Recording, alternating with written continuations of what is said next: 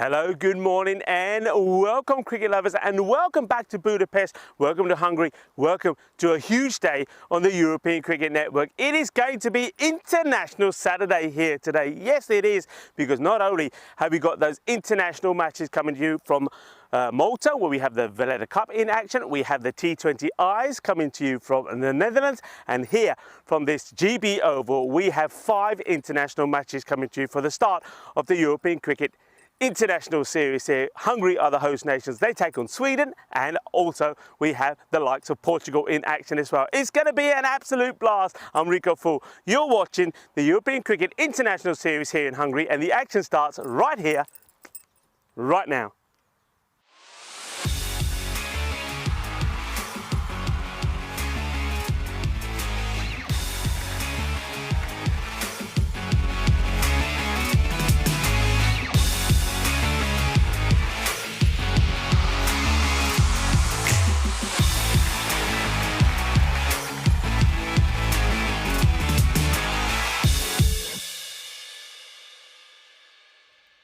This European Cricket International is proudly brought to you by HCL Software and Bizaway. Hello and welcome back. Yes, that's right, international action on this Saturday. 5 matches coming from the GB Oval here in Budapest, Hungary. And we kick off with, well, the host nation Hungary taking on the likes of Portugal. This promises to be a really good match. I can tell you that Portugal have played some very good cricket at the moment. They've got some very good players and I'm looking forward to seeing them in action. Of course, we've seen a lot of the Hungarian stars. It's an opportunity for them, though, to take what we've seen, the performances that we've seen from them playing in the European Cricket Series, and now put that into international practice. And there's going to be some good players there. We know all about them. I think the likes of Stan Ahuja will be looking to perform well. And Captain Mark Ahuja will be hoping that some of those new players that we've seen on the horizon would do well. For example, someone like Darshan, and I think he's been absolutely incredible. And there's some others there that might get a call in as well and get their international debut in. But he knows it won't be easy. I mean, the likes of Portugal are a great side. I mean, their captain Shahzad will be hoping that he is in good form. And just when you look at some of the array of talent that we got on offer here from Portugal, it really will promise to be a great day. The likes of Kuldeep Gulaya, a very aggressive batter at the top of the order and a very good wicket keeper as well. You've got Sean Gomes in the side as well. And with the bowling, you've got Junaid Khan. This guy always impresses. He always takes wickets. And watch out for Francois Stoneman as well. I just get the feeling that the pace bowlers of Portugal would definitely be able to get some good rhythm and bounce from this pitch and make it quite uncomfortable, not just for Hungary but also for Sweden, who we'll see later. It's going to be an absolute cracker. It's also going to be a scorcher. Temperatures once again will be around about 30 degrees. The 2 captains are ready for the coin toss. Let's join them in the middle along with the tournament referee Tyrone Peters, and right after that back into our cube for the start of the first match. Is Portugal the call? Yeah. Tells us the call. Tells it is. Yeah, we're gonna bowl. They decided they're going to bowl. Back to you in the comms box, boys. Thank you very much, Tyser. Good morning, everyone. Good morning, everybody around the world. Welcome to this GB Oval here in lovely Budapest, Hungary. You can see they're just outside of the city, and it's an absolute pleasure to be here this morning for an International Super Saturday here. And let's have a look at the fantasy dashboard. Let's have a look at the lineups then, and you can see some big names in both sides. There's some names that Rico already picked up there, the likes of Junaid Khan, Siraj Nippo, and Najam Shahzad as well. Sean Gomes as well, alongside Suman Gimidi as well. There are some big names in that Portugal squad. For Hungary, Vinoth Ravindran and Ashwin Darapareddy. Darapareddy, of course, the MVP of the European Cricket Series tournament. And no real surprise to see him in this squad. Stan Ahuja most likely taking the gloves alongside, I mean, you got Shaq Razik. It's a good lineup for both sides. And in all reality, the only weakness I could potentially see, it might be the bowling for Hungary potentially. Could just be where they may lack up against the strong lineups of of the Portuguese batting lineup, but also their bowling. I mean, you look at Siraj Nipper, Junaid Khan, Parveen Singh for that left arm option. Bit of Faf Stoneman in there as well. Could certainly offer you a little bit with the ball. And well, then you look at the spin options of Siraj Nippo and Suman Gimrati as well. They can offer you a couple of overs of spin. Of course, it's T10 cricket here. You've got T20 cricket going on at the moment in Malta between Romania and Luxembourg. And then, of course, we've got T20IW cricket coming your way. That's, of course, in the Netherlands. And looking forward to this one here. Of course, it's one of 5 games here this beautiful Saturday. It's, of course, Super Saturday, International Saturday as well. You can see the teams making their way out to the middle. The 2 strips for both sides. Bit of a maroon, brown and green for Portugal. And it's green and red for the Hungarian side here. Well, I'll tell you what, a man who's taken the reds very seriously is Ashwith Dharapareddy. He's got red pads, red shoes, everything's red. And I'll tell you what a day he had yesterday. 80-odd off of about 20 deliveries in a game where they didn't look as if they were anywhere near getting up to the total, and they hadn't managed to do it pretty comfortably. Kuldeep Golia then is looking pretty slick, isn't he? And looking pretty slick. And again, of course, everyone knows what he can do with the bat, but also with the gloves, he's pretty efficient as well. But good to see the Portugal squad have made it. I know the Swedish team are here as well. They're well, we're actually sharing hotels with the 2 travelling squads. So saw a couple of them around this morning. Portugal were here very early, of course, being led by Gert Oosthuizen, and of course Paulo Butchi is their manager. But well, they're looking to continue their success they've already had this year, as Junaid Khan is going to get this first international game underway, and that will be a wide signalled here by our 2 on-field umpires here. Umpires here this morning. You've got James taking the first over, and well, you'll recognise the man at square leg. That's Tyrone. He's on field this morning, so it will be Sam Williams. He'll be your tournament referee, or the match referee, I should say. Cecil is your 3rd umpire in the umpires' tent. Not quite the best starts for Junaid Khan, bit of a loosener. Can't blame it on jet lag, but this time straight back on the money with the wobble. And it's a good delivery, but straight to, it looks like Suman Gimrati at point. That'll be a dot and a good chance to welcome back good friend and co-commentator Enrico Fool. Great to be here, everybody. Welcome to, well, the European Cricket Network International style, international cricket here, also in the Netherlands and also in Malta. Yeah, lots of cricket. Here's Junaid Khan then. Clipped nicely. There's a man out there, though. That's Siraj Nippo, and he can't quite cut this off. And, well, he takes a bit of a tumble here. And, well, look, you can see he's looking a little bit worse for wear, is Siraj Nippo. A little bit slow there this morning. But that's going to be the first boundary, and it's Vinoth Ravindran who will get the runs on the board. Nippo is a character. I love watching this guy. He will always create a highlight reel or 2. Great effort from him. His shades go flying, but he can't catch up with the ball. Lovely shot from Vinoth Ravindran, who's been in good form, of course, and for the United Sri Lanka captain. And, of course, he played a big part in that amazing bronze final yesterday. It was quite incredible. He put a 111 partnership with the man who's out there at the moment, Dharapareddy. What a day it was as well. What a day. What a win. And, of course, congratulations, of course, to the Budapest Blinders, who went on and won the final over Cobra CC. But, yeah, we had a superb day. A good chance for me to say good morning to a lot of people on the chat. Dave is there. Hello, Dave. And, well, even Charlie Hunt is on the chat. No but way. No, I wanted to say hello to a good friend of mine, Stephen Waddle, and also to Miguel Stoneman as well, who both men from Portugal, from Coimbra, are wishing their team well, Team Portugal. And, yeah, I wish all the teams well. I do believe that, Charlie, we're going to see some humdingers of matches here. Yeah, I reckon so. If yesterday was anything to go by. Up in the air then. Chance. Siraj Nippo underneath it. Can he redeem himself here? No, and he's copped one as well. He's instantly reacted as well. He's definitely taken one on the cheek here. This could be nasty. Yeah, well, I said he's always in the action. He's always a highlight reel. Well, let's hope this is not too nasty, because that will be a disastrous start. Well, he's up, which is the key thing. But how much of this does he wear? Yeah, a fair bit. That is right on the side of the face, and that is sort of between the nose and the eye. And I reckon he's going to have to come off here for a while. Definitely. He can't stay on. Not easy.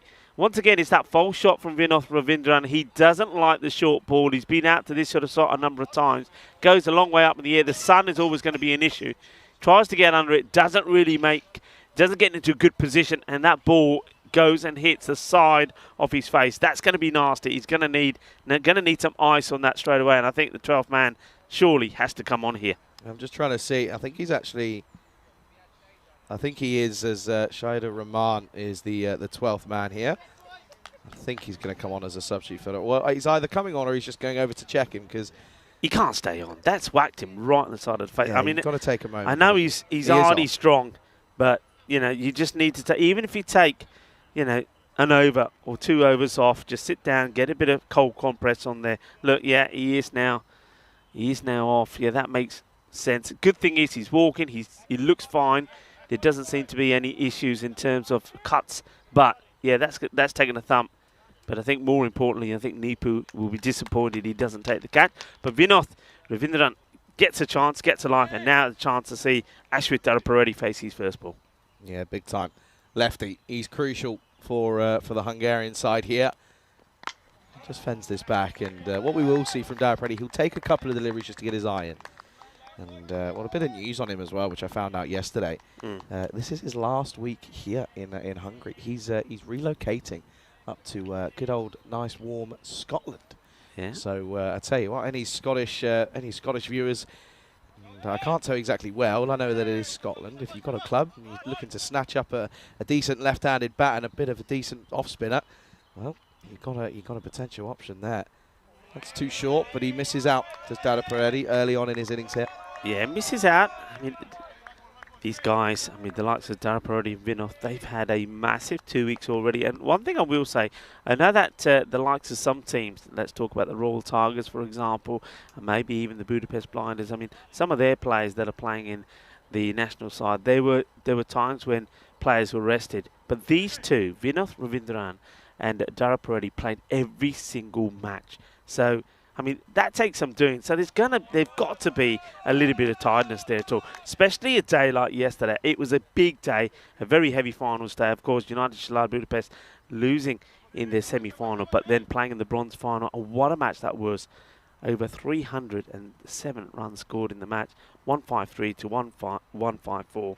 Daraparedi hitting 31 off the last over for victory, and doing it with the ball to go as well. That's the end of the over. And pretty tidy from Janae, but he'll be disappointed that he doesn't pick up a wicket. We were talking about some of the players I mentioned out there. Well, these are the squads. And, of course, people like Sheikh Raseek, really looking forward to see how he performs. Yadvinder Singh will be looking to get his opportunity as well.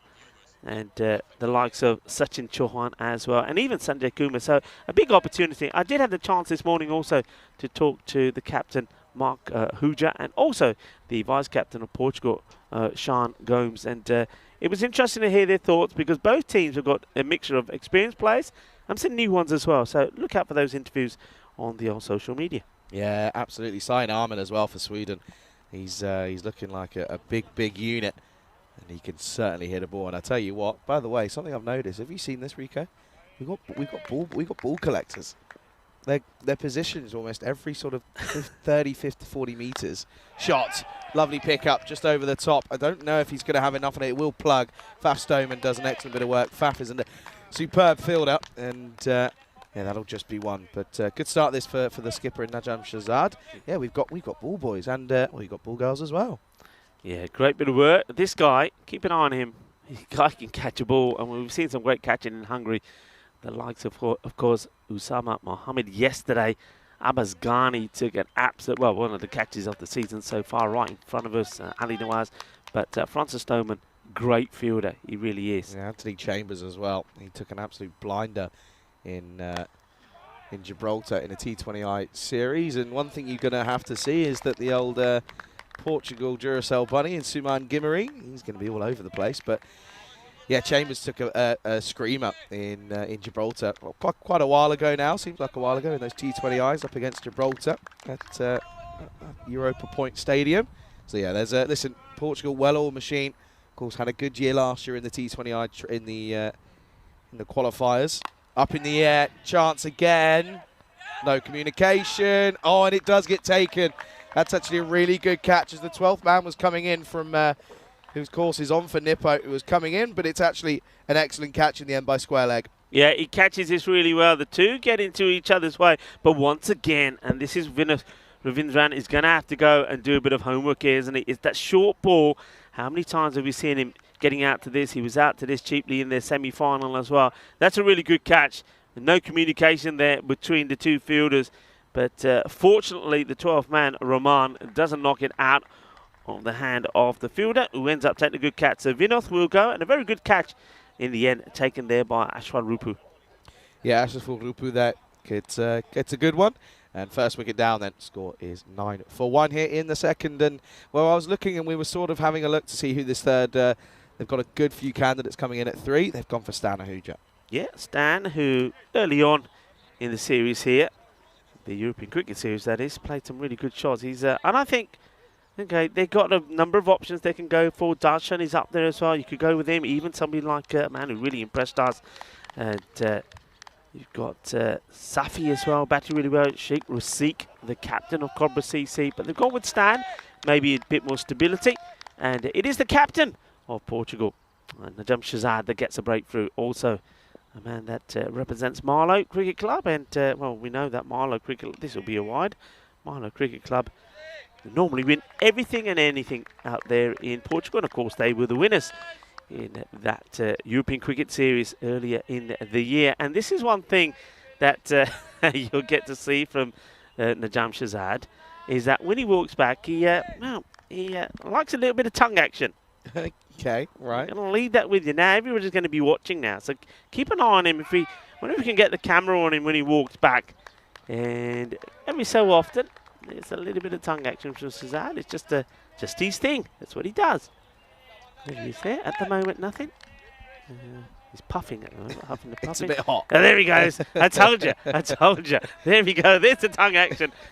Do you know what? He's going to look back on this and he's going to come out tomorrow and he's going to be thinking, Rico, I now don't feel as if I can do anything because I'm under the eagle eye. Oh, that's got through everything. What a delivery that is. Yeah, good ball from Najam Shazad. It's a big, strong player. Now, what are these? Does he roll these back into the stumps? Because I heard a bit of a appeal here. Let's have a look.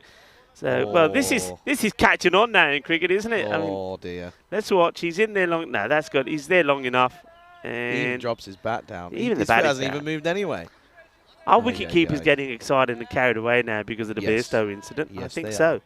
Big time. And he was, I mean, the thing is as well, that was even longer than the Bairstow incident. You can see there, by the way, Tyrone Peters. He's a tall man. He's levers. And, well, you tell you what, if he puts his arm out when if they need to stop something, he'll clothesline you. Najam Shazad been a good over, 1 for 3, and this will be 2 for 3. It's an excellent catch. Sean Gomes in the cover region will remove Stan Ahuja for a 3-ball duck. And what an over that is from the skipper. He's got a knack of taking wickets as the skipper, and he will take 2 in that over then. What an over. It's 10 for 2 at the end of the second. Yeah, I mean, he just gets excited to Stan. He gets the width, thinks, all right, I've got to go for this, but he doesn't get it out the middle, can't get it over the infield. And, well, Sean Gomes takes a very sharp catch, and it's going to be the first international duck here at the GB Oval. And a very warm welcome to Derek. Hello, Derek. And there's that dismissal once again. Sharp catch. Yeah, good one. Yeah, it was a little bit uppish, but from the, of course, Stan Ahuja. But let's take a look, though. We can have a look at the, of course, the 3 teams that are participating. Of course, it's going to be, of course, Sweden and Portugal and Hungary here. So good 3 teams. I think it's an even matchup between these 3 sides. Yeah, very much so. One thing that I noticed, Charlie, is, I mean, I've been to Sweden for the European Cricket Series there for a couple of years, and I've always felt that bowling and fielding, a lot of depth, a lot of strength. But in all the years that I've been there, so, well, that's turned him inside out. Good delivery, good start from Junaid Khan. But batting's been weak. But this year, from what I saw, I mean, I wasn't there, but this year, the batters turned it on. So there's been a change, a bit of a change in Swedish cricket. And if they're able to get that into their game more consistently, they really are going to be a force to be reckoned with, because batting has been their sort of weakness. A little bit like a lot of people will say that maybe, I mean, I think you touched on it, perhaps the weakness for Hungary could be in their bowling. Well, this one, there's no weakness here from Tara Paredes. This is what he was doing all the way through the European Cricket Series here.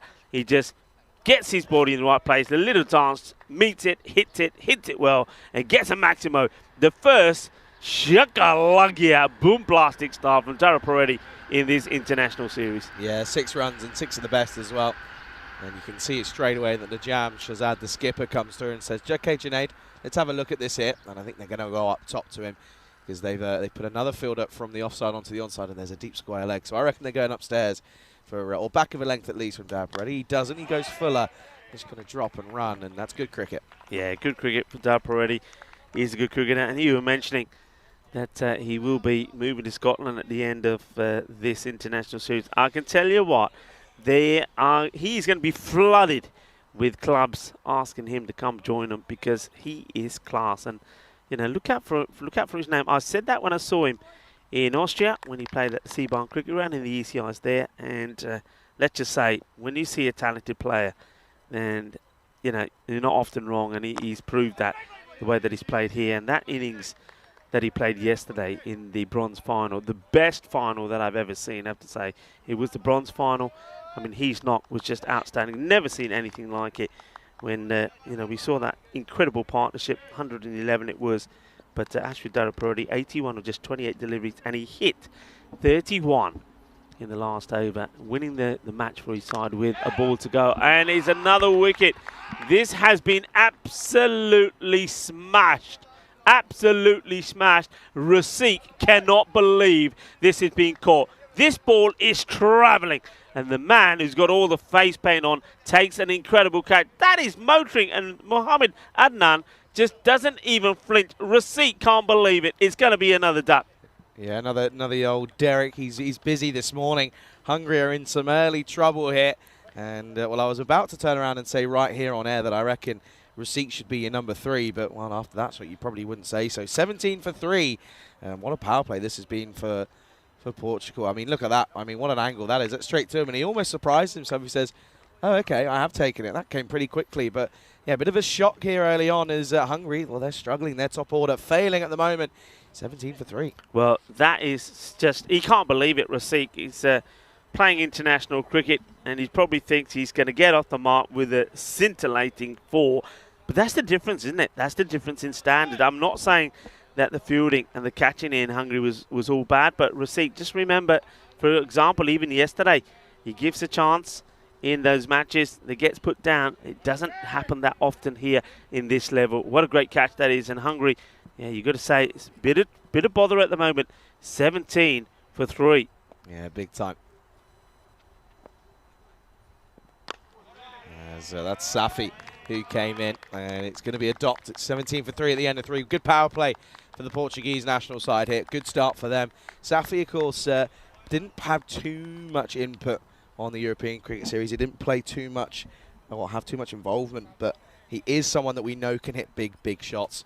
He's able to really dominate if he tries to. He looks as if it's going to be first bowling change here, and of course it's so Najam Shazad holding himself back probably for those last potential overs, but you can see there it's going to look as if it's going to be Faf Stoneman, who by the way, one thing I will say, and I saw this in Gibraltar, maybe it could have been the pitch, but to me it looks as if he's put on a yard of pace.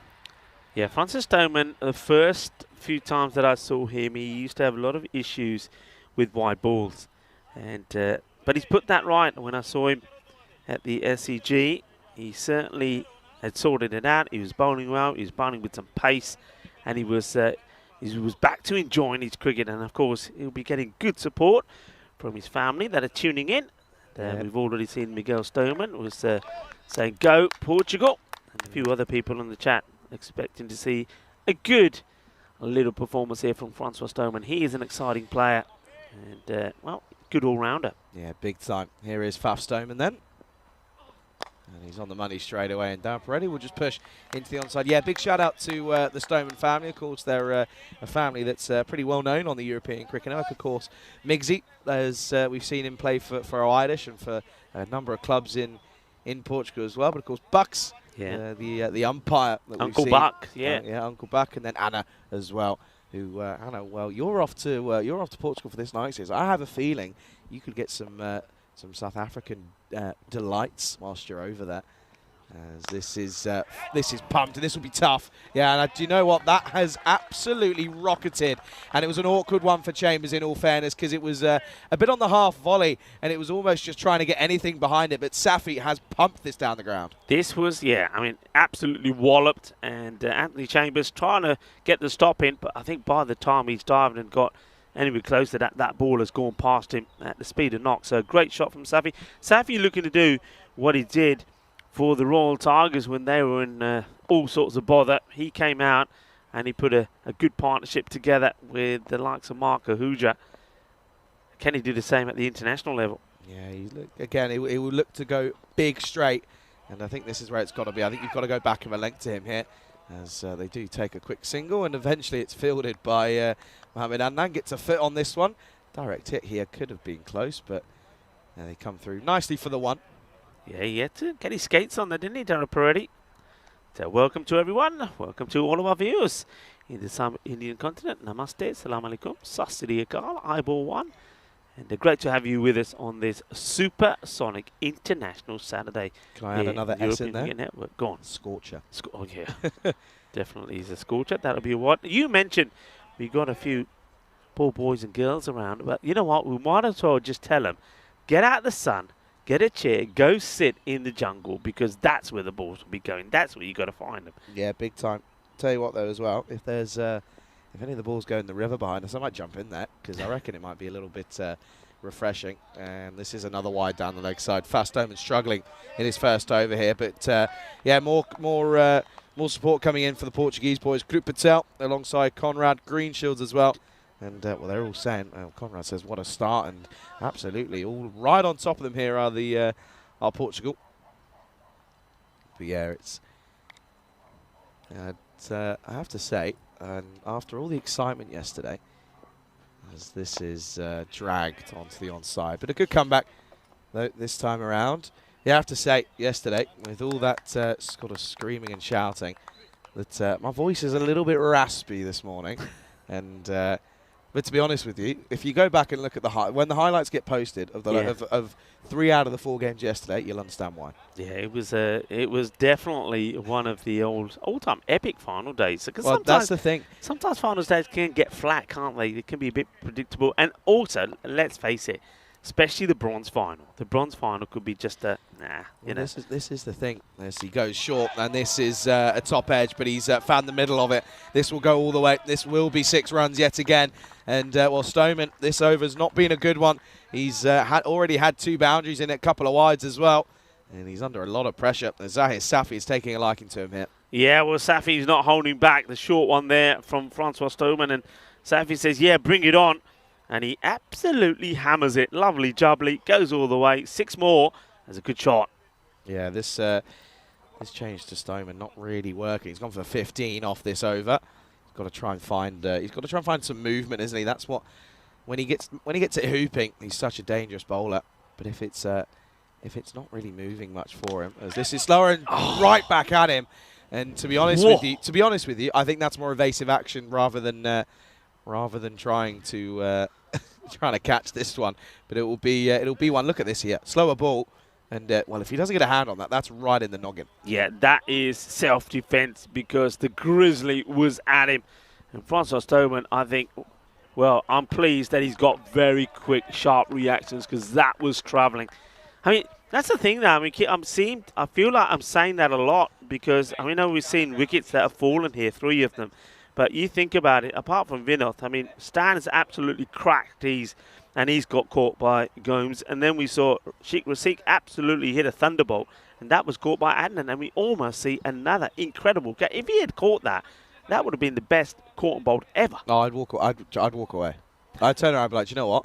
My job's done. I'm not seeing anything better today. Yeah. And throughout the weekend, after the day we had yesterday. And listen, I almost turned around and said, no, there's no point playing any cricket this weekend, lads, because we're not going to get a better day after yesterday. But no, I was convinced, I was charmed to make my way down to the GB Oval this morning.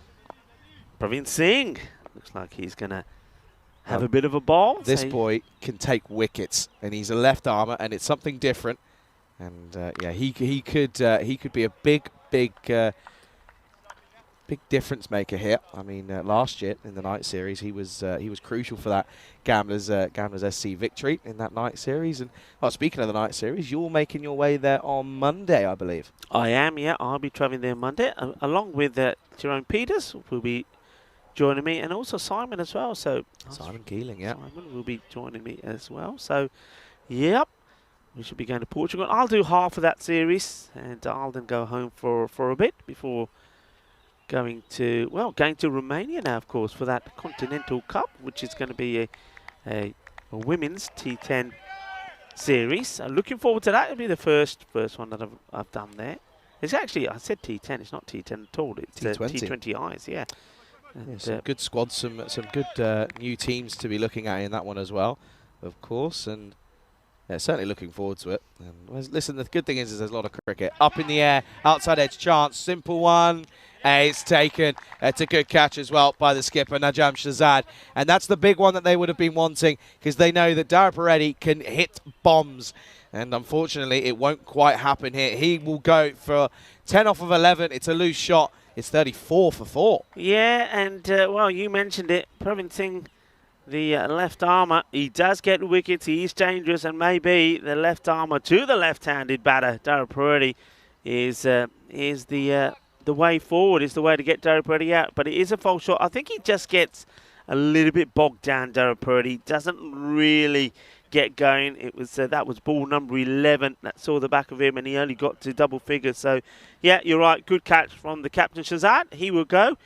And, yeah, he'd be disappointed to get out like this, but Portugal all over this at the moment.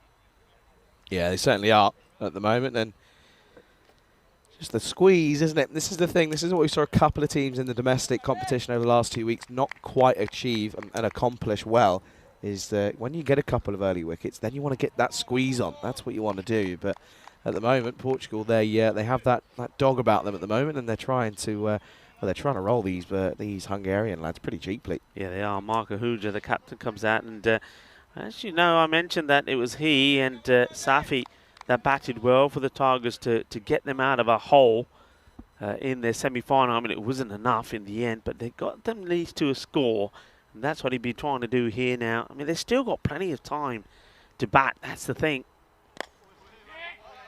Nice. Cautiously plays this out, no run. Yeah, Parveen Singh though on the money straight away here today. Pretty sure Portugal made their way over from, of course, most of them I think flew to Cologne, and then Cologne down to Budapest yesterday from Portugal. So a bit of a long travel day, but they're here, and well, they're on fire at the moment. This is Gundy, and well, this is going to get hit nicely, and this will be 1 bounce 4, and a good start then for Mark Ahuja. Yeah, not the best of deliveries. A little bit too short. It's down the leg side. You can see the reaction from the bowler. Pravin Singh, he knows is not a good one. And Mark Ahuja says, thank you very much, the captain of Hungary, as he gets that one away. And that will... It's always nice for a batter to get the first boundary. Gives them a bit of confidence. So Mark Ahuja, nice shot from him. Yeah, big time. And, well, now, got to try and find a response here. At the moment... well, this is a good response, but well, I have a feeling already that might be pitching outside leg. I'd like to have another look at this one, but yeah, it's going to be just the leg by. So no bat involved here, but I don't think there's not much lateral movement. Yeah, pitching well outside the leg stump. So that'll be the end of the over. It'll be 39 for 4, and at the halfway stage, it's a big match-up here. Charlie Hunt alongside Rico Full here for this international scorcher of a Super Saturday, and yeah, it's going to be an absolute thriller. Yeah, it's going to be a thriller. And you know what I like? I like these ECIs. I just think you get finals day. And, of course, yesterday, well, by the time the day was over, we were buzzing. And on my way back, I was thinking, you know what? Tomorrow we do it all again. And we've got international cricket, 5 international matches. So it's really looking forward to it. I think we're going to get a really good series. And I just still believe that it's going to be tight. I think we're going to see teams, you know, all teams will get wins, all teams will have losses against them. It'll be tight, it'll be close at the top. Yeah, I think so as well. Looks as if we're going to have the first introduction of spin then. So Nippo, who's got a bit of a battle wound, he's going to come in for his first over. And, well, again, I said that Parveen Singh has a knack of taking wickets. Boy, oh boy, does Nippo have the exact same. Yeah, he's a character. And the very first time I saw him play in that night series, well, there you go. He's like you said, he's got a bit of bandage on. but that won't deter him. Just a battle wound, little show off to everyone when he makes his way home. And nice full delivery. This is what we will see from Nippo. He's not scared to chuck it up in the block hole. And he will almost sort of turn around and just go, okay then, gents, if you think you can go ahead and get this away, good luck, see what you can do. If you miss, well, I've got your number. That's Nippo's game, realistically. He loves to put it full. Oh, little edge, and what a take that is from Kuldeep Gulia. And the finger of death is arisen from Tyrone Peters. And, oh, look at this as well, with the skills to match from Tizer. And, well, that will be the wicket. And, well, I was saying that he likes to go full. He surprises us with a bit of a shorter delivery. And Safi, he gets this one all wrong. Doesn't really get the foot movement right. Balance is off. And Gulia gets his first involvement. What a wicket to get. It's 40 for 5. Yeah, that is a really sharp bit of work from the man behind the stamps, Kuldeep Gulia, somebody else that I saw for the first time in my first night series in Coimbra. I believe that he was the MVP because he was just sensational behind the stumps, and he batted well as well. But watch this, by the way. Look, get Tizer in the old South African football team. They need him badly to the SA side. And Tizer, well, he knows. He can hear me out there, and he's thinking, yeah, get me in that team badly. I'm there. I reckon he's changing the condition of the ball there. And, well, Mr. Horns himself, Tyrone Peters, it's good to see him out there. Tyrone Peters has had a few highlights, hasn't he? We've seen him going into the jungle to try and find balls. We've seen him take a one-handed catch as well when the ball was coming into his officials area, and now he's out there doing the work. This is up in the air. He's going to get it just in the gap, I think. Once again, a splendid effort from Chambers, but he can't stop it. There's going to be 4 more. Yeah, again, and this one, he covered a lot of ground, as that's Abhilash Prashar who's come out here. And, well, he starts with a boundary and didn't quite time it, but you can see Chambers was, again, just trying to get something behind it. And he's, well, that's 2 for 2 for him now, and he just can't get that last yard in. Yeah, Abhilash Prashar, 42 of 14 in that bronze final, helping the Royal Tigers 153. And he smashed the ball well, but they still ended up on the losing side, which stunned everybody. But anyway, they still got batting here. But Nipu, yeah, Nipu, when I first saw him, every so often he had a few issues with the over-pitching, a few full tosses, but it looks like he's been working on that. And just look where he bowls from as well. If you keep an eye on his bowling, he varies where he's bowling from the crease. So that one there, he bowled from way back in the crease. He's a clever little cunning bowler. End of the over. It'll be 46 for 5 at the end of 6, and at the moment struggling as if they might not. They're looking as if they may struggle to get up to a score of even in the 80s here. But that's a pretty abysmal scorecard for Hungary here. And the thing is as well, and this is the debate that we have quite a lot. We had it in Romania, we had it in Bulgaria. Is it fatigue? What, you know, as the host nation, you've got your team that your side's, you know, a mixture of players that have been playing cricket pretty much non-stop for the last 2 weeks for 12 days straight. And yes, you're playing in your home conditions. Yes, you're playing in some different areas, but you know, you've got to. It's a battle of fatigue and and finding form as well. But listen, only time will tell. By the way, Faf Stoneman in front of me. He's changed his shoes. He's changed his shoes, and he nods. He says, "I didn't think you'd recognise that one, Clip. Mate, I'm on it this morning. Trust me." Pravin Singh going to continue. Yeah, interesting point you make. It's a tough debate, though, isn't it? Well, this is over cover. Good shot. This will be 4. And even though he has changed his shoes, he's not going to be quick enough to cut this one off. Mark Ahuja strong through the covers. And, well, that's Exhibit A right there. Yeah, well, the 50 comes up. Yeah, I mean, interesting debate, as you say. Is it good? Is it not bad if you play a lot of cricket? I think it's good. If you're a cricketer and you're playing a lot of cricket and then you're going to put on the international jersey, well, to put it on and now you played a lot of cricket behind you, it's going to be good. Yeah, you're going to be a little tired, of course you are, but just look at what Romania did, you know? Romania had no issues.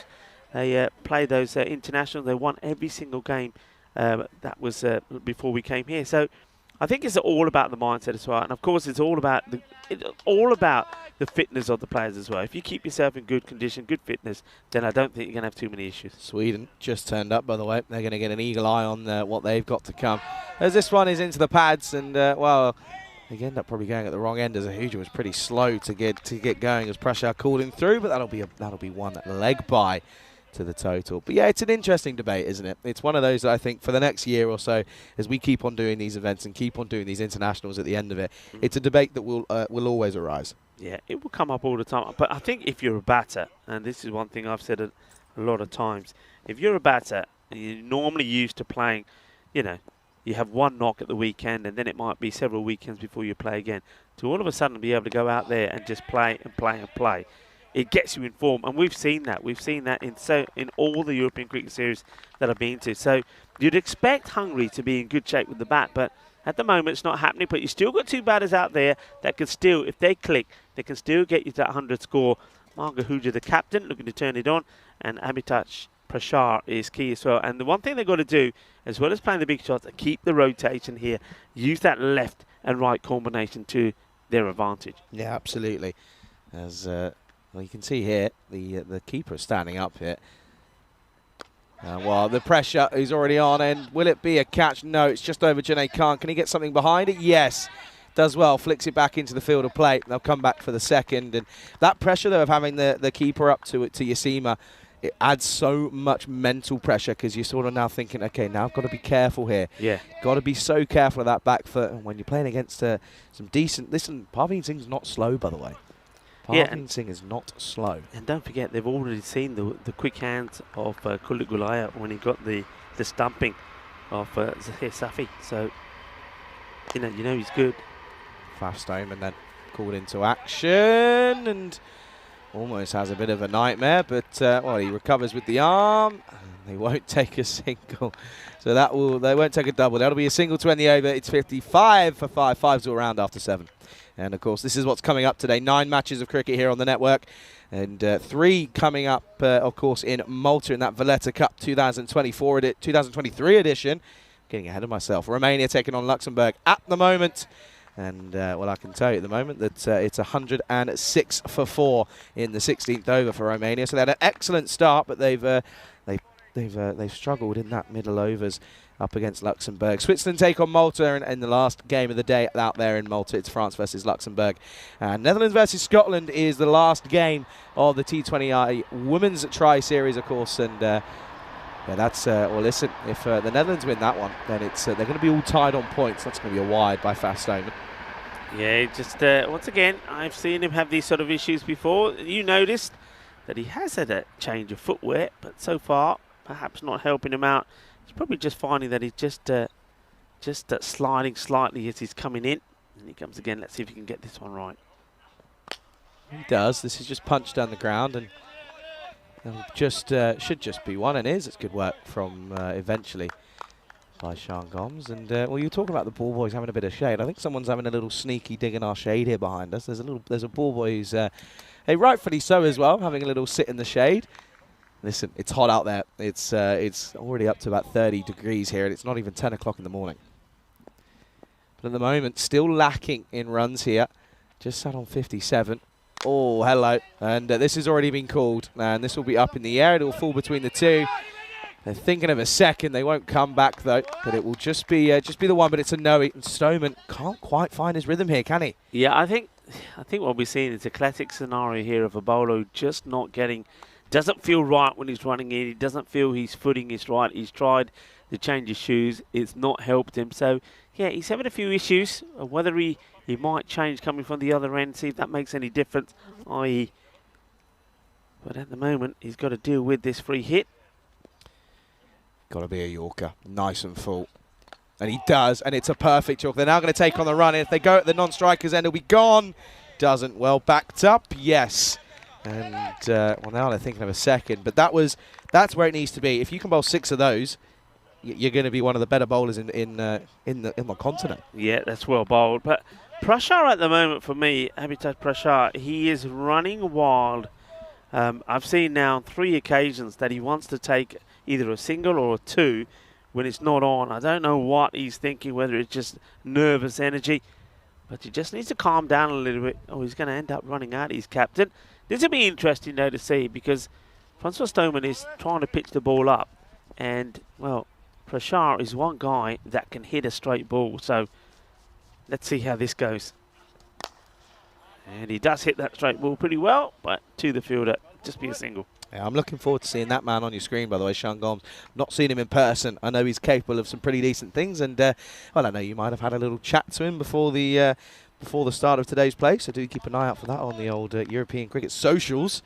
But yeah, at the moment, it's yeah, I reckon he'll be coming in at 3 most likely. Anyway, Faf Stoneman, this is big from Mark Ahuja, and it just sits up nicely.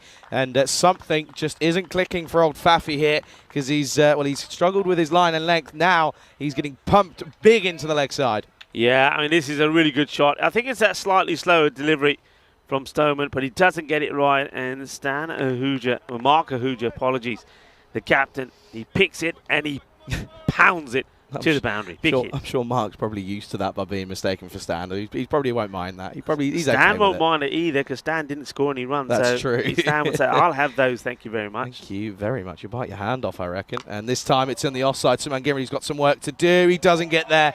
And 9 times out of 10, you'd back him to cut this one off, but he won't this time around. And Mark Ahuja, who came in at a difficult period, is just slowly steadying the ship here. That's a beautiful shot. I mean, we've seen 2 really nice shots there. First one was the old swivel, the old, oh, going to the boundary. Now this one comes down the ground, gives himself some space and plays a delightful cut shot. And the timing on this was perfect as well. So a really nice shot. And, well, yeah, that's the issues I think that Faf is having. As he runs in, he's just losing his footing. He's gone for 31 with the ball to go in his spell. 70 on the board. Morning to everybody on the chat. It's great to have you with us on this International Saturday. Works it away. Well, will be the end of the over. And that one takes the score to 72. So they're trying to get to the 100 here. Got 12 balls to try and do it in. It is the 15th of July, and on this day, back in 2006, Twitter was officially launched, and within the following decade, it had more than 300 billion users. Also, it's a good one I remember, back in 1988, the thriller Die Hard was first released in the US theatres, launching a hugely popular series and helping establish Bruce Willis as an action star. Yeah, the Die Hard movies, certainly go-to movies when you're struggling what to watch, like a bit of Bruce Willis. Never seen it. Never seen any of them? No. Got to watch them. Never seen it. Well, listen, I've got a bit. I know you got a holiday coming up. I've got a holiday, but I've got a lot of travel coming up on Monday as well. Get them down. I'm telling you, take it from me. You'll thank me for it. Die Hard, watch them. They're brilliant. And watch them in order as well. Oh, this is a nice shot down the ground. I think he might have just hit this straight to the fielder. No, he hasn't, but it's an excellent bit of work from Sean Gomes. And well, I thought it was straight to him, but it turns out he actually had quite a lot of work to do, and he did it pretty successfully. Good stop there. Saves a certain boundary, as at the moment they should get up to the 80 here, but potentially a 90. But if they get a couple away, 100 is certainly on. Nipu, that's that quicker one that did the damage earlier. That's been played beautifully. Starting to turn it on.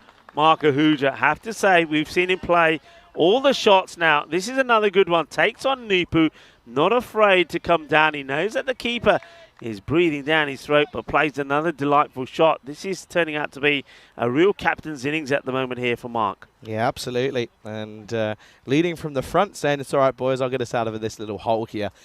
Comes down again, and well, this will just be dragged onto the onside. No, I've never seen Die Hard. Never seen Die Hard. And talking about travel, I've got a question for you. I think I might have asked you before a couple of weeks ago, but I can't remember your answer. On a plane, where are you sitting? Aisle, middle, or window? You go window? Yeah, I'm window. See, mine depends on the timing. Okay. So if it's an early morning flight, I'll go window. Something to lean on, right? No word of a lie. As this is, well, they're going to come through here. It'll just be one by. So rare issue here. And well, look at that. Clock's on 0, by the way. Clock's on 0. So I have a feeling we're going to have to keep an eye on the umpires when they come through for this for the last over here, because this is a little bit lackluster from Portugal. They played so much T10 cricket, you'd expect them to know the rules. Yeah, and don't forget they've had spin on as well. So chance, just couldn't get to it. But yeah, this will be interesting. It'll be interesting to see if there are any if there is any time to be added on, or whether we're going to see some of it. So keep an eye on the umpires and keep an eye on Tyrone. Tyrone is, so Yeah, ties are here. Let's have a look here. So let's keep an eye on Tyrone here. He gets to the... here we go. Look. Yeah, there we go. So Tyrone is doing the patting. So puts out the palm, shows the 5, and does the patting. And that means 5 penalty runs goes to the batting side. So, yeah, Portugal, they'll be disappointed with this because this really is, well, it's not good from them. You've got to say it's not good for them. They've So played time so penalty. much T10 cricket as well. Yeah. You know, I'd expect this from someone, you know, maybe when we were in Romania, you know, Croatia haven't played too much T10 cricket, or Greece, for example, in Bulgaria, played virtually, again, haven't played that much. Yeah, I'm a little surprised. I'm gonna while we see this last over from the Shahzad, Pumped. which is beautifully played away. That's 4 runs, and Mark Ahuja. Now, battle of the 2 captains, and Mark hit Shahzad for a boundary. I'm just having a look at how many extras there have been in wides. There's been 17 extras, 6 wides. This was the 1 no ball as well. So you wouldn't think that it was as a result of the extras. It's just bad management. Well, listen, I mean, there's the extras have only realistically come from 3 people. Junaid Khan's got 2 wides. Shahzad's got 1 to him. This is short and pulled, and you can't bowl there. And careful, be very careful. Who's that? That's I'm not too sure who that is out there, but that's close. And well, you got to be careful as a ball girl, as a ball person out there, because that's you got to be watchful. It doesn't quite get caught on camera, but she ended up trying to take the catch, and well, she almost could have done some damage. But Mark Ahuja, by the way, is moved on to 41. The Hungarian squad are on 96. What a recovery this is. Well, the young lady over there apparently is quite new to cricket. Be careful. Tell That's you what I'm what. saying. Shot again. Oh, hello, Ahuja. Marky boy, welcome to the stage, because that's the 100 up here for Hungary. And at one moment you were probably thinking, well, will they even get to 80? At one stage they were 40 for 5, but these two have put on a 60-run partnership at the moment. And, well, I'll tell you what, most of it's come from Ahuja. Yeah, he's batted so well, hasn't he? I mean, Prashar, he hasn't really been able to get going. You'd expect him to be hitting the big bombs, but Mark Ahuja, and the thing about it has been, it's been a proper pucker innings. It's not been a slog. And he deserves his half-century here. He really does. He's having a look around as the field gets changed. Yeah, volunteer. The young lady out there, volunteer. It's the first time she's sort of been involved in cricket. She almost takes the catch. If she did, it would have been the best highlight ever. But she could have got hurt as well. Right up in the air. He's going to get lucky. Do they try and come back for 2? They will now, because the fielder runs all the way around this. I don't know really what happens there. Sloppy stuff here.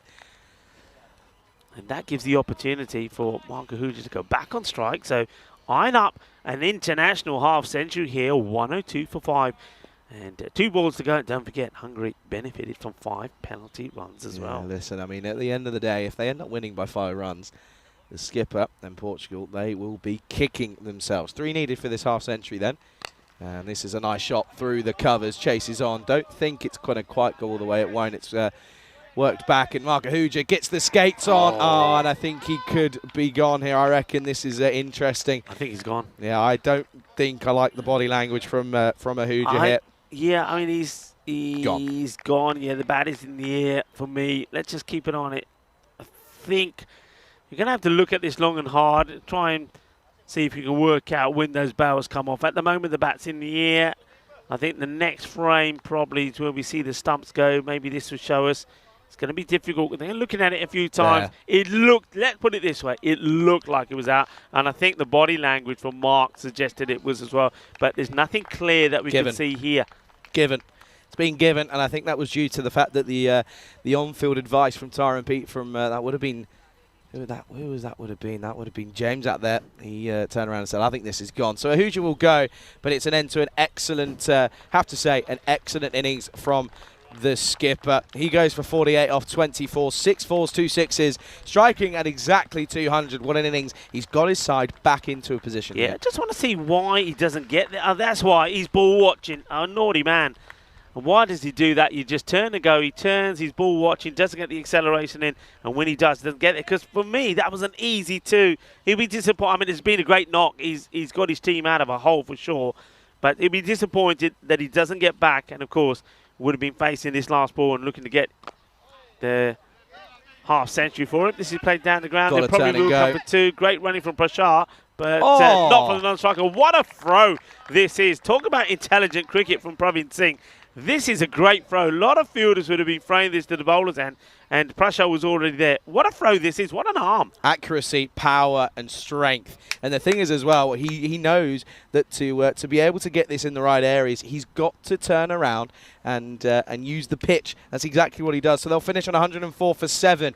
Then after at one point being 40 for 5, they've recovered nicely. It was a big partnership worth 60 odd. And let's have a look at these highlights though. And again, do you know what I could see? I could see this batting lineup being pretty fluid and pretty changeable throughout this tournament. I could see a couple of different openers, a couple of different people coming in at 3, and I think that could come back to bite them. Yeah, I think you're absolutely right. Well, Nipu, I said he's always going to be in the action. He was. Not the kind of action that he would have liked to have been in when he got blocked by the ball going for a catch. Najam Shazad, well, he's always in the action. The man who's always rolling his tongue. And, well, there were some really good catches there, and that's what put Hungary in a spot of bother. They hit the ball pretty cleanly, in fairness. Stan Ahuja played a good shot before he went, and Rasik, well, he couldn't believe it because he blasted this, but straight to the hands of the fielder. A very good catch from Adnan. And then that was Dara Paredes. He was gone as well. And then you thought, well, where are the runs going to come from?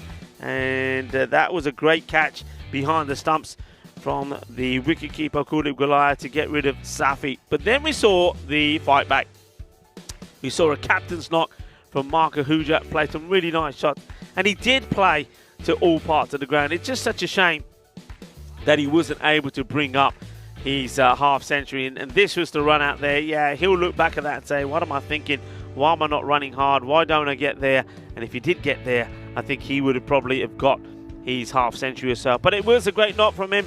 And interesting little knock there from Abhitash Prashar. I mean, normally you'd expect him to hit a few big shots. Only the one boundary to him. He faced 7 balls for 9, so not really at his best. Nowhere near the sort of hitting power that we've normally expect to see from him in this sort of format. Looking at that scorecard, as Charlie said, it wasn't a good start, was it? It was all about the catching of Portugal early on. You saw the likes of Dara Paredes get to double figures and Zahir Safi, but they couldn't really push on. Mark Ahuja, take a bow. Great knock from him. He got to 48, and before he departed, going for that second run, trying to get him back on strike. And then, well, Darshan came out, going for the second, gets run out. I am surprised to see the likes of Darshan so low down, actually, and I think Charlie's right. I think we will and probably could see that batting order change as you go through the day. Hungary have got 4 matches here today, so I'm sure we're going to see some rotation from them. On the bowling front, Najam Shazad, the captain, 2 for 21. Faf Snowman had a few issues, didn't he? Not just getting his footing right, but the wickets for the other bowlers. 1 to Junaid Khan, 1 for 14 from him. Always going to be reliable. Praveen Singh, you heard Charlie say, watch out for him. Well, he was great. And what about that run out towards the end as well? 1 for 13. And Mohammad Siraj Nipu, 1 for 15 from him. He's certainly going to entertain us here. Mid-match summary on your screens now. Hungary, they get to the hundreds, they get the scores on the board, 104. Portugal, remember, they're going to be batting the first time on this pitch. They've never done it before, so it's going to be interesting to see how they feel it plays. Be interesting to see how their batters do up against the bowling attack of Hungary. But they need 105 for victory. Join me, Rico Full and Charlie Hunt, when we come back for the conclusion of match number 1 on this international Saturday in Hungary.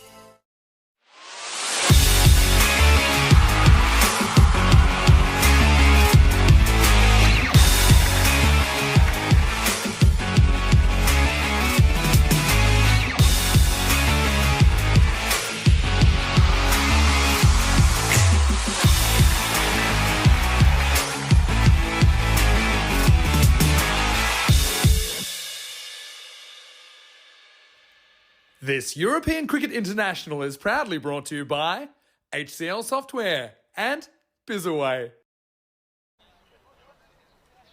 Hello cricket lovers and welcome, yes, European International Cricket here in Hungary, in Budapest at the GB Oval Cricket Ground, and it's match number 1 of the series where the host, Hungary, have had a bat and put 104 on the board thanks to a very good captain's innings from Marco Huja, scoring 48 and getting his team out of a hole really. So Portugal, they'd expect to go and knock these runs off, but it's not going to be easy. Remember, they're a team that don't know how the pitch will play when they're batting on it, so they're going to take a bit of time to get used to it.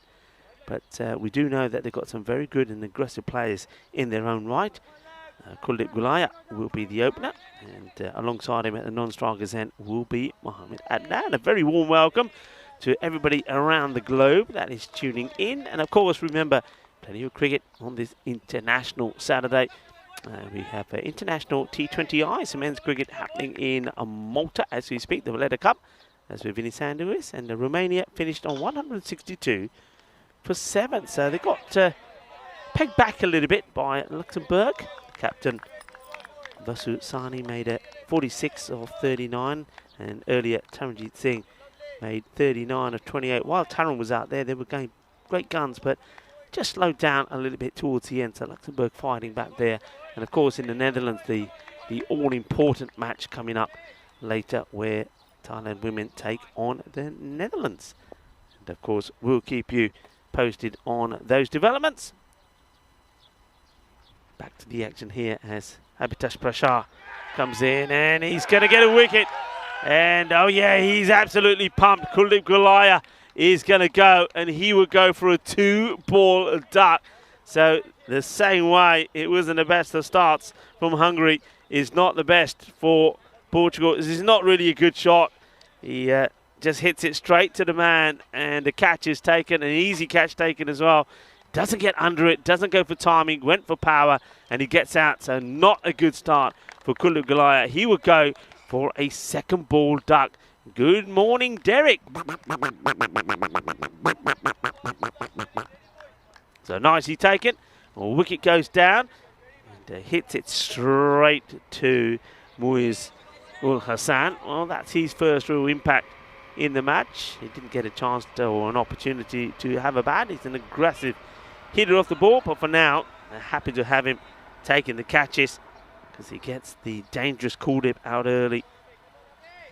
So you're going to see the likes of Suman Gimari now come out to join Mohamed Adnan, who's yet to face a ball at the non-strikers end. So Abhitash Prashar, who I did mention yesterday, was starting to get better with his bowling. He was trying to pitch the ball up a little bit more rather than bowling too short. And that's that line I'm thinking about. But what a good shot this is. And from that shot, what you can tell is a number of things. Number 1, that Gimiri is in good form. It's a really nice shot from him. And number 2, the outfield has definitely had a cut early this morning because that ball went across it quicker than we've seen in the last couple of days. That's a lovely shot. Good way to get off the mark from Suman. So Prashar, will he go full again or will he try the shorter delivery? Someone Gimir gets off the mark with a lovely push through the covers. And it is that shorter delivery. So it goes for it. Got the field set as well. Nice field set. You can see that a lot of fielders are in tight on the offside to the right-hander. Third man is back. You've got a backward point and a point cover. And the man is up in mid-off as well. Just the 3 men on the leg side. You've got the 5-man 45 on the boundary, square leg and a mid-wicket. So the 2 men on the boundary are behind the keeper, 3rd man and fine leg. Oh, that's a really quick delivery. Gets beaten with pace. This is fast. This is quick. And this is Abhitash Prashar at his best. What a lovely delivery that is. Gets through Suman. And Gimiri just watches this one go by. Yeah, that's beating him for pace. But just trying to take on the field. So in a way, this is not a bad little field set from Mark Ahuja. He's basically telling the bowlers to bowl that line outside the off, and he's challenging the batters to try and go over on the leg side. Well, it certainly worked with Kuldeep. And this is well played, plenty of power in the shot, and this is timed beautifully. He gets it over the fielders. As you have a chance to look at some of the Swedish boys and in their kit, having a bit of a net and a warm-up. And, well, it's a bit of grizzly action for them as well. Welcome, boys. And looking forward to seeing them in action. Of course, that's the next match coming up where Hungary will stay on the field of play. So no rest for them until match number 3. And they'll be taking on Sweden as we welcome back into our very warm and sticky cube to Charlie Hunt. Yeah, good morning, Rika. Good morning, everybody. 8 for 1 after 1. Good start for both sides, really. Gimmerty looks pretty good early on. By the way, Mohamed Adnan opening up here, and he was a bit of a surprise addition for me. I wasn't quite expecting to see him. He is a good bat, but I wasn't quite sure if we were going to see him here this weekend. But he is in the squad, in the lineup. Took a good catch in that first innings, so he's already had a good start to his day. But if he gets going, he can go big. I mean, this if he gets going, this total is nothing, in all fairness. Opportunity to see Sheikh Raseek now with the ball. He would have been disappointed that he didn't get off the mark with the bat. He played a thunderous shot, but straight to Adnan. So it's a chance for him to get his revenge, and he could if the fielder can get there. This is a difficult one, and it's a great catch. That is world class.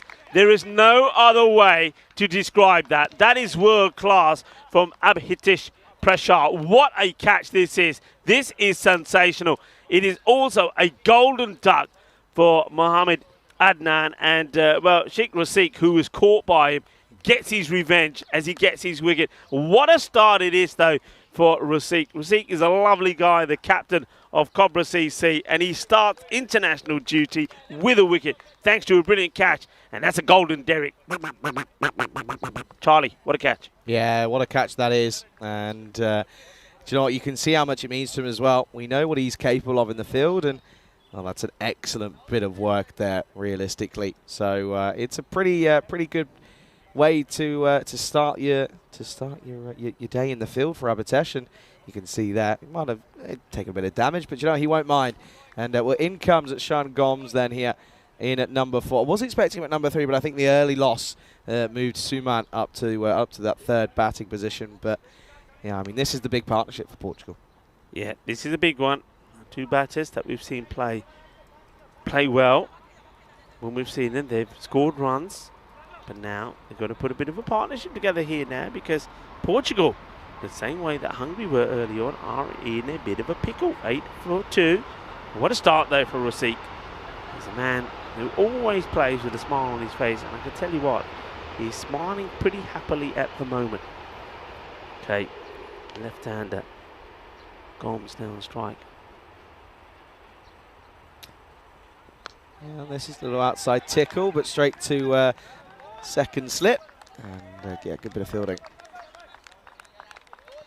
Vice-captain, Sean Gomes. I did have a chance to have a chat with him before the start of the day. It was a lovely little chat. He was talking about the cricket that Portugal have played so far and some of their performances, and hoping that that the mix, the blend of some of the experienced players and some new players in the side would see them have a productive series here and a successful one. This is down on the leg side. It's a bit of a wide from Raseek.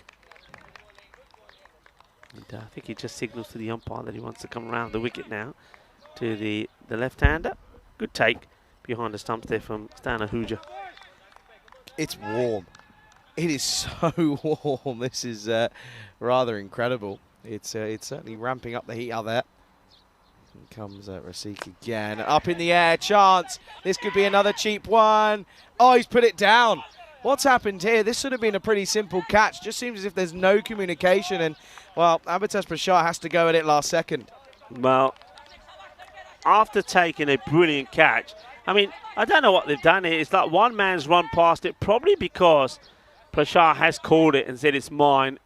Gets the dive in, and he does like to take him getting that dive in forward, but he puts it down, and, well, Sean Gomes gets alive. He's dropped on 0. That could be a big drop as well, as we know he can certainly take on the bowlers here.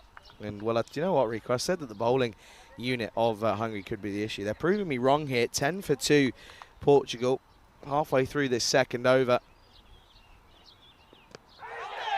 Down the leg side. Oh, well, Tyrone Peters, that's how he starts his out signal. He starts wide and the arm comes all the way up. And just when I saw that arm move here for a moment, I thought, Tyrone, surely not, because there goes the arm, and then he's just signaling there that no, it's going down the leg side.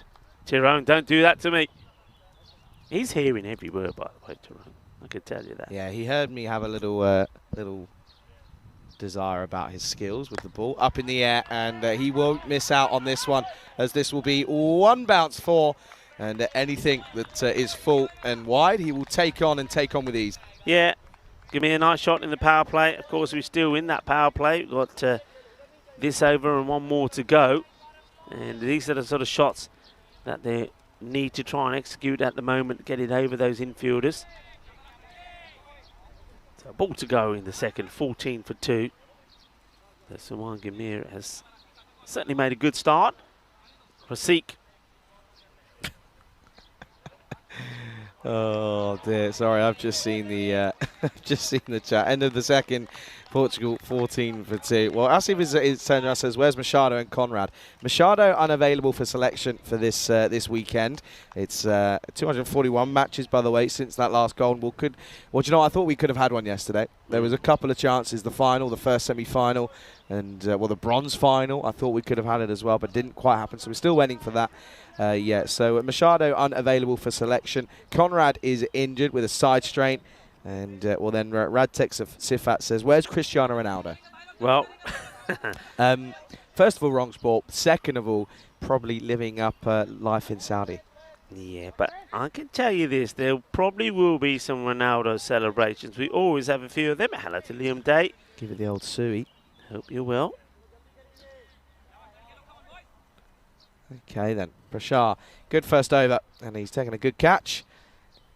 And, well, this is just going to be 1 into the onside. These two very quick between the wickets. They'll take them on here. Yeah, good bit of action there. They take the single, so Gomes is trying to now get himself going. Remember, Stands down. he had that chance. Prashar was the man that put him down, so he'd love to pick up his wicket. Okay, can they keep Gamiri quiet? Who's played some nice shots as Suman Gamir at the moment. Changing the field, of course, now to the right-hander. Third man goes back on the boundary.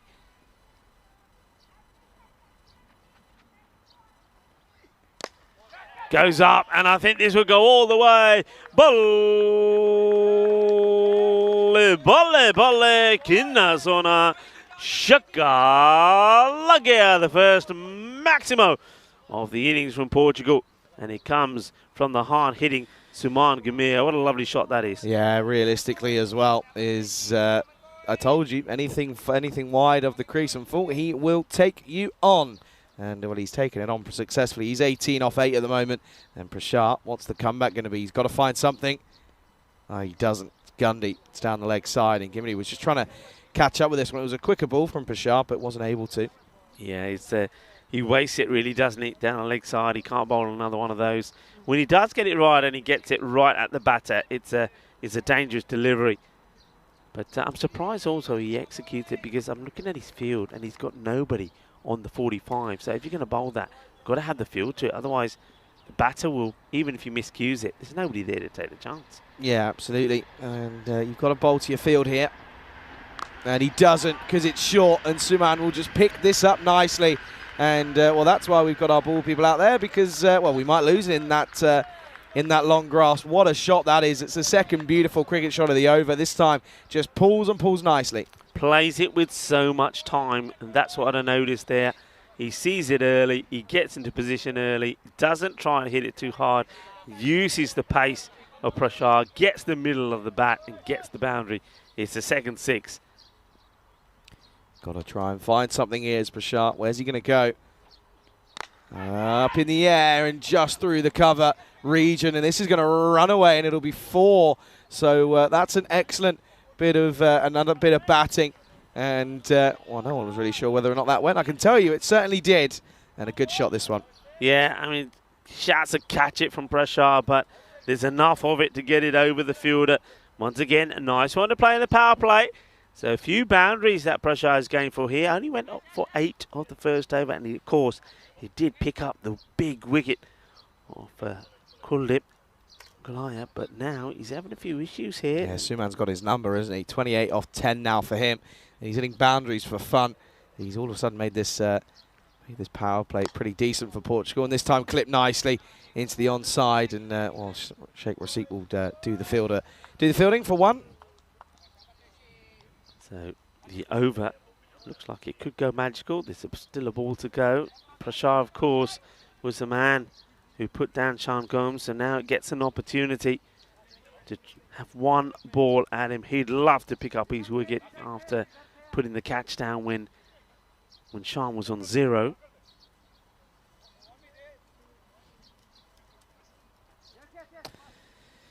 Yeah, I mean, this is.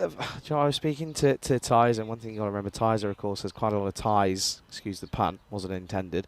And with Portugal last year, he was heavily involved. This is a nice flick though from Sean, and well, do you know what? They may have cut this bit of ground. They've not done it down there, and well, they'll come back for the second. That'll be Sanjay Kumar, and that'll be a good bit of work there. But yeah, and that's the end of the over, by the way. End of the power play. It's 35 for the loss of 2, and at the moment, well ahead of the rate. Good over. Goes magical, 21 off it. But yeah, Sean Gomes is also, of course, an exceptional batter, I have to say. But I think he's admitted it as well, that T10 isn't quite his favourite or favoured format. Likes the T20 and the longer format stuff. But yeah, he knows that T10 is probably something that he needs to have a little bit of work on, and I think going from the off is something that he wants to try and become a part of his arsenal as well. Yeah, I think you're right. A few people and on the chat liking what Portugal are doing at the moment, and Asif Malik saying destructive batting, and Nabin Gautam saying Saman Gamiri, you beauty. Well, he is playing some lovely shots at the moment, and well, Samrajit Singh is in the chat saying good luck Portugal team. There's a lot of support here for Portugal. Come on, where's the Hungarian support? Come on, you Hungarians, let's have you in the chat as well. So host nation. Get on there and yeah, give some support to you boys as well. As it's going to be Mohamed Saklain then. So a bit of a different role for him. We've seen him opening for the Tigers. This time around though, he's going to be taking this 4th over. Suman 29 off 11. And just oh, hello. I think he's going to be okay. But they just want to check this one just in case. Close. What an arm that was, though. Yeah, Rasid in the action. I think, first impressions, the bat just gets down in time. Let's watch it again. Is it past the line? Ooh, hello. Is it past the line? I think maybe. Ooh. Close. Close. I mean, the thing is, it's one of those where you're going to have to look at it. Is it past the line or not? I think the umpire, you're going to have to go with the umpire's call. And, of course, I think got Tyrone out there. Tyrone's positioning was pretty good. Look where he is. He's looking at it. So not out the decision. I think that's a fair call, but a great bit of fielding from Rasid. Yeah, super fielding. As they just want to get their field right. But, yeah, just keeping an eye on it.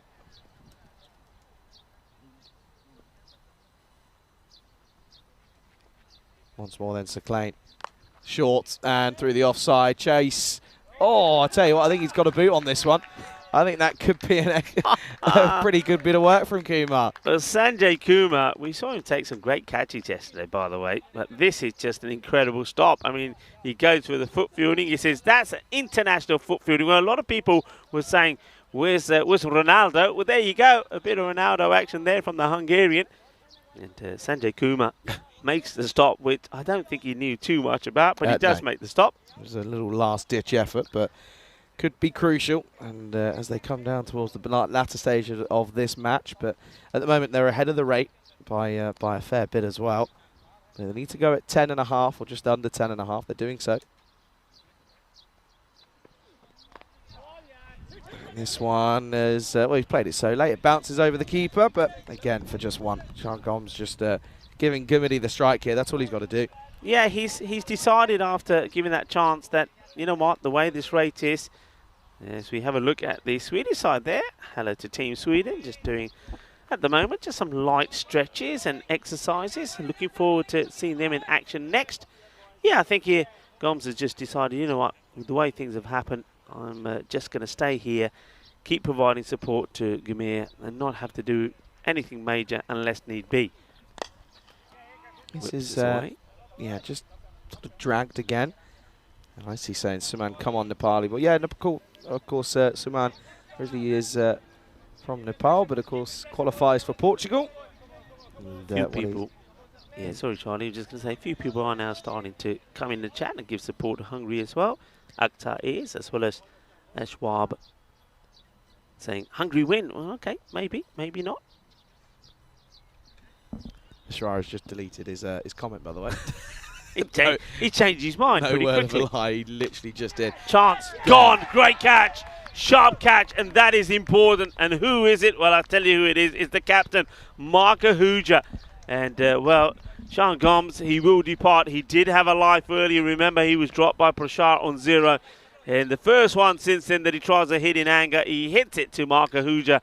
Isn't he pumped? That means a lot to him.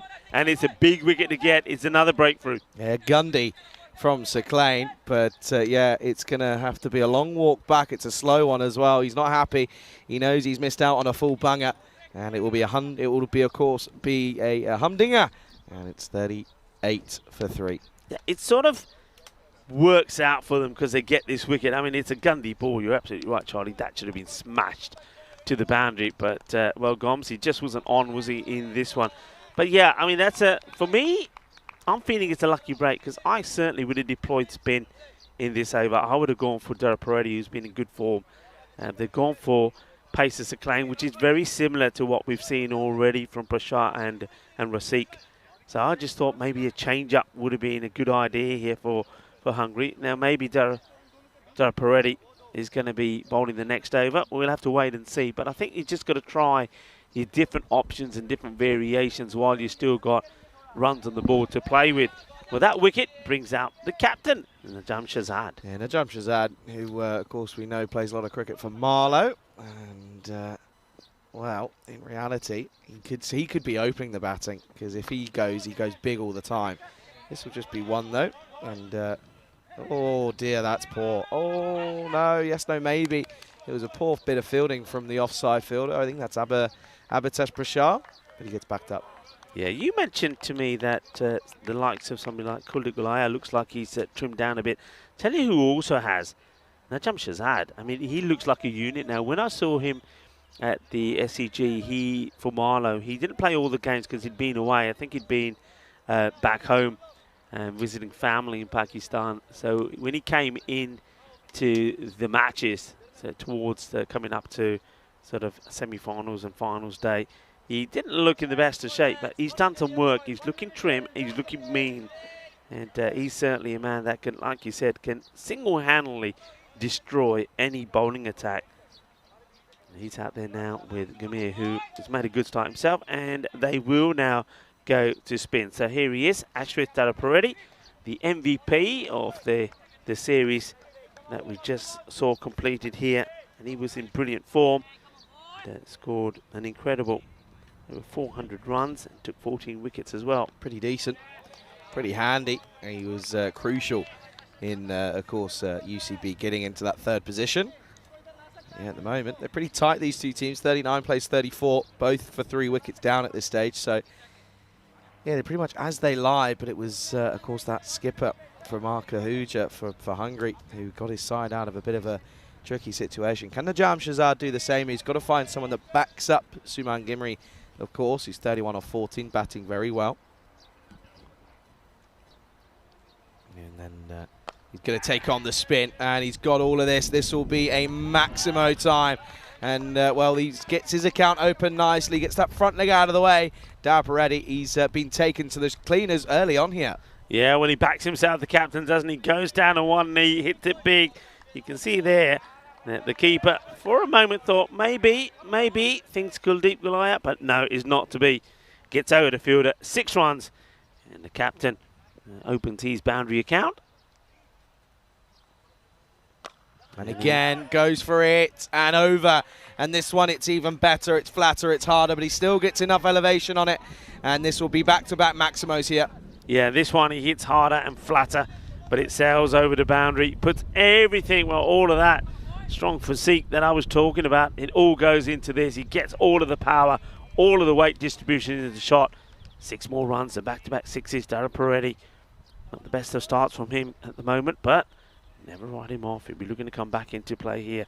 Goes Fuller, and well, this is going to be another volley. Well, Darren Peretti, he knows all about hitting sixes. He hit 5 of them in the last over yesterday in the bronze final to get his team a victory.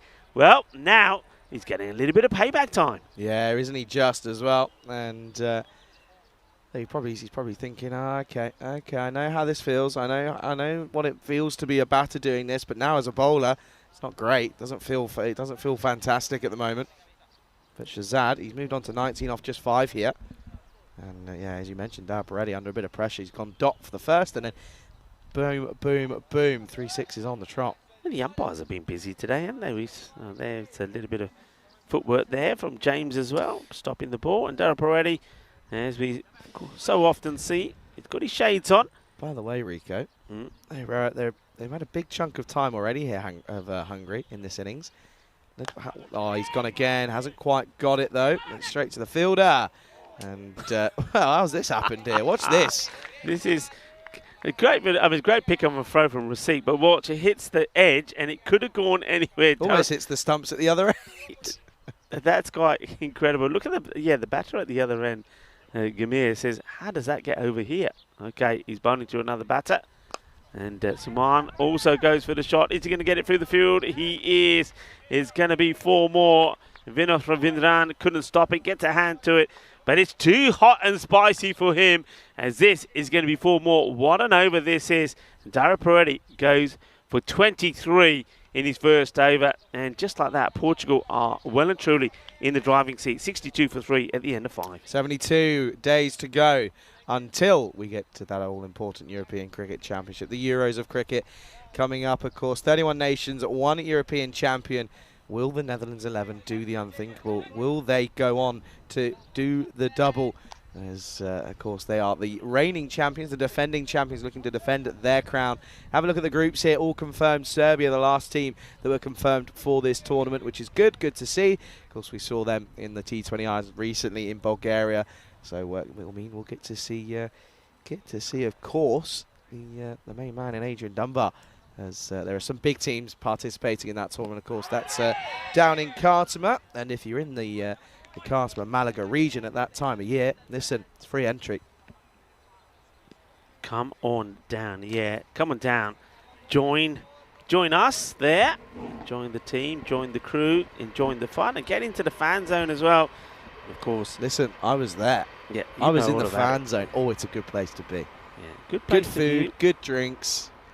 It's a good vibe, isn't it? Really good vibe. Good vibes, good cricket. And, well, listen, if you don't get down there, you're going to regret it badly. And I'm telling you that for free. Yeah, if you love your cricket and you like your European cricket and if you like what we do, well, the big show really is the one down at Cardamania. So come down and watch the cricket, get involved, get in the fan zone, have a few drinks, of course. You've got Victoria Cerveza, one of our drinks partners there. You also have Purple Pepper doing some great food. The party atmosphere. It's a fiesta of cricket. Short. And this one will be played away. I don't think anybody's going to be getting this one. I think this is where, this is bad bowling for me. I mentioned this when Abhitash Prashar was bowling. If you're going to go for this every so often, if you've got a plan that you're going to try and tuck up the batter and you're going to try and put the short ball in, tell your captain. Let your captain put a man there so when you do try it, you outfox the batter. You outsmart, outthink the batter, and you get maybe a surprise wicket. But if you're going to leave that corridor open with nobody there, don't bowl it because you're going to get no success at all because there's nobody there to catch it. Yeah, there's no point trying to dig it in here because you're not going to get anywhere. There's no one out on that leg side, as you say, Rico. It makes no sense. And then Shazad will just laugh it up. Goes full up, and this time it's just chipped over Markahuja. But at this side down here, it runs away here on the covers, and there's nothing that Kumar can do. Yeah, that's another boundary. Yeah, it is. Well, it looks like down at the third man area, they used the number 2. Here, that's the number 1, because that ball is travelling pretty quick. And you can see it as well. And there's a couple of times we've seen shots played in that area, which we wouldn't have seen go to the boundary the last couple of days here on the European Cricket Series while we were watching that very exciting series come to a conclusion. But here, well, the ball is travelling pretty quickly. 35 needed off 26. It's due to this innings from Shazad that they're looking pretty comfortable, and this is again pumped, but not quite to the fullest of extents, and will just be again just be 1. But yeah, Shazad at the moment is keeping them going, isn't he? He's got them into an area where it's now just 8 needed and over, and at that rate, you probably would back Portugal here. Yeah, you would. You'd have to. I mean, in fairness, if they wanted to, they could do this in just 1 over. 34 needed. I don't think they will, though. I'd love to see it. One day I'm going to see it. I thought we could have had it yesterday. If it wasn't for the time penalties, I reckon we could have had it yesterday. No word of a lie. Down the leg side. That's going to be Gundy and wide. Yeah, I'm with you. I think yesterday we would have definitely have seen those 6-6s. Don't forget there was a wide ball bowled in there as well. So I think memory serves me right. It went 6-6, wide, 6-6-6. It was just an amazing finish to the bronze final. That was it was 36, and of course, like you touched on, 5 penalty runs were added because of a slow time rate from the Royal Tigers. But what a match. One of the best matches that I have seen. Wider again. So dot ball to end it. It goes for 10. It's at the end of the 6th over. Score is 72 for 3. Rohit in the chat says, what's the dates for the ECL 2024? I don't think they're confirmed yet, are they? I'm not too sure. No, not too sure. They may be, but early I don't on know. in the year, but yeah, not. I mean, we've only just, I think we learnt at the beginning of the start of the series here when Roger Finer, our CEO, was here for a brief there too. We only just learnt that we renewed and extended the contract for Khartoum for another year, including 2024, which is great news, of course. The home of cricket it has been in Europe for the last few years. So now that's been confirmed, I think keep a lookout for those dates, but it will be early on in the year. And top of my head, I'm guessing probably will be once again around about February time at some point. A lot of cricket, and you can see how much cricket we've got getting in here at the moment this year. It's a bumper year. More events like that Continental T20 women's series coming up in Romania coming up all the time. So I think 2024 will be even bigger. And talking about big, this is high up in the air, but Dara Paredi under it. And takes a very good catch. This ball is moving around a lot. I don't know why. You can't put it down to win because there isn't any. But it looks like it's going towards the boundary. And then if you follow Dara Paredi, the ball keeps, well, it's like sucked in. It's sucked into the middle. So it's going, he's got it, and finally hangs on to it. And it's a nice catch, nicely taken. And well, what a start this is for Muiz Hassan. So just like Rosique, he bowls his first ball in international cricket and he gets a wicket. Yeah, it's a big one to get, as it will be 72 for 4, and Najam goes. Maybe there is a late possible twist in this tale, as Asfur Rupu will be the next batter to come out. You look at what's left to come, though, for Portugal. Faf Stoneman and Anthony Chambers, of course, in the domestic game in Portugal, are very, very successful. Parveen Singh, Junaid Khan, Siraj Nippu can all hold a bat as well. I mean, Siraj Nippu at one point, he was batting at 11 in the T20Is, but he was hitting some beautiful cover drives, so he can bat. Oh, no, what are you doing? That is awful. I'm sorry, there's no sugarcoating this one. Rupu first up, trying to scoop through fine leg, and he's got it completely, utterly wrong. And it's going to be a first ball quacker, not in the right position, heads in the wrong place, and he goes. It's a simple catch. Well, this is what not to do when the world is watching and you take centre stage. He gets himself a golden duck. So first of all, he's going to get... But he gets it all right. I mean, if he hits it for 6, me and you would have been saying, wow, look at that, sexy cricket and all the rest. But, I mean, it's the first ball you're facing. You've just lost the wicket. You just need to go out there, get your head down, and give support to Suman Gamiri. And what do? You give your wicket away playing an absolute, well, gunda shot. Shot money gunda, Bapazagi gunda. And it means that I'm going to say it's got to be on debut. Muiz Hassan has got the opportunity of taking a hat-trick. What a start this could be for his international career. Oh, it could be incredible. 2 balls, 2 wickets. Third one coming up. Chambers didn't have the best of times in the field. He's got to be feeling the pressure here now. Well, got to be. You go out there and you're on a hat-trick ball. Yeah, you feel it. Of course you do. Especially when the cameras are on as well. Okay then. Ul Hassan on a hat-trick. Well played. Yeah. Good shot from Chambers. Just pushes this and gets off the mark. That's confidently played as well. Yeah, comfortable. Sounds good off the bat. It's always a good time for a batter when it sounds good as well. So, yeah, I'll tell you what, though. Gertie, the head coach, Gert Oosthuizen, he will be looking at that catch. And Rupu, ooh, you could be getting a talking to. He's going to get some stick, isn't he? Big time. Rightfully so as well. It was a poor shot. Suman Gimri turns around and says, yeah, you don't need to mess around with all this trying to go funky. Just play shots over the offside, and rightfully so, because at the moment, Suman Gimri, he's watched it all unfold from the non-striker's end. He turns around and says, yeah, I'm getting back in the action. Oh, my, what a shot. Shot of the day so far. This is cracking. Well, even the ball boy there, ball man, I should say, running out of the way of it, thinking, okay, got to get out of the way. This is looking dangerous. Yeah, he certainly is. And, well, Ul Hassan's not on a hat-trick anymore. That's ignore what's on your screen. There we go. We're back to normal. And this is off the pad and going down leg by quite a fair distance. So Klein was going to come through and try and take that, but he couldn't, and tried to do a little 360 as well. And that'll just be a leg bite. Yeah. Not miss. That's missing another set of stumps, even if there was one. So a bit of a begging of an attempt. I mean, realistically, though, if this does go down to that last over, which I don't know if it will, I reckon there'll be time penalties here, even if they do get there. Anthony Chambers is just going to push this one up and just gets over the in-ring fielder. Oh, trouble, but I think Stan Ahuja might not have taken this properly here. Yeah, he gets sent back. He starts to get sent back. Let's have a look at this. Oh, move. He gets the dive. I mean, he's in, but move, Kumar. Come on, you know the game. Get out of the way. Kumar just getting his camera time. Well, this is what's coming up next. So Hungary going to play back-to-back matches. I haven't looked there to see if I can see any changes.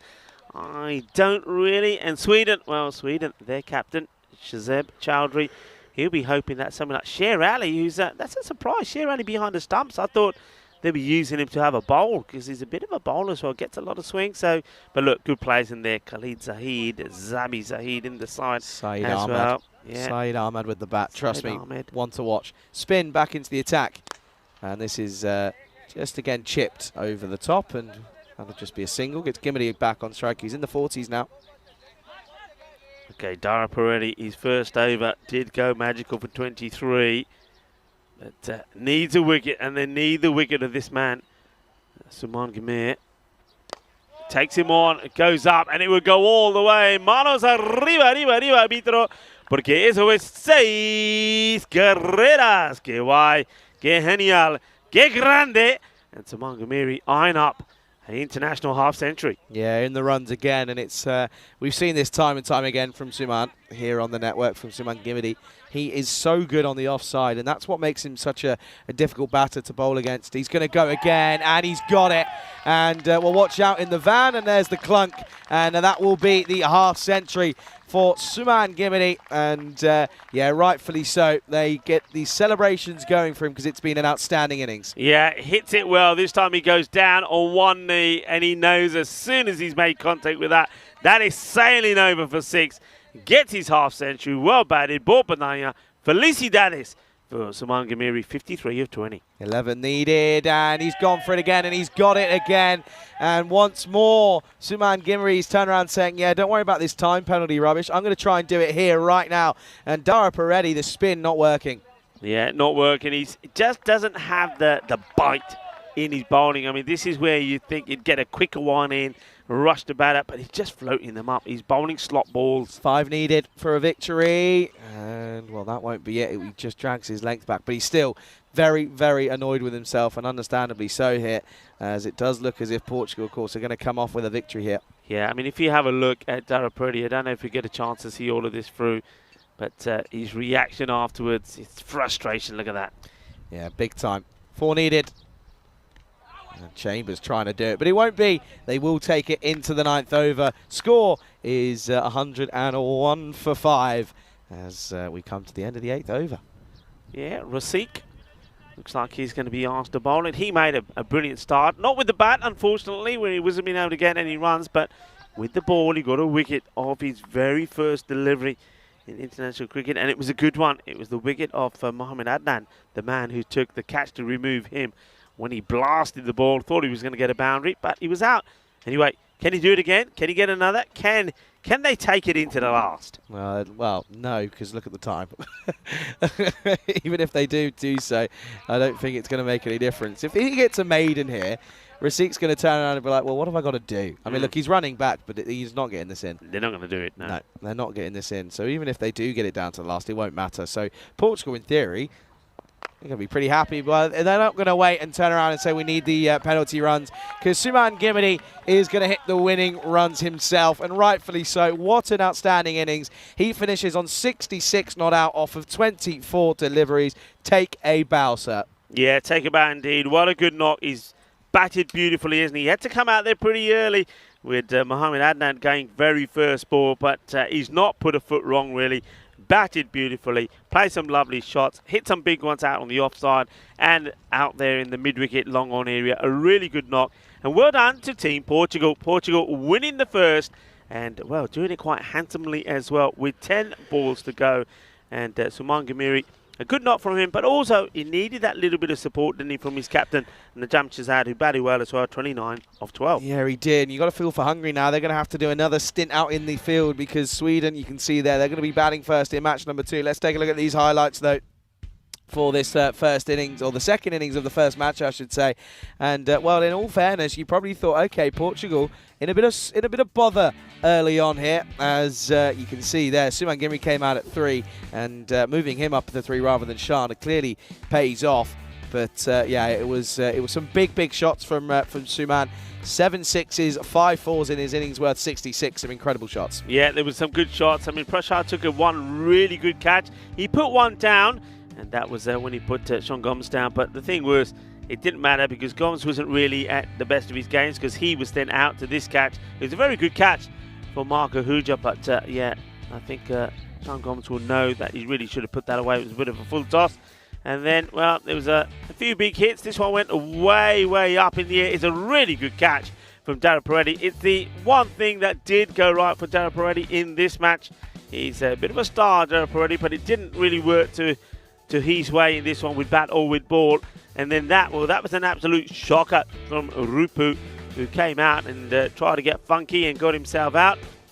And then it went back to the norm as Suman Gamir hit some beautiful shots and got the match done and dusted pretty early. Oh man, as we said, who didn't have a good time out there with the ball is Dara Peretti. His 2 overs went for 43. And there was it. It was done. Rasik coming on to bowl, and he goes for a big 6. So victory for Portugal, and they make a winning start here at the GB Oval as we have a look at some of the scenery around this delightful ground. And well, that's that scorecard for you. So started off with 2 ducks. We had a normal and we had a golden, but then after that, Suman Gamir came in and turned on the style. Sean Gomes couldn't really get game, but Najam Shazad, the captain, 29 of 12, just settled some of those nerves. And then at the end, after that, it was plain sailing victory for Portugal.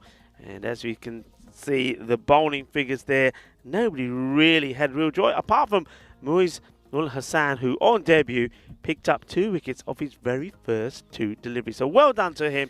But Ashrit Dara Peretti Maybe he is feeling a little bit tired after a mammoth day yesterday and a mammoth European Cricket Series here. But he's got to turn it on. He's got to get better. He's got to get good. Otherwise, Hungary are going to struggle. Yeah, big time.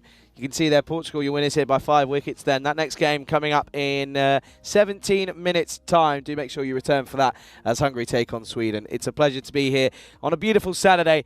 It's the European Cricket International's Hungary edition, and it's coming up right here on the European Cricket Network.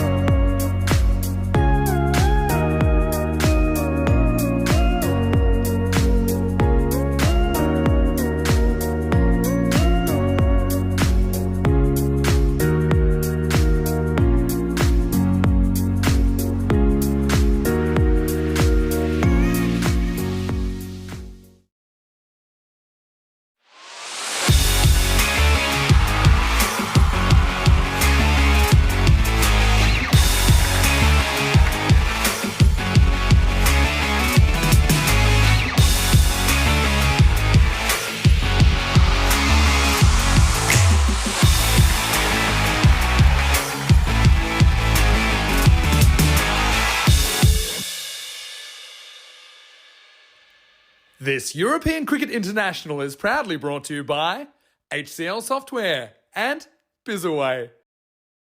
Good morning, everyone. Welcome back to this Scorcher Super Saturday here in Budapest, Hungary for the second match of this European Cricket International Series. It's the host nation, Hungary. They take on Sweden here, and I'm looking forward to seeing the Swedes.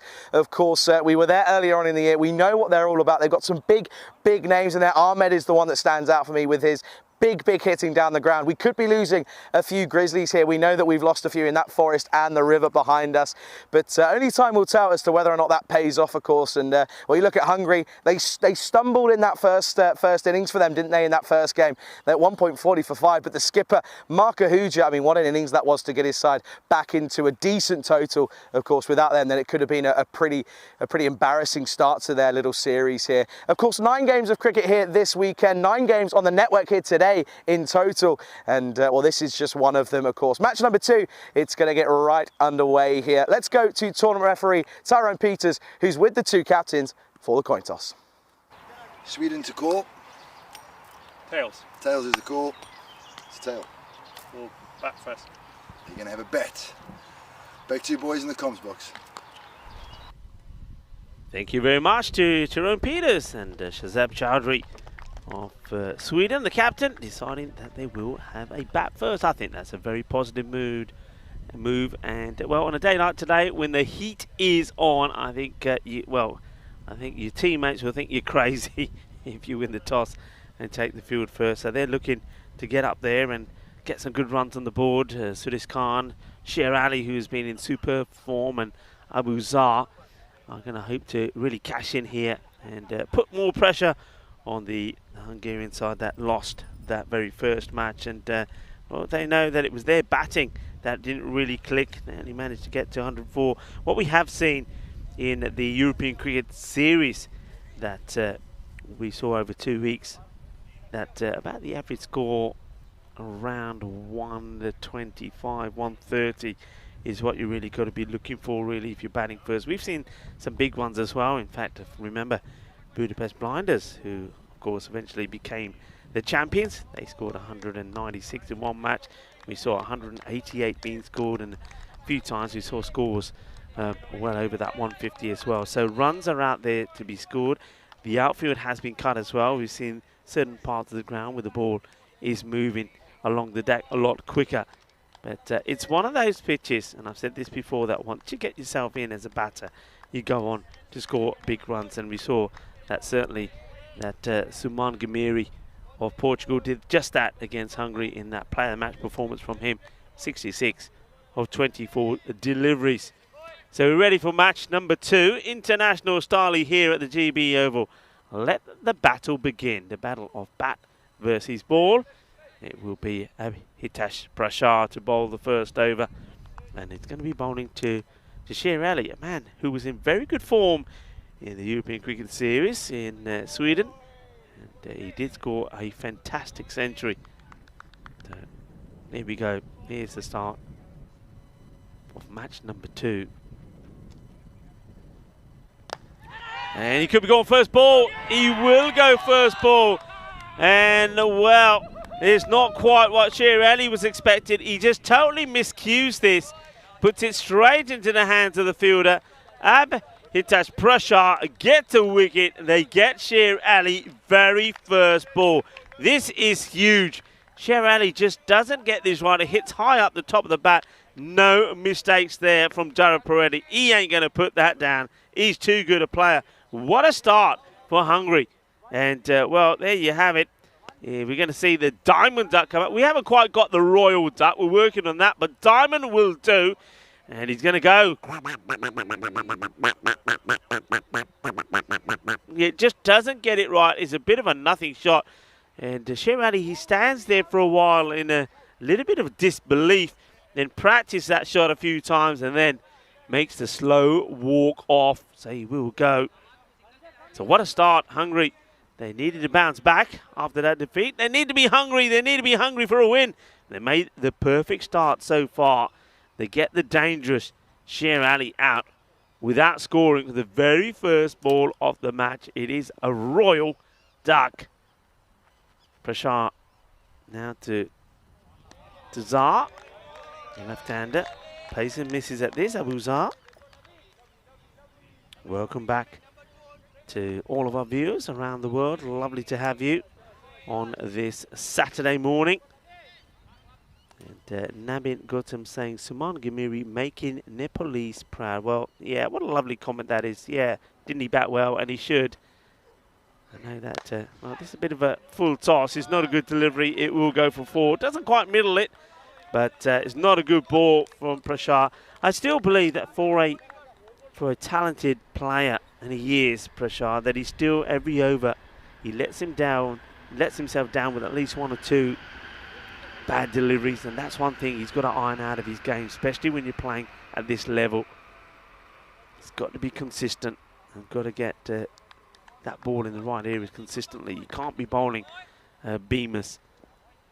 Can't be bowling full tosses at this level. That's better areas.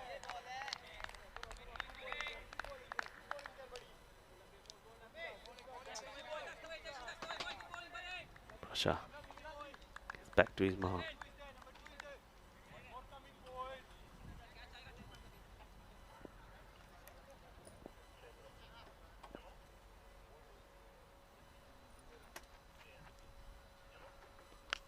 Edge, and well, he swings hard and he gets lucky. Hay poquito de suerte ahí por el batedor, porque es 4 carreras otra vez. Ahora tienes 2, and this one worse, just a bit of luck. It was wide, swings hard, gets the edge, and even though there is a wide third man in place, can't get there. Now they've got to try and find this ball as it goes into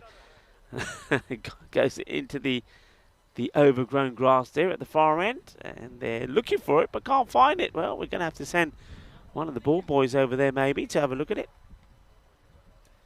And, well, maybe he's found it. I was going to ask Andis to show it one more time, and we could have told him where to go, but it doesn't matter. They have found it. So the ball does come back. So Prashar will consider himself to be just a little bit unlucky there. As once again, we're joined by some lovely dragonflies in the cube, and they're not afraid of us at all. They're just all over us.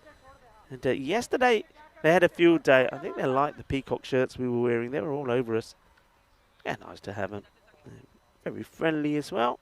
Got some nice photos of them. I think Deanne Oro's put one up the other day, and nice photo of some of the wildlife that we have around us. And of course, yesterday was Be Kind and Be Nice to Bugs Day as well. So we were very good.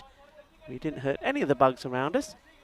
And remember, you can get in touch with us at any time. And we always appreciate your comments and your support for the European Cricket Network. And myself, Rico Full, and Charlie. And a good time to welcome Charlie back into the cube. Hello, Charlie. Yeah, good morning, Rico. Good morning, everyone. And yeah, if you want to get in contact with us, do go ahead and do so. What do we always say, Rico? Don't ring us. Yeah, Please don't call me. That's all I'm saying. We love all your messages, though, and we really do appreciate all your support as well.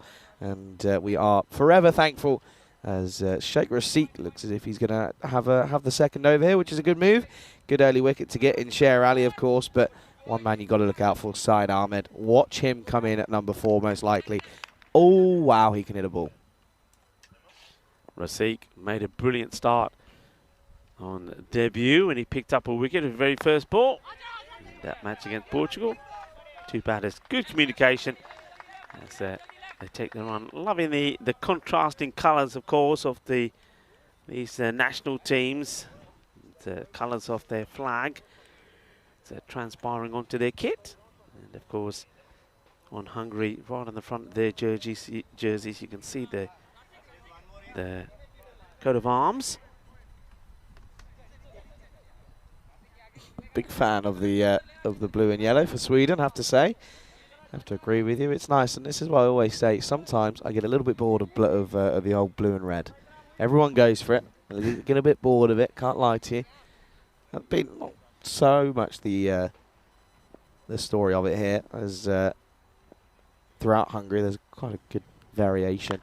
This is up in the air and just gets past Marco Hoosier in the covers. It'll go all the way for 4. Good shot this from Zar. He's looking positive as he tries to make the most of this power play. Yeah, I'm liking the way that he's batting. And I think you said it's positive batting, isn't it? I mean, he's not afraid to have a go. He may have got a bit of luck with one of those boundaries that he hit, but nothing lucky about that. It's a good shot. He's in the power play. It's about the power, and he's got to bring the power to the plate, and that's what he's trying to do. Yeah, certainly. And that's a Gundy ball from Rasik, and this is played beautifully. Lovely timing, gets the swivel in, and it's nice to see. It's a bit of fielding practice there for one of our crew of ball retrievers. Nicely done by the young lady there. Look, lovely technique. Busy day for her already this morning. Yeah. Quite a few come her way. Nice to see they're all wearing their caps, and hope they've all got plenty of water to be sipping and drinking on this very hot day. Sizzler out there at the moment. Swing and miss. Well, swing and a miscue, I should say. We'll yeah, get a single. It's a warm one. Really is. These dragonflies, they're on one today, aren't they? Yeah, they're loving it. They're just thinking, well, it's international action here at the GB Oval, so they're coming in strong and fast to enjoy the action. And probably, you know what else, they're coming in from the sun themselves into, at least we've got a bit of shade here as Rasik comes in again, and again he strays onto the pads, and this is a delightful hit. This will go all the way. Horns from Tyrone Peters. Well, when he puts them up in the air, they go a long way up. And yeah, Tyrone, he likes to give the old horn signal. And that one's a lovely pickup. Clean, sweet, out of the middle. There you go. Horns, yeah, baby. That's horns. What's the response then from Rasik? It's well bowled, and it will be a dot to finish. A good comeback, but the over goes for a fair few. It's 16 off it. It's 24 for 1 after 2. And we should be able to hopefully have a look at the standings here after that first game, and we can, as you can see there, Portugal, a good win for them, and it does wonders for their net run rate as they go top of the table after the first game. Yeah, it does. They'll be happy with that. Then, of course, Hungary will be looking to bounce right back here. They won't want to go 0-2, so they want a good reply. That over there from Rasik goes for 16, and one thing that they do, and they do this a lot in club level as well, and it seems to also transpire when they're playing international cricket. So Abhitash Prashar is going to bowl himself out here. They don't like to hold back somebody like Prashar. I'm just wondering, sometimes it might be an idea to do so. Yeah, I know what you mean. I know what you're saying. Zar 17 off 8. This is down the leg side. Duncan will call it for a while. Yeah, Duncan alongside Tyrone Peters here for this second game of the day. And well, the man in front of us, I'm not going to say it too loudly, but Peretti, not quite the best of starts to his morning. Of course, had a great day yesterday. Straight back down to earth here this morning, though. Yeah, he just, maybe, yeah, possibly a little tired. But didn't perform to his best. He knows it. We saw the frustration from him when he was bowling.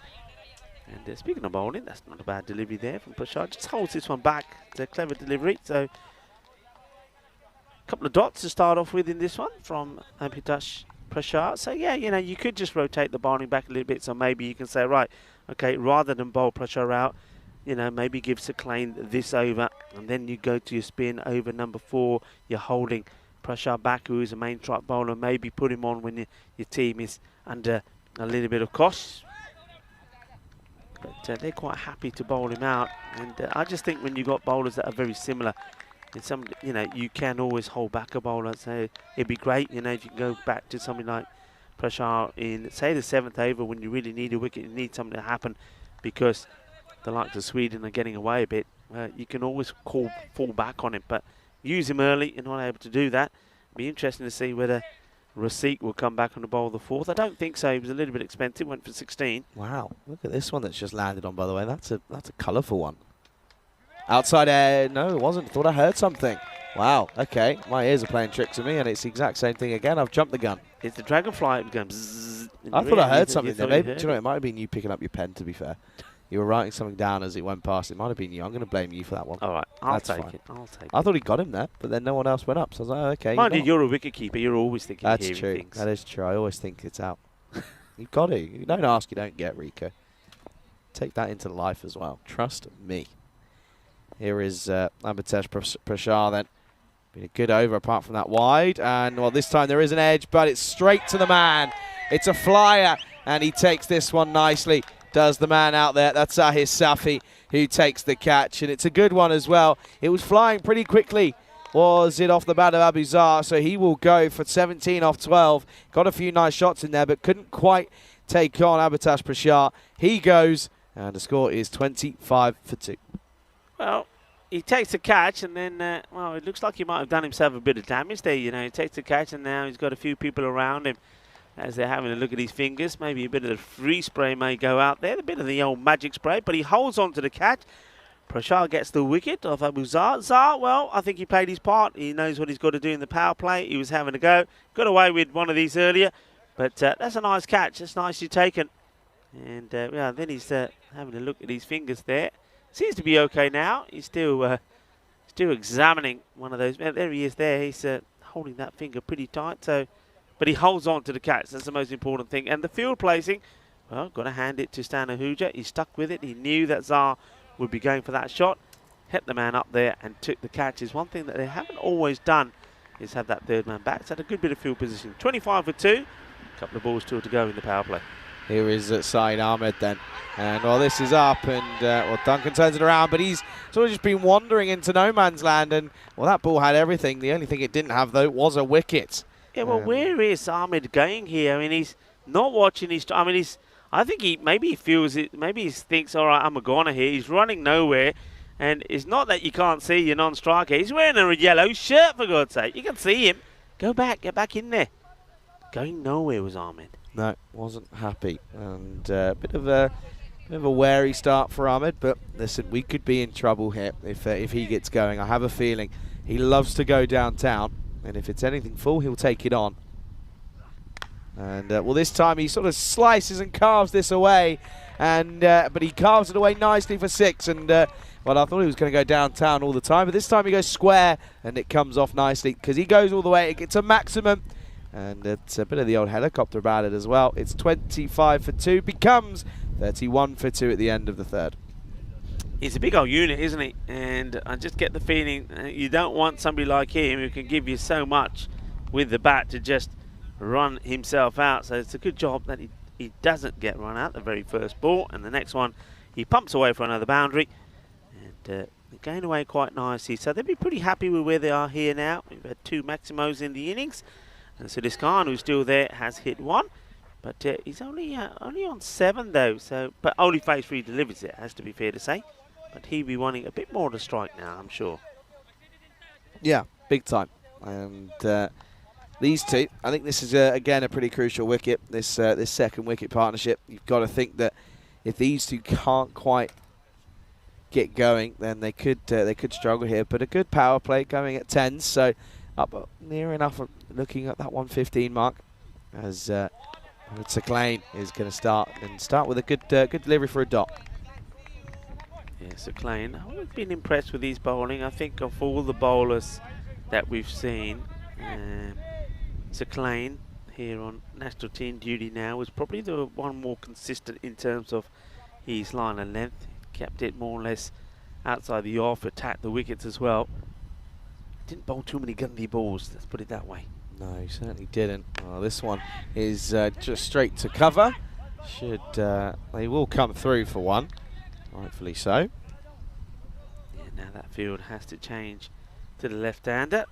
He's already shown his power, has Ahmed, when he hit one over point for a big 6. So let's see how they set this field. So there is a man who's back on the boundary there. And then they've got a nice tight ring around on the offside. Third man back, as well as long on and mid-wicket and square leg. So 3 on the leg side. Another moment where it's nice and, well, if you like your oddly satisfying things, so that's one of them. 32 for 2 and 3.2. Makes me smile. It's the little things that make you smile, Rico. Oh, this one is going to be gone. And, well, Ahmed, we know he likes to go big downtown, was chasing the wider one. And what a catch this is, by the way, by Stan Ahuja behind the stumps. It's a great catch to take, and it's a big one as well, because we said this was the big partnership. And, well, I'll tell you what, it's going to be broken pretty early on. And the score now is 32 for 3. Yeah, he's not there to block any, is he? Let's put it that way, Armin. He's there to do one thing. So Klein, good delivery to a left hand that goes right across him. And yeah, good work there from Stanahuja. Gets his gloves to it, doesn't make the mistake, takes the cat, says, there you go. Thank you very much. Thanks for coming. And about Saeed Ahmed does hit 1 ball for 6, but he will depart. And that means that we get another batter now makes his way in. That looks like it's Samiullah Rahmani. Well, need a bit of a partnership going here, and Siddharth Khan is probably thinking, well, all the batters that are getting all the strikes seem to be getting out, and I'm not getting any strike. Yeah, at the moment he's just watching it, as that's one of my favourite sayings, watching it all unfold from the wrong end. They want to get him on strike. He's the only one that's sort of looked okay in reality, as that's going to be Samiullah Rahmani who will come out for this for the 5th batter. And, oh, that one. That's oh, hang on a second. Yes, no, maybe. And well, for some reason, square legs come or points come in and just sort of block Stan in his tracks. Get the feeling, early observation is that perhaps some of these batters for Sweden haven't had too much time. I mean, look, he literally comes all the way up to him, shakes his hand, and as they go back, it's almost like they haven't played too much together. Doesn't seem to be a lot of understanding between them. Could be a bit of nerves as well. First time here in Hungary for Sweden, I'd imagine. So could be just a little bit of not too sure on what's happening and what's going on. But at the same time, they're a team that a lot of the players have played so much T10 cricket. So a couple of interesting moments here. Yeah, play and miss. So looking to be aggressive from the start, Samiullah Rahman, but just chewed up 2 deliveries already. And, plenty of noise being created out there now by Portugal. They're trying to get behind the bowler here, behind Klein. That's how it's got to be. Got to try and do something here. Got to try and get something here for Sweden. But yeah, at the same time, that's going to be a wide. At the same time, Hungary, though, they feel as if they're right on top here. And they know that a couple more wickets and they're right into it here. Yeah, that's exactly what they'll be thinking. They've got 3 wickets down. And it's the case of, okay, come on. We're in this. We want to bounce back. Interesting enough, they're holding back Dara Peretti as well. They probably thought, well, he didn't bowl at his best. And at the moment, the way the seamers are bowling, keep the seamers on. They're doing you a good job. There's no need to change it as yet. And that, oh, I think this is touch here. Let's just see if there's anything from the umpire, from Tyrone Peters. And there is no signal, so that is an edge. So after taking 1 good catch, Rahmani gets a huge live. Let's have a look at this. And yeah, he's going to be very disappointed he doesn't take this. Yeah, a bit of a dolly, isn't it, really? And just goes through him. It's a bit of a shame, though, as it would have been another good one to get, and they would have, again, really been able to apply the squeeze. But they won't. It'll be 34 for 3 at the end of 4, struggling here. Wickets column being the issue for them. Yeah, I think he tries to take it wrong, doesn't he? I don't think he expects the bounce as much to come at the off the bat. So he's trying to take it in a difficult angle. I think he needed to get the arms and the hands the other way and take it fingers pointing or gloves pointing up. He doesn't. So puts it down, and that's a big letter from Arnie. Gets dropped on 0.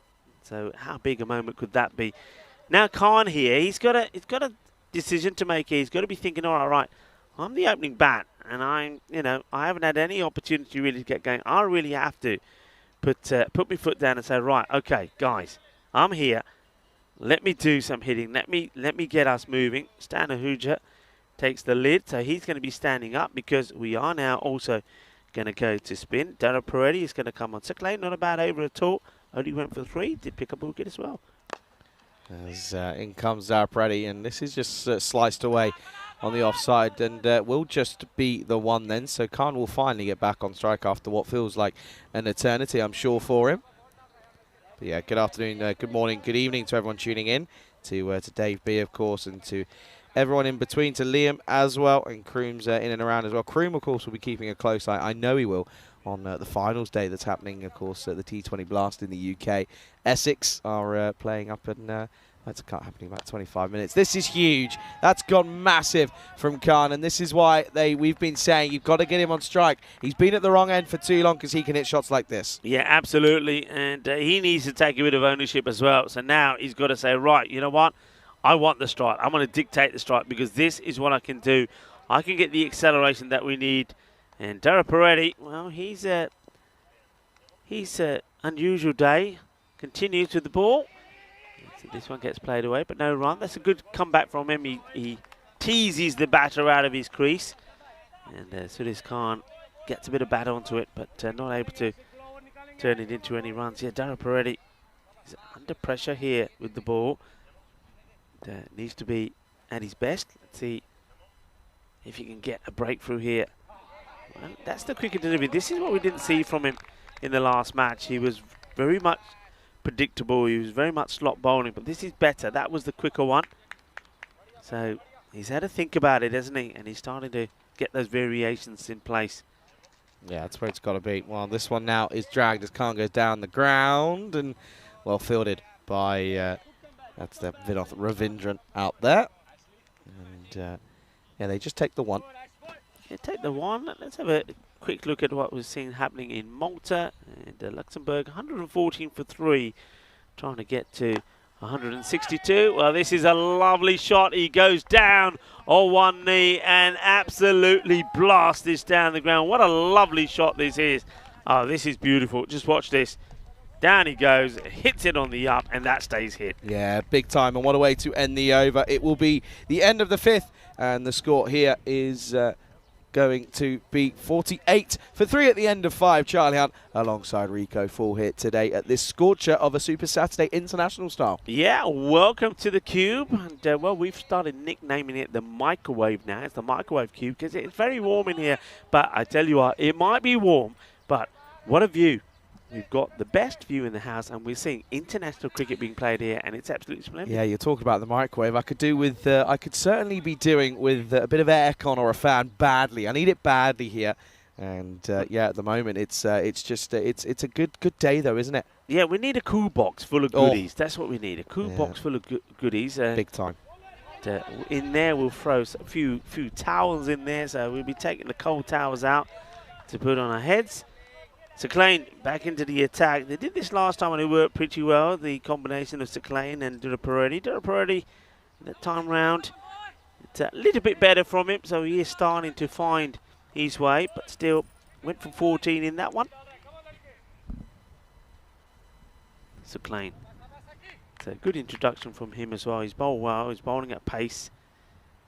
Once again, it's been pretty consistent. The radar's been good. This time just a little bit too wide and signalled by Tyrone Peters. Yeah, just gets that one a little bit wrong, does Saklayne. You can just see there. But yeah, at the moment, 50 for 3. It's a pretty good comeback from Sweden. They've lost a couple of early wickets, but they've been able to really just nail them down, especially after that last over that went for 14 off Dara Peretti, who's he's not having a great day of it, is he? He can't seem to find the rhythm with the ball, and he struggled with the bat as well. Went for less than a run a ball. And well, this one is big down the ground. Has he got enough on it? I think he has. Yes, he does. As realistically, all that Sheikh Rashid can do is watch this one sail over his head, and it will be a well-deserved Maximo time here in Hungary. Yes, Samuel Romani hits this one out of the middle. Well, that is sweet. Sweeter than a bowl of rasmalai. What isn't sweet is what Stan Ahuja is feeling behind the stumps, because, of course, he had the opportunity to remove him before he even scored a run, so that's going to hurt a little bit as Romani moves to 14. And, well, this time he's going to go wide of the fielder, I think. Let's have a look. Yeah, where's he running when he makes this stop? Does he ground any part of his body on the outside of fielder play? Why don't I just have a look at this again? I don't think he does. I think he's in the air. Let's see. No, oh, no, that's going to be 4. No. That's going to be 4 runs. I reckon that's 4. He actually steps on the rope. So let's just watch this one more time here just to make sure we get it right. Yeah, signalled as 4. Yeah, that's his foot on the rope. That's poor from Rashid. He's normally so good in the field and he knows what's going on. He's just, I think, maybe got lost in the thought of trying to stop this ball hit. Yeah, I think his eye on the ball, forgets the footing, steps on the rope, and of course, as soon as you do that and you touch the ball, it's going to be a boundary. Okay then, and this one is a good comeback from Saklayne. That's a bit of an effort ball, that one. He just tried to get that one a little bit quicker, and he got it right on the money this time around. Romani, I mean, well, he's come in and he's been pretty destructive, hasn't he? Yeah, and another group of people have been right on the money. Great work there once again from our team, our production crew, Spring Productions, and this Karina Igas and Arturs have been absolutely fantastic here in Hungary. Great job, boys and girls. You've been absolutely fantastic. To Klein once more. And oh, this is a blast! Bolle, ginna sona. Shaka lagya. What a hit. And well, Romani says, bring it on. And Safiula says, there you go. You go fuller, I'll go fuller. And that is a big shot. It's a beautiful hit. And well, that's one that will have to be retrieved. Just gets it right, doesn't he? Sweet timing. And Romani certainly is making them pay, making them rue the chance that they weren't able to take. Yeah, they really are at the moment. They're going well here. And this is the thing. I thought it was the previous partnership, but it's this one that's proving to be pretty key. As he's going to come in for the last ball of the over. That's well bowled. That's well bowled. He was trying to hoik anything realistically, was Romani, but it's a dot. So it will be 66 for 3 at the end of 6, and at the moment going at 11s, and 11s you feel might be enough because of course Hungary struggled in that first game against the Portuguese. Yeah, they did, but you know, once again, I back them to come back stronger with their batting. We'll have to wait and see. We'll have to wait and see if there's some changes that's made there as well. There might be. It's that scorecard so far, but you can see this partnership starting to build. So this Khan still not had too much of the strike, to be fair. And Samuel Romani is played some really nice shots on his way to 24 of 10. And big moment here now as the man who started off with 2 wickets and 2 balls in the last match. It's going to be Muez Al Hassan to come on to bowl. Hassan, little short steps as he approaches the delivery stride. So he starts off running in, and then his little pitter patter little steps, and then he gets into that delivery stride. So he's one of those bowlers where you watch him and you think, does he really need such a long run up? But of course, as we know, with a lot of bowlers, it's all about just getting that rhythm before they deliver. So once again, there's those little steps. That's well bowled. He pitches the ball up, gets played into the onside. They'll just take the single. Yeah, that's a nice shot. In all fairness, he's good looking shot for just one, though, I have to say. But yeah, at the moment, I mean, you look at this this match at the moment, and you look at where it's poised. You'd still say it's pretty even. I think those early wickets were pretty key for Hungary in order to try and stop anything going super large. Well, I tell you what's gone super. That is a beautiful shot yet again from Romani. And the thing that's impressing me here about this bloke is the fact that, you know what, he's not just hoiking and slogging everything on the onside.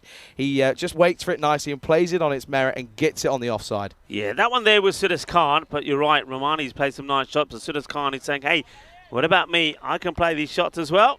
And he does. So these two, they're sort of matching each other now for similar looking shots. And Romani played one similar.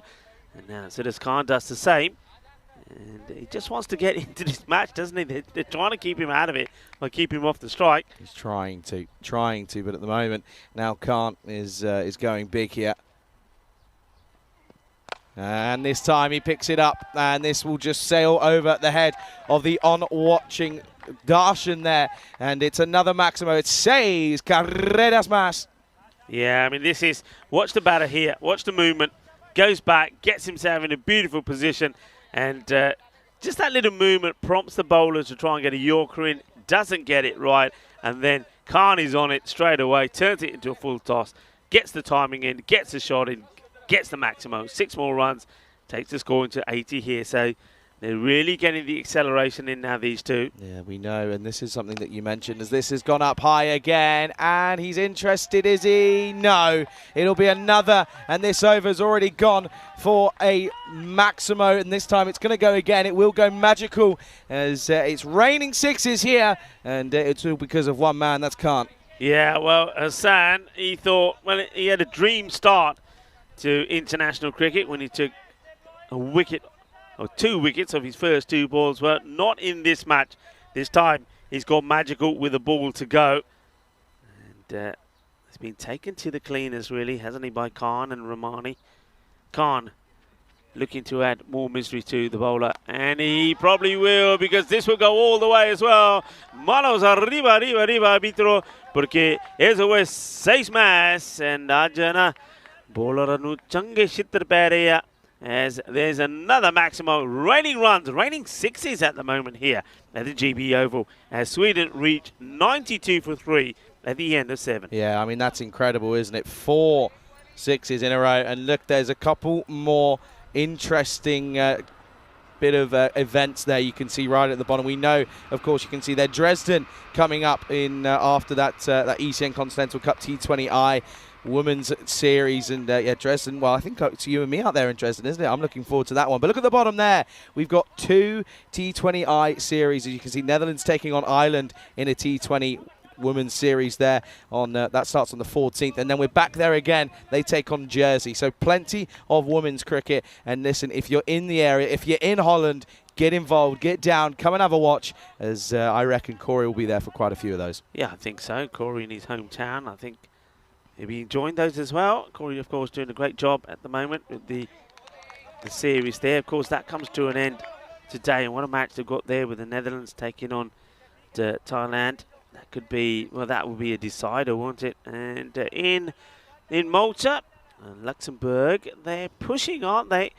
146 for 3. And talking about pushing, well, this is just aggressive hitting. This is another one that's just been launched. Got all of it. Yeah, well, Tyrone now signals for 6. I was wondering what was going on with Tyrone for a moment. I thought he was going to forget, but of course he's just saying to the 12 man, okay, while they're flying this ball, come on, get on here, bring the water on. Let's not waste any time. But what a hit that is. But yeah, interesting match. Romania 162 for 7. They finished at 20. Luxembourg at the moment well in this, 146 for 3, and they're in the 17th over. So they need 17 runs off 22 deliveries. Yeah, big time here.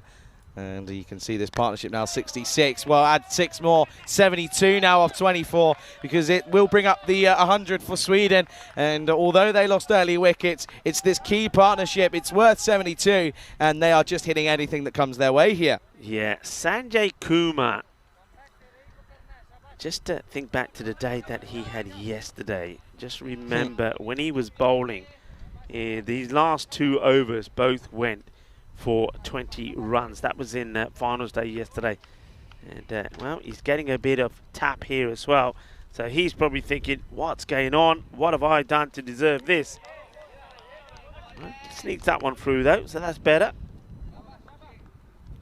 Yeah, he gets that one right. And that will be a sigh of relief, I would imagine, after being pummeled a few times. But look at these two, 40 off 15 and 37 off 15. I mean, that's remarkable hitting from anyone. And we saw some incredible stuff yesterday. We're seeing it again here. Oh, pick up nicely. What a shot that is from Romani. And, well, you can see there the Swedes. Well, I think they just put the flag up in reality as they want a bit of shade. But it could just be from protection as it's raining 6s here. Oh, Romani, what a hit. I mean, once again, though, we've said this before, and we'll say it again. You get it at this level. You get a chance. You got to take it. Stan Ahuja behind the stumps will be feeling every one of these as they go over the boundary, and that's another one. Shaba, Kinna Sona, Shaka, Lagya, Balle, Tyrone Peters. Put them up in the air like you just don't care, because that was horns. It's another one. What an over. And Sanjay Kumar, well, he's gone for a hat-trick of magical overs now. He went for 2 20s the last time we saw him, and now at international level, he says, well, I can do it international style as well. He goes for 24. Oh, dear. 1 needed for his half century for Romani.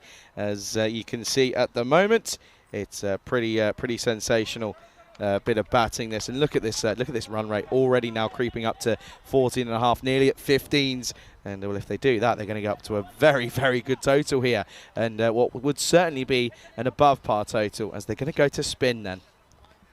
Okay, so Dara Pirelli, they're held him back. He's going to bowl the 9th. We say it all happens in the 9th, don't we? 116 on the board. And you just get the feeling that they ain't done yet. Well, this one is a difficult one for Stan Ahuja to deal with. But I get the feeling if he's able to take this cleanly, could have been an opportunity. I think it definitely was, yeah. But look at the bounce. Look how high it is. He had a lot to do there, the keeper. Okay, then. This one is pumped. And it's short, but it still goes the distance. And, well, what a shot this is. And at the moment, Hungary, I tell you what, you know how sometimes we were talking about in the first game that it's either going to be the fatigue that wins or they're going to come through and play some big cricket? At the moment, the fatigue is really getting one over Hungary here. Yeah, you cannot hit a ball harder than what Sudas Khan just hit that at. That was peppered, and peppered big. Huge shot. And, well, new balls, please, as that one disappears. 122. And Sudas Khan is just one boundary away from a half century. And the issues and the troubles from Dara Peretti, well, they continue. Can he get a good over, a good finish into his over here? This one gets dragged out. There should just be a single. It will be. The thing is, though, you got two batters that are set. I mean, Khan, 47. Romani, well, he too is eyeing up a 50. He's 49. One thing on his mind: attack, hit big. Goes for it, gets it out of the middle, and it would go all the way. Balle. Sare bolo shaba kinniya badaiyan to Samuel Romani. Apni half century puri kar li. Felicidades, 55 of 18 deliveries. What a partnership this is turning out to be. They are cranking it up. It came together with 32 for 3, and they are almost now bringing up that 100 partnership as well with both batters. Line up. 50s, one's got it. This one gets played away, so Romani will hand the strike back to Khan, who will get a delivery, just one from Dara Peretti, who's not had the best of starts to this international day here in Hungary. Khan eyes him up, but misses it, and well, that will be the end of the over. So it finishes after 9 overs down. So we say it all happened in the night. Well, we saw the 50 come up for Romani. 130 for 3. 6 balls to go in the innings. They'll be eyeing up a 140 plus score here. I mean, look at this over by over rate. I mean, look at how many sixes there are. That's incredible. Yeah. That's an absurd amount of sixes here. And what a half century as well, by the way, off just a few deliveries. It's rather impressive. But yeah, you look at the amount of sixes. I mean, Sudas Khan has hit 7. Romani has hit 8. And Syed Ahmed hit 1 as well. So, I mean, that's a fair few. 16 in the innings. I mean, that's incredible. Is there 130 for 3, last overtime. And we'll add this one. That's going to be 17. That is massive. Oh, my Lord. Yeah, we're going to run out of Grizzlies here, I reckon. Well, you know, you said this, the lake behind us. This is in it. This is huge. What a hit that is. That is absolutely crunch. What a hit. And these two, well, that is now the 100 partnership between the two. That'll come up on your screen pretty soon. They came together with the score on 32. It's quite incredible. It really is. Slower delivery. Well, it might be slower, but it's still going one way. And that will go all the way to the boundary as well. Well, I said they'd be looking to get 140-something. They're not happy with 140-something. They want 150-something. That's 2 deliveries, 2 big sixes. Oh, this is incredible. This is absurd from Sweden here. At one stage, looking as if they were going to struggle. These two have come in and, well, it's just been sensational at the moment. Sudas Khan, of course, has been there from the start and is looking to be there at the end. But at the moment, it's not him that's doing the damage. That's well bowled. They've kept that one just inside. This partnership now worth 110 off just 35, though. Yeah, quite amazing. Incredible hitting. From, I mean, at the halfway point, 49. So they've added 83. Is it? No, it is 90. 93. Well, hang on a minute. There's another 4 to this. So it just keeps going up. 97 have been added since the start of that 6th over. That's quite amazing. And it'd be interesting to see.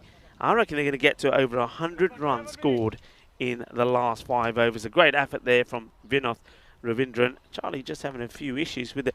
You know what I messed know up what here. you've done, Charlie. I know what you've done. Yeah. As this is get played away. And, well, it's racing away. Going to have to get the dive in here. And Mark does. Smothers it. Well done to the captain.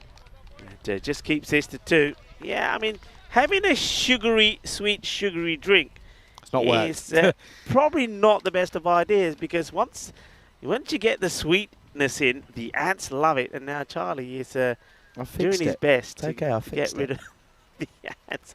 He says he fixed it. I know he hasn't. I have. Got rid of all the sugar. It's fine. Ants smell the sugar. No. They're in here, and he's going to have ants in his pants. That's going to be a wide. Great, can't wait. So we're getting closer to that 150, 149 ball to go.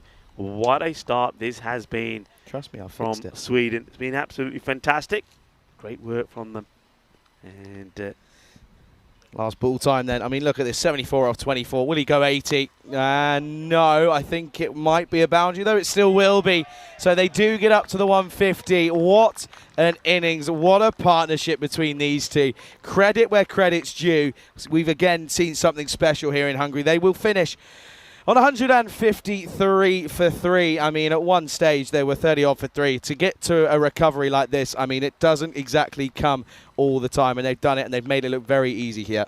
yeah, they have indeed. 104 runs scored in the last 5 overs. That partnership was absolutely amazing. And it just goes to show that Siddharth Khan, he kept on saying, what about me, what about me? He's the opening batter. He only faced 19 deliveries, not out. He bats all the way through the innings. He makes 47. Samuel Romani makes 78. But there were those early breakthroughs, weren't there? Sher Ali getting out very first ball. That was a big surprise. And then, well, they had to suss out the likes of Abu Zar, who was well caught by Safi. That was a good catch from him. And then they got Saeed Ahmed out pretty cheaply, because that was a good catch there for Stamp. But there was one big moment, wasn't there, where the same player, Stan Ahuja, had the chance to remove Romani, but he dropped him on 0. And after that drop, well, that was it. That was the end of it. Game over. It really was. And, well, you're saying game over, Rico. You never know. Hungary could come out and surprise us here, but, of course, they struggled in the first game, and they've got it all to do here. But look at some of these shots. I mean, it's just outstanding. And, again, the more impressive thing is it's pure cricket shots as well. It's not just slogging, it's brute power from the two Swedes. And at the moment, it's all about the Sweden 2 batters, isn't it? Because they've just pummeled some incredible runs, in all fairness, haven't they? They've done an incredible job to get themselves up to an outstanding total of 153 for 3 off of their 10 overs. And it doesn't get any better than that. Look at some of these shots. They're just incredible. Let's have a look at the confirmation then here of this scorecard. It's going to be an outrageous one, because it's going to have some incredible stats. Let's look at this. Siddharth Khan, I mean, he'll be a little bit frustrated he doesn't get his half century, but at the same time, when you've got someone who's come in at 5 and hit 78 off just 25 deliveries, that's absolutely outstanding. 3 fours, 60 of his runs, by the way, came in 6s, 10 maximums to his name. And, well, he ends up finishing on 78 not out. Incredible work from him. Have a look at the bowlers, though. I mean, there are going to be some really tough economy rates here. I mean, look at this one. As you see there, 26 for Ul Hassan off his 1 over. Sanjay Kumar only got the 1 over, 24 for him. Rasit went for 39 off his 2 overs, also went wicketless, which doesn't help. Prashad was the only one who bowled well, as he went for 2 for 15. And in reality, though, Hungary, they've got it all to do. They struggled this morning. They've got it all to do again here as we reach midday here in Hungary. And at the moment, it's the midway point between match number 2. The second innings is coming up very, very shortly here on the European Cricket Network. Don't go anywhere. You're watching with myself, Charlie Hunt, alongside Rico Fool, all happening here right now on the European Cricket Network.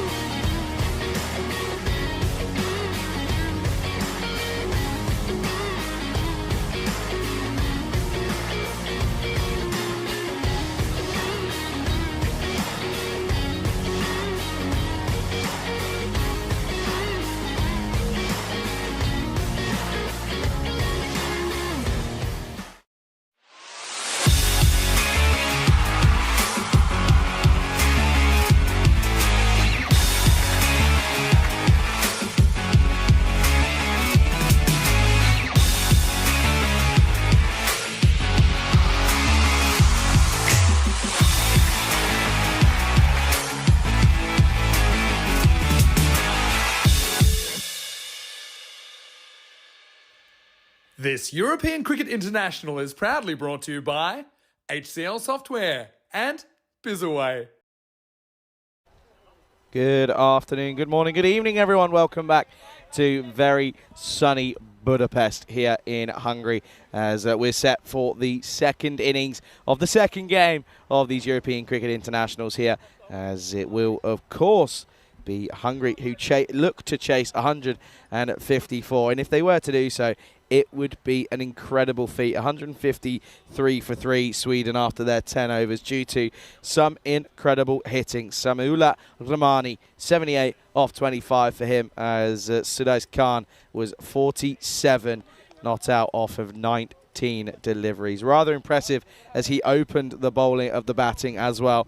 And yeah, you can see that realistically this is all going to be an interesting one for Hungary. It's a tough one as well, as you do know that they, of course, lost in this first game here against Portugal. So they've got it all to do here, as otherwise they could look to go 0-2 in this very early on in this tournament. And, well, early losses and consecutive losses are not what you need. Sweden, though, as well, they're going to be right on top here, aren't they, after getting to a mammoth total of 150. Could they be the ones that go ahead and prove and provide the most problems for the other two sides in Portugal and Hungary? Only time will tell, though. 154 needed off 60 deliveries is the equation. Ravindran, he's on strike first as Bullock starts, and this is pulled again into the onside then for Ravindran, and this will run away towards the boundary. What a start, as we know he's not too comfortable with anything back of a length as he tries to play onto the onside, but he got this one away nicely first up, swivels on it nicely, gives it the old MJ, and that's going to be a boundary to get us underway here. Good looking shot, 4 runs. Good morning to everyone in the chat. To Kroom says great recovery there. Right, all have a great day, and we'll catch you soon. See you in a bit, Kroom. And to Dave B, and to everyone in between, pleasure to have you alongside myself and Rico here on the European Cricket Network. And, well, what a first start that is, and a man who certainly enjoyed that is Rico Fool, who joins me back in the commentary box. Rico, this could be an interesting chase, as, oh dear, he's been completely bamboozled here. And, well, this is being given as this being given as runs here? I think he might have got a tickle on this. Yeah, it was a spicy chance. Sher Ali not able to get hands to it, but yeah, this is definitely bad onto this, and they've done their homework, because once again they're going upstairs to Vinoth Ravindran, and that's where he's got out a few times, isn't it? This short delivery, the bowler thinks it's a chance, he thinks that it should be taken, and Nasir Baluch is not going to be too happy that Sher Ali couldn't get to that. But yeah, it's going to be an interesting fight, isn't it? Because I think one thing that we need to see from the two openers here is a little bit more like we did when they were playing for United Shalad of Budapest. A good partnership, a good response. We know they're both capable. Shrith Peretti has looked a little bit lethargic today, it has to be said, maybe as a result of 2 weeks of a lot of cricket. And he, like I said before, both of these two played every single match that United Shalad played, so they didn't really have the opportunity to rotate. This could be a minimo. It will be a minimo. That helps. Not a good delivery, and the keeper, Sher Ali, not able to get to it. No, that's tough. I mean, that's really far down the leg side. Just doesn't quite start moving early enough. Doesn't read it quickly, as you can normally see that from the angle where it's going. But Nasir Baluch at the moment, he's not being able to find the right area here. Is the opening bowler here for Sweden. He was down to come in next for Sweden with the bat, but wasn't needed. And at the moment, though, he's trying to do a job with the ball, but it's not quite coming off here. That he's got to try and get it outside that off stump. He doesn't again. This time it's once more down the leg side, but good take for Sher Ali. Yeah, I mean, he's looking to get that leg stump Yorker in, isn't he? But he's just getting a bit of movement away, and needs to be trying to go across the right hander a little bit more. And to get that angle, get that left arm advantage into play, he's not quite doing it at the moment. No, it's not the rhythm, is it? He's again, the angle could possibly change in reality. I think that might help him, because he's getting that movement, isn't he? he's getting that nice bit of movement. He's also not struggling for pace, but he can't quite start it out wide enough to then have it come angling back in on the legs. If he gets it right, it's going to be a very difficult delivery to face, but he can't quite get it there. Yeah, you're absolutely right. If he gets it right, it reminds me a little bit like a player that we see a lot of in Spain, the likes of Atif Mahmoud. He's got that sort of action, so he's a left armer, he's getting that ball, but he's got to get it right. He's got to just go a little bit across, got to go a little across the right-hander. That's better. That's the delivery you're talking about. That's when he becomes dangerous. Yeah, that's when he becomes a tricky customer to deal with, in all fairness. But yeah, that's again a good shot though from Ravindran. So it will be one, and we'll get a look at Dara Peretti, who went for just under a runnable 11 in that first game. Again, he's not had a great day as he got pummeled with the ball in both games, and he's didn't get any runs in the last game as well. So chance for him to, well, I tell you what, if he goes like he did yesterday, they could get this total pretty easily. Here is it then up against Balic then, and this is driven nicely, but will just be a dot. Good delivery this time, and well, Balic is probably thinking, thank the Lord I'm facing up against the lefty. Yeah, he walks back to his mark. Spring in the step, have to say. Sweden, they look fresh, they look alert, they look up for this. That's Baluch once again, and gone. And it's a disappointment for Ashwith Peretti. It's just not been his day at all at the moment. He doesn't get this right, doesn't get it out the middle of the bat, and he finds the safe hands of Sahid. And it's going to be a wicket to Baluch, and it's going to be Ashwith Peretti who would go for a 2-ball duck. Not a good weekend for him at the moment, is it? Well, do you reckon he might have used up all of his luck yesterday? Because, well, this one was hit firmly, but you can see just curving away. A bit of a fade if you're a golfer. And, well, this one, of course, gets plucked out of the air. And it's going to be the end of the first over. 16 for 1. One of the openers back in the shed. 242 matches now since that last golden ball, Rico. You were there. It was chuck tie for MU Sofia. And we haven't had one yet. No, we haven't. And we've been close so many times as well. But it's just not happening. Maybe we can have one international style. Well, that would be nice. But with Dara Peretti gone, it's going to be very difficult, I think, for Hungary to try and stay in this. The new batter that's come out, and it will be Stan Ahuja, who himself didn't really get going in the last match, so he got a duck in the last. Be hoping to have a better knock here and get a good partnership going with Vinoth. Yeah, absolutely. And one man I'm looking forward to, by the way, is Aki Takawi, is he'll come in with a bit of spin. He provides a good spin option. I first saw him back in Krefeld last year at a T20 international series against Austria and Germany, and he was the pick of the bowlers for Sweden, so he'll be looking to try and do it once again here in the shortened T10 format, as this is going to be Zahid who comes on for the second over, and it's too short, and he gets pumped by someone who we don't normally associate with this pull shot, but he's playing it nicely here is Vinoth Ravindran. Yeah, he plays that beautifully, and I think the advantage of this shot is that the height of the ball is not so high. It's not tucking him up under the armpit where he gets normal trouble. This is more about just over waist. It's in a nice area. It's a nice shot. Nice, aggressive, positive shot. This time clipped off the legs, but Abuzar at square leg gets something behind it. And this is the reality. It's just sometimes you just got to get something behind. It doesn't matter how, but as long as you stop it, you're a pretty good man in your team if you do so. Just wants to make a change in the field here. That does Zahid. So moving players around, and yeah, it gets one to go across onto the leg side. So wants to tighten up that area sort of between mid wicket and square. Chance, and this one also will, I'm sure, be given runs. Yeah, it will. So this time it gets over Sher Ali. So it's another boundary. So you can both batters, Vinoth and now Stan Ahuja, gets off the mark with one that comes off the gloves, so 4 runs. Yeah, it still goes a long way, so that just tells you the pace that Zahid's bowling. It wasn't quite just out of the reach, wasn't it, of Sher Ali? As he's a good keeper, though, isn't he? I know he's good with the gloves. That was just outside of his reach, and a bit of luck for Stan Ahuja, who he struggled in the last game. Well, this one is up in the air, though, and just over mid-wicket. And, well, it's going to go a fair distance. Look at this go. He didn't time it. They're only going to get one, though. Yeah, Vinoth Ravindran is saying, hey, look how far it goes. We should be running 2 there. Stan Ahuja gets to the bowler's end and just wants to stay there, puts the stop sign up and says, no, stay, that'll do. And he's having a little chat with Tyrone Peters about the bat. And Tyrone says, okay, we'll have a look at it when you're going to the striker's end.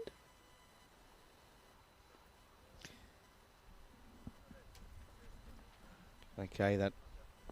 This time, he's just pushed into the offside. And again, good running, though. Good positive running. They've got to do that because if they don't get the boundaries, they've got to try and rotate the strike so that they don't get stuck. Ahuja, though, just, well, it wasn't really his call, but he was hesitating at one point.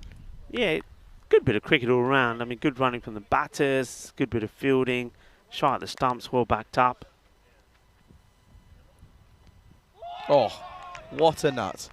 What an absolute ripper that is. And what a way to end your over. It's an incredible delivery. It's just outside off.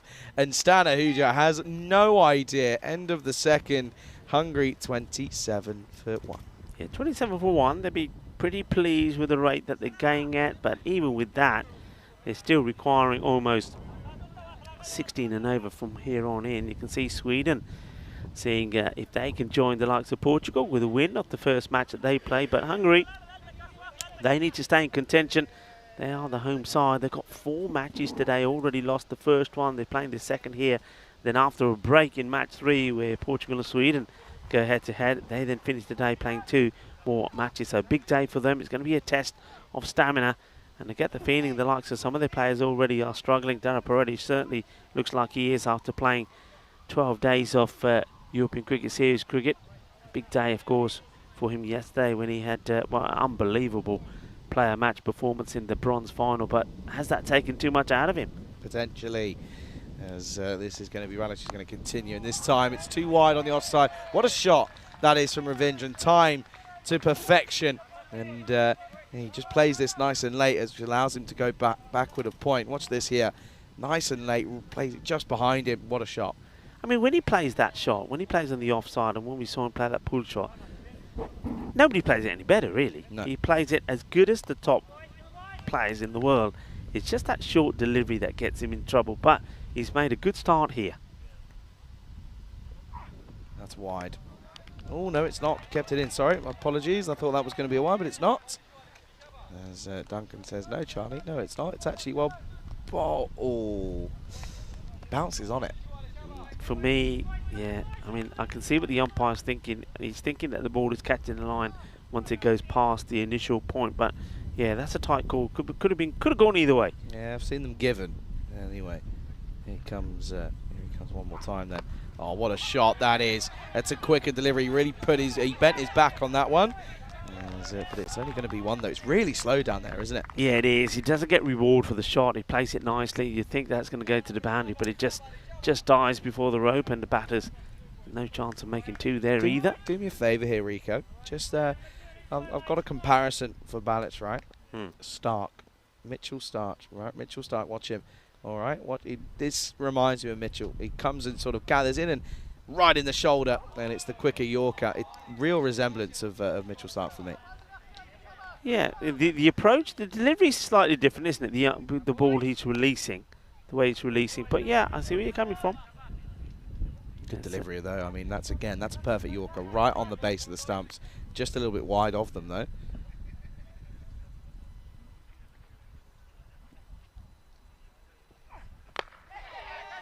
Gets it over the infield, but it won't go to the boundaries. There's not the cleanest of hits, and this time they will hustle and get the 2 because the fielder just took a bit of a time to get the ball under control and got the throw in. But they're running hard, and you said it, Charlie, when you're not hitting boundaries, the next best thing to do is to try and get and turn those singles into 2s. Yeah, big time. And it's all about running that first one hard, isn't it? You can see there, Tyza saying, no, buddy, there's no issue. What are you on about?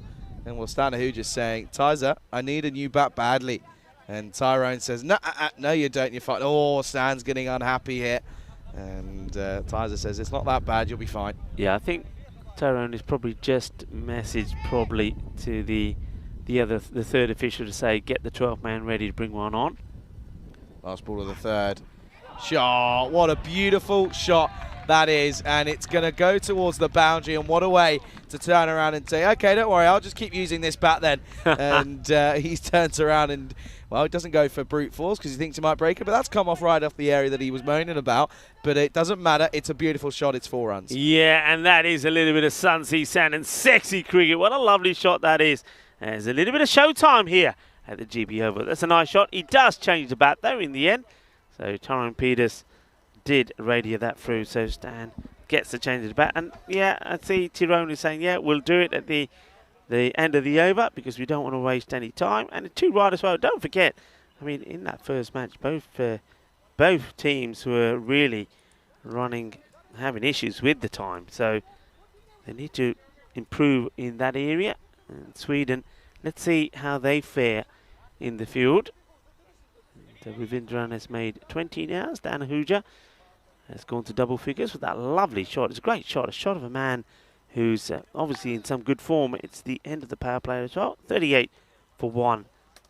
And that rate just hovering around about that sort of 15 to 16 mark. And depending on how the over goes, it goes up and down, but they won't want it to get any higher. This time pushed. And they won't take one as that's Prashant Jukla. Couldn't quite take that one cleanly, but doesn't bother them too much. At the moment, they're Hungary ahead of where Sweden were, but it's not. It now isn't the issue. It's those middle overs, or the back end of this innings. Realistically, is where Sweden went ballistic, didn't they? With that innings of 78 off not very many deliveries. Shot! What a shot that is! Flicked off the legs from Ravindran, and when he's playing these type of shots, that's when you know he's in, and that's when you know that he's looking to go big here for his side. Yeah, nobody better. As I said before, nobody better. Just has the time, has the technique and the placement. That's 4 runs, beautifully played. 4 more. And, well, now, of course, outside of the power play. So you can see that the captain is looking around at the field and seeing how he can plug some of these gaps. Wow, what a hit. And that is probably the best shot that we've seen in the day. He is so quick onto this. I mean, Zahid is not slow, but this is a pull shot to perfection. Absolute class. Top draw. I mean, he just uses the pace, doesn't he? That's why that's gone all the way into the shrubbery there in the forest. Well, Shub's over there, and, well, luckily for him, he doesn't have to do the ball retrieving. They have found it. And good, that's always a positive. But wow. Sheikh, well, there's a Sheikh Rashid in the chat. Whether it's, I don't, obviously clearly isn't because he's here. So no impersonating, please. But he turns around as 6 is needed. Trust me, they hit it. What a shot that was. Well, Zahid, what's the reply going to be?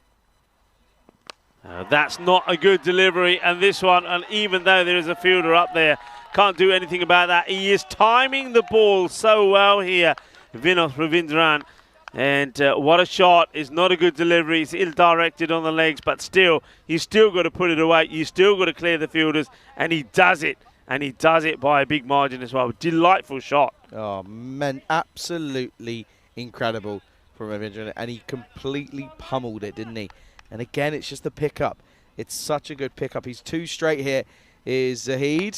This time it's more outside the off stump. That's well bowled. Could come back. Yeah, it's well bowled. It's also smart cricket from Vinod. He knows after hitting those boundaries, he doesn't need to go crazy. The 50 has come up. The rate, as I said before, it keeps going between that 15 and 16. But a couple of more overs, good overs like this, they bring it down to a more realistic level. And he hits this one away, but not going to get the boundary this time.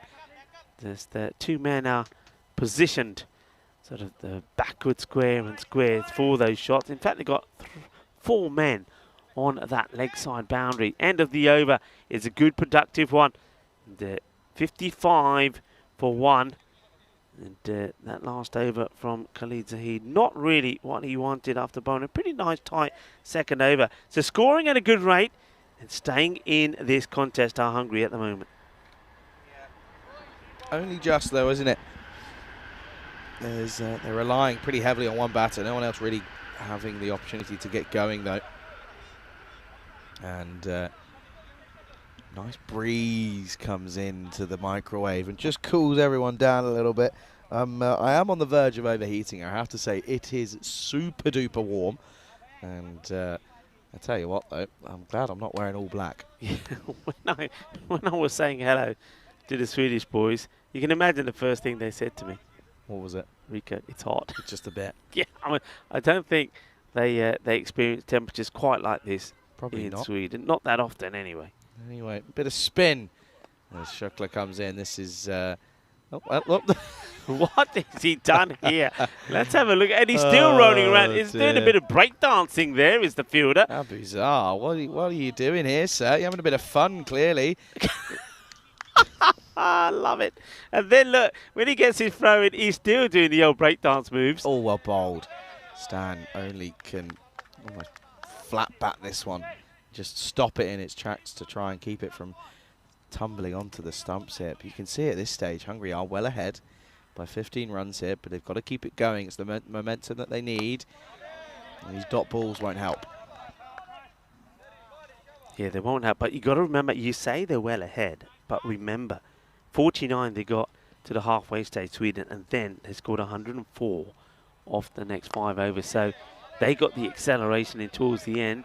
And so Hungary, they will, they'll feel that they've done a good job here so far. They got to the 15 side, the 4 overs, but they've got to keep going. And this over, just one over like this from Schukler, if it stays like this, can just undo all of the good work that's been done, because that rate will spiral up. In fact, it's already gone past that, Maximo's point of no return. Of course, that point of no return was just nothing yesterday, wasn't it? It meant nothing. Oh, Gundy ball, and that will be latched onto. Well, this is a real, long hop, donkey drop, call it what you want. It was a Gundy ball, and it gets absolutely plastered away. Absolutely awful. You can see there, just the release wasn't right. And at this stage, though, and on this at this level, you can't be having those issues at the moment. But yeah, I mean, time-wise, you look at it now, you're probably thinking they're going to be okay. 20 minutes down, pretty much at the halfway stage. Last ball. Oh, full toss, slapped, gone. That's 6. Don't worry about it. And they may just want to check the side on angle here, just to be sure here, as this one could be a 7-up. Yeah, I get the feeling it will be. I think that's too high. And let's see what the umpires think about it. I think it's too high. Oh, well, I'm surprised, Charlie. I'm surprised. I thought that was going to be called.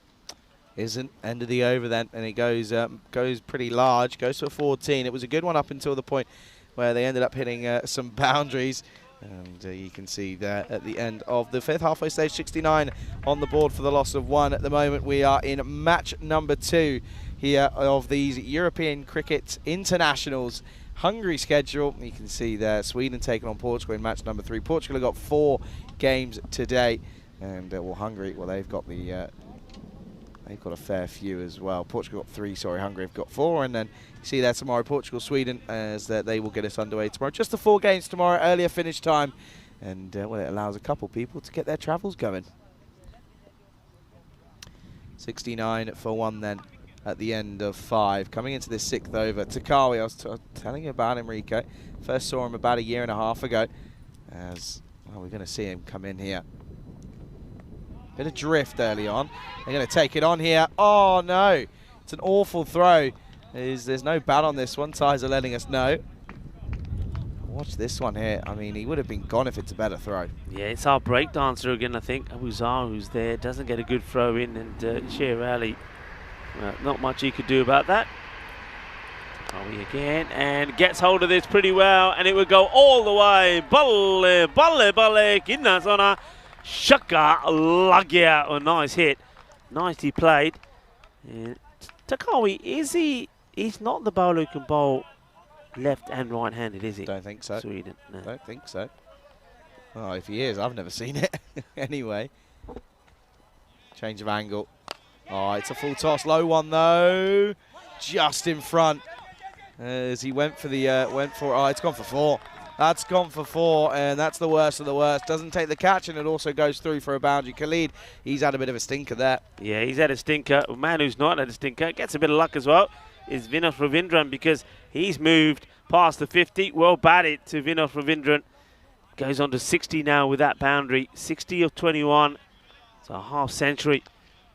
from Vinod, the captain of United Chalad Budapest. And, well, okay, this could be curtains, though. He gives a chance to Sher Ali, and he will depart. Gets to 60, wants to remain super aggressive, but that's going to be the end of him. So now somebody new has to come out there and continue the assault. It's a bad time to lose a wicket just when they were getting the momentum going, and gets it wrong. It's not the first time that Ravindran has been out to that type of dismissal. No, it certainly isn't. And yeah, Takawi will break this little partnership up then, and it will be 80 for 2 here in the 6th over. Zakawi takes us first.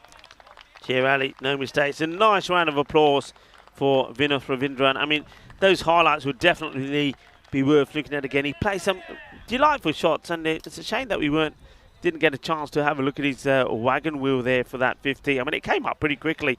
But get a chance, if you get a chance, have a look at it, because he did play shots all around the ground. It really was a tremendous knock. Yeah, it certainly was. And at the moment, though, the thing is, though, is when someone did that for Sweden, as of course it was Romani, he kicked on, didn't he?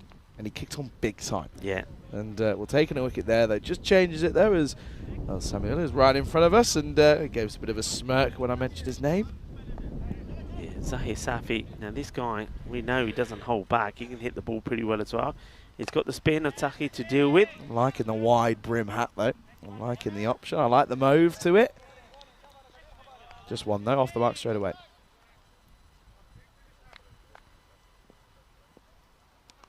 Taki gets the breakthrough, wants another. Now, well, Stan Ahuja has to be the aggressor. And, well, he looks like he could go in the very same fashion. And yeah, he will. That is a really good catch from Sher Ali, because once this is hit, Sher Ali, he doesn't panic, he doesn't rush. If you watch this again, he takes his time to find the ball first, because he's got the lid on. Look, he takes his time, finds it, and once he gets eyes on it, he says, all right, boys, it is mine now, leave it, incoming, takes the catch, and well, he takes it quite comfortably in the end. So 2 wickets in the over from Zaka Takawi. And just like that, you feel that Hungary, with Stan now also departing, 2 new batters out there.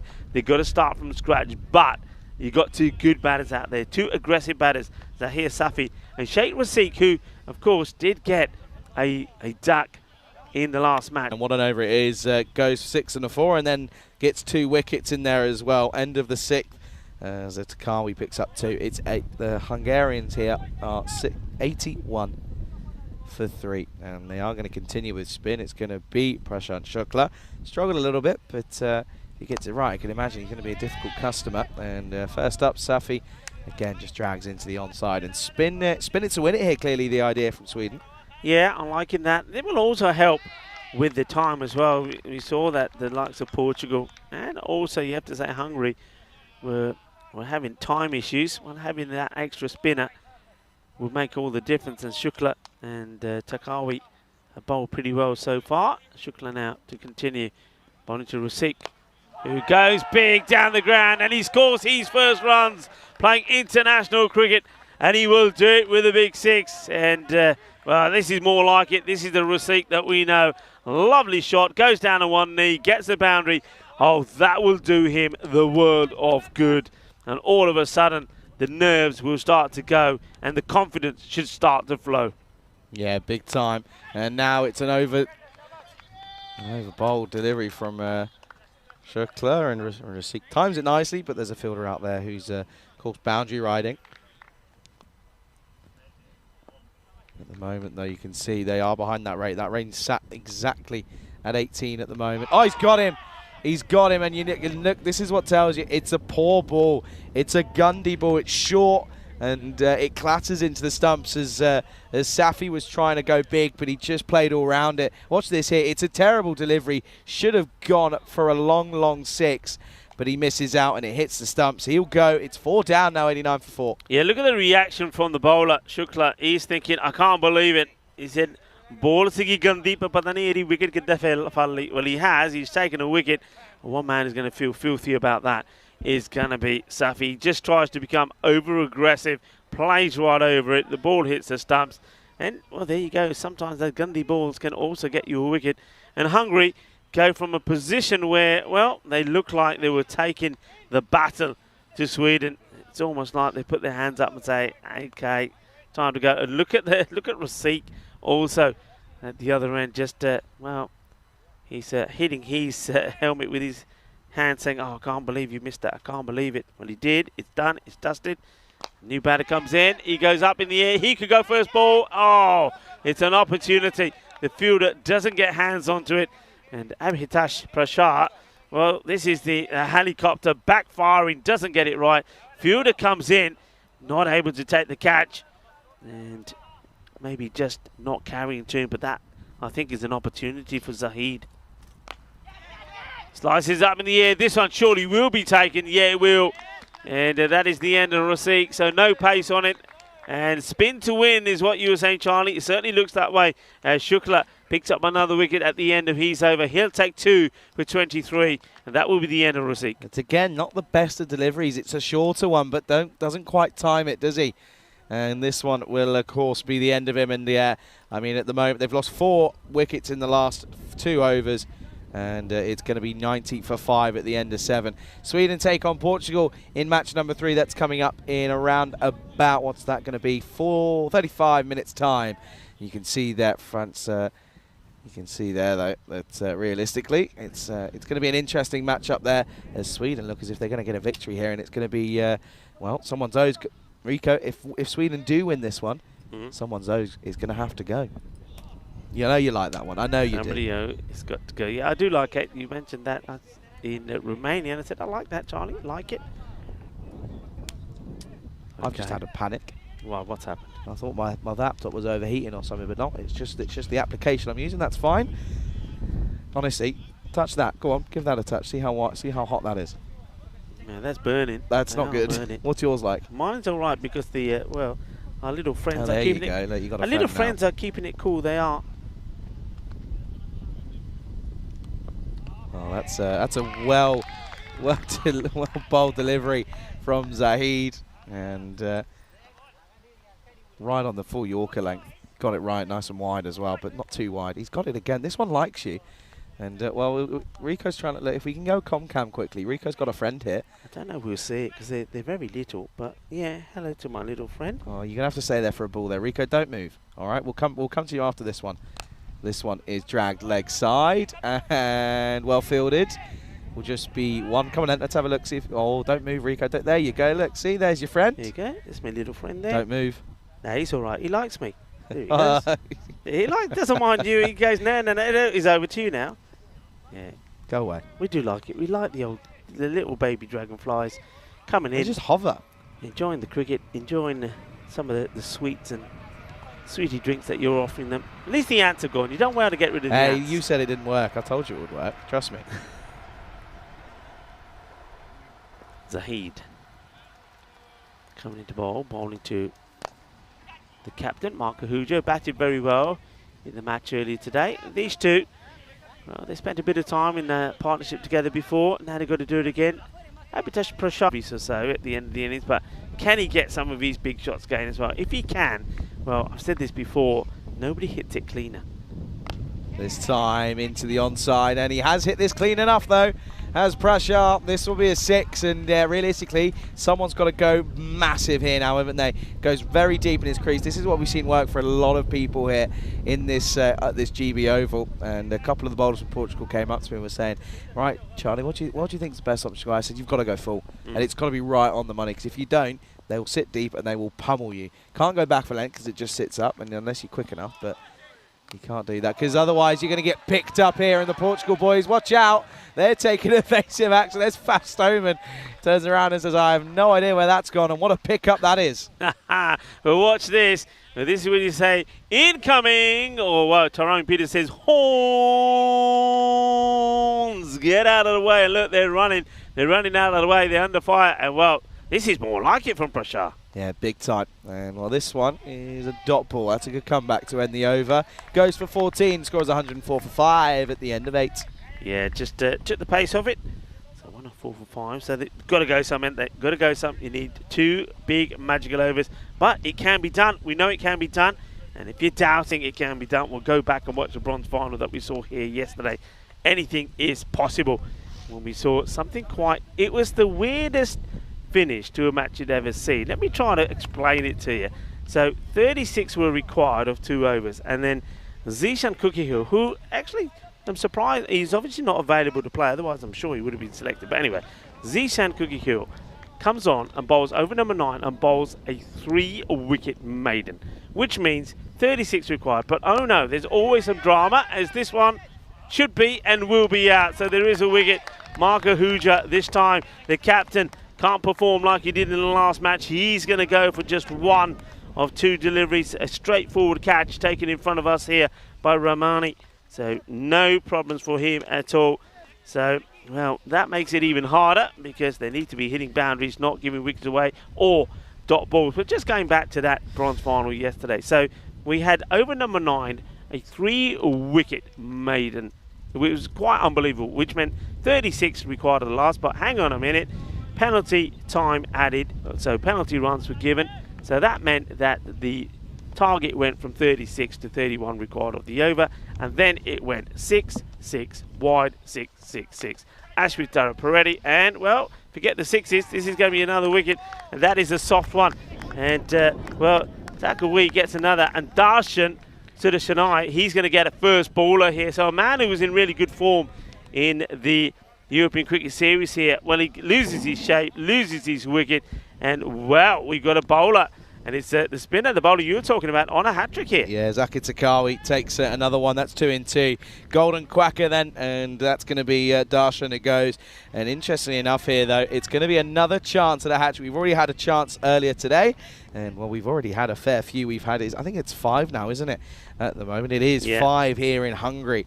So looking to add a 6th here, it would, of course, be Takawi. And I know Takawi, listen, if he gets a hat-trick, watch out for his celebrations. He loves a celebration. At the moment, though, it's going to be Ul Hassan who comes in. He's facing a hat-trick delivery, 104 for 7 here. Takawi, 4 for 11, looking for a 5-fer as well. It's a hat-trick ball. Up in the air, and he won't get there. Look what time. Well, he has to go and get there himself. I can't believe that you're bowling a hat-trick ball and there's nobody here. I mean, look, that would have been well, the easiest. Watch this, though. Look, the umpire, look at Duncan. Duncan turns around and he was having a joke, I think. I think Duncan was saying, what are you doing out there? It was a hat-trick ball. Why wasn't anybody in for it? It's a good point, though. Still looking for his 5-fer, though. Could be done here to Carl. He's got 3 deliveries left. Up in the air, it won't be a chance. This will sail over long on's head, and the scorers are under fire yet again. Yeah, well, yeah. I mean, if you think they're running for nothing, have a look at the top of that marquee. We'll maybe stay on it a bit here. Balls have hit it and come through. There is no safety being under the scorer's tent. If you look at that tent, there's a few holes in that. When the ball's coming, they said already, when it goes and we can't see it, we're running out of there. Oh, that's going to be a no ball. And this will be a minimo as, Takawi, after taking 2 in 2, he's struggling a little bit here. And now the next ball will be a free hit. Watch this here. Yeah, this is not a good hit. Big no-y. Hit pretty hard. It will go to the boundary. So there's the signal. Bright and early as well. So nicely played away. I've got a threat. Oh, no. And he's going for the big one, and it will go all the way. So, you know what? It's not over yet. Can I just say, it's not over yet. We saw something incredible yesterday, and I was talking you through it, only for Takawi to keep interrupting by taking wickets. This match is not done yet. Yeah, big time. You never know, folks. You just never know. 32 needed off 7, then a 6 here would be big. And he's got all of it, and that is huge. And, well, that's gone all the way yet again. And it is going to come down to the last hit. We've seen some crazy finishes here, folks. Could we be about to see it here? Takawi at one point was looking for a hat-trick, was on for a 5-fer, but he ends up going for a magical over. He goes for 24. The score at the end of 9 is 128 for 7. And at the moment, it's 26 needed off the last. It's just another ECN over, isn't it? International style this time. It's 24 it goes for. He also picks up 2 wickets. It's just crazy stuff. That over went wicket, 1, 6, no ball 5, 6, 6. That's it. Pretty good. And, right, here we go, 26. The thing is, though, Hassan is on strike. He's got to get off strike. Yeah, but big time. we know the guy can hit the ball pretty well. We saw that in the European Cricket Series here, but at the moment, He's just got to try and get Prashar on strike and say, there you go, mate. Do what you do. Hit the ball big. Remember I said Prashar, what we saw from him in the first match was not what he normally does. Well, this is what he normally does. Well done to Hassan. He gets the single. So we go to 25 needed of 5 balls. Yeah, we do. And at the moment, it's going to be all about Prashar. Listen, if he does this himself, he'll not only will he take his side to an incredible victory, he'll bring up a half-century if he was to do so. Everyone's back then here for 25 needed off 5. That's a dot, well bowled. And that's going to now make things very, very difficult here. And, well, in reality, even if they go 6-6-6, it's not going to be enough. Yeah, I mean, it was there, wasn't it? But he goes for power rather than time. And it's a good delivery also from Zahid, because he will know from the shots that Prashar's played, all of them are down the ground, so he won't be pitching up. Yeah, absolutely. Well, he does pitch it up, and this time he can just carve it out onto the onside, off the offside even, and it will just be 1, and that will mean that Sweden are going to probably most likely be your winners here. Yeah, I mean, you can't see them throwing this away here now. It's a good man to hold back. But remember what I was telling you about in that last match, or in this match actually, early on, when I was talking about Abhitash Prashar bowling him out early. Once again, see what the other teams do here. Zahid, he's been held back. He's bowling here, bowling beautifully. That's gone for 4. But when Sweden really got motoring there towards the end, and like I said, they scored 104 in the last 5, wouldn't it have been great if the captain could have said to someone like Prashar, hey, you got an over left, you bowl this one. Get the breakthrough for me, stop this partnership, and we can stop them getting to a big score. That's why I think you need to, if you can. Well, this will be hit into the onside, and it will be gone. Good catch by Nasir Baluch out there, and that will be the end of Ul Hassan. He got a nice shot away, but this one was just to pick out the fielder, and well, that will be all she wrote, won't it? Yeah, that's the end of that. It's another wicket, and Zabi Zahid will say thank you very much to the fielder, Baluch, who takes a nice catch, and Baluch himself, I think it's somebody that I'm looking forward to seeing him bowl a bit more, because I think if he gets it right, I mean, he was a little bit leg-side-ish, but if he gets it right, I think he's going to take a lot of wickets, because I like the length that he was bowling. So watch out for him. Big time here. As see another good replay of the catch here. It was a good one in all fairness. And he still had to take it, as it's going to be our man. Sanjay Kumar is coming out then at number 10. He's got 1 ball left. Can he try and get something away and make himself look semi-decent after a pretty abysmal last couple of showings here? He will pick out the man. Yes, he will. And they will finish with 2 wickets in 2. And Zahid will finish with good figures of 2 for 20. As Sanjay Kumar, his last 24 hours or so here on the network has not been a good one. No, and this was new to me. This is something that myself and Corey were told here in Hungary. That's called a laughing duck. Apparently, if you're out the last ball of an innings, it's called a laughing duck. From where? Hey, so it's a laughing duck. Who says that? It should be a laughing duck. It actually should be a golden duck. So it was his first ball. Yeah, laughing. Well, you're good at looking things up. I'm going to allow you to look it up in the break. But anyway, there's a number of other ducks that we can have. But that one will be a laughing duck. The one we want to see is the Peacock Friday duck, by the way. But anyway, this is what's coming up next. Sweden taking on Portugal. It's going to be a great match, because both two teams have shown us some very good form at the moment. That one is, I've got to say, Hungary. Good effort from them. They tried to get the acceleration in themselves the same way that Sweden did, but they fall 19 runs short. So Sweden, they pick up a win like Portugal do there as well. So 2 teams that have had a win apiece come together, but Hungary, well, they know they're going to have a big finish in the day. Yeah, big time. Someone's O will have to go. Let's take a look at the highlights then here, and it was a good start. They got Dara Peretti early, and, well, his weekend hasn't got off to a flyer. It was a great catch from the man at mid-off to take it, and this one realistically was, well, you see there, Stan Ahuja was trying to say, my bat's broken, Tizer, come on, let me have a go here. And then, well, he turned around and just said, no, it's okay, I'll just scoop it nicely. And yeah, good looking shot, that one. You know what that was about? He's showing in that part of the bat to Tyrone. Tyrone has a look at it, says, now's that bat. So he says, you know what, I'm going to use it again, and then he will have to replace it. And he does. He got replaced. Thing is, he should have stuck with that bat, because that went better for him, to be fair. Yeah, big time. And you see this one here is a good catch. I tell you what, boys, these Portugal players are a bunch of jokers, I'm telling you. As we look at the rest of these highlights here, Sher Ali had a good time behind the stumps, didn't he? and he took some good catches. Listen, trying to take catches like that when you're stood up with a helmet on is never easy, but he made it look comfortable as Prashant Shukla. Well, I tell you what, that's probably one of the worst balls that I'll ever see take a wicket. It wasn't a good one, but he ended up taking one, and look at this here. The shame on you, sir. Shame on Zafi for getting out to it, though. And look at this, Rico finally found a friend. Yeah, I finally found a friend. They've been coming in here all week, especially this week. I mean, they've got used to us, haven't they? And they're easy catch, nicely taken by Samuel Romani. Hasn't he had a good match as well? And I'm going to have a quick look. I would imagine that probably he picks up the player of the match performance as well. I'll give you an update on that. Yeah, he was. Samuel Romani gets the player of the match award. You really would hope so after demolishing 78 off 25 deliveries. And you can see here, right at the end, 2 wickets falling, 2 good catches.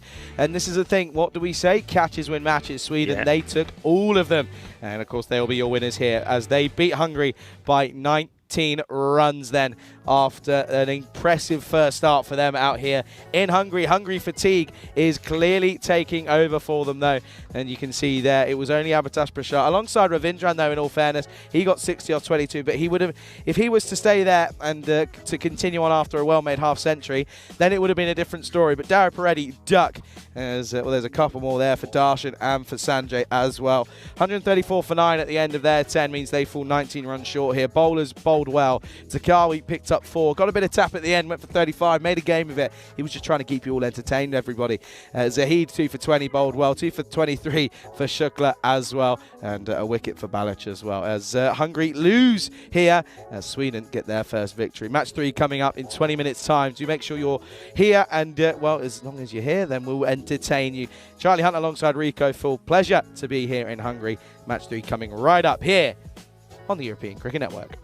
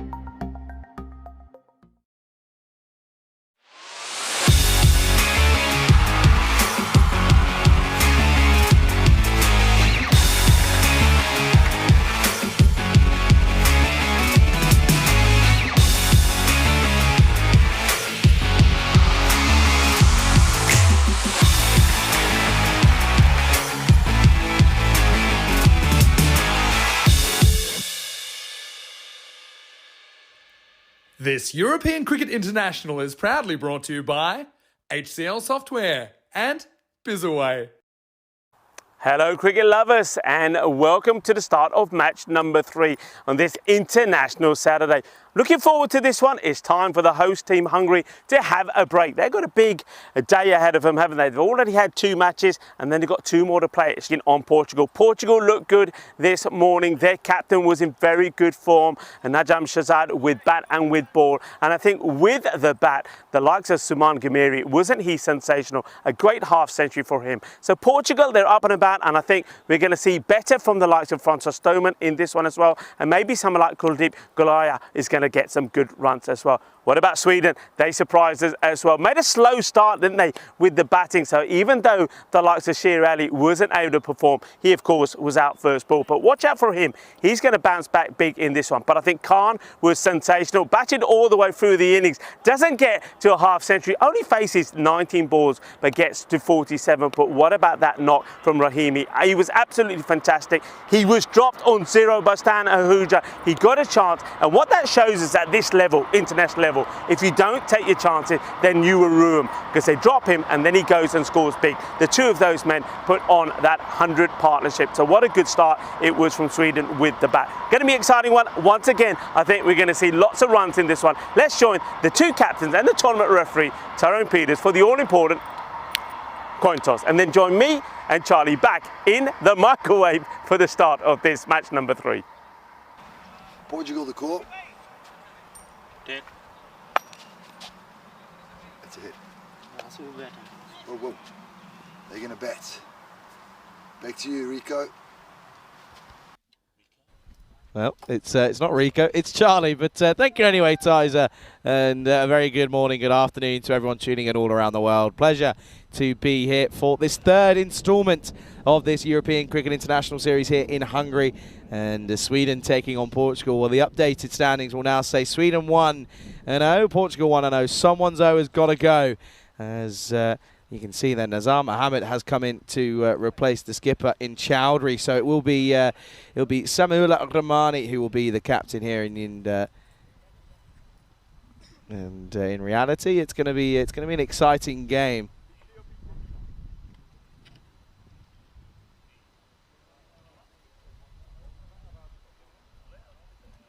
Anyway, as you can see there, Janai Khan is going to be opening up the bowling.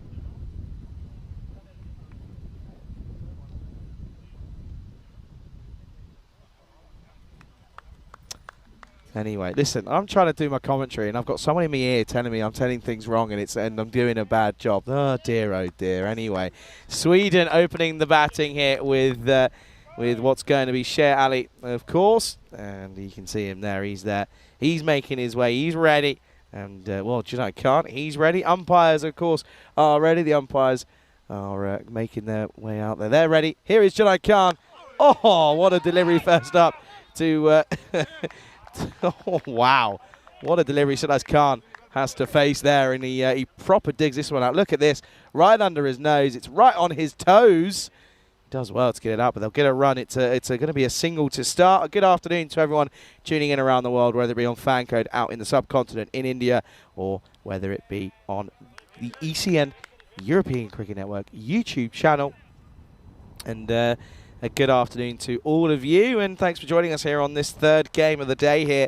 Of course, it's the 3rd of 9 matches on the network, 3rd of 5 out here in Hungary. Oh dear. Siraj Nippo has run forward, run back with it. Nippo, come on, buddy. Where's the ball? There it is. He's found it. Watch this here. Watch this, Warwick. He turns around and misses the ball. Then goes for it. Then misses it this time around. Then kicks it. Then realises he's run past it. Oh, Siraj Nippo, morning, sir. Welcome back to the game. As again, Janai Khan's going to try and get these in-swinging Yorkers. This one, it sort of just comes away a little bit as Ali is trying to pump this over the covers, but doesn't quite come off.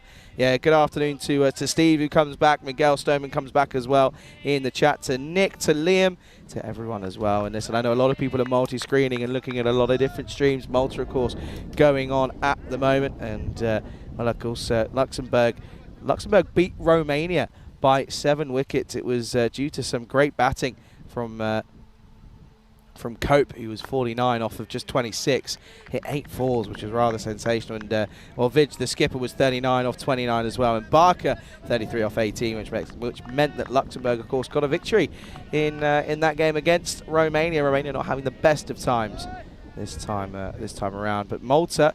Now they're playing Switzerland in the ninth match out there in the Valletta Cup. Malta are 71 for 2, as it was Switzerland who put them in And well, this one is clearly going to have taken the pad, because otherwise it would have been a wide down the leg side. Let's look at this one here. Yeah, you can see just flicks the pad. It was a good take though from Galia, but yeah, that'll be just a dot ball.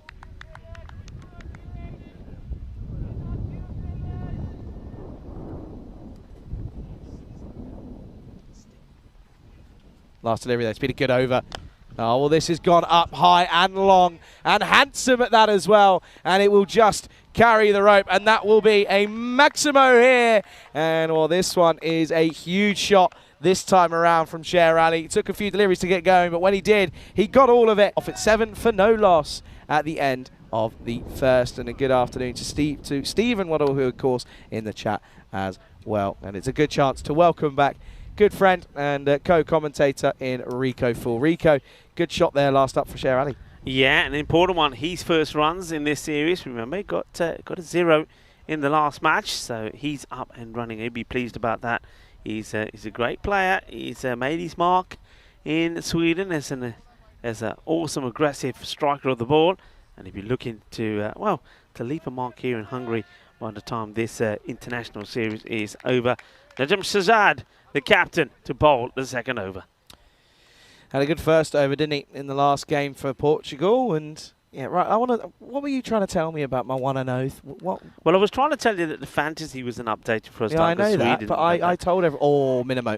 Oh, Minimo. Yeah, Minimo. That's not a good start from the captain, so he doesn't do his team any favours. Yeah, well, that saying of yours about the O's, and I thought you were saying that but one of the teams is also on an O and had to go. I didn't realise you were talking about the O referring to O as in haven't lost a match so far. That's what I was trying to say. You with me now? Was. You know that's I told you this one, and you even turned around and messed it up here. So interesting. I didn't mess it up. You did. You couldn't cope with me. You couldn't cope with me talking behind your headset. You absolutely cooked it. It's fine though, as this one is back, and that will be a dot. Dot ball. And Shazad gets it where he needs to be. Would have been disappointed, the captain. He gets that wrong.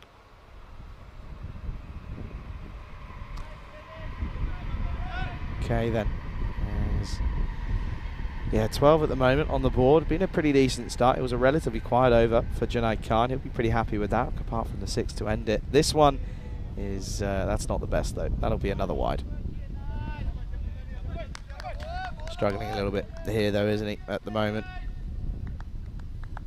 Essex at the moment are had a bit of a stinker to start with, but they managed to restrict them a bit as Hampshire are 161 for 6. So there's some plenty of cricket going all over the world, and yeah, we know at the moment that it's a good time of year for cricket. This one is just round the corner by Sudesh Khan, who will be looking to recreate his form like he did in the last game for Sweden. Of course, he's yet to be out. Hasn't got out. Didn't get out in the last game. Hasn't got out yet.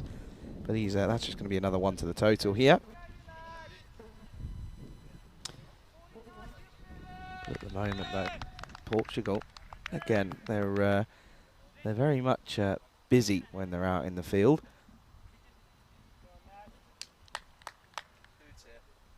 There's a bit of a pause. I'm not too sure as to what it is, but Najam Shazad comes back then. And this is wide, but straight to point. And Suman Gimini, he's having an absolute cracker of a day. And Sher Ali can't believe what he's just done. He's just lofted this straight to the man at backward point, and it's a easy, simple catch. Thank you very much. Off you go. 14 for 1. First wicket down here for Sweden. Yeah, I don't know about easy, simple, Charlie. I mean, he's hit this pretty well, but yeah, Suman Gimiri, I mean, he makes it look easy. It's almost like it sticks in his right hand and he says, oh, I've caught this, and then he drops it into his hands. But yeah, that's disappointment. Sher Ali will have to depart again. He can't believe his luck. He thought he was in there for sure. But once again, this is the difference though, isn't it, Charlie? This is what we often talk about. I mean, quite often or not, we'll see a shot like that go for a boundary, go for 4 when we're seeing the domestic cricket being played. But at the international level, just remember, you've got the best, in the squad of 16, you've got the best 16 from Portugal out there. So you've got guys that are going to take blinder of catches, and that's exactly what happens there. So batters are not going to get too many chances, and that's why we often say if you give a batter a chance, they're going to go and punish it. That's the way it goes, and we saw that in the last match, didn't we? When we saw Hungary playing and Stan Ahuja put a catch down, and then the man goes all the way and scores 66 runs and gets player of the match performance. Got to take the chances when they're there. Good catches will be taken. That was a good catch. Yeah, it was, as this is Abu Zar, who comes in at number 3, and shorter delivery from Shazad. It will just be a dot ball, but yeah, early on here, it's that one's, he tries to get it away, but just couldn't quite do so. Yeah, a lot of people in the chat joining in. Hello, folks. Hope you're having a wonderful weekend. We're having an international weekend. Steve McVeigh having conversations with Nick Devonshire. Hello, Nick and Steve. Hope you are well. Shot over the top. No. Oh, Faf Stoneman's put it down, and he's palmed it on. And Stoneman, he's not having a great day at the moment. No, now the throws over the top of the keeper. Stoneman, he struggled with the ball, and now he's put a catch down. Yeah, and well, that's sort of links back to what we were talking about. If you do give a chance, then, well, at this level, the batters can go on and punish you. With Zar, gets dropped on 0. He's now on 2, courtesy of that drop catch. Let's see where he can go on from here. Okay, then. So, last ball of this second over. It's been a bit of a long one. It's had a couple of wides in there, and this is pumped, and that'll be 1 bounce for. Great way to end the over. So that catch that goes down ends up being pretty costly already, because he's pumped 20 up. It's 20 for 1. Yeah, a really nice positive shot. And, well, they'll look back at that opportunity not being taken. And, well, Najam Shazad, the captain, would have hoped that it would have been 2 for 9, as opposed to, it's going to be 1 for 13 that he'll go for. Looks like Junaid Khan will finish his spell. He's another one that they don't normally tend to hold back. They've got a plan in mind. And Junaid normally bowls himself out. Junaid, great all-round cricketer. If he gets the opportunity, if need be, he can go out there and crunch the ball pretty well as well. Well, that's a nice-looking shot. Plays it with a lot of time. There's a fielder out there, does the old sweep. That's a long way to come. Goes all the way from long on, goes across, makes a stop. And the batters, they just take the 1 there. Just the 1 taken. Zar will go back on strike. Not great running, which was interesting considering on the drop they came back for the second, which was arguably probably a harder run, but no, it's interesting running at the moment. But at the same time, you've got to think that this could be interesting between all of these here. That's a left-hander. There is 1 man back. We're still in the power play, of course. Oh, he loses track of this. Should be gone, and he will be gone. Well, Junaid gets 1 through to Zar. Well, it's a sigh of relief, first of all, from Francois Stoneman, because, well, Abu Zar won't go on and punish them after being dropped on 0. He'll go for 6, but he just totally loses this. This is a strange one. Just watch this. He just loses sight of it. Look, turns his head away. I don't know what he's seeing here. So he gets done by Junaid. Junaid gets the wicket, and the wicketkeeper makes no mistakes at all. Kulip Kulaya gets another. Yeah, and I think it just got big on him, really, Rico. And yeah, he's going to have to go. And yeah, the 2 batters that have come and gone have had a bit of a tricky time of it already this time around. So it will be 21 for 2 as yeah, he just loses sight of it. It gets big on him, and he just takes his eye off the ball, doesn't he? And it just pops up, and it's a pretty simple catch for the keeper to come around and get.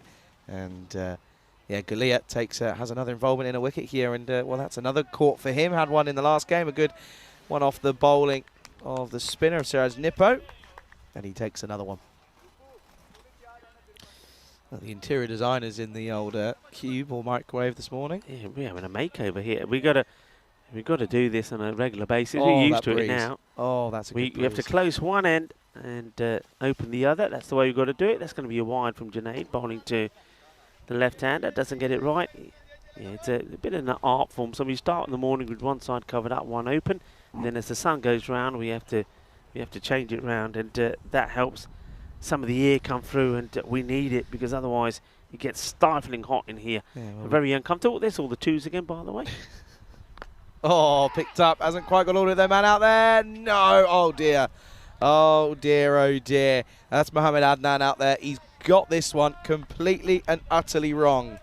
And, well, it could have been a big wicket inside Ahmed, who has come to the crease, but it won't be. And it will be a boundary. So another bit of salt being rubbed into the wound here.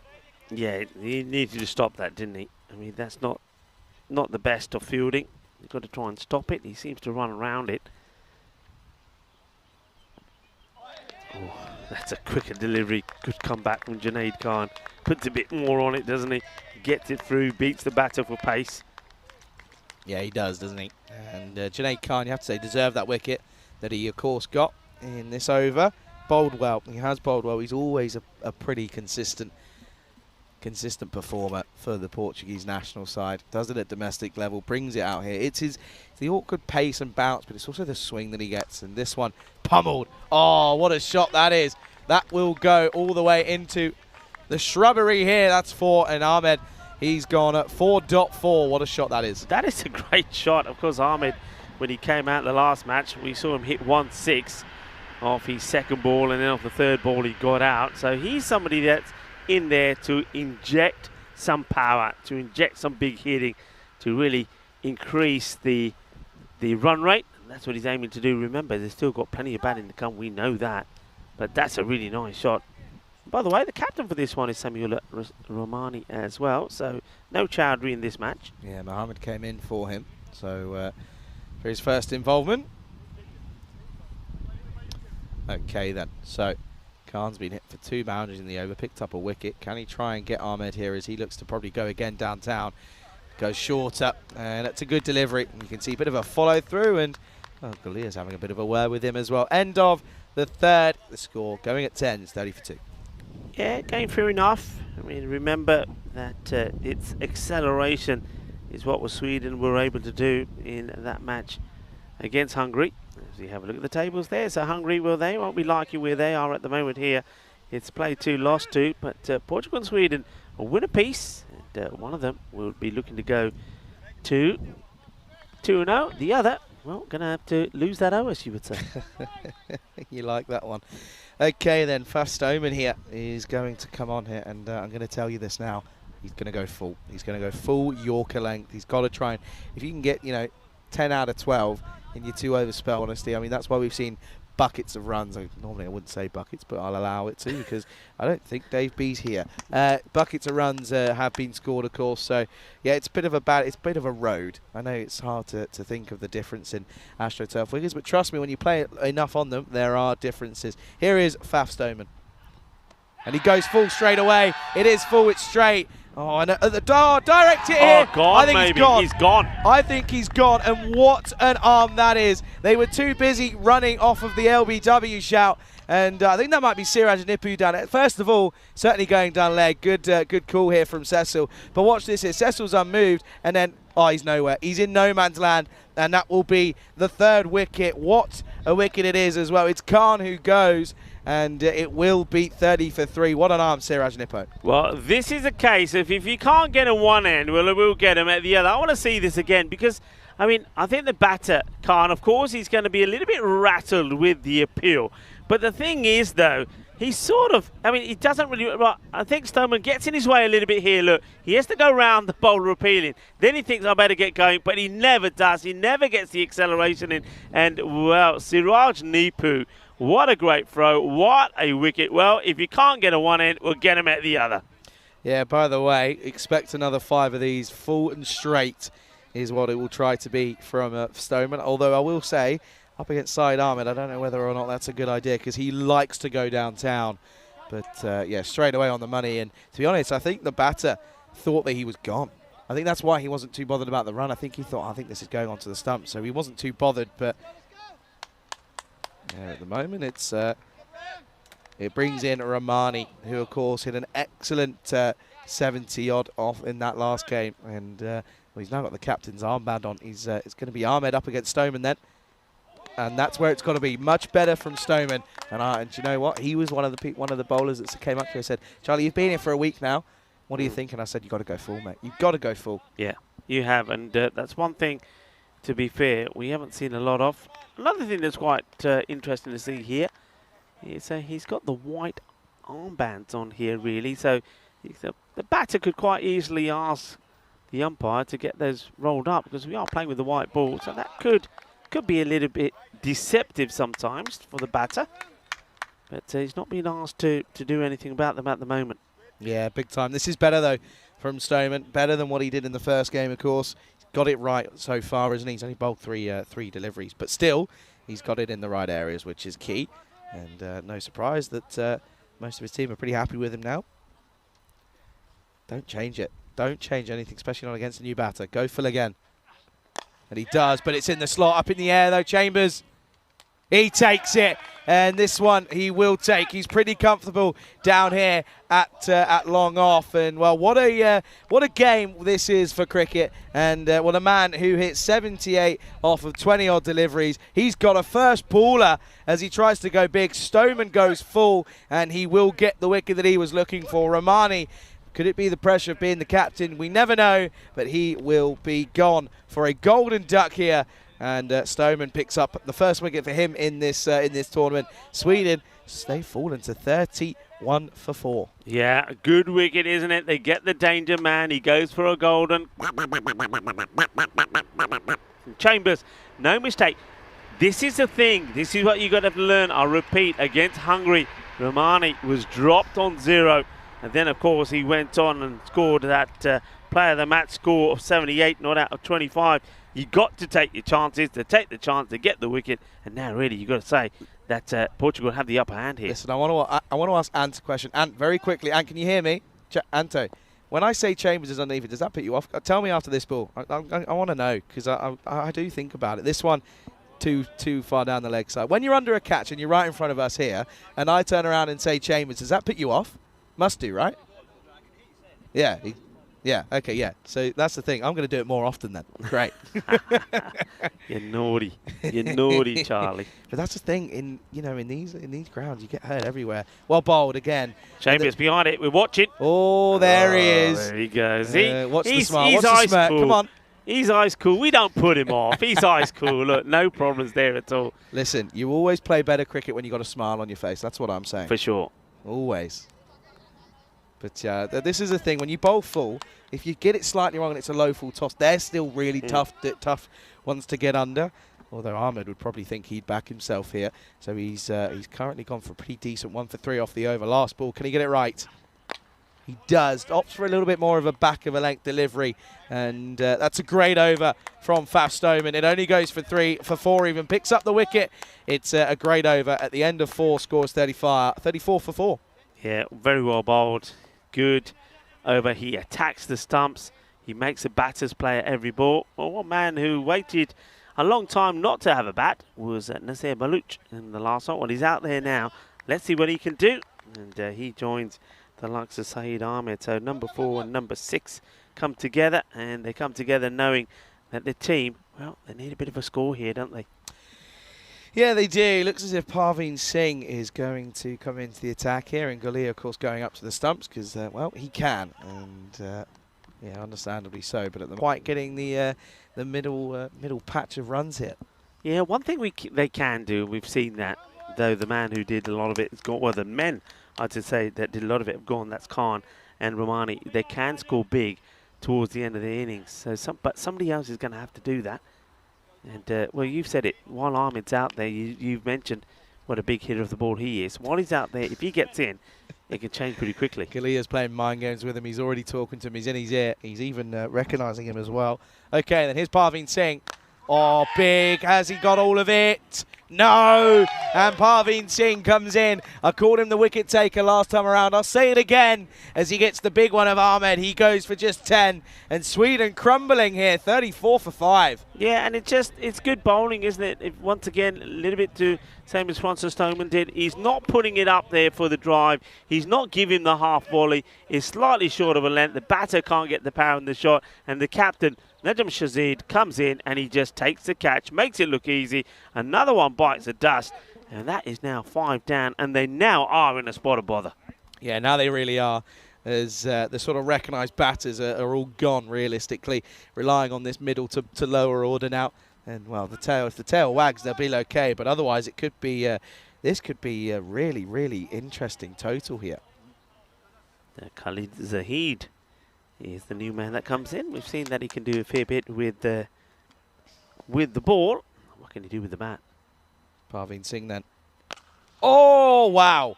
Oh, my word. That's huge. What a pickup and what a first delivery that is for Zahid. Well, we wanted to see what he could do with the bat. He says, hey, Rico and Charlie, this is what I can do. What a shot that is. Yasses. That is huge. That is humongous. Good luck finding that to the ball, boys and girls, around the ground. Well, Parveen Singh won't want to look at that one because that's gone badly for him there. Yeah, well, cool. A few more words with the batter, trying to put him off. And this time offside, and it's going to be another boundary here, and we're just going to have to check this one. Fielder saying 6. I think this has gone all the way, and Zahid looked as if he might have gone back-to-back here. Fielder signals 6. I mean, it's full, isn't it? He goes for the Yorker, gets it wrong, hits it on the up, and let's have a look. Gone. Sixer. That's a sixer. That's a big one. That's 6 carreras más then. And Sweden, well, this is a tiny bit of a fight back here, but it's they need the consistency. They've got to keep it going here. Yeah, that's 6. Thank you very much. And Zahid's 12 off 2. Oh, make it 18 off 3 because he's picked this one up nicely. And Singh does not know where to bowl to Khalid Zahid, who's come in at number 7, and he's gone boom, boom, boom, baby. And he's gone 3 Maximos. European Cricket Network, this is what we bring you, international level this time. And, only on the European Cricket Network do you see things like this. First ball wicket, and then new batter comes in, number 7, 6, 6, 6, and slower delivery. And well disguised. Guides is in the gap on the offside, in between the man at point and cover, gets a single. And what an over this has been. And this is a typical, we like to say, a typical over on the European Cricket Network. Yep, certainly is. And getting to a pretty decent one off this one. Got the wicket first up. And Bullock now. Is this going to be legal? It is. And it will be a dot to end then. And 53 for 5 on the board at the halfway stage. Welcome to the microwave here in Hungary, Budapest. Rico alongside me, Charlie Hunt. And yeah, what a great little tester this is for both sides here. Yeah, it is. Both teams have won their matches early on, so one of them will go to the top of those standings and be unbeaten. The other one, well, the heat is going to be on. And of course, the heat is definitely on Hungary at the moment. The home side, 2 matches, 2 defeats. They have to come back strong this afternoon. Do you see any changes on their side? I think there's got to be. I think realistically, you know, the batting's not been great. I mean, our man who scored some runs in Ashford, get him up to the top. You know, he's hitting runs for fun. As spin is into the attack, and well, that's straight to cover, and a direct hit would have been gone. But well, now they're going to think of buzzers, and they won't. Yeah. Good decision not to. Yeah, a few people around the ground have just been listening to some spectators. They would like to see maybe someone like Rasik going further up the order, perhaps. Maybe that could make a difference. Darshan, somebody who's batted well up the order, came in pretty late. I think he came in about number 6 or number 7. I mean, there's changes that they could make. Whether they make them or not, we're going to have to wait and see. And also, I think the other change they have to make is try to give players a bit of a bit of a break, because I certainly saw a lot of tired bodies in that one. Maybe someone like Dharapurdy, I know they're having a rest here now. Maybe you rest him for one match and use him in the last one. They're going to have to do something. That's a nice looking shot, hit powerfully, but good bit of fielding there on the boundary. That's nicely done. He's just a class player, isn't he, Suman Gamiri? Wherever he is, he gives you something. Yeah, that's why I call him the Portugal's version of the Duracell Bunny, Rico.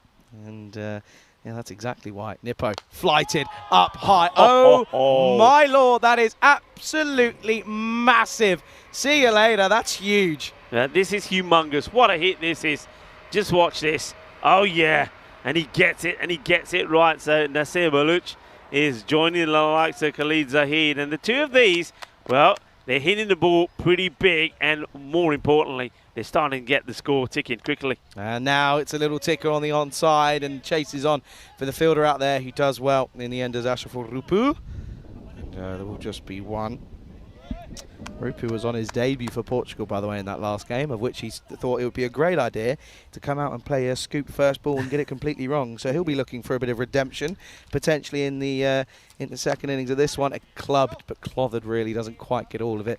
Shazad will do the work. This fly, do mate, I'm going to get it. Nope, no, I'm not. It's moved.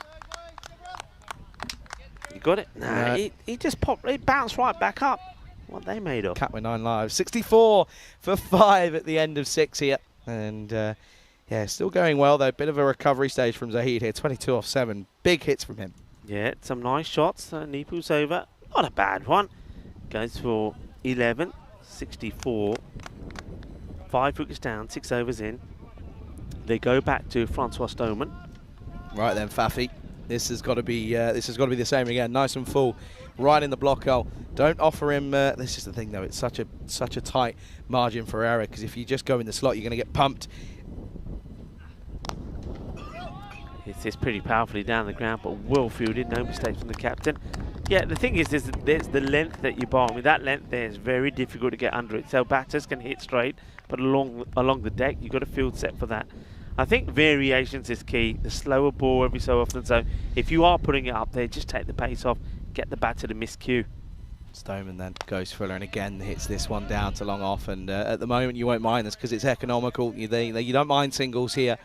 It's the big boundaries that you're not looking for. Nick says the size of the cube's off. Yeah, it is. It's gone because it's warm. Yeah, that's the side we were talking about this, Nick, before. That's the side that comes off this time off the day, because the sun's at the other side, so we block the other side and let the wind come in this side. And I tell you what, that is a gorgeous stroke, timed to perfection.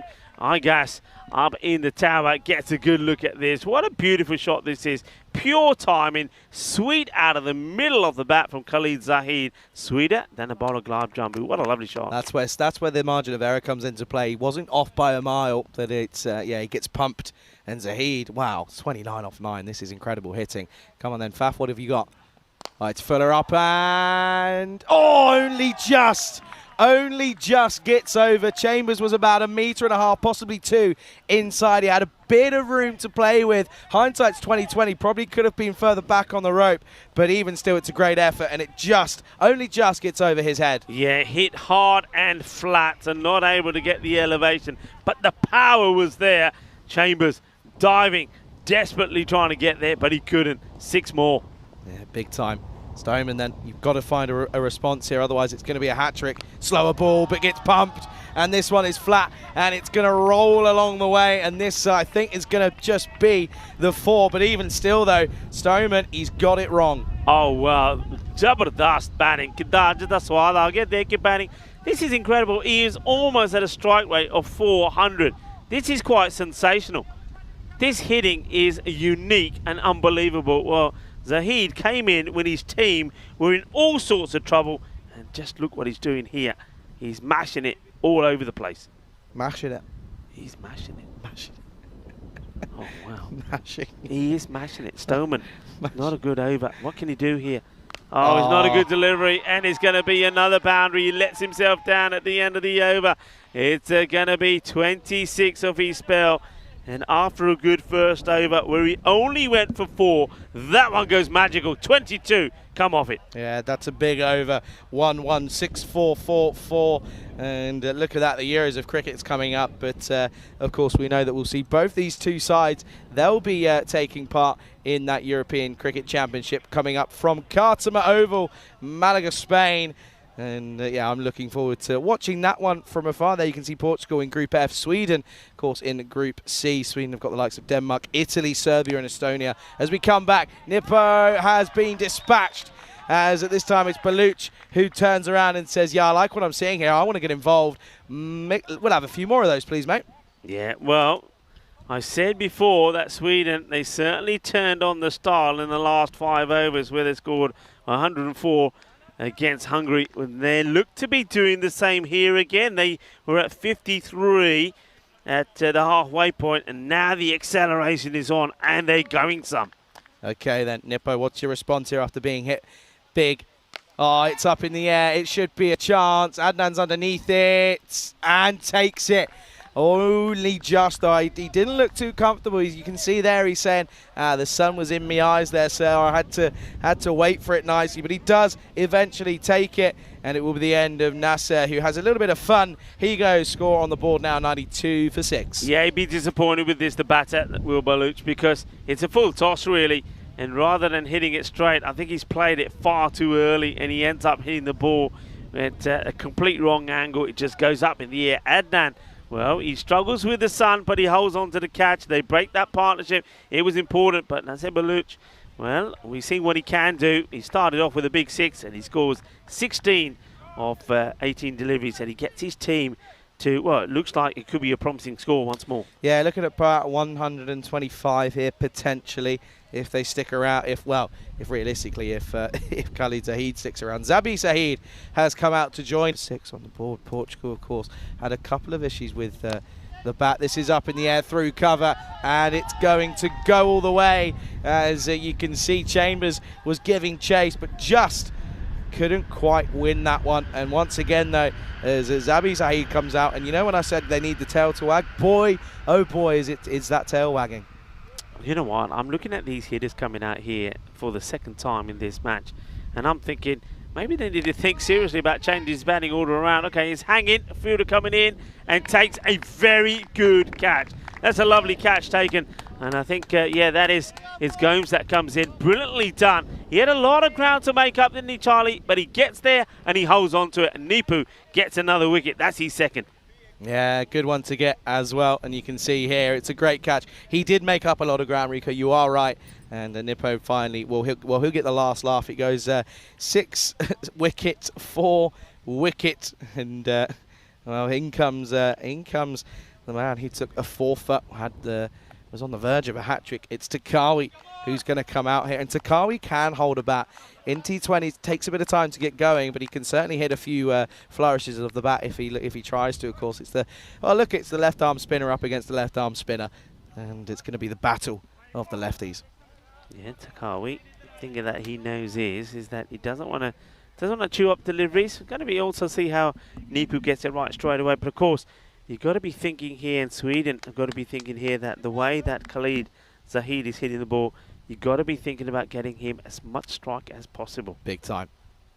And this is just pushed, and rightfully so. Oh, what a pickup. Wow. Oh, that would have been so good. Sensational bit of fielding this is. This is brilliant from Sean Gomes. What a pickup, what a throw. That would have been one of the best. Would have been gone by a mile. Sean Gomes, one of the best fielders on the circuit. Putting it out there. Look at that. Makes so much ground in quick time, and then has the ability to do that. Is rather incredible. Built like a fridge as well, by the way. Well, he's in the business again. Will he cut this one off? Yes, he does. Once again, excellent bit of work from him. Setting the standards out in the field at the moment, and it will be a single to end that over. And it's an interesting one. There's 2 boundaries, 2 wickets full, though. It's 98 for 7 here in this at the end of the 8th over. Yeah, they want the 120, but they do also know that while you got the likes of Zahid out there, if he goes boom plastic, then they can surpass that easy. I wanted to have a look at Nipu closer when we find him. I mean, I know he had a white plaster on. Now, do you think that they said you can't have a white plaster and they changed it to a different colour? Because he's definitely got something on the side of the face where the ball hit him. There's definitely something. Okay, Najam Shazad to bowl over number 9. In comes the skipper then, went for 13 off his first. Well, now it's 19 because this is pumped onto the onside. And what a way to bring up your half century off just 14 deliveries. It's an incredible bit of hitting by Khalid Zahid, and he's got his team out of a horrible, horrible situation. And you can see their applause now starts to go round. 6 sixes, 2 fours incredible. 14 deliveries, the 50 comes up. Khalid Zahid, well, remember what I said, they're looking for 120, but if this guy sticks around, it's going to be more. Slower delivery, gets away with it. Najam Shahzad, well, he's got a smile on his face because he knows he gets away with it. Well, yeah, there's Nipu over there. Yeah, you're right, though. He has got... I think you're right. I think he's been told that he's got to have a black one rather than a white one. Genuinely, I think you're right. It's. I mean, I can see it, but I mean, I guess it's because it's coming from that same sort of area and situation. So I kind of understand it. Oh, this time carves away. Bit of a slice more than anything, but it's going to be one bounce for here as it clatters into the rope. And Zahid brings up his 50, but then continues on here. And he's going to get another one for his troubles here. More runs for him. More runs for Sweden, though, more importantly. Yeah, and he's going great guns at the moment. He's going to be throwing his bat at absolutely everything. Like I said, you just want to keep him on as much strike as possible. So Shahzad came to bowl this 9th over. Sometimes he normally bowls the last, so he took the gamble of bowling himself. As yet, it hasn't paid off. Gets it right this time, and it's dug out nicely by Zahid. They're going to come back and go, oh, it's an awful throw. That's a terrible throw from Faf Stoneman, and something's not right with him today, is it? This one, I mean, he was gone for all money. There's no way there's two. Look, the ball's coming in now. And look where he throws it. And the wicketkeeper says, I'm no giant. There's no way that I can get to that, says Kuldeep Gulaya. Yeah, tough that one to take. Again, he's got to pick himself up, though, as old Fafi. Slower ball, well bowled, going down the leg side. And they're also going to come through for a run. And that's the issue there. Shahzad very easily could have prevented that single. Thing is, though, is it a result that you get the hard hitter at the non-strikers then for a bit and still have a go at Tawaki? I think maybe. Takari then on strike does like to get the old scoop out at times. He likes to sort of glance it around as well. He's more of a touchy player rather than in a big blaster of the ball. You and I are the thing is, they're coming. Oh, that's nice. It's good though. They're coming cold, so I think the first job we do is cool ourselves down with the cans. Then this will probably be a wide. Yeah, it will be signalled by umpire Guri. Guri and Cecil are out there doing a fantastic job. Our men in black. Got it. Did you? Yeah, I got the fly. You're allowed today. You couldn't. You're not. You weren't allowed to do it. Yeah, yesterday. It was all over me legs. It was doing me ending. It's fine though. It's fine. Anyway, last delivery of this over. It's gone for 14 at the moment with that wide. Gonna pick up a wicket to Kawi. Yeah, he's been told to swing hard because he doesn't want a single, and he'll go down though. It's a catch taken, but he had to play that shot. There's no way that Zahid was going to be taking anything other than a boundary from the other end because he wants to stay on strike. So he goes for the shot. Doesn't quite. You see, this is why you need the swivel. There was no in that shot, and because there's no he's out. And let's have a look at this again, and that replay again of that shot, because he doesn't get the swivel in. He almost stops his body from rotating around, so he doesn't get the power of the shot. Just watch this. He stops there. He needs to go all the way around, gets that extra bit of clobber in the shot, and he would have cleared the fielder. It's not to be. A wicket from Jamshazad towards the end of his over. He'll finish with 2 for 26, 112 for 8. Big last over coming up. Yeah, it is. It's a good one to get as well. But yeah, it does mean that Zahid is going to be on strike. And who are they going to turn to? Wow. Okay, they're turning to Mohammed Adnan here. So clearly a change in tactics here. They could have gone. I'm trying to have a think of as to who they could have gone. But it's going to be Adnan then for this last over. And a slower ball. It's just chipped up. There's no one there. They're going to come in and they're going to take it on here. Oh, what an arm. Oh, Kuldeep Gulaya, you've got to go for two. You've got to go two hands here. What are you playing at, boy? Got to go for two hands. That's poor. That's lazy. He can't be having to go at Stoneman after doing that and then do this. Watch this here. Would have been gone. Yes, it's a bullet of an arm. That's poor. Yeah, you got to. He could quite easily have taken another step and made it even easier for him. Listen, you can't be having to go at Stoneman after messing up a throw and then doing that 5 balls later. You said who they could have gone to. Yeah, there was a number of options, weren't there, baby? Big shot. And, well, this is the thing, is they've gone for Adnan here, and early signs are that it's not paid off because, well, this time around, he's gone big as Zahid. But, yeah, looking at the options, Parveen Singh had an over left. Of course, everyone else had bowled out. But, you know, Suman Gimini could have offered you an over, potentially. Yep. It's a bit of a difficult situation, of course. But, yeah, I mean, Parveen was would have been my go-to. He's got more experience in this situation. Up in the air, though. He doesn't drop him. He doesn't drop him. Telling you, he doesn't drop him. What a catch that is. And Zahid's cameo comes to an excellent end, though. 64 off 21, and he will go. But he's already done the job that he had to do. He's got Sweden up to a pretty decent score hit. As he'll go, and it will be 120 for 9. Yes, and Mohamed Adnan, he does come on to have a bowl. He does get hit for a big... The thing is about that is, one thing that Portugal will be thinking is a couple of times in their being win, because of their fielding, they've allowed that set batter to get back on strike. I mean, that run-out opportunity is a good example of that. The next ball cost them a 6. All right, they do get him out, but the thing is, they'll look back at that, and in tight matches, those little plays make a difference. If fine catch taken there by Gomes. He doesn't drop him. New batter in, but, you know, I still get the feeling there's 3 balls to go here. They're not going to be pushing these around. They're going for big shots. Yeah, well, it's the last wicket as well. So 120 for 9 then with 3 deliveries. Here's Shukla. And, well, this will be up in the air. Is it going to fall safely? No, it's Parveen Singh that will take the catch. So in all fairness, the change to Adnan has worked because he picks up 2 scalps for his troubles, and it will be 120 all out here in the last over for Sweden. But if you look at reality, that is an excellent score considering at one point in this innings, they were sat at 34 for 5. So to be able to then, for the next 5 wickets, put on a good mammoth total, nearly 100 runs for that 5 wickets. Again, in the latter stages, they go big in the innings, and Sweden will finish 120 all out. Take a look at the highlights, though, of this, of course, of this first innings here of this match 3 of these internationals. And, well, that was the last ball of the first over. It was a relatively quiet one from Junaid Khan, but then Ali went big. And, well, this one, what a good catch it was. Looked simple, but Rico, you were right. You were saying, Charlie, it's not simple. That's a tough one to take. Yeah, it was a tough one because it was absolutely smacked. And then the batter here completely loses track of this ball, doesn't know where it is. And that was the end of Abu Zar after he was given a life a bit later, and that could have been sensational, and it was sensational. The LBW didn't stand, so they said, you know what, we'll go at the other end, and they do. Well done to Nipu. And Nipu, he's been knocked down today, he's been hit by the ball, he's been in some grisly action himself, but it doesn't stop him pulling off another highlight for himself.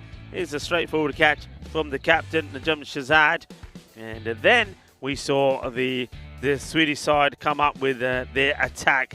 And it was Khalid Zahid who hit the ball beautifully. 64 of 21 he scored. And there was a good partnership between him and Nasir Baluch, who himself played some really nice shots as well. And you got to say, though, that sometimes the bowling wasn't right. It was a little bit down the leg side. Francis Stoneman wasted a few down the leg side to him as well. Something had to give. Well, there it was. And it was Mohamed Adnan who came on to bowl the last over and ended up doing what he had to. He picked up 2 wickets, and that would have been all out for Sweden as well. Sweden would be disappointed because they left 2 balls out there. That's something that they got to learn. I mean, those 2 balls, depending on who's facing, could be as many as 12 runs. But it was an opportunity for them to push on past the 120. But they do get to that 120. 53 off the first 5 overs and 67 off the second. Have a look at that scorecard. Once again, it's somebody in the middle order that has to perform for them, and it was Khalid Zahid, 64 of 21, a great knock from him, and a good partnership between him and Nasir Baluch as well. The bowling figures, well, it's I think we're going to see a real mixture here. You're going to see the likes of, well, right at the end there, Mohamed Adnan, he picked up 2 wickets just for 8 runs. There was 2 wickets also for the captain, Najam Shazad, 2 for 26. He'd be pretty happy with his spell.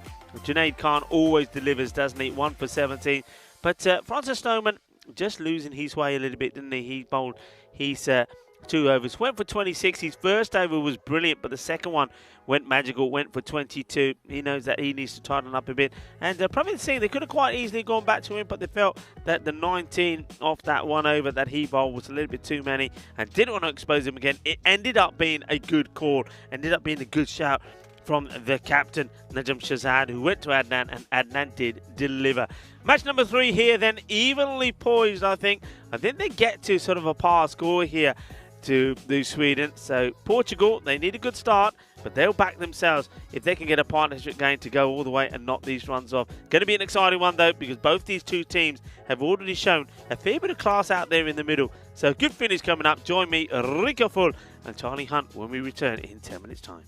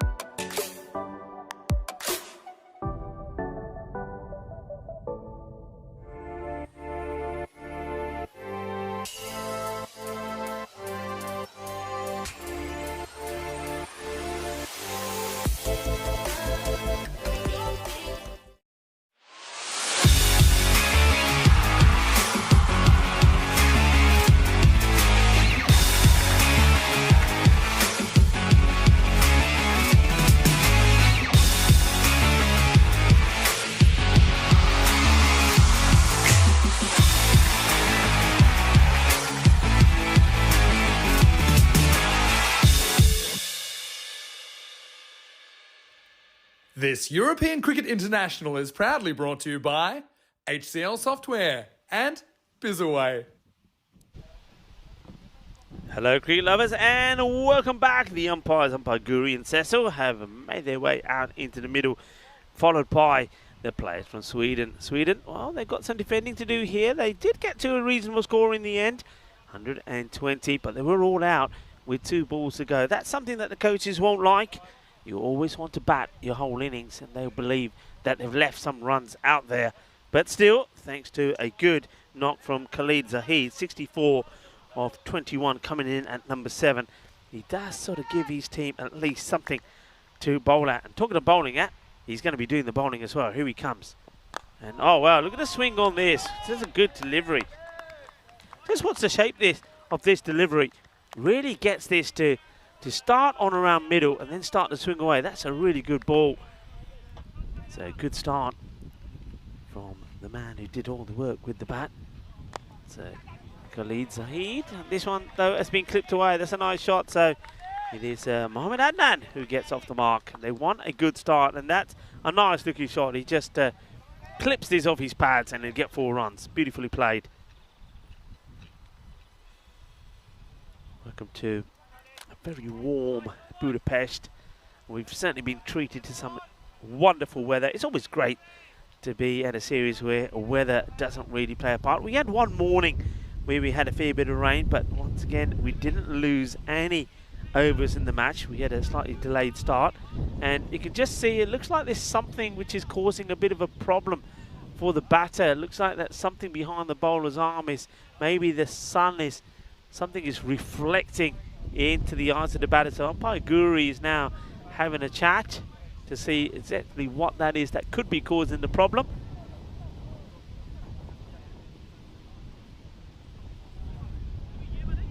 So we're having a look at what it is. I wonder if it's the old satellite internet receiver on the top of the production fan. We don't know what it is, but I don't know if it's something that can be changed though. But thing is though, it's worth saying, as I've said, we've been out here. This is match day 13. Of course, this is the first of the international series. But the sun hasn't changed what it's doing. And he's saying it's over there. You see it? It's over there. Charlie, take your watch off. I don't know what it is, but something's glaring. But we haven't had it. If there was an issue, we would have had it by now. You see these international cricketers, they complain about anything. But anyway, I think we're going to try and get that resolved. There's obviously something just causing a little bit of an issue as it's reflecting in the eye of the batter. But I think we've got people on it to try and make the change, whatever it is. It looks like we're ready to carry on. And slices this up. Is he going to get lucky? Yeah, he is. And they'll take just a single as Mohamed Adnan. After whatever it is that was causing him some issues, he carries on. Get the opportunity now to see Kulit Valia at the other end. So Portugal, they want a nice steady start here. It should be a score that they should be able to get to. It's probably one that they've talked about a lot, getting these chases of these 120 kind of scores. Khalid Zahid would love to get a few wickets here and certainly be the contender then for sure as the player of the match. Zahid once more. And almost plays it onto the stumps, but it gets past the fielder. And it's going to be 4 runs. A little bit unlucky. Poquito de malo suerte ahí por el bowler, Khalid, but buena suerte por el batador as Kuluglaya gets on the mark with 4 runs. Rico Full here of the European Cricket Network, and joining me back into a very hot, sweaty cube is Charlie Hunt. Yeah, thanks, Rico. Good afternoon, everyone. And word is that he was getting annoyed at the camera. Apparently, there was something shining off the camera, to which everyone turned around and said, "Listen, bud, we've just played for 2 weeks. You'll be fine. 2 weeks with no issue. I'm sure you'll survive." This is then driven nicely down the ground. Chases on. Excellent bit of fielding. Great work in the end from our man down. I think that's Nasir Baluchi's got that one. One thing on that boundary, though, by the way, that went for 4 down towards fine leg. There's a man at short fine leg. He just didn't, he wasn't really looking as if he was ready. Didn't sort of look on and expect the ball to come to him. He wasn't sort of reading the game. In other words, he didn't do that, what we saw there from Baluch, which was brilliantly done. Anticipation, commitment, making the stop. More bold into the pads of Adnan, and that'll be the end of the over. First over down, 10 for no loss after 1. Yeah, it's a good start, tidy start. I think he bowled well. He didn't bowl too many loose deliveries. He was unlucky as well with the old French cut, if you like, which went all the way to the boundary, but they keep them under where they want to be, only just in that one, and that's what they're looking to do here, Sweden. I think every over, keep them around about that 10 or below that rate, get an over in when you get a few wickets, whereas Portugal, they're the complete opposite. They want to be, I think, they're wanting to be around about 35 to 40 in the power play, but keeping those wickets intact, that's the plan from them. Yeah, big time. And you can see there, Baluchi did the work this time, is now going to go ahead and come on to bowl this next over.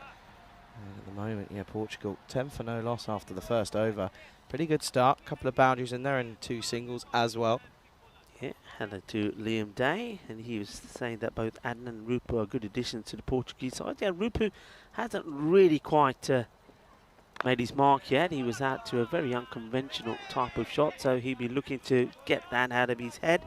And well, a lot of people are liking, of course, Suman Gamiri, the Nepalese player, and he's already made a good mark. And Liam Day also saying that someone like Kuldeep doesn't usually miss out twice, and that's a very good point. Kuldeep Gulaya, also a very good, talented batter, and if he gets going, he can hit the ball as hard as anyone that I know. At the moment here, he's just not getting himself in the right position, and that's an error from Sher Ali. He'll be disappointed about that. Right then, Ree. I mean, yeah, let's watch this one here. I mean, bit of a mishap here. You can see there, and now they will come through, of course. Rico want to find something out. Food's arrived. It's arrived. Go on. Arrived. I was going to say, how do you want to work this out? Do you want to rock paper scissors it, or are you just going to? I reckon you go. I know I'm happy I know with you've been waiting for the. Hang on a second. You go, as well. because you can then test it out and let me know what's good. Well, I'll tell you what, this is good. It goes all the way, and oh yeah, manos arriba from the arbitro. That is 6 runs, and well, Charlie's going. He's not hanging around. He's going to investigate and tell us what we got for lunch today. It's a little bit late in coming today, I have to say, so I reckon Charlie's probably a little bit peckish, I must admit. I wouldn't mind a little feast here at all. I think we're just overdosed on coffees at the moment, and iced coffees, it has to be said, because we need cooling down. I think everybody does, and you can see that every time there's an opportunity, players, fielders and batters alike will take on some form of liquid. It has to be done. It's stiflingly hot. Nice shot. He's going to get it through the gap. This is a beautiful shot. There is an effort from the fielder there, Khalid Zahid, who, well, he's gone down and hasn't come up, and I'm a little bit concerned here. He's holding his muscle. Now he's doing a little bit of stretching. If you watch this again, he looks like he's going down, but he doesn't go down comfortably. In other words, there's parts of his body that are saying, I'm not made to do this, or I haven't done this in a while. He gets up and he's okay. They want to make sure he's okay. He's already shown he's a key player for them with bat and with ball. Lovely shot, 4 runs, and now the field changes. And Adnan just starting to open up. That was a delightful shot, proper cricket shot as well. Hits this one nicely as well. Fielder's got to get down, he can't. I have to say that's, you know, when you look at the two teams, like for like, one thing I will say early on, as we see Karina there, one of the production crew walking in the background, she smelt the lunch. Anyway, one thing I like to say is that with the likes of Sweden, they're not as agile in the field. We've seen that a couple of times. There's maybe 2 shots there, perhaps. The one that went past the likes of Khalid, and that one that goes past the fielder there. I think Portugal probably would have stopped those. Slow, he's got him. Done him with a slower delivery. And Baluch, Nasir Baluch, that's a really, really good ball. He takes the pace right off. It gets a little bit of in-swing. The batter probably gets a little bit of an inside edge on this as well and knocks it onto his stumps. Yeah, he does. But that's clever bowling. And Mohamed Adnan, yeah, he will know when he looks at it again, and the coaches will be having a word with him as well. He needs to be looking to play this one straight. Gets it wrong. It gets done by the slower delivery. A clever ball from Nasir Baluch. Gets the wicket. Well bowled. And just like that, Portugal lose their first. And it was the end of the over as well. So 25 for 1. Clever bowling there from Baluch. And I say this all the time, that in this format, the same as T20, it's the bowlers that have got the variations that will have the success. You've got to have those variations. Get the variations in, you get the wickets, and that's what that wicket was all about. And I tell you what, the whiff of Charlie's lunch smells delicious, and it looks pretty good as well with Charlie. He's got a, well, he's opening a little foil package here. Let's have a look what he's got in here. Oh, now we're talking. Looks like it's a plain paronta as well, or is it a tandoori roti? Could be a tandoori roti, a bit of rice, and well, it smells like he's got like a chicken masala. So, chicken masala, that's all you need in a nice hot day. Just a bit more firepower, and if it's hot, Charlie will soon tell us. As this one gets blasted away, smashed away. Manos arriba, arriba, arriba from the arbitro. Well, there's a little bit of masala out there in the middle as well. This is a nice shot. Hits it clean through the line. So Kuldeep Gulaya is probably feeling, you know what, stop being nervous. I'm here. I'm playing cricket. I love playing cricket. I'm playing in a beautiful ground. The sun is shining. Come on, let me turn on the style. Nice shot. Nicely played. He moves into double figures. And Zahid needs to get a reply in.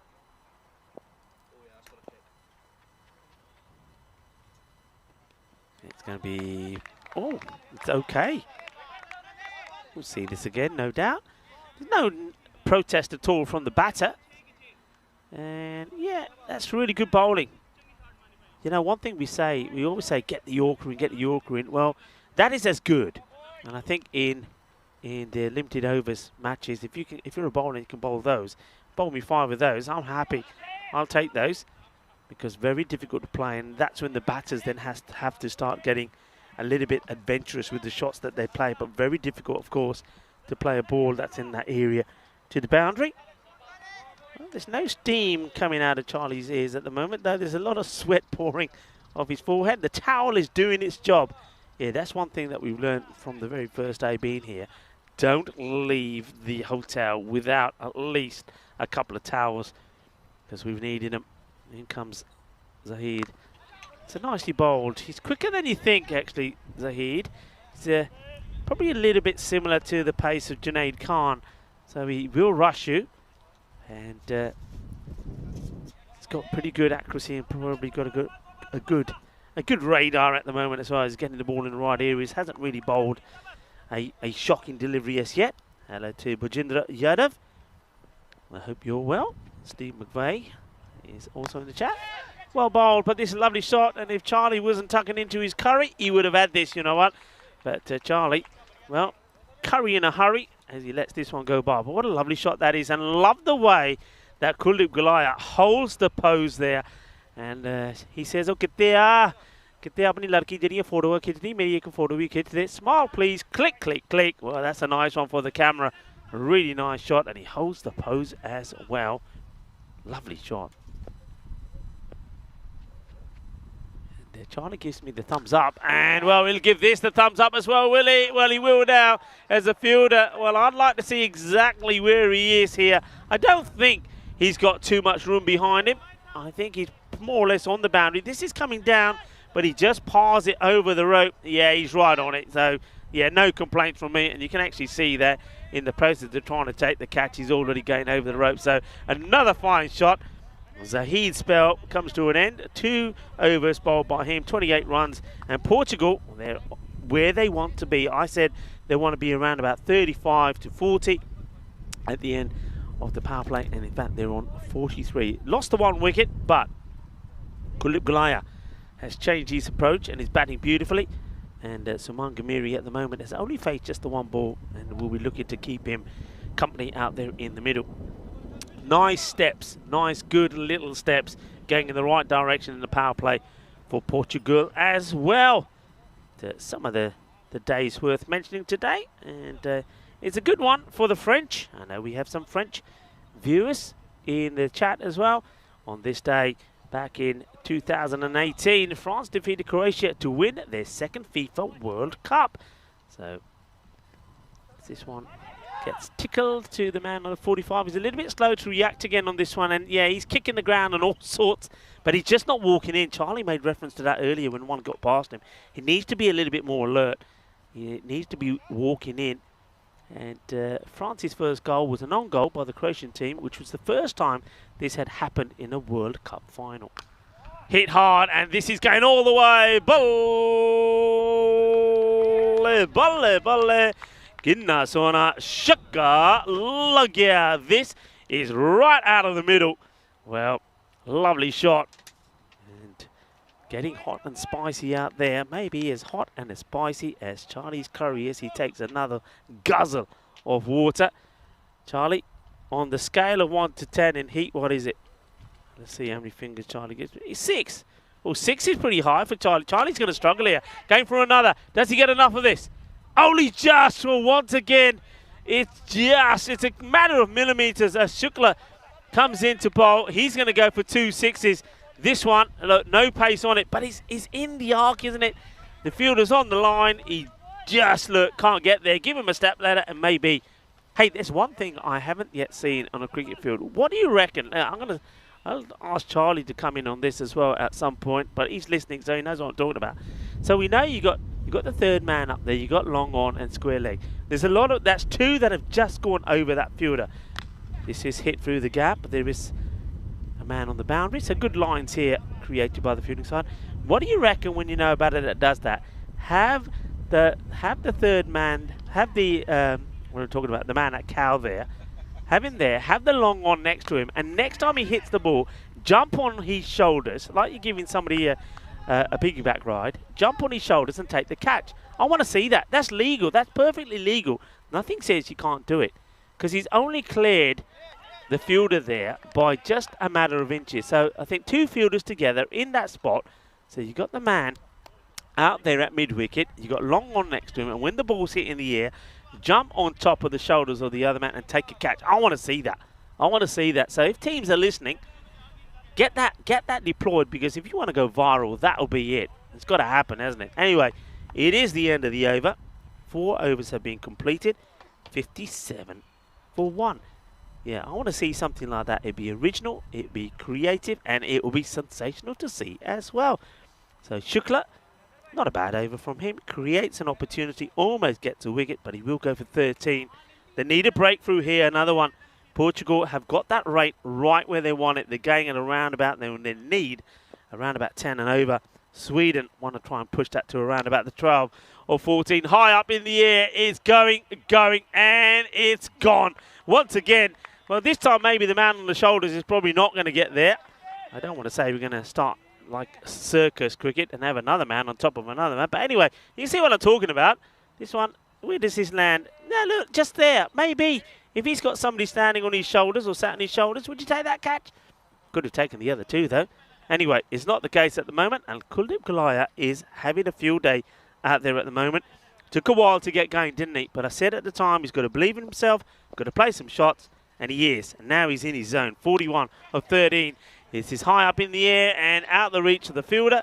He's trying to catch up with it, and now he's not even going to, he's not going to get to stop this at all. And I go back to what I said before. I just get the feeling here that Portugal, that though maybe the batting and the bowling will be even Stevens, but Portugal for me are a little bit more dynamic in the field, and that's where these little battles could be won. That's another one that potentially, perhaps, could have been stopped. Takawi. Shorter. And chance, and this time it's grabbed. And it's a little bit of an ice cream cone maybe from the tall man, where they seem to get Samiula Rimani right in the right spots, doesn't he? Wherever you need the height, he's there. It will be the wicket that they're looking for. They'll get Kuldeep Gulaya, and Kuldeep gets to 45 off just 14 deliveries, and then he will fall to that wicket. So the spin does it again, and Zaka Takawi gets the breakthrough. And well, do you have to ask the question just how much this little partnership, this dual partnership of spin, how important it will be in this series, because we've seen once again that they combine together, they create chances and also take wickets. You see that Sami Ula, he's actually on tiptoes when he takes that catch, and there's not too many players that would have taken that because he's a tall man, but he gets the breakthrough, he gets the wicket of Goliath. Goes for 45 of 15. And the man who was out before him was Mohamed Adnan. He went for 19 of 8 deliveries. So you've got literally 2 new batters out there because Saman Ghamiri has only faced 4 balls for 1. And he's now joined out there by the captain, Najam Shahzad. And Shahzad, I can assure you, he's not going to be out there trying to push balls around for singles. It's not his style. And that's not what he's out there to do. So he has a look around, checks the field. Takawi is ready to come at him. 3 balls to go in the over. 1 for 10 so far. 67 for 2. Despite that wicket falling of Goliath, you would say that Portugal on top here. Floats it up, and oh well, that is big. That's going into the river. And adios pelota. Esa pelota no va. Esa pelota va por la playa. Adios, it's gone. It's a full toss. And Najam Shahzad doesn't have to move. It's right in the slot. It's not a good delivery. Manos arriba from the arbitro. And, well, that has disappeared. And now some thinking to be done as Najam Shahzad goes bang, boom blastic off that very first delivery. And welcome again to everybody that's joining us in the chat. Great to hear so many people that are tuning in, and I know you got a lot of cricket that's happening at the moment, and we can tell you about what's happening in the Valletta Cup. Malta finished, I think, a below par 156 for 9. Jaspal Singh 58 of 37, and Zishan Khan 40 from 29, helping them to get to that score. Shahzad swing and a miss at this one. That's pushed in a little bit wider, so Switzerland will back themselves to get there.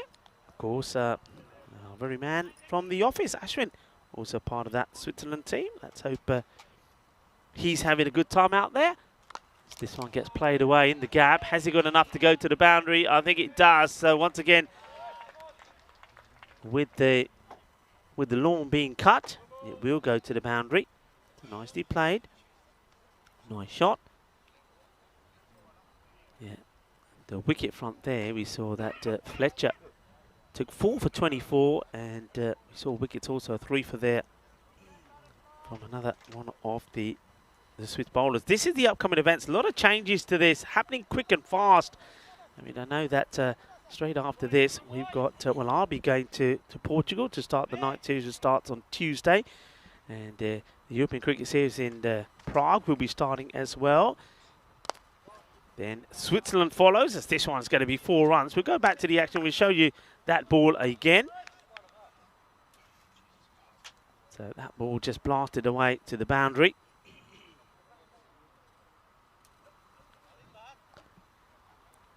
So yeah, we'll go back to this. So the last ball was hit for 4. Nice shot played there by Nazir. So yeah, we got Switzerland then coming up as well. We got the Continental Cup. That's going to be in Romania. So more, I mean, talk about, you guys were wanting, guys and girls were wanting women's cricket. Well, you got loads of it now. We've got more coming up from Romania and in the Netherlands. This is up in the air as well. It's going to be, well, 4 and 6. This goes all the way as well. And Romani coming on the bowl and bowling runs at the moment. His first ball hit away behind point for 4. Now this one, another time that the batter just holds the pose.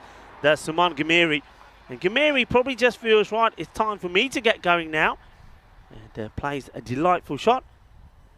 So 4 and 6, he's up and running, isn't it? Goes to 11, just like that. And, okay, well, make that another 4. And Romani, just looks like he just says, shrugs his shoulders, goes back to your mark, bowls another. This is over pitched, out the offside, not bowling to his field at all. And I'm just having a look at this field. It's a bit weird, this field. I mean, he's bowling outside the off, yet he's got 4 men on the leg side, 3 of them on the boundary, and only 1 man. Yeah, now look, there's the change, yeah. But not the change I would think. Oh no, you've got to be having 2 men out on the offside to keep the backward point back and somebody on the off. You don't need, to this line, you don't need so many on the leg side. High up in the air. Fielder coming a long way, makes a lot of good ground, but he's not able to take the catch. Oh, he dives at it, but I have to say, in my opinion, half-heartedly. I think he makes up the ground, and then at the point of where he needs to be taking the catch, he doesn't really go for it 100%. We see it here. Yeah, I don't think the dive is wrong, and then he needs to go back and fetch it. So chances coming, but not taking them. This is a big sin. No ball called. No ball called by the umpire for foot fault. So front foot, no ball. We are going to see a free hit. And the umpire points to the foot off the bowler and says that's a no ball. So Samuela Romani is over, gets even worse for him. So 16 off it so far. Free hit coming up. And Gamiri will want to take it on, and he does, but he misses out on it. Fair play to Romani as he gets this one through. 17 off the over. Suman Gamiri hits this pretty well. Fielder's out there, will try and stop it. He can't. And it's a bit like a tennis shot being played, but you miss out on it and the ball gets past him. It's an ace, put it that way. An ace delivered from the bat of Gimari. Watch this. Nah, he can't deal with it. It's going to be 4 more. It does go magical. And 21 off the over. And it's not a good one at all. And Portugal, well, they are romping to this score at the moment. End of the 6th over, 98 for 2. So we saw that it was 20 that came off to Quarry. And even though we picked up a wicket, and now we see 21 coming here off Romani. Almost there are Portugal. They're needing just 23 or 24 deliveries. Just going to show just how quickly the match can change. And also demonstrating once again that once you get yourself in on this pitch, you're going to go on to score big runs. Shazad, the captain, has made 10 off 3, and Suman Gamiri, 21 of 11. He just timed his assault to perfection. As soon as Kuldeep Gulaya gets out, then Suman Gamiri, who's got a big following, by the way, on the whole network. A lot of people on the chat are liking what Gamiri does, and a lot of their Nepalese. Hello to you if you're from Nepal, and why don't you, if you haven't done so already, come onto the chat, say hello to us, let us know where you're watching from. And a lot of people liking the batting of Suman Gamiri, and so you should. Remember, in the first match he was 66 of 24 deliveries, getting the player of the match performance in that win, 107 to 104 against Hungary, and he's doing a pretty good job here at the moment as well. 21 not out of 11, and here he is back on strike. Short and absolutely clobbered. Oh yeah, well, lovely jubbly, Captain Caveman style, as this goes the distance. Is too short. He just rocks back and he says, thank you very much. Bowl me another. Gone a long way. They're going to do this very, very quickly. And, well, you know what? I always say you need the swivel. That's the swivel. That's a problem. We probably ain't got time to sit. Have we got time to sit again? No, we haven't. We go back to live action. And this time it's short, out on the offside. But, yeah, I mean, he knows how to get the proper swivel in, doesn't he? That's Suman Gamiri. He does it proper MJ style. He goes all the way around and does the proper, oh, and he clobbers it big. And Charlie comes back. Hello, Charlie. How was lunch? Hot. Oh, wow, I'm warm. I'll tell you what, though, I've enjoyed seeing what's going on here at the moment. Been a pretty thumping bit of batting from the East. I mean, Suman Gamiri, for just a small man, boy, oh boy, does he pack a punch, doesn't he, when he hits the ball? Yeah, he does hit the ball very well. He's got a lot of power in his shot as well. But it's all timing as well. Yeah, no overhitting. It's not horrible shots like that. That's not the best, but it'll be one. You'll enjoy that lunch, by the way, Rico. You'll enjoy that. It looked, I mean, once you open the lid of that, the smell was, yeah, it was delightful. But yeah, it's probably, you probably don't want spicy hot food on a day like this. Was it? I mean, you said it was a scale of 6 for you, so I know you don't like the spicy food that much. Oh, he's going to give his wicket away here. That is shocking. And, well, Suman Gamiri, for all the nice things we've been saying about him, well, maybe he is a Mr. Nice Guy, and he says to Sweden, you know what, guys, I'll give you something. I'll give you my wicket, because that's what he does here. He just gives his wicket away. He gets it completely wrong. You can see what he's trying to do, but he doesn't execute it right at all. And Sher Ali says, all right, buddy, you want to give me a catch? I don't mind it. Catching practice for Sher Ali.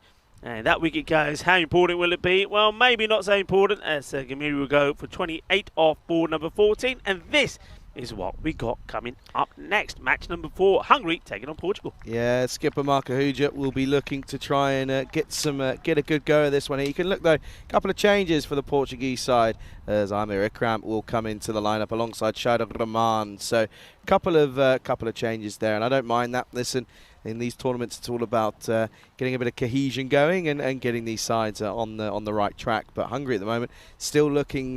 Well, they want to get rid of one of their O's. It's the one that they haven't won yet. That's the one that they're trying to get rid of. They need a win here, because otherwise they can have no chance as we get towards tomorrow or the latter stage of today. I mean, I'll tell you what though, Rico, today's gone pretty quick for me. Anyway, here is Nazir Mohammed, comes in for his first delivery of this tournament. Oh, he's got pumped. That is absolutely massive.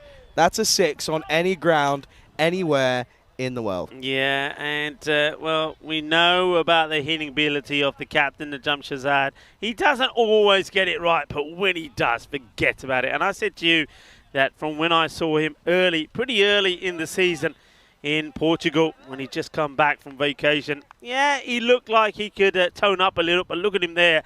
Now he looks like a pillar of strength, and boy, he can hit it. Can do it in just 2 hits then.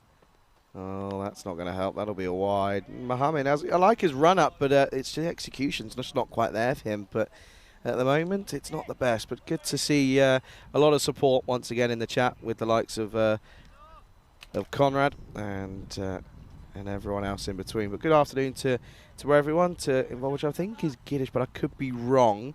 Steve as well, Silkesh as well, and Chris Smith as well. Good to see everybody here, as this is high and large. Has it got enough legs? It certainly has not. Oh, well, this is exceptional. This is the team catch, and talk about stronger together. Well, they might be going down in the match, but that is a stronger together catch. What a catch this is. This is sensational. Nasser Buluc gets a catch. Well, he needed the hug probably from the fielder next to him to keep him in the field of play. Look at this. Oh, yeah, that is a beauty. What a catch this is. This is a great catch. And then he says, look, I'm here just to give you a little bit of support, says Sudas Khan. And Sudas Khan grabs hold to the player. Well, I was calling for a catch similar to this, where one man goes onto the shoulders of the other. Well, those two, they could have done it, couldn't they? But you can see that Khan gives him the cuddle, and the catch gets taken by Buluc. What a catch that is. Nobody's expecting this. They're expecting this to be 6 runs. Yeah, they really are, aren't they? And, well, I thought it was going to be enough, but clearly not. And it will, of course, mean that Parveen Singh will come out to replace the skipper. 2 fresh batters on at the moment, as it's going to be 114 for 4 here. Well, what an important catch that was. That goes for 6 scores. They're tied. And they keep themselves in the match, I suppose. Is it? Oh, okay. Yeah. Are you sure? I don't know. Anyway. What's that? Oh, I see what you mean. Sorry. Oh, wow. No. Hang on a second. I want to see something here. That's a lovely shot from Singh, by the way. That's gone pretty quickly. Zabi Zahid is saying, oh, no, look, this has really hurt my foot. Did it actually hit him? I want to see if we can track this. Good shot, by the way. It's quick. And he's timed that really nicely as Parveen Singh. That'll be 4. But I want to see if this even actually hits him. Oh, I don't think it has. Anyway, he then goes, oh no, that really hurt. Oh, no, you know. I think he's saying, somebody else go get it. I'll go to bad foot. In the end, one of the helpers around the ground get the ball back in. You know what I want to see? This sounds horrible to Praveen. Praveen, please let Rupu face one ball, please. Because, he's going to get it. Oh, yeah, good. Oh, God. I want to see what shot he plays. Is he going to try? Scoop. Is he going to try and do that scoop again? Because he was out trying to do it very first ball. So, okay, he's got a golden in the first match, Rupu. He's on strike here. They only need a couple of runs for victory. And let's see what he's going to play as forward defence. Forward defence. Come on. Oh, if he scoops this and he comes and it does it. It was a forward defence. It was a defensive shot. Yeah, I think, you know, that shot, you know what that shot tells you? The coaches have been at him. Oh, yeah. The coaches have definitely been at him. Gets off the mark, and he ties the scores. Steve was saying, by the way, spicy food is good because it makes you sweat and cools you down. I turned around and said, I don't feel cooler right now, Steve. Trust me, I'm not. He says, as long as it tastes good. It did taste good, I have to say. It was a lovely Lovely curry from, that's from Stan Hooger's restaurant, by the way. 1 to win then, and that'll do it. It's a lovely shot from Parveen Singh, who was given a bit of a chance to come out and have a bit of fun. And in the 3 deliveries that he faced, he certainly did. And it will mean that Sweden lose their second game as they go 1 for 1 in this tournament. But Portugal are sat right on top as they now go 2 wins from a possible 2. And it's a good one as well. It's a comfortable one in that at the end of the day. They go as, Portugal beat Sweden by 6 here. And that's of course going to be the end of match 3. And yeah, it's ended up being a pretty comfortable one for Portugal. This is what's coming up though. In match 4, Hungary taking on Portugal in what of course will be Hungary looking for a victory here as Portugal go 2-0. Yeah, that's a lovely shot, isn't it, from Praveen Singh? I mean, you mentioned him about his bowling abilities, but I tell you what, I want to see a bit more of him with the bat. That was a beautiful shot. It's a victory for Portugal. They're looking strong, aren't they? But I say this again, I think the difference for me between them and Sweden, I think they're just looking more polished, a little bit sharper in the field, maybe a little bit more athletic, maybe got a bit more fitness about them, and that certainly showed for me. Sweden, they've got power, and I think when they get going and when things go their way, they can be totally destructive. But this time round, I think it was the polished performance from the Portuguese that get them 2 wins out of 2. So well played by them. Remember, the next match that we've got coming up will be match number 4 in this European Cricket International Series here in Hungary. Hungary are back in action for the next 2 matches. First of all, though, they take on Portugal, who are on song at the moment. Yeah, they are, aren't they? They've come here and they mean business. Their big players are performing, and that's what you expect to see. Look at this catch, though.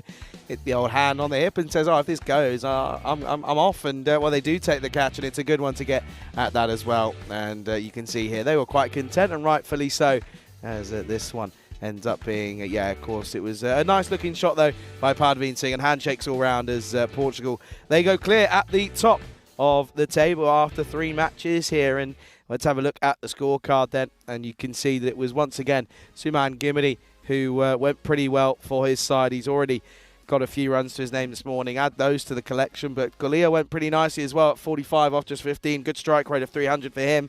And Shazad went 18 off 8 as well, with a couple of 6s and a 4 as well. Parveen Singh hit some nice shots to win the game here as they finished the game right up to the back end of the 8th over. Have a look at the bowlers though for Sweden. They shared it around, didn't they? The only bowler to bowl out was Zahid. He went for 28, but Ramani went for 21. Takawi went for 20. And Mohammed went for 17 off his single over. So, of course, it will be a 6-wicket victory in match 3 then. Match 4 coming up in half an hour's time. Make sure you do get involved and you stick around. And when you do make your way back, make sure you get involved in the live chat. Charlie Hunt here alongside Rico Fool then, as you're watching this European Cricket International Series here in Budapest, Hungary at the GB Oval. And, it's coming up very shortly. All happening right here on the European Cricket Network.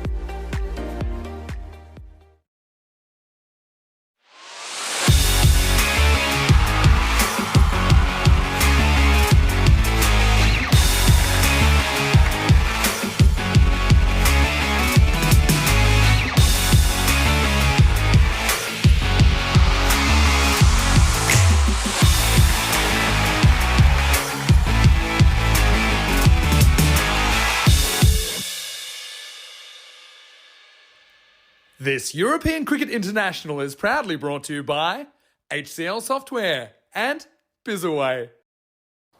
Good afternoon, everybody. Welcome back to the GB Oval here in Budapest, Hungary. Of course, GB is a nod to the owners of this ground, but GB Oval could also stand for the Golden Ball Oval, but it hasn't. Of course it hasn't, because we haven't had one yet here in Budapest. We've been waiting for a fair amount of time. Could this be the game that has it? Well, only time will tell. Of course, match 4 is coming right up here on the European Cricket Network. It's Hungary, the host nation once more. They take on Portugal in a repeat of match number 1. And we all know the results of that first game. Of course, Portugal took a pretty convincing victory, in all fairness. They were just too much for the Hungarian side. Of course, Marco Huja had a good knock in that one, but it wasn't enough, as it was Portugal who took the first draw of blood in this little series between them. Of course, Rico talks about it a lot. He talks about the series within the series. He mentions the fact that each team, of course, play each other quite a few times. So it's all about a little bit of a win and a victory, and working out who is going to end up on top of those two sides. Well, it's going to be Hungary taking on Portugal here. It's a scorcher of the day. It's International Super Saturday. Tyrone Peters, he's out in the middle.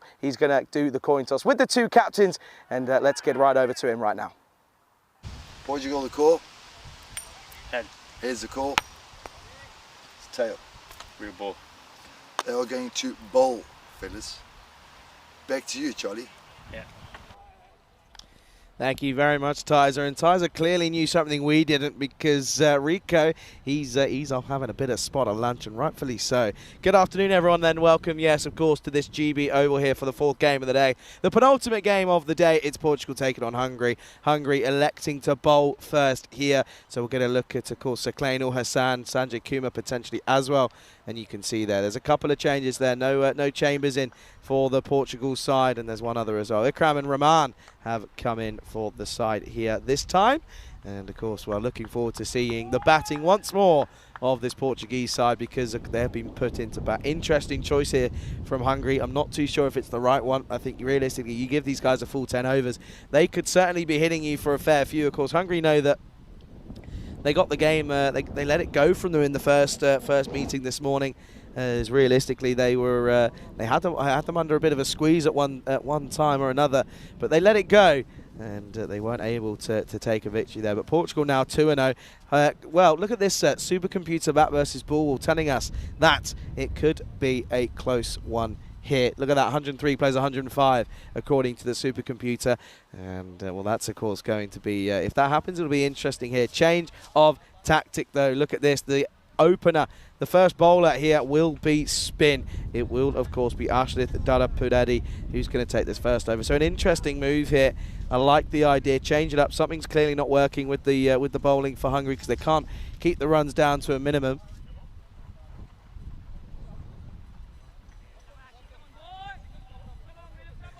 And there is the main man. He's got the shades on, and at the moment, it's yeah, of course, not been the best of days for of course, Tara Paredes. I mean, in reality, the poor soldiers had a bit of a nightmare. You can see there's Stan Ahuja with the gloves on. Of course, his brother is the captain here, as we're waiting for that clock to tick over the quarter-past mark, and of course it certainly has. And match number 4 getting right underway with spin.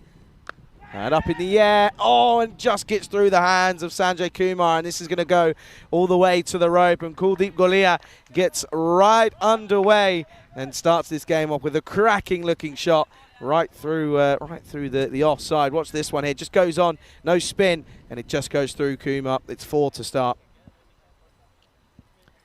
Good start then here. Too short, too wide from Ashlith. Paredes, and yeah, they haven't quite got it right, have they, at the moment? As this one's down the ground, and this is coming our way. Rico! Oh wow, you went for some evasive action this time around, And wow, that was close. And well, realistically, that's not far away from your laptop there. I mean, you've got very lucky there, sir, because that one was coming right your way. Kuldeep Galia turned around and said, Rico, I hope you're paying attention. Look at this one here. That was all yours. It was nowhere near me. But you turned around and you left that one go. Look at this here. Lets it go right at the last second, as this one will now go towards the boundary. It's all happening thick and fast action here in Budapest, Hungary. And well, this is what happened in that last ball after we got attacked here in the box. And you can see this one here just dragged onto the onside, and that will of course be another boundary. So 4-6 for the start here. What a start this has been for Kuldeep Galia, as I think now Rico's going to take a second to assess the damage on his folder. I think a couple of the pins have come out, but he'll survive though. What a start this is though. I want to take a chance to say a very good warm welcome to the Andy Bond, who's joined the Silver Spanner. This is big up in the air again. Hasn't quite got all of it though. Taken. So it'll be 4-6-4 and out for Kuldeep Galia, who goes 14 off 4. And, well, it's Dada Padetic who has the last laugh. And he can, of course, look back at this and go, yeah, don't worry, I don't mind. And watch this one here. Good-looking shot. And good catch as well by Sheikh Rasik.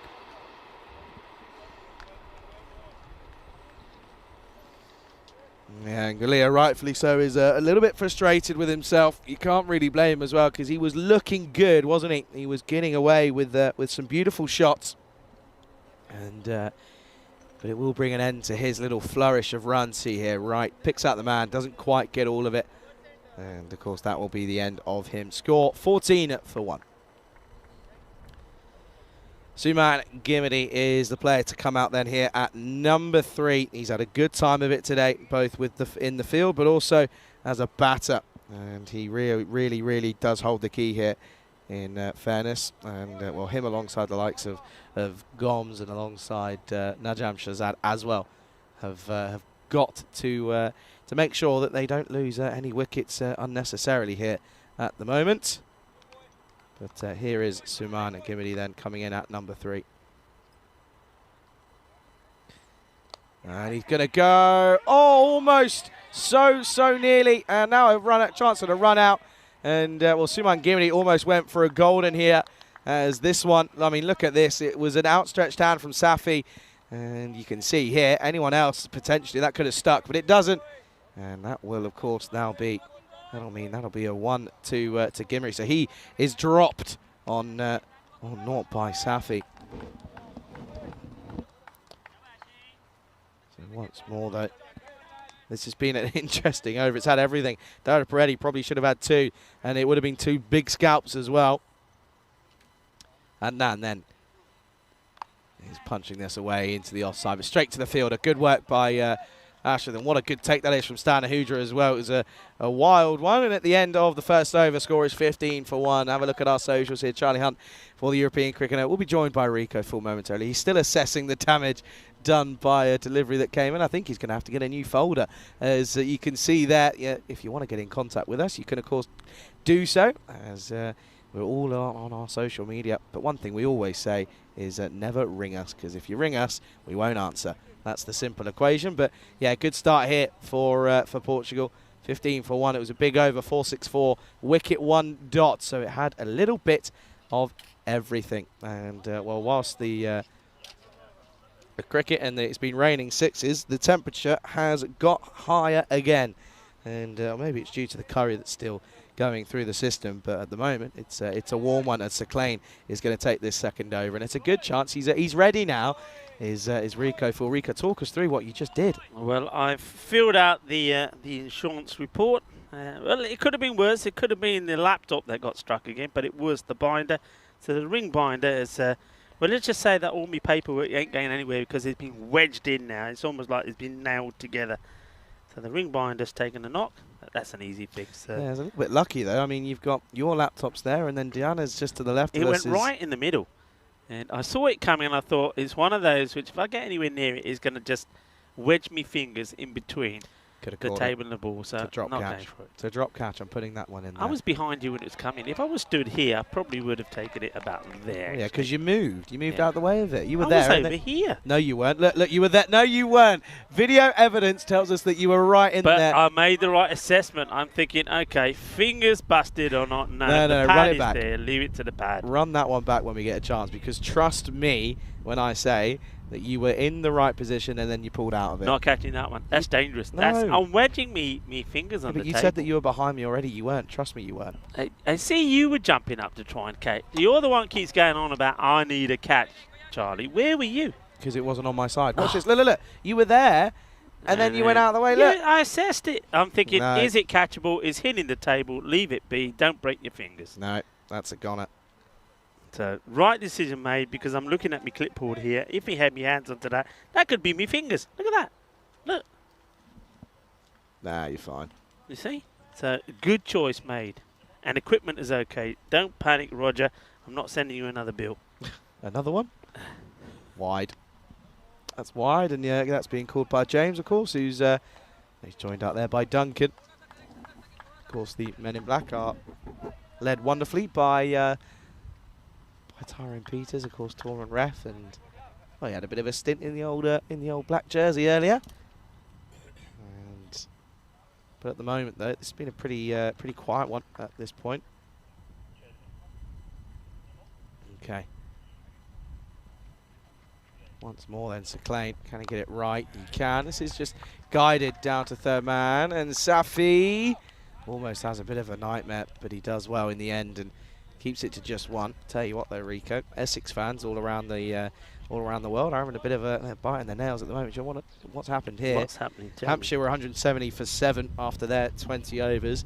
Essex started, and well, eventually there was a bit of rain, so they lost. I think they lost 8 overs off their 20. So Essex now need 18 to win off 1.4. Come on, the Essex Eagles. Come on, the boys. Saklayne then. Shorter and outside edge, gone. That's going to go for a Maximo here. So Mohamed Adnan helps this on its way, really. He was trying to play this shot, but he just couldn't quite get in the right area. It does come off the edge, but even still, though, it's going to go for a maximum, and this is a good start here for Mohamed Adnan. Yeah, I mean, Adnan, I think he assesses it well. I think he plays it well, in the end. I think he knows it's short. I think he backs himself to get enough under it to beat the player out there. And of course, that's Safi, and Safi, well, quite dejectedly goes after the ball to pick it up from the other side of the fence. So Adnan, he gets the Maximo. Good hit from him. And, well, him and Kamiri looking to get things going again for Portugal. And this is up-ish, and he smothers it in the end. Well, that's why you have to have a good lunch, because you need whatever you can get behind it to take the catch. And that's exactly what Sanjay Kumar does. We know he's a good catcher. He took really good catches yesterday on finals day here in the European Cricket Series. Now this one, I think he loses it for a bit, but you know what? He's got plenty of body behind it to give this a cuddle. Well, he cuddles the Grizzly and ends up holding on to the catch. Yeah, Adnan will go 6 and out then, and it's going to be the second wicket to fall here, and it's Portugal 24 for 2. Yeah, so 6 and out basically. So that's the end of Adnan. He'll go for ball number 3. Nicely gathered, nicely cuddled by Kumar. Holds on to the catch. Saklayne, nice for him. I'm happy he's picking up a wicket or 2, because I think he's bowled well and he deserves his opportunity here. And that's just bowling in the right areas, just outside the off-stump corridor. And Sanjay Kumar, well, it takes a bit of a wobble, but he holds on to it. He says, Aada meri pyari mani dono chadana. And he doesn't. Grizzly it may be, but it's staying in my hands. And that means that, well, now we get the chance to see the Gomes, who comes out there, and he knows that he wants a good innings here, and he probably needs to be thinking about batting all the way through the innings here if he can. Yeah, big time. He's got to play the anchor role here. He's still got a good chunk of cricket left to be played out here in this first innings, so you've got to try and get something out here, isn't he? He struggled in the first couple of games for Portugal, but in the field he's been electric, isn't he? And he needs to try and bring that sort of form out here now. Yeah, well, he's I think he's got used to the pitch, got used to the surface. We saw him, like he said, he was superb in the field. Now he needs to bring that into his batting as well. Hello to everybody. Dave was saying hi to us again, and was also saying hi to Chris Smith. Hello to you all. Hope you're enjoying what has been a super day here. A super Saturday on the European Cricket Network. Some cricket also happening in Malta. Give you scores of that in a second. This one's in the gap. I don't think it's got the legs to go to the boundary. The chase is on. It won't. The batters will have to run hard to earn the 2, and they will. Yeah, that's match happening in Malta. Malta got 156 for 9. It didn't seem like it was enough, and it doesn't look like that way. Switzerland 93 for 2 at the moment, needing 64 in 59 balls, so at about just under 7 and over. And what about in the Netherlands? What's happening there? Try and give you some of the scores happening in the Netherlands. Of course, we've got the T20I International Women's Cricket happening there. The last match is taking place there. Scotland women taking on the Netherlands. This one will bounce just before the fielder. It will be a single. And the Scottish women are batting, and we're 79 all out. So, Yikes. ouch. Yikes indeed. So interesting scores coming up there though. But at the moment, this is going to be the end of the second over. 27 for 2 on the board for Portugal. Let's have a look at the updated standings there. You see Portugal are top, and well, they're clear at the top, aren't they, at the moment, by a solid 2 points due to that victory. And oh, go on the Essex. Sorry, excuse me. I'm trying to keep my cool, but Essex, they needed 13 off the last. They've just hit a 6. Go on the boys. I'm trying to keep my eye on like 4 different games of cricket at the moment. It's quite hard. There's a lot of cricket happening at the moment. The other day, of course, we were watching, well, myself and Corey, we were keeping an eye on the cricket here, and also the test match was an exciting finish as well. Oh, the Ashes, of course. Of course it was. So, okay, we're going to go back to Ashwin Daraparetti. See if he can get another. He'd love to. He'll have to change the way his day has gone so far. And, well, this is just... sometimes it's not your day, as this one will go for 4. It's once again a perfect lob over the wicket keeper, and the ball just trickles away to the boundary. And look at Daraparetti. He's thinking, what have I done to deserve this? Not full enough to be on the sweep there for Sean Gomes, and yeah, he's not quite not in the right position. Yeah, you can see, look, he plays it almost at his chest. Oh, Essex did it but they hit a 6. Go on, the boys, get in there. Played out. Hey, I wonder if we can have a look at. I'm just having a look at the kit here from Hungary. What are your thoughts on this white inner strip that goes inside? I mean, you're bowling with that. I mean, that's a bit naughty with a white ball, isn't it? I've not thought about that. That's very true, actually. Yeah, I wonder if we can. I mean, I don't know if we can see anything on camera for when the bowler's coming in, but having that white under your arm. I mean, I only just picked up of it from this. I mean, look at that. That's got to be off-putting. Surely that's got to be off-putting. Not for Suman, though, because he will hit this and hit this large, and that's going to go all the way over the boundary. That's going to be a Maximo here. And, well, Suman Gimri said, don't worry, Sean, I'll just do all the hitting myself. Yeah, I mean, that's a big hit. It's absolutely been blasted away. And, well, the search party go looking for this in the jungle. Get the rake out, boys. Get the rake out. And Tyrone Peters, though, he just gets in there and he plucks these balls from nowhere. He's got an eye for these balls at the moment. So that's a big hit. Nicely blasted away.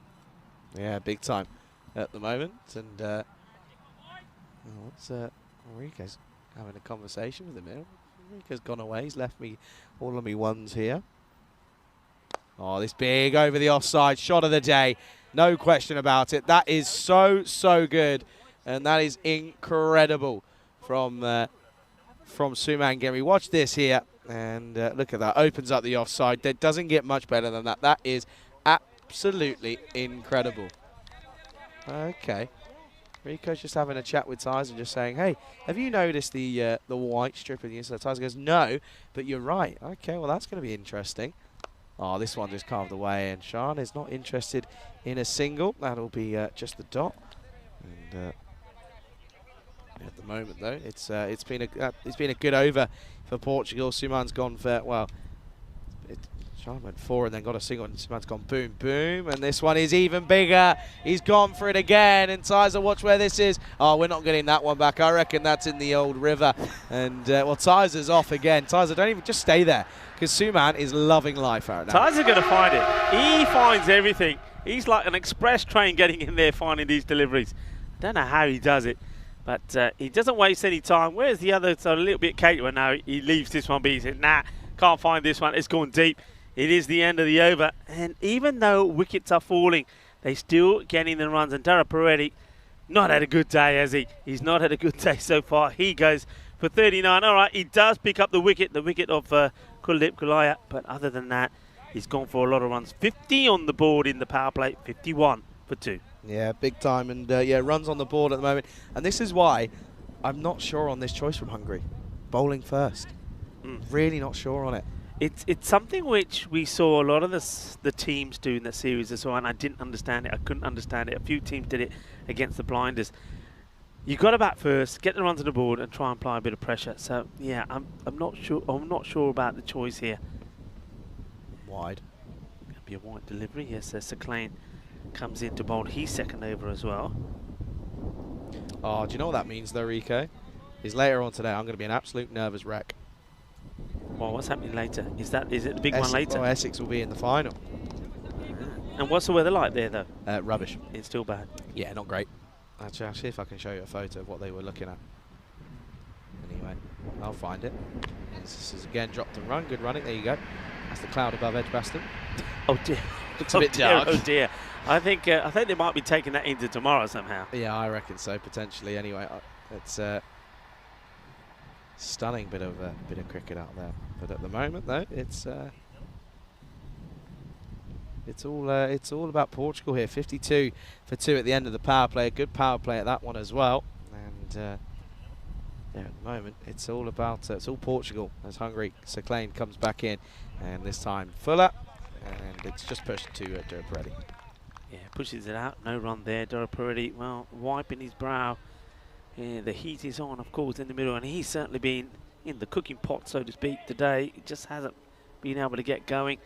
Very little to show for this day. And man, that when I last saw him playing international cricket in Austria at the Seabarn Cricket Ground was absolutely sensational. The slight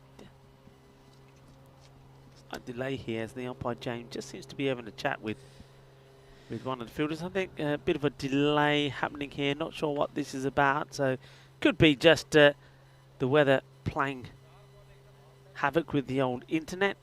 Something's overheating, but this is what's going on in Malta at the moment. You can see there. Swiss looks as if they're in a bit of trouble there, but Nazir going well. 116 for 2 at the end of 12. So they've, what's that, 40 odd off the next couple of overs. They're right up with it at the moment. They really are.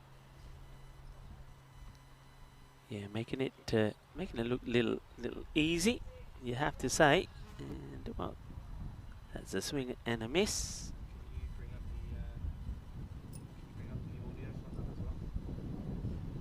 So yeah, that's Switzerland, of course, are taking on Malta there, and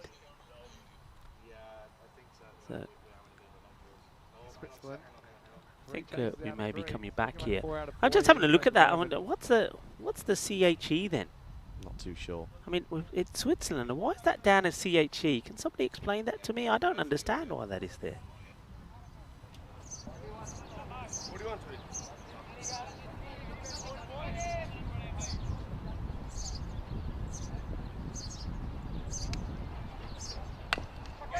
The next one hit pretty hard, but Zishan should have this one covered. Get a single.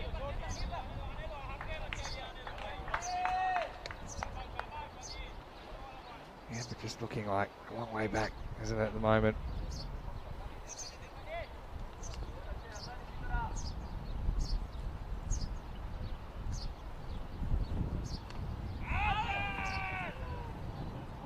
Appeal, but with the ball not getting held on to by Afrikaan. Dave B saying, I want Malta to do something. Well, it's not easy against these two. Full toss, hit into the gap. But fielder comes around quickly. Swaka does the fielding.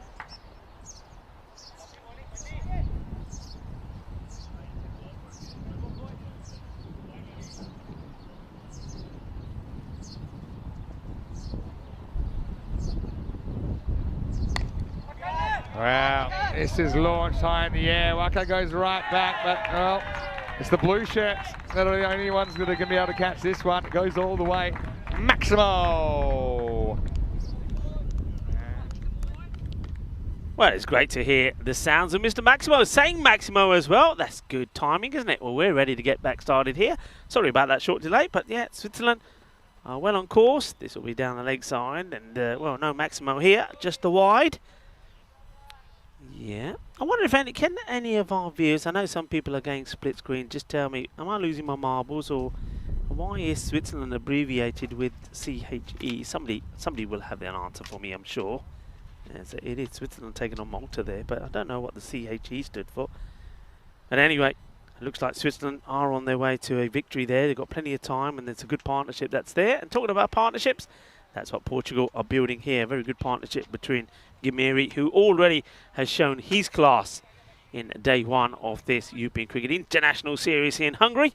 And an opportunity for someone like Sean Gomes also to show what he can do. And like I say, I think it's a good opportunity for him to just nestle in and try and bat all the way through this innings, and they'll still get to a score. He doesn't really have to do anything big.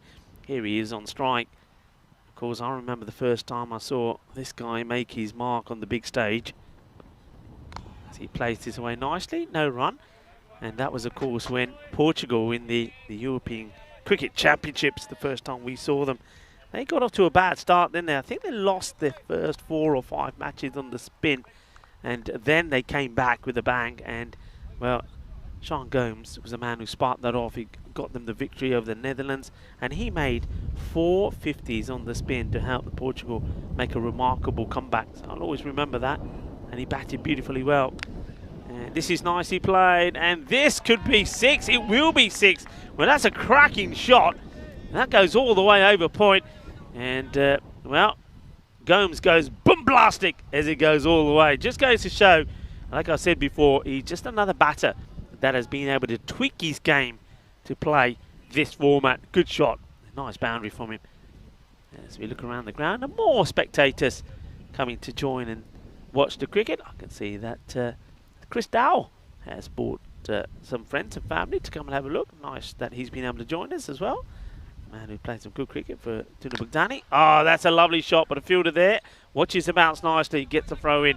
Good bit of fielding, good bit of cricket, as that's the end of Sir Clane's spell. And once again, respectable, I have to say.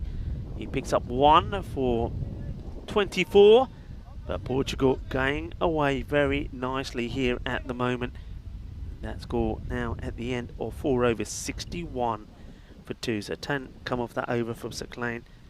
Need to find a way to get wickets. So I like the fact that they're using variations. They're going to go to a man who played brilliantly for his side, Cobra CC. He led them well.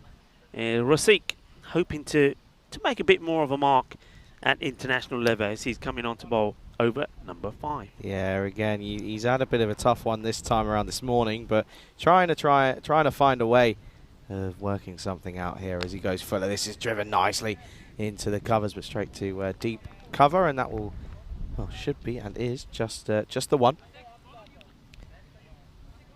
Yeah, nice shot played. Dave saying, "What happened?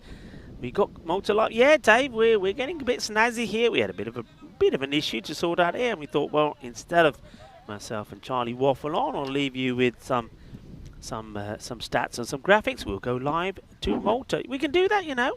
Technology is a wonderful thing. Scary thing. That's what it is.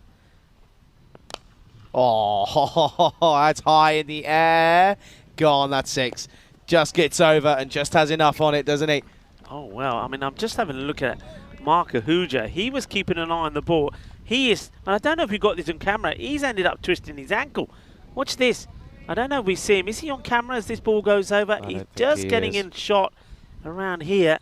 Yeah, we don't see him on camera, but I think it might have been on that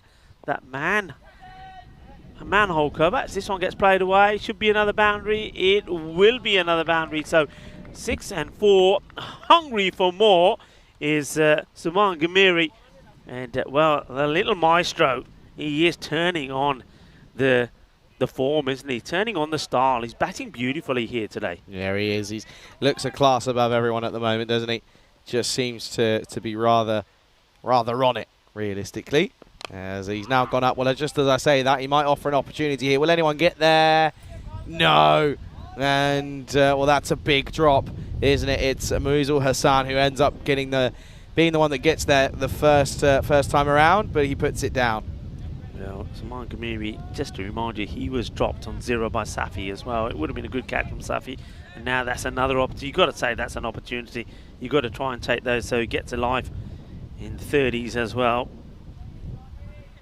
And that's disappointment for the bowler. It's these little things, isn't it? These little things which maybe the likes of, you've got to say, the likes of Portugal, the way they're playing at the moment, and they're taking those chances, and to a degree, so are Sweden. So I think when you look at the two teams, or the three things together, I think Portugal, I think in the field they've been pretty outstanding. The ground fielding's been good. They've taken key catches as well. Those little things make a difference. Yes. Rasik comes in again. It's a nice looking shot. It should just be a single. That will take us to the end of the over. And Portugal going along nicely, 74 for 2, as we welcome you back into our cube and welcome you back to a Super Saturday, Super International Saturday. Yeah, big time. It's a lot of cricket coming up right here on the network, and it's an exciting day again. It's been an exciting week. First time we've ever had 3 events on at the exact same time, and it's also the first time we've had a non-European nation participating in an event. Of course, Thailand out in the Netherlands. Charlie Hunter alongside Rico for the European Cricket Network here in Budapest. And talking about what's down below, take a look at all of our socials, of course. That's where all of the great content goes up. Listen, I already know that this morning the finish to that bronze final was posted, and rightfully so. And if you don't know what we're talking about, where have you been, first of all? But make sure you go ahead and check that out on all of our socials, and you can see there just on the bottom of it as we go back to live action. And well, this is going to be hit into the onside, and Sean Gomes struggling a little bit to just find that rhythm, isn't he? Yeah, he is, but at the same time, I'm saying to him, stick with it, because with the way that Saman Ghamiri is going, it's a great time to be able to bat the way you are without scoring too many boundaries, and still do and get your team to a good score. So just stay there, stay with him, and I'm pretty sure that soon he'll start hitting the ball pretty clean. He's playing some nice shots outside the off, but he has found the fielders. He goes again, but this time he's going to go over the fielder. That's a nice shot. So once again, this is exactly what I'm talking about. The longer he stays out there, the better he gets. We've said the old saying, isn't it? It's time out in the middle. And Sean Gomes has got the perfect opportunity to do that, as he gets that over the hand of Darshan Sudanashaya, who's out there, can't do anything about it. Manos Ariba from the umpire, James. 6 more. Yeah, well, listen, it's all about timing, and as we say as well, the longer you're out there, the easier it gets. It's a simple equation in cricket. We all know that, and yeah, it's happening here clearly. 24 of 13 now for Sean, and well, this time it's massive, and it will go all the way here. Lovely shot again from Gomes, and he loves it when it's in that area. He will get down on one knee and say thank you very much. Well, pace back on, and well, Sean Gomes is liking it. So the few changes, credit to Hungary for trying these changes. Dara Paredes opening the bowling with Zaklain. They're holding Abhitash Prashar to bowl a bit later, where they have leaked a few runs, hoping that would make a difference. But at the moment, not working, because he's bowled 3 balls and he's been hit for 2 sixes. Prashar under pressure. Yeah, he is. Yeah, you waited 2 weeks for that one to come out, and you finally got there. Well done, Rico. Here is Prashar once more. Then he is under pressure, but the pressure maketh the man, and Prashar gets the last laugh, and Gomes goes for 30 off of 15, going at 200, but once again going for a strike across the line that realistically sometimes it's not the ideal option, and this is exactly why, because he's going to go clean bowled here, and the score rifles up to 86 for 3. Well, he was under pressure, but he knocks him over with a boogie, oogie, oogie, grizzly fireball, and then he's showing the batter which way to go. Careful, we'll get done for copyright if you because you know you're so like the original. We're going to get done for copyright. No, we won't. Nobody will. Nobody will. I'll just do my own little twist on it, you know? I don't know if you understand how copyright works. I know how it works. Hey, listen, if I was going to get done for copyright, they would have done me a long time ago. Oh, I'll tell you what, Najam Shazad's getting his dance moves out. He's ready. But yeah, this one is just one shot. You can't play. You can't be playing across the line, hoiking across the line to a ball that's full and going for your stumps. Yeah, well, Abhitash Prashar, after being hit for 2 sixes with the score on 86 feels the need to point to the batter to tell him which way to go. I think the captain, the Jump Shazad, won't like that, and he might be telling Prashar which way he needs to go. I'm telling you, he's going to be trying to send this ball to the boundary, and he's going to like. I think he's going to like the pace coming on as well. Yeah, I think so too. Dario Peretti, though, down here at long off, I reckon he's keen for this one here, and well, they're going to go full hit because the man at deep backward square leg has just become a regular square leg, and well, third man's gone back to deep third man. So full straight is probably going to be the answer here from Prashar, or is it the double bluff? It's not. This is pumped firmly into the offside, but it's well fielded by Seclain out there. He gets something behind it, and that'll be one. And well, Prashar not happy because for some reason Seclain thought it would be a good idea to launch this one back at the bowler.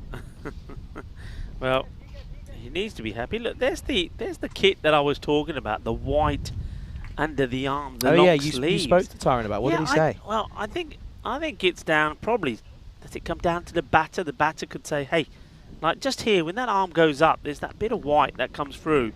And most batters, you're trying to look at the ball, and okay, that will be the end of the over. So obviously there hasn't been any issue and a complaint from any of the players as yet. But this is a kit that I'm sure Hungary would have worn this kit in T10 before, so I'm surprised it hasn't been picked up before.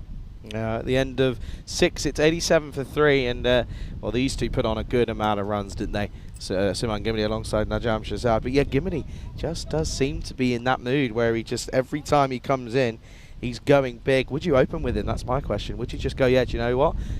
You're clearly going big every time. Why don't we just turn around and say, yeah, okay, let's have you opening. But at the same time, do you disrupt his rhythm? Yeah, disrupt his rhythm, and also at the same time, don't forget Portugal are winning, so they're probably thinking, why do we want to change? True. What's something that's working for him? Okay, Rasik coming on to bowl, and that's not a bad line. Oh, well, this is a laser beam, and this is a bit of an umpire killer. It really is, and Duncan is still running. Look where Duncan ends up, just signal this. Put the brakes on, Duncan. Watch Duncan go here, and he is still going. He's still going, by the way. And he signals 4 from the boundary. he's got a few there, and oh, what a hit! What a hit indeed. Shazad means business. Slower and gone for it, man out there though. Oh, what a catch that is! Mark Ahuja limping on one ankle has taken an absolute screamer. What a grab that is! Shazad goes 4 and out, and he tries to go for one too many, but it's Rasik who gets the last laugh. Yeah, good catch from Mark Ahuja. I mentioned earlier that we did see him go twist his knee a little bit, gets into position, probably doesn't really get where we wanted to be because of that injury, but takes a very good catch. So nicely done. Well done to Rasik as well. I suppose out of all the players that are making an international debut here, I think Sheikh Rasik has probably had the better ones, but he'll be hoping, and this is the thing, he's in your side, all right, you know about his bowling, but he's primarily there because of his batting. So they really need him to click.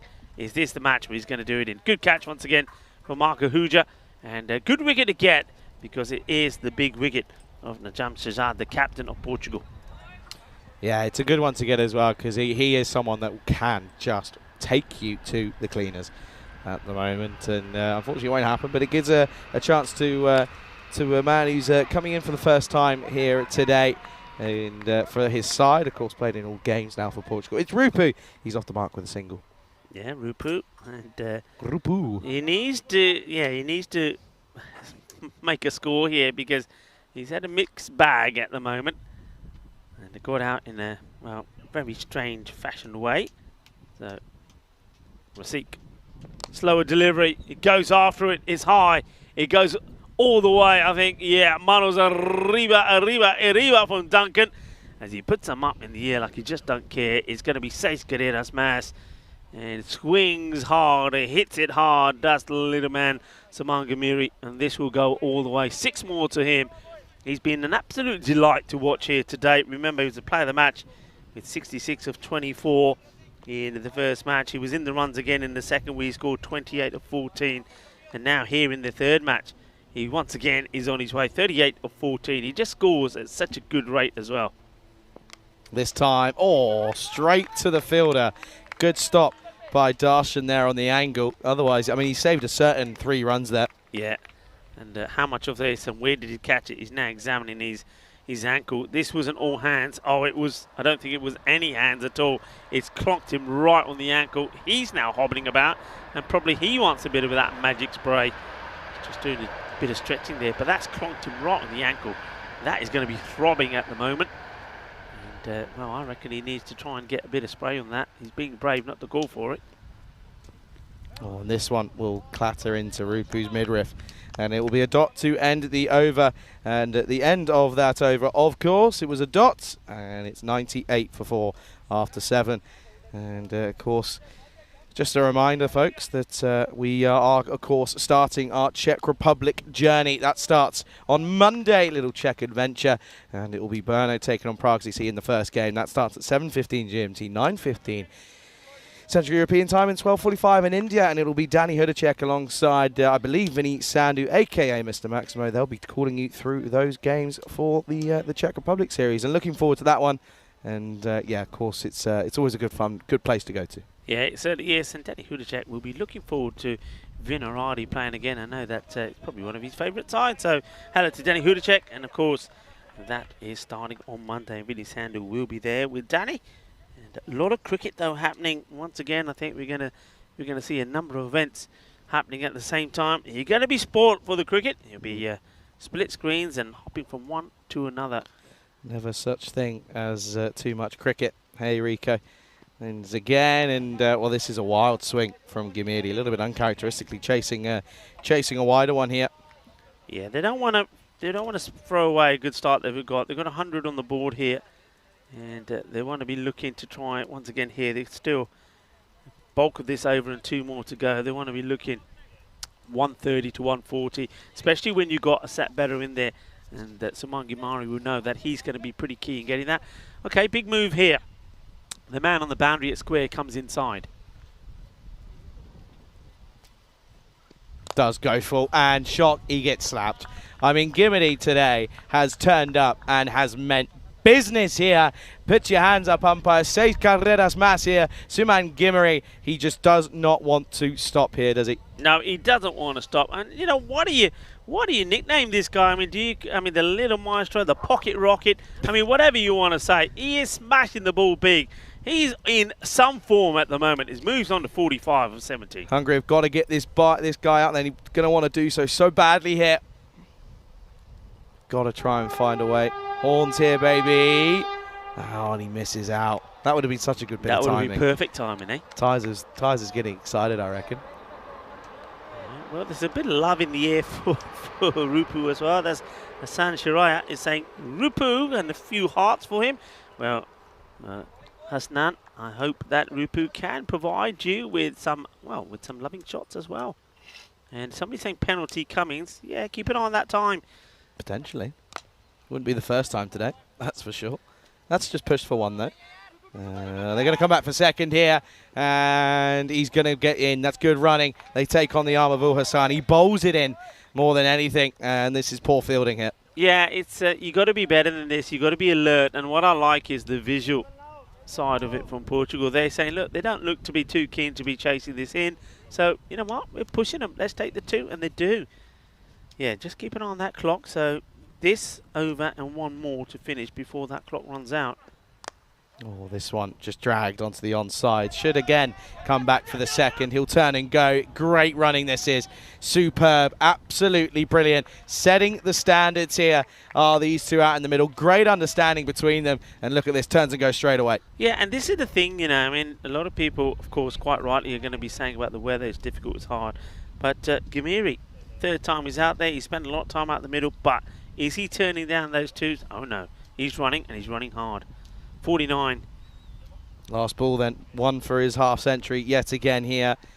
Oh, and he lets this one go, and that's when you know someone's in. Even though he's won it, he knows he's close to this half century. He has the sense of mind to leave the extras. Yeah, that's clever, isn't it?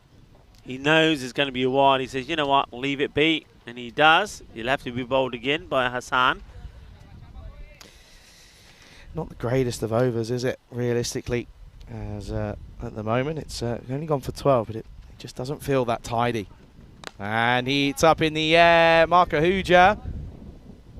Yeah, he's taken it. And he's going to fall agonisingly short of another half century here on the network as Suman Gimity. He'll go for 49 off 21. It's an excellent innings, though, in all fairness. And in all honesty, this is the big wicket that Hungary were looking for, which is a good one if you're a Hungarian cricket fan. If you're a Portugal fan, though, you're going to be a little bit disappointed. Suman Gimity goes, score 111 for 5. Yeah, I mean, okay, well done to Hassan. It ends up being not a bad over.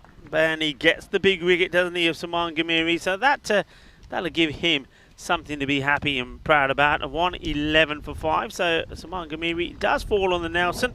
There's still, though, 12 deliveries to go. Once again, like I said before, they'll want 130 plus here for sure. But one of the key batters has gone, so somebody else has got to click and click straight away. Well, now we're going to get a little look at a couple of different options here. As Ahmad Ikram is going to come out to join Ashraful Rupu out in the middle here. End of that 8th over then, by the way. So it's going to be Apitash Prashar who's going to come on for his second over. 1 for 13 off his first. Can he pick up another scalp here? And at the moment, looking as if they're going to get up to a possible 125, maybe 130. Still going to find a few bombs, though, if they're going to get there. Rupu hasn't got anything away just yet. Oh, and he's tried to get this one away. Has he picked the gap? No. Yard. Nearly. That will just be one then. Yeah, well, this is good work from Ashraf Daraparedi. He makes the stop, then he has to negotiate the other fielder. Look at this, he has to go round him, keep his feet inside, and then get the throw in. So, just the one. So this is going to be interesting. I'm going to have a look now at the new batter. There's Ikram, faces his first ball. Hits it pretty well. And the reason I say interesting, I mean, normally, he wants another, but he gets sent back, so Rupu was keen, but Ikram says no. Yeah, I mean, at this time, we've seen several occasions when this sort of score and low down in the innings. Somebody like Junaid Khan can come out and smash the ball about, but they're not going for that option at the moment. They're going with the likes of Amir Ikram, hoping that he can do just that. Rupu, though, he needs to hit a boundary or two, doesn't he? Big time. As this one, he's going to miss out here. I'm just interesting here. I'm just looking over, and I'm not too sure if what I'm seeing is correct. I'm going to check it first, though. But Stoneman's on our list, but he's got a bib on, which is interesting. Not too sure what's going on there, but we haven't seen him yet. Yeah, very good point, actually. Yes. Okay, hit high, and this guy doesn't drop him, and he isn't going to drop this one either. Well, Ashraf Daraparedi, certain things haven't gone his way today, but when it comes to the fielding and when it comes to taking catches, no mistakes. This is not easy because he's been hit flat, it's dipping, and he takes a very good catch. So Apitash Prashar takes his second, and a nice catch. So that little change that has been made here by Hungary to have Prashar bowling lower in the innings and not opening up may seem to be working as a batter. Now, who comes in was the man that we thought was wearing the bib. It is Francois Stoneman. Yep, he's not in a bib, never mind. And I'm clearly seeing something there, but that's okay, never mind. And yeah, in comes Fast Stoneman then. And well, one thing I'm going to say, by the way, is there's the man at short fine leg, but not back. So I have a feeling Faf Stoneman could turn around and have a go at the old scoop here with what's that, 8 deliveries to go. I could see it, certainly see it happening. I've seen crazier things happen. He loves it. He loves the scoop. Played it well in Gibraltar a while ago. Does he take it on here? He's got a couple deliveries to play with here. Doesn't. This is pushed down and gets through the bowler. They'll come through for one. Gets Ikram on strike. Yeah, Prashar disappointed he's not able to stop this. He would have loved to have, well, mind you, I was going to say I'd love to have continued to bowl at the newer batter, but Ikram himself has only faced just the one ball. So this is a good little moment for Hungary because they're trying to, and in a way they're doing it, they're containing Portugal. Portugal by now would have liked to have been around the 120 mark. Big time. Last ball then here of this 9th over. What a ball. Well bowled, well executed. That'll be a dot to finish then. So Stoneman will be on strike. End of the 9th here. And it's going to come down to this last. It's going to be 114 for 6. Yeah, what a great over that is. So remember what I was saying about just holding back an over or two of some of your top bowlers like Prashar? Well, they've done that here. Prashar's bowled the 9th. It's only gone for 3. So little things making little changes seems to be working. 114 for 6, 9 completed. What a good delivery that was to finish off with. That over just going for 3. Yeah, good over as well, as you mentioned, Rico. And yeah, this last over then. So, I mean, 6 in the over gets them up to, of course, up to that 120. But I'm telling you, at least once in this next over, Faf's bringing out the old scoop. Trust me. Okay. If he doesn't, I'm going to have words. Because he does it every single time. Anyway, here we go then. Last overtime. Oh, he's gone for the offside. Yeah, great catch. Well, he won't be able to play the scoop shot because he's not going to survive any longer. He goes for just 1, and this is an excellent bit of hitting here. But something we've missed here, Rico: 5 penalty runs again. Yeah. 5 penalty runs again. But another wicket goes, and it's 119 for 7. But yeah, I mean, this is poor from, you know, they realistically, it's such an easy way that they can not have to worry about it, but it's happened again here. Yeah, and this is with making those changes as well. So this is hurting them because, like I said, that they would have wanted to be at the 120 mark going into the last over. They weren't, but though here come those 5 penalty runs. They had, what did they have? 4 minutes to get an over, and I think they had 9 balls to get in. They didn't do it, and you should be able to do it. But again, why didn't they do it? Because they weren't prepared to make the change. They went with Prashad. Prashad's got a long run. He takes a long time to bowl the over. Smart cricket would have been what? I can tell you what smart cricket would have been. The captain would say, right, we got 2.5 minutes to bowl this over. You know what we're going to do? Sorry, Prashad, you're bowling the last over now. We're going to get somebody else to bowl this over quickly because that's how you save 5 runs. Skipper's all the way out at deep cow corner there. Yeah. That doesn't help anyone. No one's in the ring doing everything right. Anyway, Junaid Khan has come in at 9, and he's gone big. That's a lovely shot from Junaid Khan, and showing his experience here. He's had a bit of a tough time of it in the domestic league in Portugal this year, but at the moment he is showing his worth both with ball and bat, and what a lovely shot first up that is. Yeah, I mean, what did I say when Ikram came out there? I said that's interesting because with 12 balls to go, there's one man that normally comes out, can hit the ball well, score quick runs for you, Junaid Khan, and well, here he is, and that's exactly what he's trying to do here. 6 off his first. Oh, what a shot this is. Straight to the man out there, though. It's well fielded by Prashad. They'll come through for 1. And what a good shot for 1 that was, though. Yeah, it was a good shot. Junaid Khan, he's just Mr. Reliable when it comes to cricket in Portugal. He's been playing a while, and he's been an outstanding performer all the time that I've known him. I'd love to face an over from him, you know. I'd love to give it a go. I think I don't know how well I'd fare, but worth a bit of fun. That's going to well, they're not sure here. We're gonna have to look at side on here because I reckon this could be a no or a wide. It's one of the two anyway. Yeah, let's see if we can work out the height on it. And I reckon that could have been called here. Yeah, I wonder if he's get it opposite. Here we go, side on this. Oh yeah, no big ball. time. Big That's a no ball. Yeah, there you go. There's the call. No ball. Yeah, no ball call. That rightfully so. Good use of the technology, good work from Spring, good work from the umpires. Listen, that's what they're there for, and doing a good job of it as well. Okay then. Free hit then coming up for Ikram. Swing and a miss. And yeah, that's disappointing, isn't it? Because the batter, it's a free hit. You've got to be ready. You've got to be able to do something, make something out of it. Bat on it ball ends at up being least. a dot. Bat on ball at least in the last. Hate dot balls in the last. I hate them. Yeah, and you've got Junaid there at the other end, 7 of 2 balls.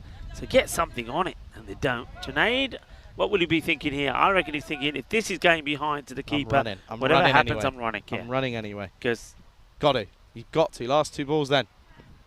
This is high again, and it's called. But look, why aren't you running?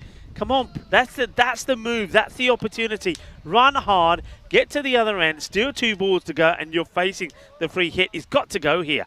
And yeah, it's another no ball. So if he bowls another, he's off.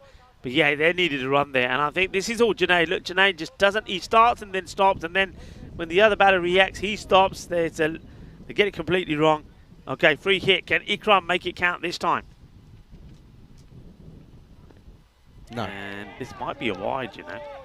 And you want to have a look here. They want to check. He's not sure, and he says, "Hang on, what's he saying?" He's saying everything. Yeah, he's saying, "I don't understand any of that." Let's watch it again. He does come down. I think he's probably okay. It's one for the over, so he's probably okay because I don't think it clearly goes over his head. So no, it's fine. It's fine. It's fair enough. Anyway, another dot though. Last ball then.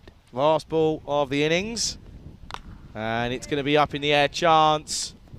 Oh, what a great catch! That's outstanding. What a way to finish off the innings. It's ebbed and flowed for both sides, but the final call here is that it's going to be an excellent grab by that man there, Sheikh Raseek. Take a bow. Yeah, Raseek, he's done it all the way through the last 10 to 12 days, hasn't he, Raseek? He's been outstanding. He's led the Cobblers to the final of the European Cricket Series here where they fell short to the Budapest Blinders. He's been in sensational form. That's what he's been doing, but also he's been scoring loads of runs. I just hope he gets the opportunity this time. Make a few changes, Hungary. Have him up the order. Maybe him and Darshan, 2 men up the order, and see if they can give you a good start. A good catch right there at the end means that 130 will be the score that will be required. Let's take a look at these highlights then. You saw there, Rico was under fire early on in the game. He was trying to sort himself out after a bite to eat. And, he's taken a couple of catches here today as Sheikh Raseek. That was one of them. And, that meant Mohamed Adnan could have a good go of it here. And, then this one was a pretty simple one. It was almost dropped, but eventually Sanjay Kumar took the catch. And much to the almost surprise, really, from his side, but we know he doesn't drop many. Suman Gimmery, once again, he is just a man on a mission at the moment, coming in at 3, once again, getting sixes galore, 36 in Maximos here, 6 sixes for him. He was joined by Sean Gomes, who finally, after 2 attempts here today, on the 3rd time of trying, he was able to get a few runs, 30 off 15. He was gone, though, trying to hoik across the onside by Apitesh Prashar. That brought the skipper, Shahzad. He went wide after a good catch by Mark Ahuja, who was hobbling on one leg, by the way. And then Rupu came out to join Suman Gimmery as he just watched Gimmery bring on the onslaught here. And, this one was trying to bring up his half century, but he was caught just short, and he finishes on 49. Yeah, another good catch there by Mark Ahuja. The only downside, I think you have to say, for Portugal there, it was probably Ikram. Ikram just, wasted up too many deliveries. I think in the end he was 7 balls for 1, so that's disappointment, especially when you had someone like Junaid at the other end who quite easily could have hit a few more boundaries. So they'd be disappointed with that, but still, they set 130 for the likes of Hungary to get. Yeah, big time. And at one point you were thinking, will they even get to 115 here? But they end up doing so. And then, of course, you've got to remember that there were a fair few penalty runs in there, 5 penalty runs, a couple of extras as well. Have a look at the lineups, or not the lineups, scorecard for Portugal. And once again, the top 2, the openers. Should there be a change there? Not working for them. Gulia 14, Adnan 6. Gumidi were in the runs again, coming in at 3, 49 off 21. Sean Gomes was 30 off 15, and then everyone else sort of came in and went pretty much straight away, which meant that they ended up falling to 129 for 8. Look at the bowlers, though, for Hungary. Once again, 4 wides up against Saklayne, so not the best from him. And Ul Hassan, he got 3 wickets off for 22 off his 2. He's the pick of the bowlers, and they've got it all to do here. Don't go anywhere then. The second innings is coming up in 10 minutes' time as Portugal look to make it 3-0 here in beautiful, scorching, boiling Budapest, Hungary.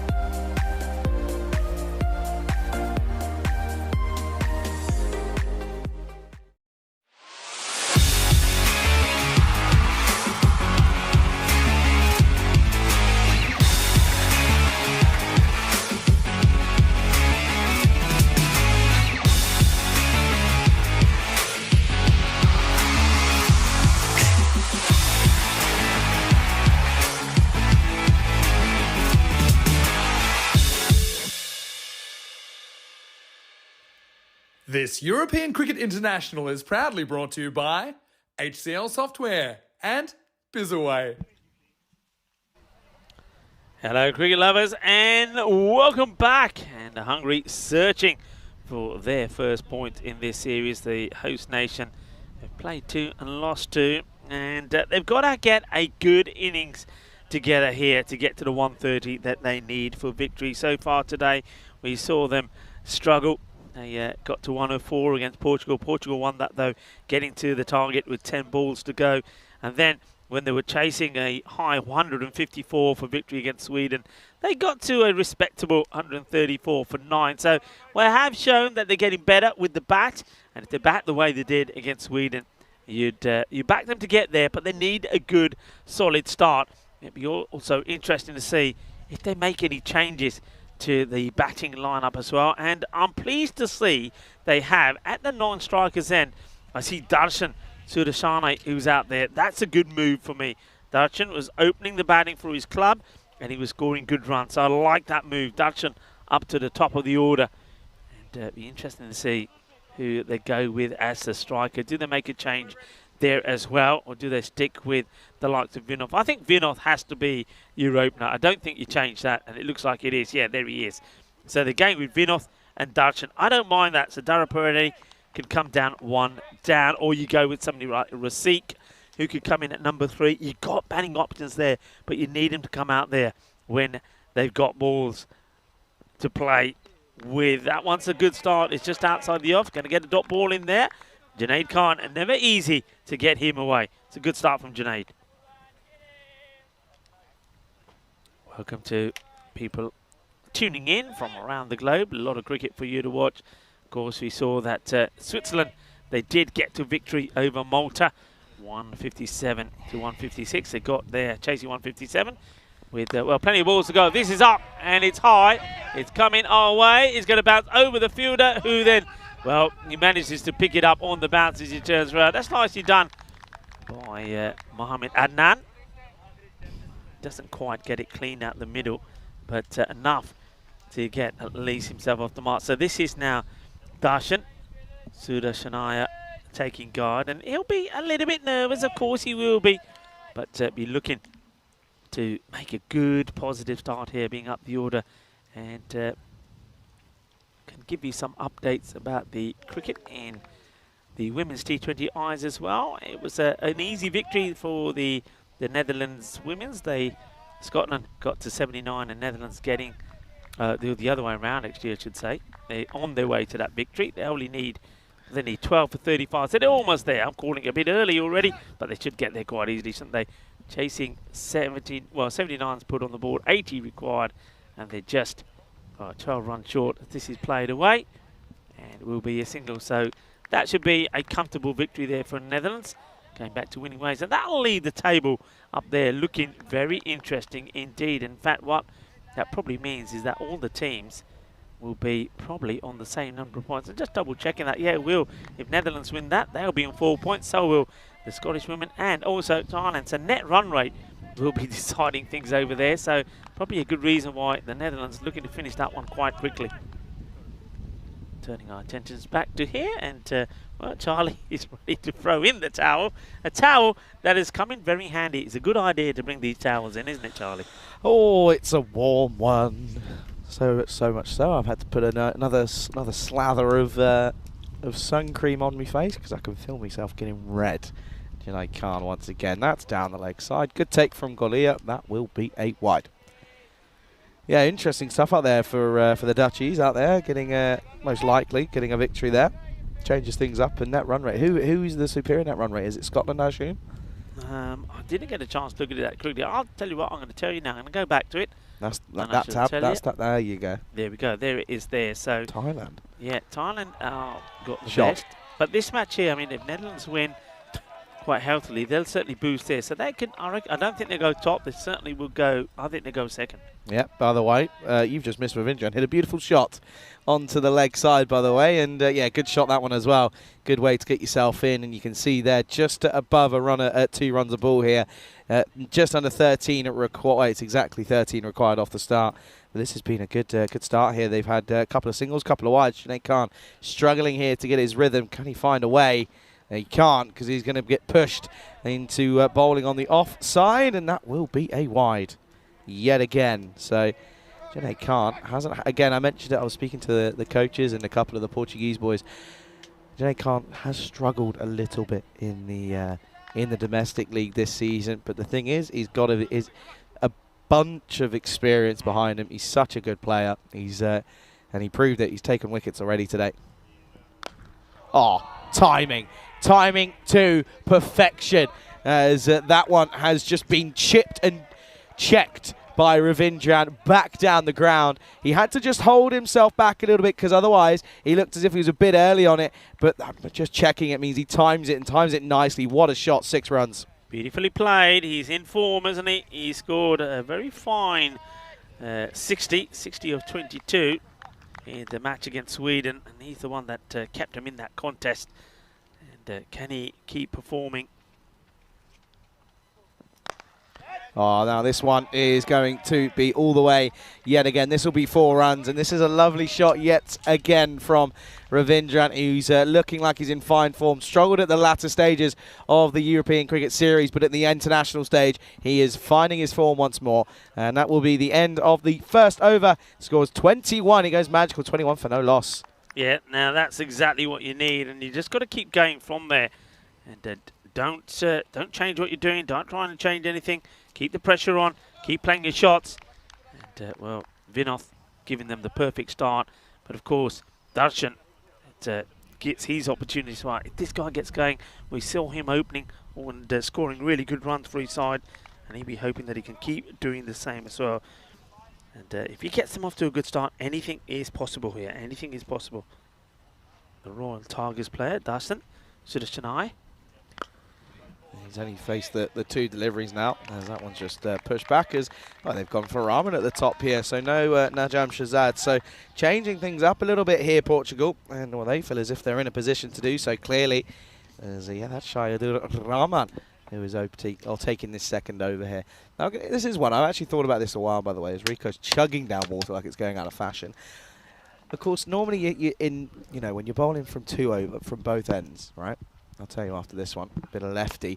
And this is an outside edge man out there, though. And he doesn't get there. And I think that's going to have gone all the way. They're just going to check this as Ikram can't quite tell us where that ends up there. But Again, too early on this one is Darshan. And you can see here, oh, I'll tell you what, that's a little bit closer than I first thought. Let's have a look here. What does that say? That's 6. I think that's just gone all the way. Yeah, it has. Manos arriba, arbitro. That's going to go all the way, and that's 6 runs. Yeah, what I was asking, do you say, Rico, that your second bowler, although it's not from the other end, do you still say he's an opener? Yeah. Okay. Yeah, he's still an opener because you have your opening bowlers, don't you? So the first 2 bowlers, yeah, your opening bowlers. Okay, that's fine by me then. Yeah, nice shirt. Gets a little bit lucky there, does Darshan. Gets away with one. Keeper's come up now. He's not slow as Rahman. And that'll just be a dot. Well bowled. Thing is, when you have your keeper standing up now as well, means your bowler has to push his legs back a little bit. He's almost doesn't really want to run the risk of going full, because that's well, for a keeper keeping up to some serious pace when it's full, it's pretty difficult to deal with. At the moment though, Hungary have got off to an electric start here. Oh, we're stuck on the maximum. It's broken the system. Tell you what, it's the heat. I'm telling you, my phone's gone. My phone doesn't even work right now. It's it needs to go in the fridge. That'll just be pushed for one. No, it's not a maximum. I'm telling you. I'm telling you, it's frozen, but it's because it's melting probably. Give that screen a tap. Give it a tap. Hit it a few times. And, yeah, no Maximo was there. Give it the old reboot. Of course, we're at just coming up to 4:30 local time at probably the worst point in the day in terms of heat. Sat at 31 degrees at the moment, and well, the thing is, the humidity says it's only 44, but I don't believe it because it's pretty warm out here. There's once more Rahman. This is short, and this is going to be dispatched, and this I think is going to be 1 bounce 4 here, as this one has been once again picked up nicely from Ravindran. He is once again looking in fine form. Yeah, they're just trying the short delivery to Ravindran because I think they will believe, and probably quite rightly so, that sometimes he can get a little tucked up with the shorter delivery. But I don't know if Rahman has the sort of pace and to get him into that trouble. You've got to really tuck him up, and it's got to be well directed. It's got to be a short delivery that's right at him. So short, just sort of on, off, and middle stump, that area where he's trying to work it round onto the leg side, and he ends up sort of scooping it in the air. So not the best of deliveries, and it gets what it deserves, really. What's the response then? Last ball, it's pushed full up, and they'll take the single. That's good cricket, good running. It'll be 33 for no loss after 2. Going well. They're where they need to be. They want to be bringing up around about the 45. If they can do at the power play point, and if they do that, they'll be right where they want to be. That rate at the moment is around 12 required per over. They'll be happy with that, especially when they haven't lost a wicket as well. And once again, I think Ravindran holds the key. Darshan, though, the longer he stays out there, the more confidence he'll get. He'll be now at a phase where, after he's hit a boundary as well, he's got a few out of the middle, he's feeling quite happy, feeling good. He's at a stage now where he's no longer thinking that he's playing for Portugal. He's just thinking that that he's playing against Portugal, playing for Hungary. He's not thinking about international cricket anymore. He's just thinking about, I'm out there and I'm batting, and it's what I like doing. It's a lovely day to do it in. Let me enjoy the moment. That's what he's going to be thinking. Big time. As he picks this up then, as Shazad has come on for the 3rd over, and he's got dispatched very much first up here. And, well, this is Gundy, isn't it? It sits up nicely. Yeah, not a good delivery at all. And Ravindran, he probably knows that they are going to target the shorter ball at him. And, well, Shazad, though, he gets this one all wrong. And that's been pumped away. The captain starts with the baton. Yeah, not a good start. Not a good start indeed. Oh, now it's on the offside. There's a man out there. Just pulls out of it. And he's had a nightmare. Hazamir Ikram. And, well, the wheels falling off here for Portugal. Not a promising tight start. Yeah, Ikram, I think he had my call on this. He got enough time to make a shot on this, make a play on the catch. He decides he's not going to. He backpedals. He bottles it, if you like. And by doing so, he gets done by the bounce. It's 4 runs. That's not a good look. And that's going to be disappointment for the captain. I think Najm Shazad, the bowler, as well as the captain, is going to, well, make a mental note of that and certainly bring that up in the team talk later. Big time. comes in then once more, and this time it's over the top. Has he quite got enough on this one, or will it plug? No, it doesn't, because we know that down here it's a bit of a vortex area, because it will go and go quickly. Yeah, he doesn't get it out the middle. You see that it comes a bit off the toe end, but he gets the leverage, gets it over the infielders, and though the fielders then hoping for a bounce that plugs, it doesn't. And the fresh cut that this outfield had late last night or early this morning seems to have worked. Well, in certain areas. In certain areas. They're past that 45 point that they were looking for, by the way, Rico. And now this will be flat batted, and they don't take the run. Yeah, no run there. So, Captain Najam Shazad walks back to his mark. You know that once this match is over in Portugal for today, anyway, they're done. So they're going to have a good rest. Early rest as well. An early rest as well. So it's an opportunity for them to get a good win, then put their feet up, watch the last match here, probably get some nice cold water down. They could take a stroll down to the shop at the end of the road, at the end of the little drive into this ground. As this is whipped away, there's going to be more boundaries. They're bowling runs at the moment to Vinod Ravindran, and you know what? He's saying, thank you very much, keep putting them there, because this is easy peasy, gets it over the man, nobody on the boundary, 4 more runs. Yeah, Portugal. I mean, that's what they'll be thinking. I mean, captain's got to get them together and say, hey, boys, good finish here, and I'll buy you all ice creams, because they do some nice ice creams in that shop. Ice creams or some cold ones, and at the moment, yeah, it's 51 comes up. This partnership worth 50. Ravindran's hit 40 of them. Shanashnaya has hit 8 of them, the rest in extras, and at the moment, it's all Hungary as they look to finally try and get a couple of points on the board here. Oh, now it's up in the air. Okay, chance. This is a big one here. Yeah, he takes it. That's an excellent grab in the end, and that's a poor shot, though. In reality, didn't need to take it on. He'd already got 18 off the over, and Ravindran will go for 40. He gets in, he gets out, and it's going to be, of course, 51 for 1 at the end of the third, and that's a power play done as well. Yeah, that is really disappointing. I don't like to see that. I mean, of course, he's not playing a shot to get out, but you've got 18 of Najam Shazad. You've taken the rate down from 12 to 11. You don't have to play this shot. Be prepared to push it out, take a single, go back on strike. That's the play for me. Don't give your wicket away. It was a risky shot to play. It doesn't pay off. And, well, he gets a good start, doesn't he, Vinod Ravindran, but he'll go for 40. Unlucky ball number 13 gets him out. So Darshan now will be joined by another batter, and I'm guessing it should be the likes of Dara Paredes.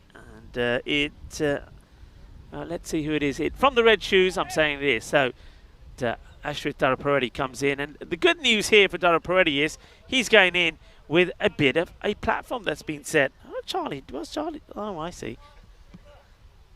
Charlie was disappearing for a moment, but I see what he's up to. He dropped the ball that he's been playing about with.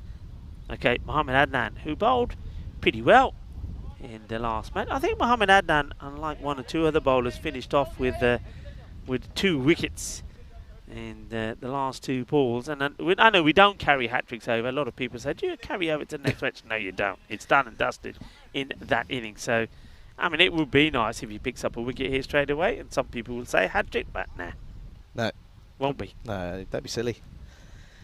51 for 1 then after 3. As Adnan then is going to come on for this this 4th over here. This has got to be a change up hit, and this is why they're going to Adnan. That's poor. That's not going to help then the cause here. That's going to be a down the leg side wide. Yeah, wide down the leg side. Wicketkeeper won't be happy with that, and he'll be saying straight away, hey, come on, boys. What are we doing here? It's a Kulit Gulaya. I don't know, it's a long day. The heat does take its toll. Just a bit. I'm pretty sure it's just as hot in Portugal.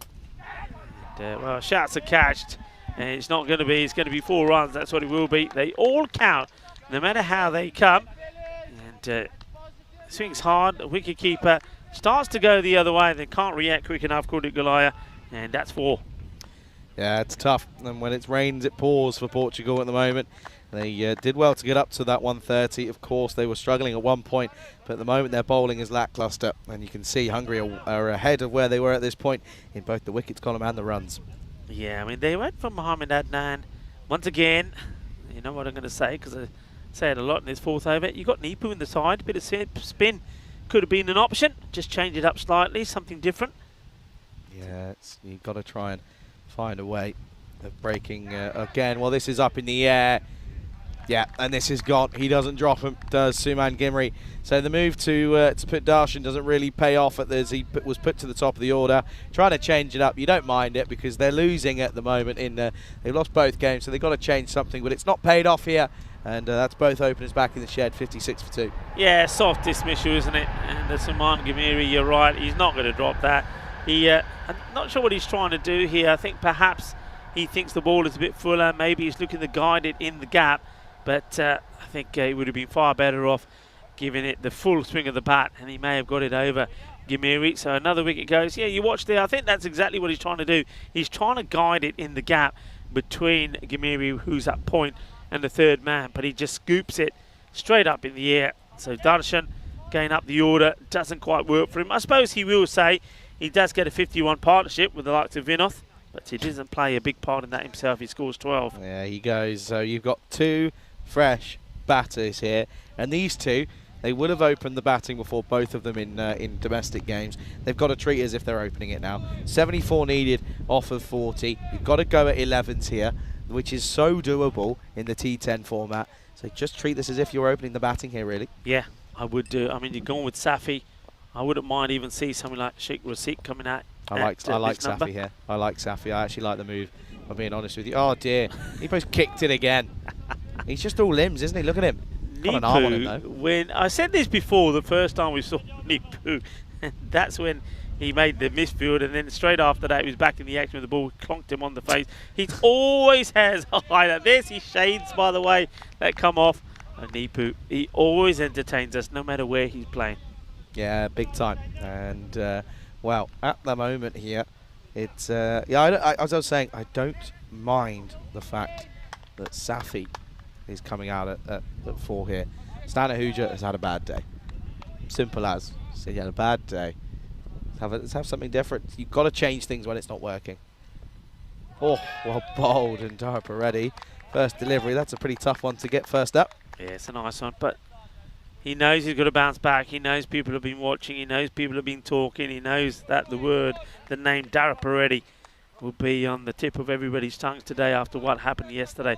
Thing is, though, he hasn't up until yet been able to perform. Will this be the time for him? It'd be a good time to do so. This is pushed offside straight to Goms, and it'll just be a dot. But this is again being a pretty tidy over up till now. The one boundary picked up the wickets, and then the single. Just pushing the pressure on here, Hungary. Yeah, and you got to say that pressure was all started by that rash shot from Vinoth. As good a player he is, and well, this is up in the air. This is catchable. Najam Shazad gets under it and makes no mistakes. And Dara Peretti will go for another duck. It's been a nightmare of a day for him. Nothing's gone his way. He made 10 in 1 innings, but we know he made 0 of 2 balls the first time we saw him. So 2 ducks out of 3 innings for Dara Peretti. And this will be a 3-ball duck. He can't believe it. Just, you know, it's one of those. He's wondering what's going on here today. It's almost like somebody's got one of those dolls of him and has started putting pins in it. Nothing's happening for him. A little bit of a voodoo spell, perhaps, on Dara Peretti as he goes for a duck. Another failure for Ashraf Dara Peretti.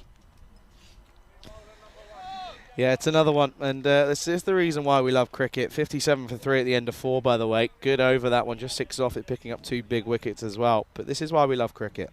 Yesterday, that man could not do anything wrong. Picking up wickets, scoring runs, hitting 6s. Today, looks like he's never played a game of cricket before in his life. Yeah, just not happening today. You know, even like that shot before he plays in the covers yesterday, he goes into the gap, past the fielder, 4 runs. Today, straight to the fielder, nothing. So he thinks, okay, I've got to do more, I've got to hit it harder. It's just not happening. But it does give the opportunity for us to see Rasik. 2 batters here. I mean, you like Safi. And yeah, Safi's a good batter. He proved his worth yesterday when he got almost got Tigers out of a hole. And Rasik, well, he took his team all the way to the final. These 2 get going, can turn it on. This is a nice shot, just clipped into the onside. Yeah, Rasik just looks as if he might have taken that Cobra loss in that final a little bit personal with his batting. Failed, didn't he, with the bat in that final. But it's not the fact that he failed, Charlie. Remember how he was out? Yeah, true. 4-4-6, hits Stepped the on ball his for own 4, wicket. steps on his stumps. I mean, if that never happened, they're winning it. So, yeah, he's going to feel that. But the thing is, he's got to get it out of his system pretty quickly. Good attempt at the run out there. And running into trouble with Safi. I think he would have made it, but it would have been close. Oh, he was gone. Oh, yeah. Gone by a fair distance. At the moment, though, it's all about Hungary. But that last over from Adnan, good move. They probably would have normally gone Faf at 4, but they change it up. So Faf might be getting used as maybe someone in the latter stages of this game. He might not even be used as a bowler, to be honest, but you never know. Oh, this one on the offside. That split the field. That's 4. What a shot. That's more like it. Bring it on, Rasik. This is what he does. And I keep saying that because we know what these batters in Hungary can do, because we've seen, well, before today, we saw 12 days of it. Some great hitting, big sixes, smashing the ball to all parts of the ground. They've just been, well, maybe they've been a little bit shy on international debut, 2 of them. But they've had some games now. Time to turn it on. It is, isn't it? This is where it counts. As the Gimmery will come round and keeps it to dot 1. That's brilliant fielding. Really is brilliant fielding. They were certainly looking to try and come back for the second, but they don't. It'll just be 1. And the Nippo over is currently gone for 8. You can see that net run rate, or the run rate required, sorry, already just gone above 2.5 and over now. Or a ball, I should say. Well, this one is hit nicely. Chases on, and he almost gets there. It's a great last-ditch effort from Sean Gomes, but he unfortunately can't quite get enough behind it, and it finishes with a boundary. And, well, that boundary could be an interesting one. Outstanding effort.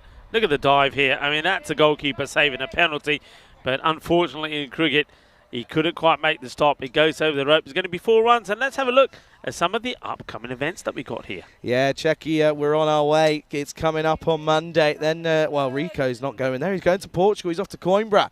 As that event gets underway, of course, and then we're on our way to Switzerland, and during that you'll be off to Romania, and well then Dresden. Well, me and you will reunite. I have a little break between now and then then we've got some more events coming up in Holland as well, and that's going to be an exciting time. As Adnan is going to continue, and he's going to get pumped down the ground, and it's about time that Rasik decided to turn up here, and he's showing up big time. Yeah, 2 boundaries now from Rasik. This is a good shot. Backs himself, gets it right. And Adnan, well, finds that his first ball goes for 6. He only bowled, well, his first over. He picked up 2 for 6 in it. And remember the match before, he finished with 2 wickets in his last over. So he's been taking wickets, but he won't like the fact that Rasik has just pumped him for a boundary. What's his reply? Shorter, well bowled. And he digs this one in, innit? And yeah, an excellent reply that is. You can see there, 1 for the over. And he uses it early on as the response. Shock, fast bowler says, you pump me, I'm going to absolutely take you here. Yeah. Goes short. Yeah, good reply. Apologise for the lack of on-screen graphics. Once again, we've had a little bit of a technical issue, and, well, it should be resolved momentarily. The joys of... the joys of relying on the internet for what we do as our job. It's not only us, but listen, we rely heavily as a company and what we do. Comes the bowler again, and oh, this one has been mullered, and it's right in the slot. I think it goes for 4. It doesn't go all the way because he's hit this flat and hard. But there you go. There's Rasik. Clubs it and says, okay, now I'm feeling in the zone. Now I'm feeling confident. Now, well, international cricket, I know what it's all about now. And you know what? I reckon I'm up for it. A good shot from Rasik. What was that? You know, right, I'm thinking about this now, right? Yeah. You know the Grand Prix in Budapest is this time next week, right? Yes. F1. What was that sound? That wasn't a train. That sounded like an F1 car.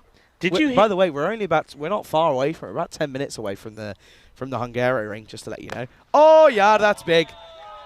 That is huge. He's picked that up nicely, and Adnan, he's gone for a few here. Yeah, lovely hit. Oh yeah, this is what I'm talking about. This is what we've been missing. This is what we need to see. This is what Hungary is looking to show us. They're looking to show us what some of their players can do, what some of the newbies can do. Well, that's a fantastic shot. Smashed away. Nicely done. Okay, bring it on. Comes the bowler. And this time, Not down the out. leg side, I think it catches a bit of the pad. The Not umpire out. shakes his head. Not out. And then nice take behind the stumps though. Won't be out. Yeah, he's always impressive. It is Golia, in all fairness. But yeah, doesn't quite take that one right. Or he does, but it's down the leg side anyway. But there is something on it because it's not a wide. End of the sixth, 85 for 3. Yeah, I mean, they've taken that rate down a little notch. It was around about the 12 and a bit. It's now it goes to 11. So good on Hungary this. And Mohamed Adnan will go for 22 of his spell. 2 for 22. There's that figure again. That's following us around, isn't it? Certainly is at the moment. And yeah, listen, we're running you through what's going on at the moment because we're just having an issue with our on-screen graphics. But yeah, at the moment it's 129 for 8 plays, 85 for 3 at the moment, and that's going to be a dot ball. That's going to be Nippo who continues on. He went for 12 off his first at the moment. He's looking pretty good. Yeah, good calling there from Rasik. Clear, loud, sending back Safi. They'll take the single. Thing is, that's the thing. That's the pressure on the two batters here. They will feel that whenever they don't get those couple of boundaries in and over and they fall behind in and over, the rate goes up considerably. They're still looking for one good over, and one man at the moment who could give it to them is Rasik, who is starting to find his rhythm. Shot. Lovely shot. That's going to be 1 bounce 4. And you can see here, wheels are slowly falling off, though, because they're starting to have a couple of heated discussions here. Because, well, at the moment, they're sort of playing the blame game here because, well, this one's too wide, and Nippo, he gets punished, and rightfully so. Yeah, I just saw the reaction there of Mohamed Adnan when this one goes for the boundary, and he's got a towel in his pocket, and he throws it to the ground in disgust because he doesn't think that's a good ball from Nipu, but that's not going to encourage the bowler, is it? As Nipu comes back and gives himself a bit of room, wants the decision, and wide is signal, so doesn't catch anything. So Nipu, it goes to do his trademark appeal, but gets nothing because this goes way past the batter. Keeper does really well actually to see this because the batter would have come right in his way. Yeah, he does. And this time, big on the offside, though. Man out there doesn't put them down. And Suman Gimri takes the catch. And Sheikh Rasik, who he's furious with himself because he feels as if he was in. And he was, wasn't he? He was 26 off of 10, but the 11th one will be the end of him. And it's a good catch, and Nippo picks up the wicket. Yeah, it's another one of those shots that didn't have to be, really. And he doesn't play a good shot either. We saw him play a really nice shot in the point area, and he should have been playing the same again, but I think rather than wait on it, he's rushed into the shot and he's found Suman Gimiri once more, who's having a blinder of a day, by the way, it has to be said. And we'll have a look at Mohamed Adnan. He's got that towel and he's being put to good use. And that towel, by the way, normally you see the towel in the fielding side to help dry the ball. Well, these towels are to help dry them because they are sweating buckets. It is very, very warm out there. Kid me not. I mean, it is hot. There is no breeze at all, and the heat is definitely on. And, well, I tell you what, fair play to the players and the umpires, and, of course, everybody else around the ground that are concentrating, including the blue crew, the scorers, and, of course, Spring Productions, the likes of Karina up in the tower, and Igas and Andis. It's a hard, hot day. Everybody really putting in a shift here. Nipu now bowling left arm over to the left-hander who comes in, and it's Abhitash Prashar, who just to me seems to be a man who is determined to do well here. Hits this pretty well. Well fielded. Nicely done by the captain, Najam Shahzad. And it will be just a single. And, if you did run there, it would have been out, and it would have been the best runner ever from a throw from the outfielder because it trickles along and goes and hits the bails, or knocks the bails off at the other end, and I don't think Prashar would have got there. Nipu back now around the wicket to the right-hander, so left arm round to Safi. Safi then Is he going to like this? He does, because it's a full toss, and he won't miss out on you there. And this has gone big, and this game is well and truly on here as Hungary are looking for their first points in the tournament. These two, they hold the key. Yeah, Nipu once again like he did in his first over, and that will infuriate the coach because he bowls a bad ball the last one of the over and gets hit for a boundary again. That's one thing that he's got to eradicate from his game, and that's not good. He will go for 23 off his 2 overs, one for 25 because that one goes for 4, and the score Hungary, they're on here 98 for 4 at the end of 7. Yeah, you can see here, this is the last game that's coming up today. Hungary, well, they may have no win there at the moment, but they could have one here as they're looking to chase this down. They take on Sweden. They're watching on there in the nets. They're getting loose. That's going to be the last game coming up. And there may, I have a feeling, by the way, there may be a slight delay to that one, but only time will, of course, tell. As Faf Stoneman is going to get us underway as we return. As this has gone big, and Stoneman's day goes even worse because he starts here with a maximum against his name. Yeah, well, the batter is going to want pace. I can tell you that. It's not a good idea. For me, not a good idea to bowl pace to Amitabh Prashar. And if they don't know him, they will know him now, because if you bowl him pace, and if you pitch a ball up that he can drive, or if you bowl at his pads, forget it, it's gone. Yeah, you got to try and find something else. He's got to go full Yorker length. And he does, and that's such a good comeback. That's the ball. That's such a good comeback from Fafi. He knows what he's got to do. That last one was just a little bit of a loosener, but at the moment, looseners could be costly as it's 26 needed off 16 here. Yeah, that's the ball. That's where he has to be. What 2 runs difference at the moment between these two sides? Could it come down to the last over? Yeah, and once again, let's keep an eye on the time as well, because that's been an issue a few times, but no issue with this shot because he's hit 1 for 6, and now he's hit this one for 6 and 4. Hungry for more is Abhitash Prashar. He's a top player. He's a top campaigner. He's hungry for a win here, isn't he? There's a dot ball in between the 6 and 4, Rico, I'm afraid, just to let you know. Don't worry, though. We'll give it to you. It's fine. It's a bit hot. I know.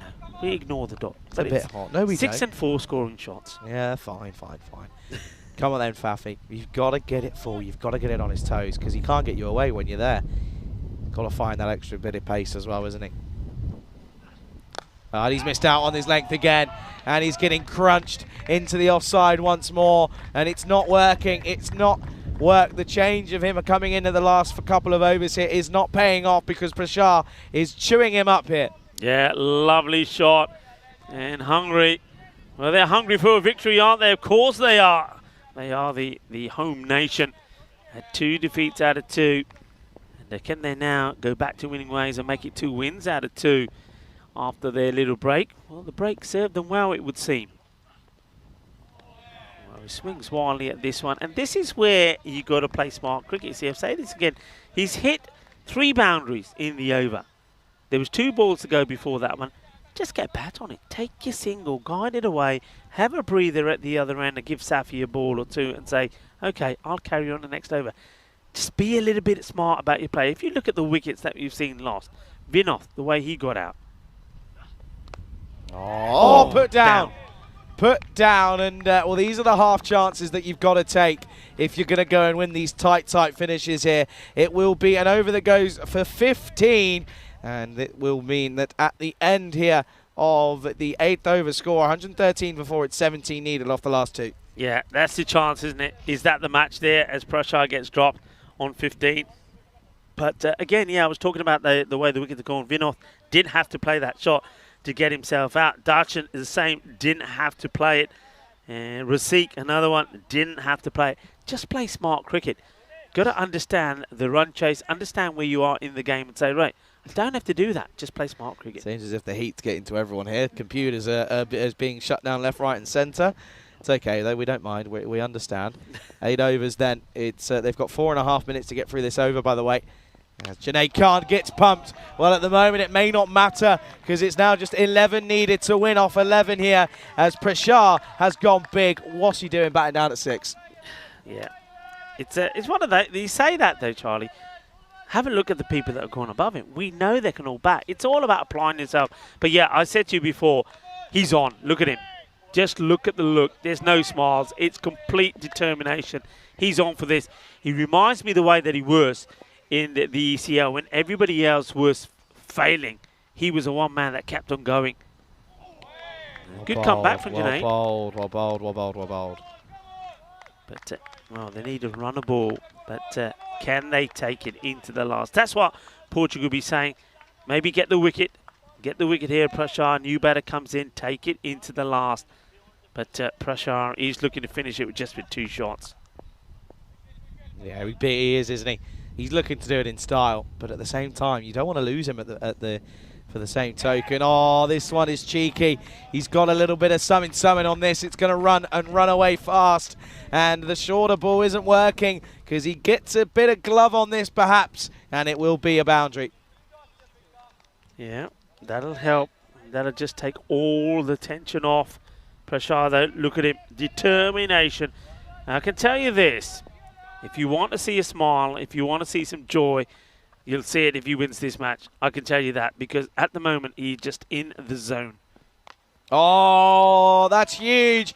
And that'll tie the scores here. Hungary, they are looking to bring up their first win. They've waited until right towards the back end of the day. And here in the back end of this game as well, they've left it late, but it looks as if they're going to do it here. Yeah, well, Abhitash Prashar, 37 of 12 in that lost by 19 runs to Sweden in the second match. But this time, he's on 32 of 11, incredible strike rate, and he wants to do the job here, and he's done it. Scores are tied. Any run now would do it. So Hungary, they do bounce back with a victory. Yeah, it's excellent work as well. Prashar, though, once again, mental, isn't it? 32 off 11, and he's batting at 6. He's such a good batter to come in.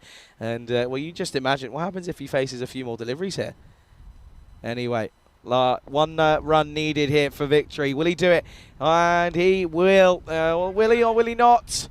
Well, now they might think about it. No, it'll be a dot at the end of it. Yeah, dot, but I think there's still a ball to go. So he's still in. It's in his hands. I don't think he's going to miss out on this one, though. I really don't. I think there'll be a huge sort of cheer from him, and he'll be the player of the match as well in this one, because don't forget, he did take 2 for 16, and they just changed things up slightly, Hungary, and it's worked for them. Yeah, absolutely, and it's worked. And he won't do it the over, so it's going to need to be 1 needed off the last here. We're going into the last over. Yeah, I mean, okay, some of those things. Let's have a look at the changes they made. First of all, in the bowling, they went for Dara Paredes early on. The power play still went for 51, but it meant that they were able to slow things down towards the end, the second part of the innings, with Prashar bowling really well, only conceding the likes of 16 runs of his 2 overs. That were with the batting here. Darshan goes up to the top of the order. Doesn't score big runs, but still gets a 51 partnership with Vinoth. And then Ashwin, he wasn't able to perform once again, Ashwin Paredes. But Safi also didn't really click. Rasik came out, gave him a little bit something, and now Prashar making things happen as well. And Safi's still there. All right, he hasn't clicked, but he's played his part. And that's what it's about. If you're not on song, then you stick around and play your part in that innings, in that partnership. And that's what these two have done. Absolutely. And Safi, now, well, he'll take great pleasure if he gets the winning runs. And the bowler doing a lot of warming up here. And it's Ashraf Arapu who's going to get a chance to have a bowl. It's a lot of warming up, considering he's probably only going to bowl the 1 ball. And he will. And Hungary finally will get points on the board then. And, well, Portugal are going to have to turn around, and they're going to need to look at where things have gone wrong here, because, well, they've got, as you mentioned, Rico, they have the rest of the evening off. And at the same token, they'll be back tomorrow, and they'll be looking for vengeance as Hungary, well, in this little mini-series that I spoke about at the start of the game, it's 1-1 between these two. Yeah, and well done to Hungary.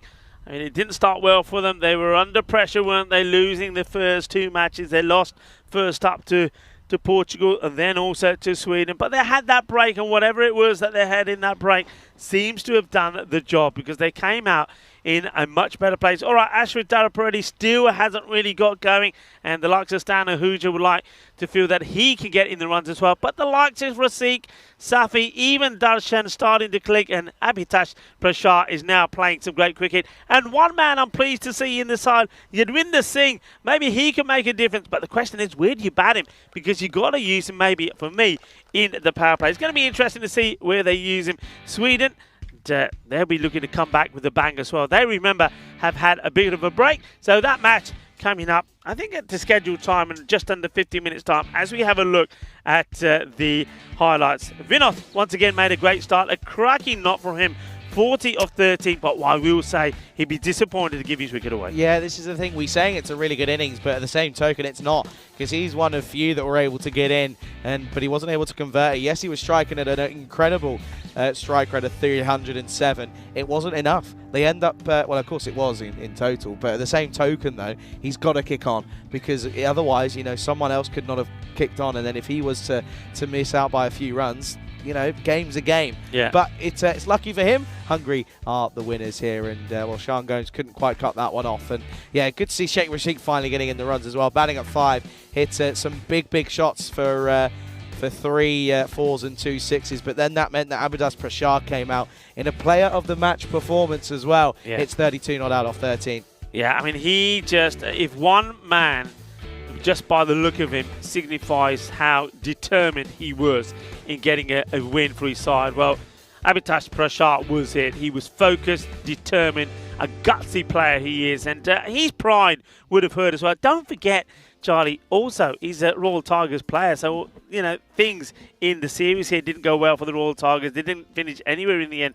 They were beaten, of course, in that bronze final, and it's the way that they're beaten. So he was hurting from that. He would have been hurting from the way they started in this series as well, but his performance there, his player of the match performance there, gets them the win. Let's have a look at that scorecard. We mentioned Vinoth Ravidran, 40 of 13, but once again, I think he'll be disappointed. Needs to be disappointed the way he, and also the likes of Darshan, also the likes of Rasik, gave their wickets away. But thankfully, they had pressure there to be there towards the end. Excellent strike rate from him. Gets them the win that they needed. Yeah, absolutely. And you can see there the strike rate was enough for Hungary, as they are your winners here in this 4th match of this mini series, or the international series here, in just very late confirmation.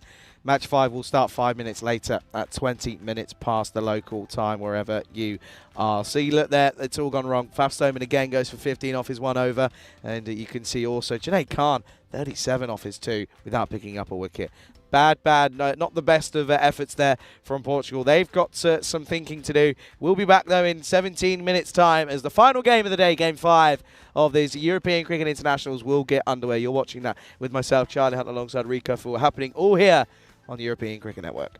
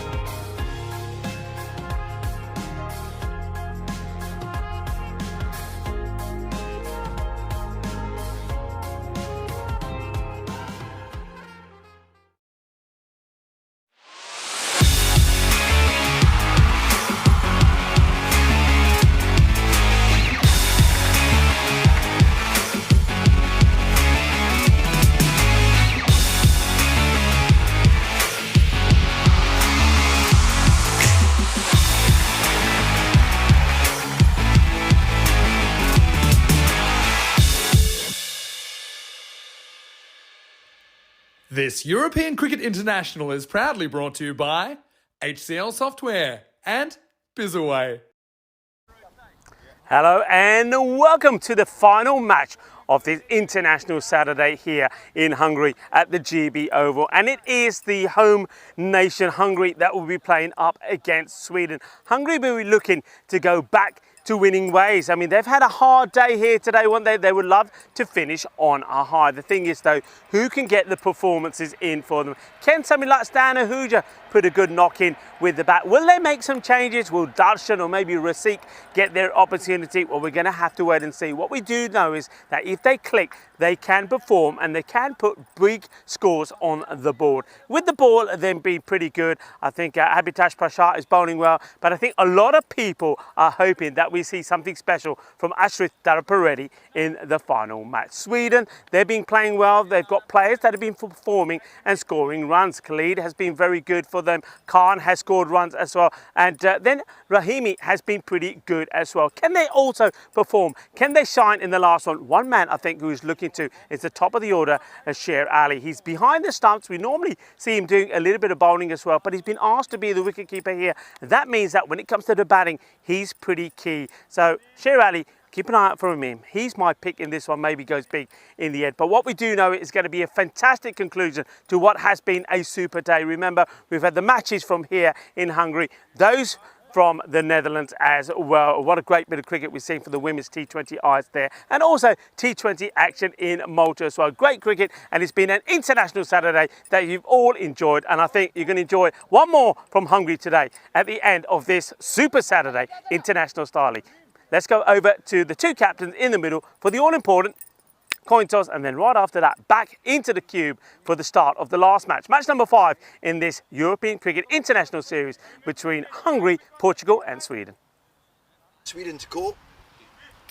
Tails. Tails is the call. It's a head. Ball. They're going to bowl.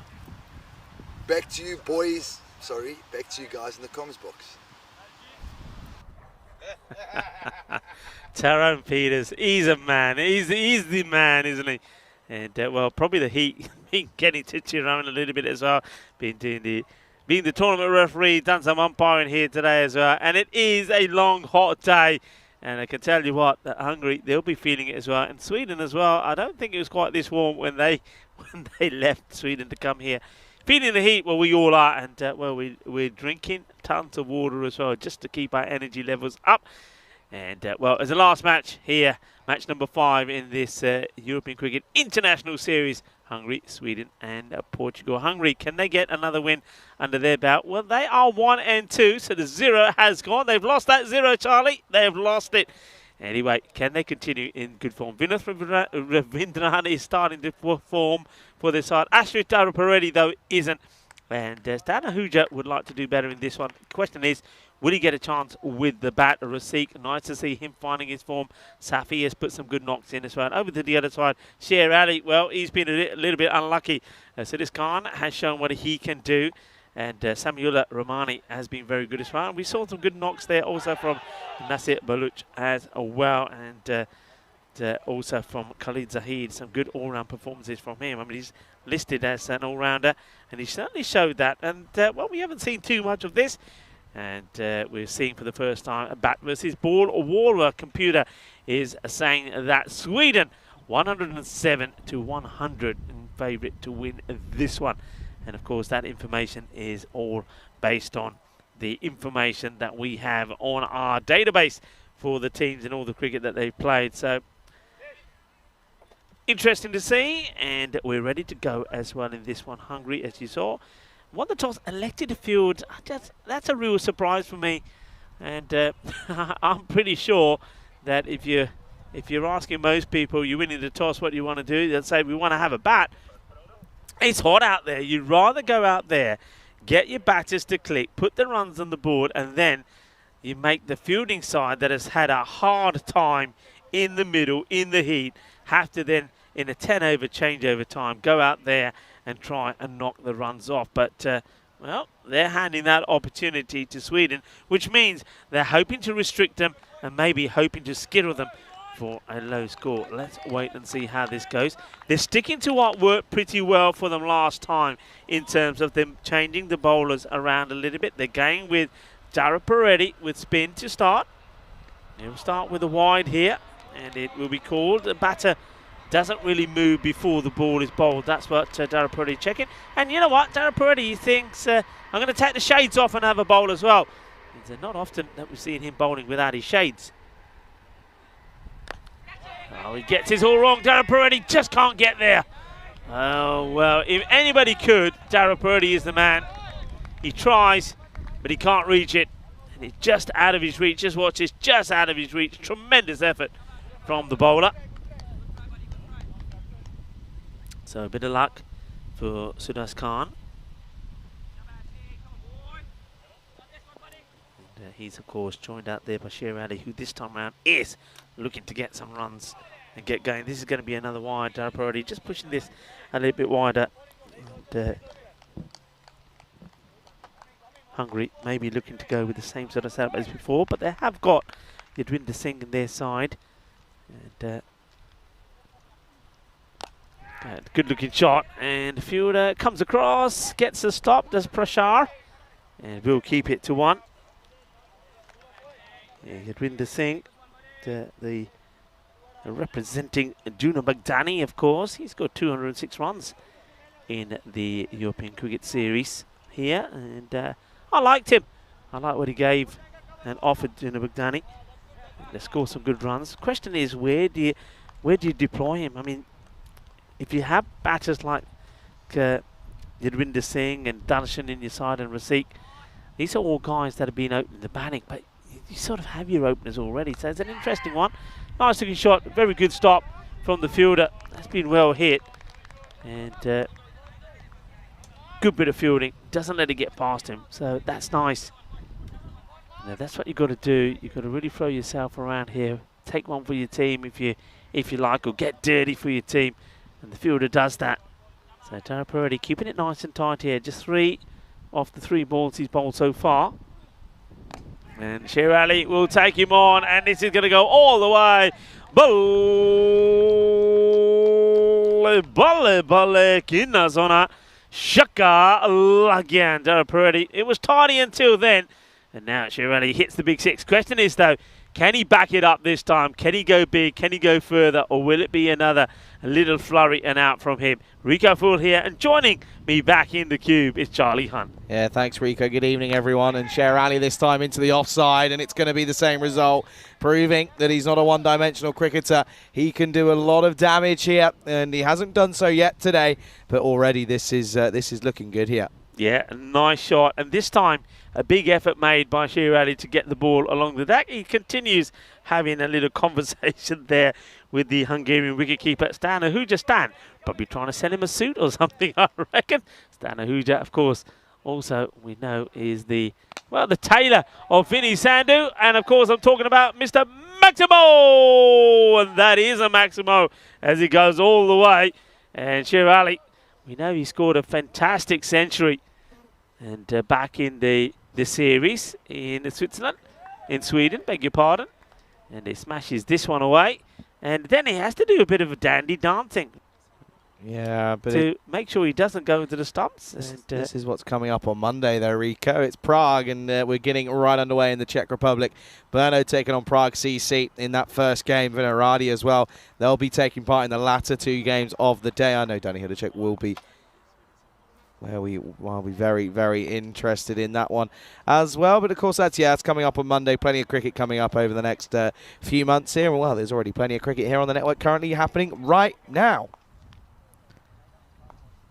And it's going to be Saklein who's going to take this next over here. He's bowled well. I like the way Saklein is bowled. So let's see if he can continue. Just loses his footing there for a moment and says, sorry, umps. So he'll go back to his mark. Will Saklein. So Mohamed Saklein, I think it's been a good introduction for him. He's picked up a few wickets. He's bowled with a bit of pace. And you'd like to have one good flurry before the end of the day. Starts with a full toss. It's hit straight down the ground. Nobody back there in the power play. And it'd be 4 runs. Yeah, just doesn't get it right. And it's an easy hit for the likes of Khan, and he finds his first boundary. And 4 runs. And it just gets this wrong, and you can see that Hitesh Prashad just having a chat with Sakhlane and just saying, hey, don't worry about it. Come on. Get the ball to pitch. Bang it in. Just bang it in outside the off. Do what you've been doing up until now. Don't change anything. Yeah, absolutely. Just got to keep it where it needs to be. Khan once more then. He's going to flip this and whip this into the onside. It's a good bit of fielding, but they come through safely for one. Yeah, nicely done. As Dave just keeping us updated on what's happening in Malta, France. 97 for 1 after 11 against Luxembourg. So that made a very good positive start there. Not too bad, is it? Not too bad at all. Yeah, at the moment, though, it's we'll focus on what's going on here at the moment. Of course, we know that Hungary will take points out of today. They, of course, took a victory against Portugal. So everyone has won a game, and everyone's lost a game now. As this is a massive inside edge into the pad. Yeah, hits the pad, won't be out. And, of course, Dave. I know Dave is following and supporting France very well there. Don't forget, this day in history, July the 15th, France defeated Croatia 4-2 to win the second FIFA World Cup, or their second FIFA World Cup. That was in 2018. And the final was held in Moscow. And, yeah, I remember that victory very well indeed. A few other things on this day in history. That's going to be a wide, I think. Yeah, come on then. What have we got? All right, you'll know this one because I know you keep saying I'm not on Twitter, and I'm not, and maybe one day I will be. But 2006, on this day, July the 15th, Twitter was launched, and within the following decade, it had more than 300 million users. All happened back on this day in 2006, and also something I've already told you about. You've got to watch the Die Hard movies because that all started back on this day. 1988. Bruce Willis shot to stardom, and this should be out. Rasik will not drop this one, and it will be out. And it's another soft dismissal as the batter is going to depart. Won't be very happy with this shot, but that was the end of Khan. He gets this completely wrong and just doesn't get it right, does he? It's not the right shot selection. Slices this, goes up in the air, and Rasik says thank you very much. So they get the first victory. So even though Sweden is scoring at a good brisk rate, they lose their first wicket. Yeah, first wicket goes 26 for 1 on the board then. And yeah, that's a good wicket to get as well, as it's going to be the left-hander Zar who comes out to the crease here. And at the moment already, it's a good start this for Hungary, taking a wicket. Good catch by Sheikh Rasik. He doesn't really put much down, in all honesty. And yeah, there was no real doubt about him behind that one there. And I've got a bit of news for you, by the way, Rico. Last games, we get a little bit free here. You know how I've taught you about this B-reel? Yeah. Do you want to know something that would make you feel probably a lot better about yourself? About myself? Yep. Go on, you're going to tell me that there's a lot of people that don't know about it? Well, there's a certain someone on our crew that doesn't know about it. Okay. Sam Williams. Really? Has no idea. Now, that surprises me because I'd expect Sam to know all about these. Mentioned it to him yesterday, and he turned around and looked at me and said, I don't know what it is, I don't get it, don't even try and talk to me about it. I like it. I like the reply from Sam. Okay, this is coming our way. One bounce and yours, Charlie. Come on. It's liking me instead. Thank you very much. That'll do nicely. There you go. You won it then. You won it. Come on. Give it to them. Give it to them. Fade in. They're trying to get on with the game here, Rico. Come on, we're trying to play cricket. The bowler's not even going back to his mark. Look, it was going to Charlie. I like it. Oh, yeah. That's when you needed the Benny Hume. You really thought that was coming to you. It did. And then it went that way. Oh, yeah. Don't show that again. Relax. It's the last match. Don't show that one again. I was ready as well. Don't show that again, please. Please don't. That's the problem when we lose that slide. You got a choice. You either get on camera and get the breeze, or you cover it up and you get nothing. Yeah, but I almost got. I was there. I was ready. You were ready, and then it somehow went the other way. Yeah, you were ready. Make it make sense. Yeah. Okay. Well, yeah. I don't. Yeah, Sam. Good on you, Sam, because I knew nothing about it. And, that wind's picked up a little bit clearly somewhere. It's not here though. Anyway. It's going to be another wide. It's a long over this from Sakhlane, and teams have had issues getting. Isn't it funny? I mean, in the domestic series, I think maybe once or was it twice that we saw in all the matches, the 59 matches, once or twice we saw penalty runs. Yet here on the international scene, where players you think would know better, we've seen it already a number of times. So teams have to do better. Just watching it back, it's quite funny. God. Oh, what a bit delivery that is. 6 and out then for Czar. And, well, he's going to go. He's cleaned up by Seclane. He picks up 2 in his first over. And he picks up 2 big ones as well. End of the over it will be. It'll be 34 for 2. And that is horrible from Czar. Yeah, it is. And you can see that Sher Ali is saying to him, what are you doing, man? He's hit 1-6. And then he just gets his... He gives his wicket away, and not the first batter too. It was a horrible shot. Shot Maria Ganda. Bapas aa gaya banda. Dande tod ke pan ke thalle rakh dete, and he's got to go. So Sahid Ahmed will make his way out to join Sher Ali. Can I ask you a question? Tell me. What does Gundy actually translate to? Dirty. Oh. Dirty shot. Okay, Dirty shot. Gundy, dirty, okay. Standings here updated, 2 points apiece for Sweden, Hungary. So basically, whoever wins this will go level on points with Portugal here. So basically, playing for second place, it depends on the victory and the way they do it. If they end up getting more or a superior net run rate than Portugal, but at the moment, the way they're sat, of course, Sweden sat at a -600, whereas just the -100 for the others. So this one is a big game here, and of course we know that there's only the 4 games tomorrow. And the good news is you've still got both of us. Rico's not going anywhere. He's not deserting me this time. He's sticking around. He doesn't leave until Monday either. I leave before him, in fact. Yeah, you do. You're leaving at a real early hour. I shall probably be. Well, I'll be Will in I my be bed, sleeping tucked on up, Sunday? having a nice sleep. I don't. Yeah, you're better off not sleeping. Will you know I be what'll happen. sleeping? You'll miss the taxi if you sleep. No. I won't miss it. It's just whether or not I get enough sleep or not. Well, probably not, anyway. Here's Ul Hassan then for this third over. Pulled, gone, 6. Thank you very much, Sher Ali. He's finally finding some out of the screws here. Yeah, but Go on, what's wrong? what if you're going to bowl this? Get your man back there. Say, Yeah. right, I want to set the trap, skip. I'm going to give him the odd short one. Because if you put a man back there, all right, this is not fine. This is not going over him. We've got a chance to catch him. So you got to think. I mean, the captain set a field on the off, and Mark Ahuja has gone over to the bowler, Hassan, and had a chat with him saying, hey, we talked about this. This is your field. What are you doing bowling that first ball? Yeah, not good enough, is it, really? Really is not good enough at the moment, then. And, yeah, you can see there, Sharon, now 23 off just 6. He's gone for basically a magical over. And we'll add this to it as there is a man out there, though. Yeah, hits this pretty well. But again, see, that's the field set. That's where you got to be. So that's better from the bowler. Do you know what I've just realised? Mm-hmm. This time tomorrow, we'll be clearing up. And do you know what? Do you know what's got to be done? What? In this heat? Yeah. The cube. The cube. microwave's got to be taken down in this heat.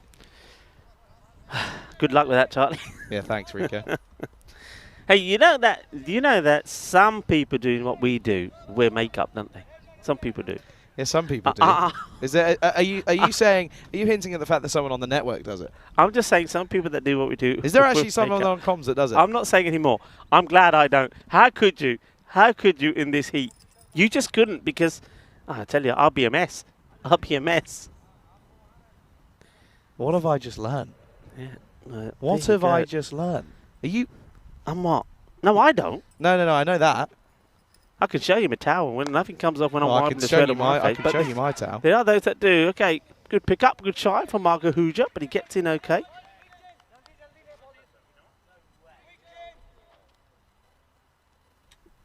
Yeah, a little close call there, but Sher Ali makes his ground. Well, that's not Sher Ali, is it? That's Zahra Ahmed. Hasn't had the best of days, in all honesty, but yeah, well, today he's still got one more chance. It's this one here. Sher Ali, though. Look at him. On a mission. It's the biggest he's got so far. And, well, he works this one away intelligently as well. And look at the timing on it. Look at the timing. Isn't that such a good shot?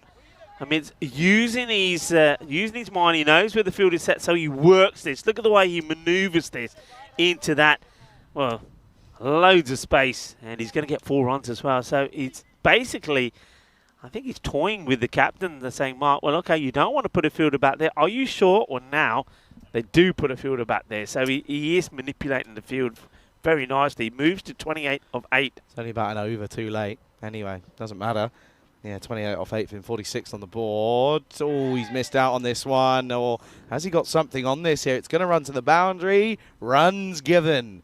So that's tough on Stanahuja, though. Yeah, let's see where this bounces. I mean, he doesn't see much of it, and then no chance. No chance. I mean, it hits the ground pretty hard, doesn't it? One good thing about this ground, I will say, I mean, it's one of those where if you're diving around on, you don't mind it because it's a little soft, isn't it? I think if you were giving this a rating of comfort, if it was a mattress, you'd say, yeah, it's nice and spongy. I like a nice sleep on this. I would give it in comfort value. I think it would be a good 8 because that grass is nice and spongy. It's nicely cushioned, so it's a good one to dive on. Oh, that's quite large. He's got that. That's huge. That's into the trees. Yeah, do you know what? The man at Square Leg says, I'm not even bothering. Oh, well, how about that? I know we like to clip some big shots and we say, well, what about a HCL moment of the day or the shot of the day? Well, they don't get any better than this. That was just magical. Sheer alley goes boom blasting. What a hit that is. Well, Cecil is saying, yeah, that's 6, but you know what? If I could, I'd give it 12. That was massive. Huge way to end the over. And it's a 6 off it, but it's a good over. It goes for 22. Muselsan's not had a good day for his first day with the Hungarian shirt on his back. It is 56 for 2 at the end of 3. Rico, last game of the day. Where's your favourite holiday that you've ever been on? Barbados.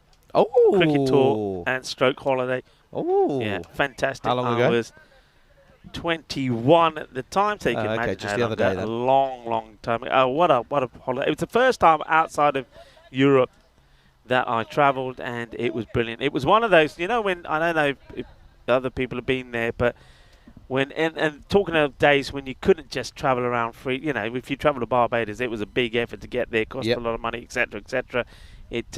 People didn't travel so much then, but it was one of those when I came back, it took me a good, I reckon, easy 6 weeks to get over the fact that I came back. I wanted to stay there forever. It was wonderful. It really was. And of course, out there, Barbados, playing cricket, watching cricket in the sunshine, you know, rum punches, the old Jolly Roger cruise, the whole works. I loved it. Yeah, fair enough. One place you want to go on holiday? That's my next question. Okay. Oh, shot clipped, and this is going to be a Maximo then. Says Carreras here. Ahmed is getting into the swing of things here. He is a late arrival to the party. Yeah, and nicely played. Where I'd like to go on holiday? Japan. Oh, yeah, good shout. Yeah, I want to go to Japan. Yeah, I like to go to Japan. Fair So anybody want to go to Japan with me? Come on. Who wants to take me to Japan? I'll go to Japan. Yeah, you? Come on, same question What to do you want? What one first? Okay, first of all, best holiday. Oh, there's a couple. There's a couple to think of here. Now, this thing is narrowing it down is not easy. This is punched well. Oh, no. Oh, Marky boy. Markahuja. Oh, dear, oh, dear. Now, he's only to the left of me, so I'm not going to be too harsh on him here. But that isn't great. No, I mean, he set good standards in the field, but I don't know. He's one of those where he's thinking, it's bounced once, it's bouncing twice, then I'll take it. And then that extra bounce just takes him away from it. Yeah, he'd be disappointed. He set high standards today, so he's going to be disappointed that he misses out on that one. Karina following him all the way as well. What's the response? It's been a couple of boundaries, and that's going to be a dot. Okay, favourite one? California road trip. Ah, okay. I was a bit younger. We flew into Vegas. Picked up, so I know that's not California. Before someone in the chat goes, Charlie, that's not Vegas, it's in California. Flew into Vegas, picked up an RV, and then went. Oh, hang on, how's this ended up going there? That'll just be one. Flew into Vegas, picked up an RV, so I motorhome, and ended up going all the way down to Palm Springs or Desert Springs, and then went all the way up the coast, up through LA, through Monterey, up to San Fran all the way through the Yosemite National Park. Big Sur and all that as well, and then back to Vegas.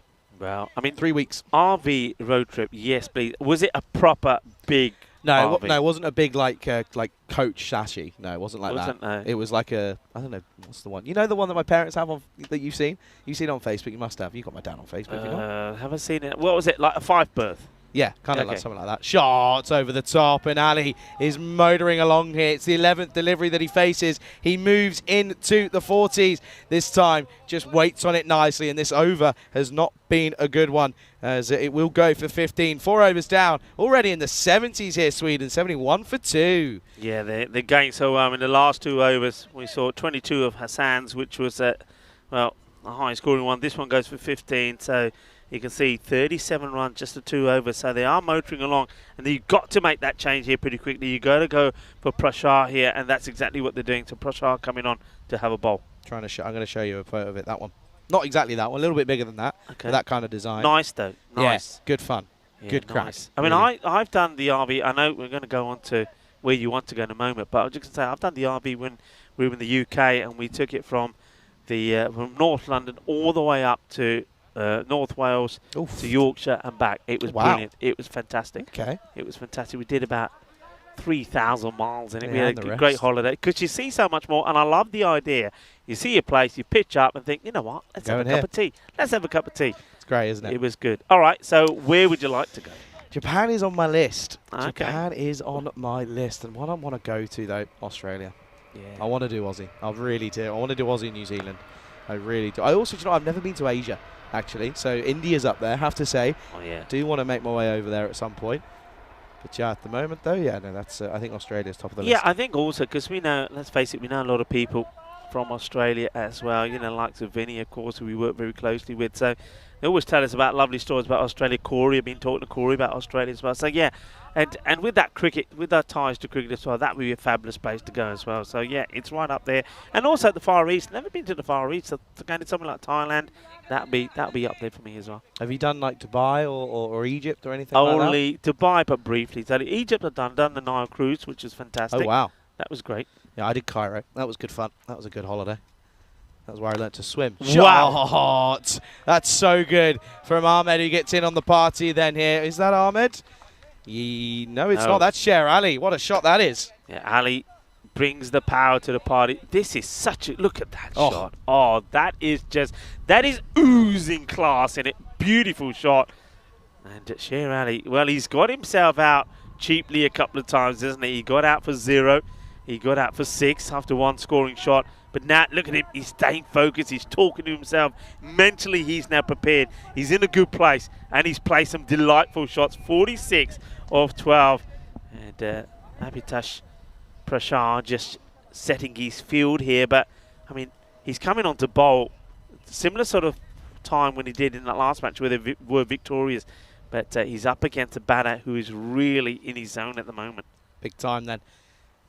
And this one is hit well down the ground, and it will be 4, and that will be the half century there. Shubi almost gets taken out, but it's a half century of just 13 deliveries for Sher Ali. He's taken all day, but finally he gets going, striking at 385. Oh, what a hit. I mean, he's got so much power, and Shub, well, it was like the raging bull coming towards him. And I tell you what, if Mark Ahuja made any contact with Shub, that was it. Shub was done and dusted. Shub was gone. Okay then, Bashar's been taken to the cleaners already. What's the reply? Needs to try and break this partnership here. Oh, they won't. It's a wide. That's poor. Yeah, good call from the umpire. I mean, the standard of the umpire here, can I just say, I mean, I know I said it in the trophy presentation ceremony last night, but the umpires have been absolutely brilliant. Once again, Sesaguri and Duncan that have been here today, the likes of Tyrone Peters that have been out there in the middle, James, been absolutely brilliant on the ball, and they're being consistent, and they've worked so well as a team. And this one gets played out, and good stop. One thing I will say, and I know we've said this so many times, Charlie, but spare a thought for the umpires. We're sweating buckets.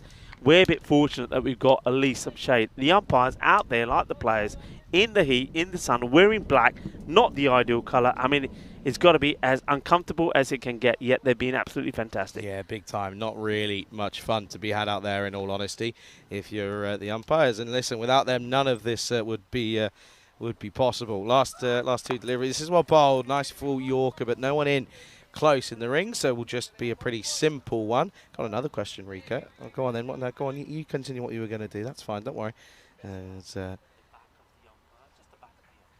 at the end of this. And go on then, what are you going to say? I want to say here, look at that. Look at the umpire, Cecil. Yep. What's missing? What's not there? Don't know. What's Something not says there? Umpire?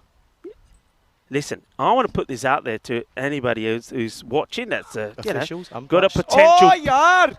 What a cricket shot that is. Sorry to interrupt you there, Rico, because he's just hit a bomb. Yeah, that's a great shot. And I'm loving this from Shirley. He's smashing the ball all over the place. Look, I don't mind it because I can carry on my talk when we come to the comms cam. Because, first of all, let's watch this. Well, that's a massive hit. Score moves to 89. Yeah, what I was going to say there, yeah, that picture there, I mean, Anders was showing us the umpires who've done a brilliant job. They're back, wearing black, not a single word on it. So I put this out to people out that are watching. If you're an entrepreneur and you've got a great business or something, how about partnership with the European Cricket Network crew? Sponsor the umpires. Look at that. Your name will be watched all around the world. So I reckon we could do that. But one thing, got to change the colour. We can't be in black in the heat. What colour would you have? Colour for the umpires? Pink. Yeah, I like pink. All right, there we go. We've decided on the colour. So come on, we want an umpire partner. Just think. I mean, you've got the best billboard you could have in the world, couldn't you? Constantly on screen. It's always on screen. Every bowler coming in, there's the back of the umpire. I mean, Guru's there now at the moment. So, well, get your name out there. So come on, let's have some partners. We need some partners. We want some partners, of course. A big shout out to our partners like HCL Software, of course, Bizaway, the likes of Locker Lifestyles as well, and Grizzly Bear Sports. And well, talking about Grizzly, more Grizzly action. As now it's time for the left-hander Saeed Ahmed to get in the action. He hits a 6. He moves into the 20s of just 9 balls. And Sweden are really going big here. They're looking to, well, right now, if they keep going this way, we could get a huge score. And you know what? I'm going to say it early. I'm going to be a naughty boy. 100 alert. Oh, yeah. Okay. 100 alert. Okie dokie. Got a question, I'm going to say it early. I've got a question. You stopped me from asking you. Poor shot. No, not a wide. You're on death row. What have I done? Okay, never mind. I don't know what you've done. Okay. Last meal. What are you having? Oh, yeah, nice one. Dear, you nodding your head thinking this is a really good question? Yeah. What's take that. My meal? Can I multiple or just, it's got to be one dish? Well, no, not just one dish, but you can have, we'll say we'll give you 3 plates. 3 plates and a drink. Okay. I don't know, here we go. Oh, starter, main course, dessert, drink. Okay, all right. There we go. So I'm going to have to go. So I'm going to go Indian because I love me Indian food. So starter will be a nice, juicy prawn puri to start off Interesting, and I'll tell you for why later. Main course would have to be, I would go with something like... Hang on, chance. No, would have been a great catch. Really would have been, and at the moment, that's one of the half chances that you got to try and take here. They're motoring along here. Yeah, I mean it was almost there. One man who has taken them all the way through, Dara Paredi, just doesn't carry. Okay, main, I'm going to go for something like Madras lamb. Okay, because I want it to be a bit spicy, but not too spicy. And we'll have. Oh my goodness me, that is humongous. That is huge. That is the biggest 6 that we have seen. That is enormous. That is big, and that is going to be a 6 at any ground in the planet. This ball is still traveling. That is in our orbit, and it's circling our planet for years to come. What a huge hit. That is humongous. Wow, what a hit there from Saeed. Well, he stops me talking about food, and just for a moment anyway. Yeah, so, yeah, a lamb, and, of course, I'm Rico, so I've got to have my aloo parantas. And for dessert, rasmalai, because that one was hit sweeter than a bowl of rasmalai. There you go. That's me done and dusted. Drink, I've got to be a naughty boy. I'm going to have a proper, with all the berries and everything, proper gin and tonic. Okay. Done. Dusted. And then, next day. Next day, done. But who cares? I'm a happy chappy because I've had a really good meal. Fair enough. Last ball. Oh, down the ground. And you know what? I don't even think he's timed this, but I think he's just so powerful that he's going to hit this over the rope. And look at this here. Yeah, it comes just off the edge slightly, but he gets all of it. Look at Sher Ali. He's a happy chappy, rightfully so. End of the 6th. 110 on the board for 2. The hitting we're seeing here at the moment is quite extraordinary. It really is. And Saeed Ahmed's got in the act as well. And in fact, he's for a moment outscoring Sher Ali. Come on then. So do you want me to say yours? Mine even? Yeah, go on. to start, right? This is why I said, okay, gambas al ajillo. Ah, yeah. Prawns Okay. in garlic with a side of bread. Yeah, To for the oil. Yeah, obviously. Yeah. Obviously. Now, this is where it gets a little bit complicated, though. Main course. Now, main's a little bit of a tricky one. I'm a foodie, right? So I've got to, I've got to think of what do I want for me main. Now, if I'm going off, simple need, I go large Domino's pizza, right? Because I want to, stuff me face before I end up, clocking off the next day. With no pineapple, obviously. No pineapple on it, obviously. Obviously. But then at the same time, Yeah. I'd murder a carbonara. Mm. I would. A good proper Italian murder, a carbonara though. Not. I just said Italian murder. I didn't mean that. Oh, shot 4 runs. But you could do the thing there, can't you? What's it? With the pizza with the... Yeah. That's the Vinny's thing, isn't it? Yeah, you could do that. I'll do that then. Domino's pizza with spaghetti carbonara There you on go. top Done. of it. You're Yeah. allowed. Your last meal. And then dessert, sticky toffee pudding. Yeah. Sticky toffee pudding. I'll give you that. And then my drink. Oh, now this is tough. Oh, outside edge, and this time it runs away again. It's another boundary at the moment. This is becoming almost out of hand here for Hungary because realistically the Swedes are running away here at the moment. Drink. This is tough. This is really tough. This is the thing. Do you turn around and go nice, or do you just go? That's what you want, though, isn't it? No. You go with what you want. What do you? I mean, yeah. Go on. What would you want? Come on. Pint. Show me your naughty side. Pint? Pint of Strongbow. Pint of cider. Any cider. No, any cider. All right, that's 4. Told you. Hassan doesn't get a foot down here. And I'll tell you what, this is, I reckon this is already game, set, and match here. I think they're batting Hungary out of the game here. I mean, it looks that the way these two are smashing the ball at the moment. And Hungary will fight. We know that. We saw that in the last match. But there's only, when you got the likes of, just have a look what's happened in the last few overs. Rasik. He went magical. This one's up in the air, and there's nobody back there at all. How far does it go? 4 runs, and Sher Ali is on his way. Now, this man has already scored a fantastic 100. I get the feeling, there was something about his 100. Was it the fastest 100 that we saw on the network from Sher Ali? And I think it was. I think he either the first or the second fastest that we saw. So we know he's a guy that can score quickly, and he's showing that here now. Just have a look at that score so far, 74-20. And, well, this is right to the sound of horns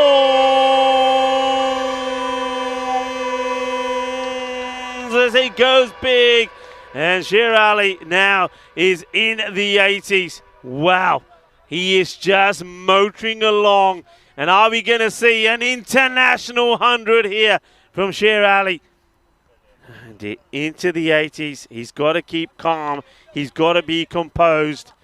And I'm not going to say anything at the moment because otherwise everybody will think, and I could snooker myself, so I'm not saying anything. I'm going to hold back on this. Oh, yeah. Yeah, baby. This is another biggie. And now he goes into 86. What a hit this is. This is quite sensational. Oh, this is ridiculous. This is absolutely ridiculous here. And at the moment, you've got to feel... I mean, this over, by the way, it's all been boundaries. 4, 4, 4, 4, 6, 6. Wow. 28 off it. 138 for 2 at the end of the 7th over. This is what's coming up tomorrow. Yeah, this is coming up tomorrow in... this is happening, of course, in Malta when it's going to be, of course, the 2nd versus 3rd qualifier. 4th place playoff as well, and then of course the final. And Switzerland looks like have already booked their place in the final. Romania, unfortunately, they're playing in the 4th place playoff, and the other qualifier yet to be decided. It's cricket happening there. Sher Ali started this series with a golden duck. Then in the next match he made, I believe he made 6, and he got out. Yes, 6 of 6 balls, and yet here he is now, 86. He's at the non-strikers then for the moment as Ahmed will continue his assault. And, well, that will help to get Sher Ali back on strike. The umpire signalling that there is a little bit of bat on this. Seclain, can he spoil the party here? And, yeah, the other thing, Charlie pointing out to me, have a look, of course, at the time again. Wow. Not again. Not again. Wow. How many is it twice today? Yeah, for them, twice. Portugal have done it as well. Okay, here he is, Cher Ali, back and strike. This partnership already worth 105 in 31 deliveries. We saw a 100 partnership in the series here in 30 balls, but that is just amazing. That is filthy. That is absolutely filthy. Come on then, Cher. And this time, even the miscues here are pushing the fielders. This might go all the way. It does. He's got nothing of that. It's an inside edge. He's got nothing. He's clothed it, but he's still got the power to take it to the boundary. Yeah, so 4 more, and now he moves into 90s, and he will know in his mind he is 2 hits away for doing something amazing here. 2 hits away. Cher Ali. He tries to focus, tries to keep it out of his mind. It's Sakane seeing if he can get the breakthrough. He's taken 2 for 20. 90 on the board for him now. Oh, no wow. way. No way, Jose. Cher Ali. This is incredible. No, hang on a minute. What's he celebrating? No. Get back there. He ain't done it yet. No. Unless we're wrong. That's 96. What's going on here? What's he doing? Calm down. Oh, you haven't done that now. You haven't done it. I tell you what. If he gets out before he gets to the 100, no. you're all getting a whipping. He apologises. He's apologised. He said they told me on him again. Look, he's celebrating here, but it's not done. It's false celebrations. Oh, dearie me. We've seen this before in a half century and it never happened. Are we going to see it in 100? Cher Ali, come on, focus. Put it to the back of your mind. 4 needed then. Oh, this is off the pad. Oh, what an arm that is. We're going to have to go upstairs here. We are going upstairs. Ahmed looks pretty happy that he's made his ground, though, here. Let's have a look. I think he does. He's a tall guy. If he's reaching and sliding the bat in, he gets there. It's close, but he does get there. Yeah, he gets there. The bat is down. Oh, wow. Okay, who's the one who's giving false news out there? Because that was naughty. Cher Ali, well, it's a leg by. He now at least, he is as nervous as hell. Now he's not on strike. He's also thinking, I've just made myself look like an absolute fool. Yeah. 150 up, though, by the way, here in the 8th over. They've only got 3.5 minutes to get through these next few deliveries. Okay, then it's Ahmed on strike. He's on 34 or 14. Well, hang on a second. Make that 38 because, he's hit that through Darshan Sunasnaya because he's pumped that onto the offside. It's so powerful. Sweden, oh my lord, I did not expect this. One thing I said when I was talking about Sweden is all the time, the 2 occasions I've been to Sweden, I've seen great bowling. I've seen great bowling, great fielding, but the batting always, apart from 1 or 2, hasn't been their strength. That's changed this year. The scores we saw in Sweden, and now they're showing it here. But just look at some of those projected scores here. Don't take a single. Wide. Awful. Rubbish. That's not a good delivery from Sakane. Doesn't get it not right. Good. It's rubbish. Simple. Can't bowl this. You can't, man. Cannot be doing this here.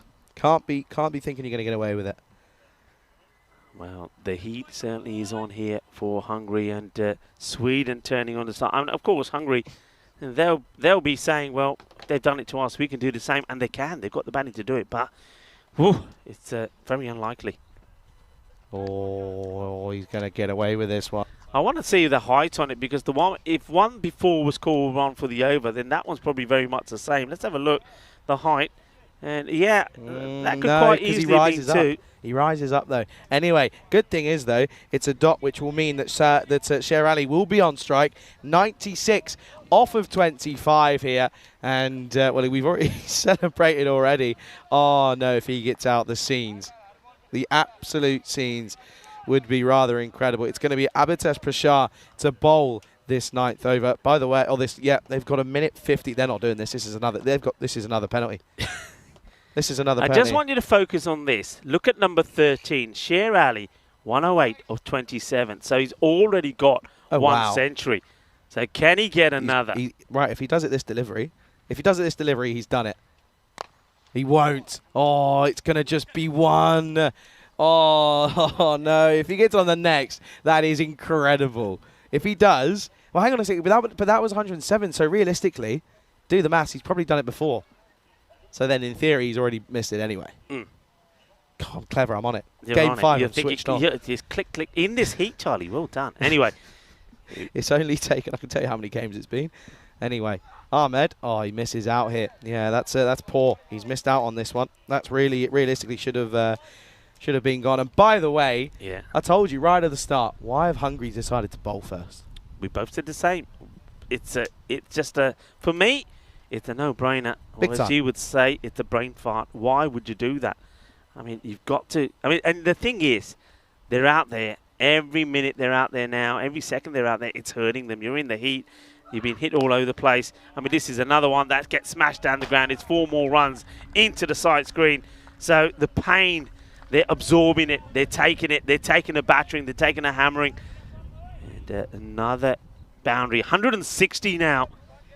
And where is this going to end? This is just quite incredible. And Saeed, I've got to say, I mean, everybody's talking about Sher Ali. Don't forget Saeed here, 42 of 18. He's played his part. And the other thing that they've allowed Sweden to do is get another batter in form. Yeah, it's just not happening for Hungary here then, is it?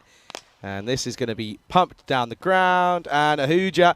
Oh, it's not a hooja this time, but it doesn't matter because it's the exact same result. That's Saklayne, and he's got this one wrong. Yeah, he tries to stop it. He does get some body behind it, but unfortunately the ball slides through the 2 legs, catches the back of the heel, goes to the boundaries, 4 more runs. This is turning out to be a nightmare of an innings. Sweden, they're having some joy.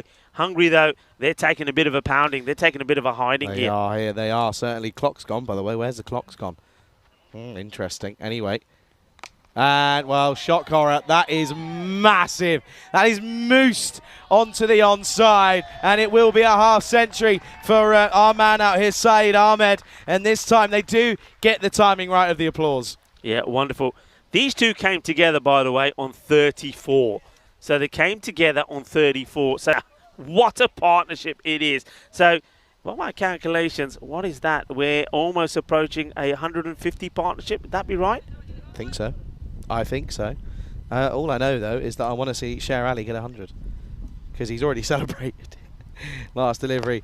And it's 6. Of course it is. What else would it be? I mean, it's Ahmed and Ali. It's the Ahmed and Ali show. Yeah, and Sher Ali, I mean, we're talking about him. He did, and that I knew there was something special about the century he got in Sweden. He scored it off just 25 balls, which is the record. That is the end of the over. Is he going to do it here? Well, he's already had the celebrations for it when he got a boundary to get to 96. Since then, he's only hit a couple more runs. He hasn't been able to find his boundary. He's probably as nervous as anything. 181 for 2 as we go into the last over, and this partnership now has gone past the 150 mark. What a partnership. And one thing that we saw there is the umpire just holding out his palm and patting his chest means that there will be the 5 penalty runs have been added as well. So this nightmare of an innings continues for Hungary. Thing is here now, this is the thing I'm saying here. All right, I'm talking about Sher Ali getting his century. 200. 200. 200. Anyway, it's going to be all Hassan. He went for 22 in his first over. Anyway, 97. Oh, up in the air. No, don't do this. Oh, he's fumbled it. I can't believe it. Oh, he's fumbled it. Of all the players, I cannot believe what I've seen. Dara Peretti puts down Sher Ali on 97. I cannot believe this. No way, Jose. Sher Ali gets a life on 97. I cannot believe what I've just seen. No way. I mean, the scenes now if Ahmed faces the next 5 balls, by the way. The absolute scenes here. But all right, you just got to think about Sher Ali and got to try and give him the strike back. I mean, but the thing is, the way Ahmed's batting, he's not thinking about singles, he's thinking about boundaries himself. What does he do here? Oh, that's so good. That is so good. Gets the single. I mean, talk about team cohesion right there. That's incredible. Okay, then 98 on the board off of 27. Mamma mia. Que no me puedo creer. Mamma mia. See, no puede ver. But anyway, 98. He was dropped on 97 by the best fielder probably in the Hungarian side. Mental. I can't believe it. And you know when lucky, well, I say that, he ain't got it yet. But, okay, 98. Here we go. He's on 98. Can he get to that 100? He goes for it, and he will get it. Shaba, Shaba! Ball!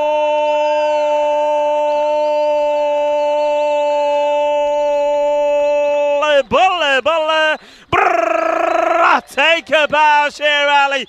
Well, he kisses the floor and he gets a standing ovation. Sher Ali, he scored the fastest century that we've seen on the European Cricket Network in Sweden, and now he's done it again. He gets another one.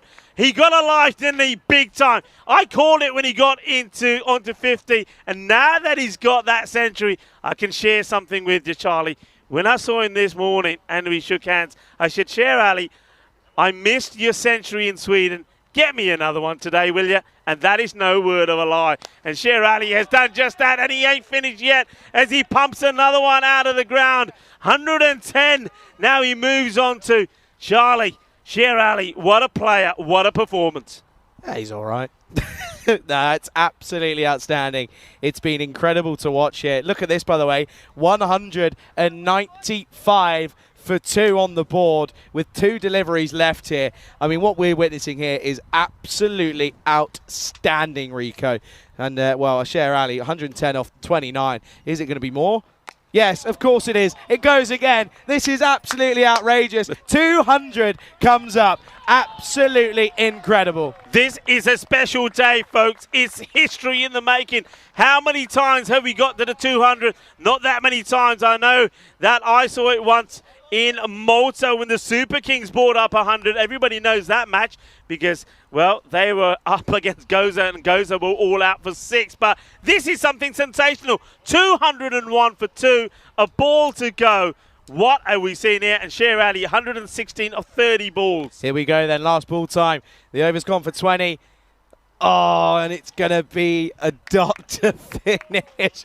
Oh, dear. Oh, dear. Well, I tell you what, there's one man that this is going to be all about, and it's him, Sher Ali. Sir, take a bow, because what you've just done here is absolutely incredible. Also, Ahmed, do the same, because 59 off 22 ain't that bad. Oh, what a partnership from these two. Absolutely sensational. Sher Ali, well, look at that. I'm loving that moment. As the Hungarian players, of course, will congratulate Sher Ali. He has done it again. We saw him score a century in Sweden, and now he's shown the world just what a player he is. Just remember that, though, and all of the young players that are watching, remember that. His first innings here, he was out first ball for a golden duck. Derek cracked him off.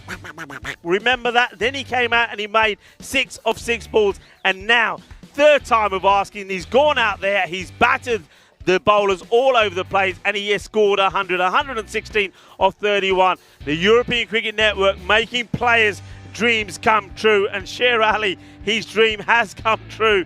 He celebrated that 196, by the way, and we thought that was a bad omen. And then when Dara Paredes got the chance to remove him on 97, we thought, well, there you go. That's why you don't celebrate early. But the catch went down. Then after that, the rest was history. Oh, it was insane, and this one was over the offside, and this was, of course, as he almost got there, and, well, what you see here is, well, this was a fumble as it was put down. That was the catch, dropped on 97 by one, again, Rico said it once, probably one of the best fielders here in Budapest, and this was it. Full, slow, pumped down the ground, and it was celebrations all around the ground. It's been an absolute pleasure to have been here in person to witness what we've seen, which is realistically the only way you can put it and describe it is pure greatness. An international century. We've seen 2 centuries here in Hungary.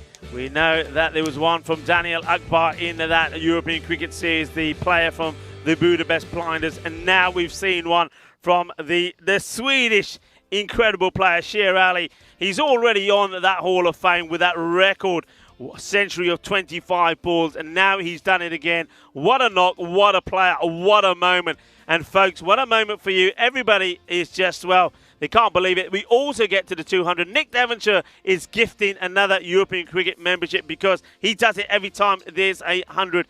Absolutely unbelievable. And Santosh is the lucky man who gets the membership.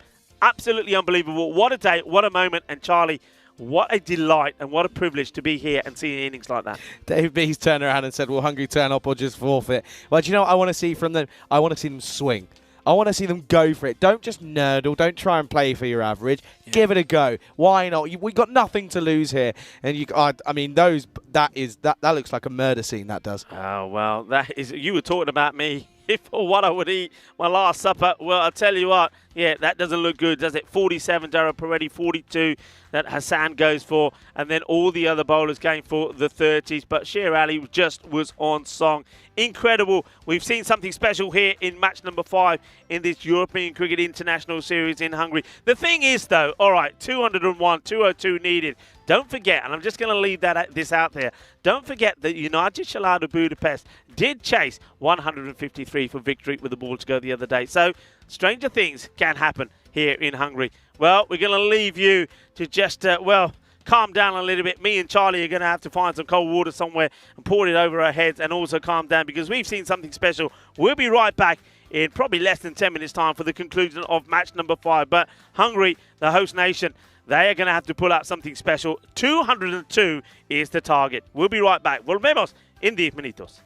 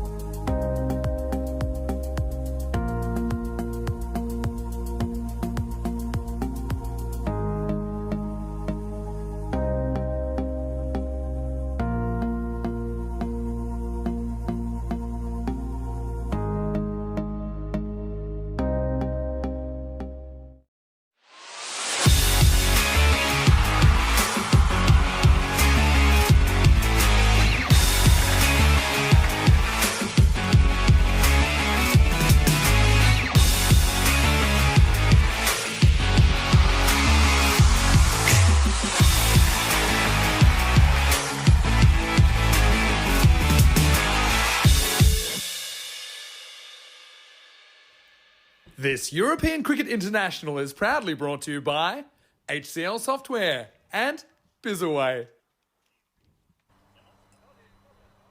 Good afternoon, good evening. Welcome for the final time here on this Saturday evening. And welcome to the GB Oval here in Budapest, Hungary, just outside Budapest, about a half an hour drive. And well, Sweden, well, they have just set the world alight at 201 for 2 off of their incredible 10 overs. It was insane. It was incredible. Sher Ali, 116 not out on 31. Saeed Ahmed, 59 not out off 22. Sher Ali dropped on 97 by the openers here, or one of them as well, in Ashrith Dara Peretti. There he is, the main man himself. He's in the covers. There's a late wicketkeeper change as well, by the way, as Takawi is going to be the man with the gloves. And yeah, it's going to be Khalid who will take this first over. I mean, what we've just witnessed there, folks, is something incredible. And if you're not entertained over the last 48 hours or so with finals day yesterday, and with the likes of Dara Peretti hitting 5 sixes to win a game, chasing 31 off the last over, and well, in that final as well that came right down to the wire for the blinders. If you're not entertained, I don't know how or why or what you're expecting. But all I know is that if this is going to be a chase, a successful one at that, it's going to have to be a record-breaking one as well. Good start though, as Ravindran just plays at this wider delivery from Khalid Zahid, and it's a pleasure to welcome back a man who is still gathering his thoughts. It's Rico Fool. Well, I mean, what can you say? Wow, you know, when you just have a feeling. A few people I spoke to in the ground this morning, I said, I think there's 100 today. I think when we drove in, I mentioned it to Simon and Onka and said, we're going to see 100 here today. Somebody's going to score 100. And it happens. I spoke to Ali before the start when I shook his hand. And I said, hey, you scored 100 and I wasn't there. Score one for me today. The same way I did with Taranjit, by the way, there in Romania. I can't believe it. And he goes and does it. And the thing is, I felt pretty bad because when I said that to him and he went out to bat, as this one goes for 4 runs, he got a first baller. He was out for a golden duck. And I thought, oh, my God. And I had visions because I said it when he was with the coach as well. And I thought the coach is going to come up to me and say, Rico, see what you've done? Because you said that to him, he's out first ball. I'm gonna go and put a complaint in. You've got into the mind of my player, and he's done it. He scores that 100. It's quite amazing. Oh, what 100 it was, breathtaking. And I hope, and I'm sure people around the world just enjoyed that very special, memorable moment. And not only that, 100 and I think it was a partnership of 167 as well between him and Saeed. And they also get the 200 on the board. So it's yeah, you're right, Charlie.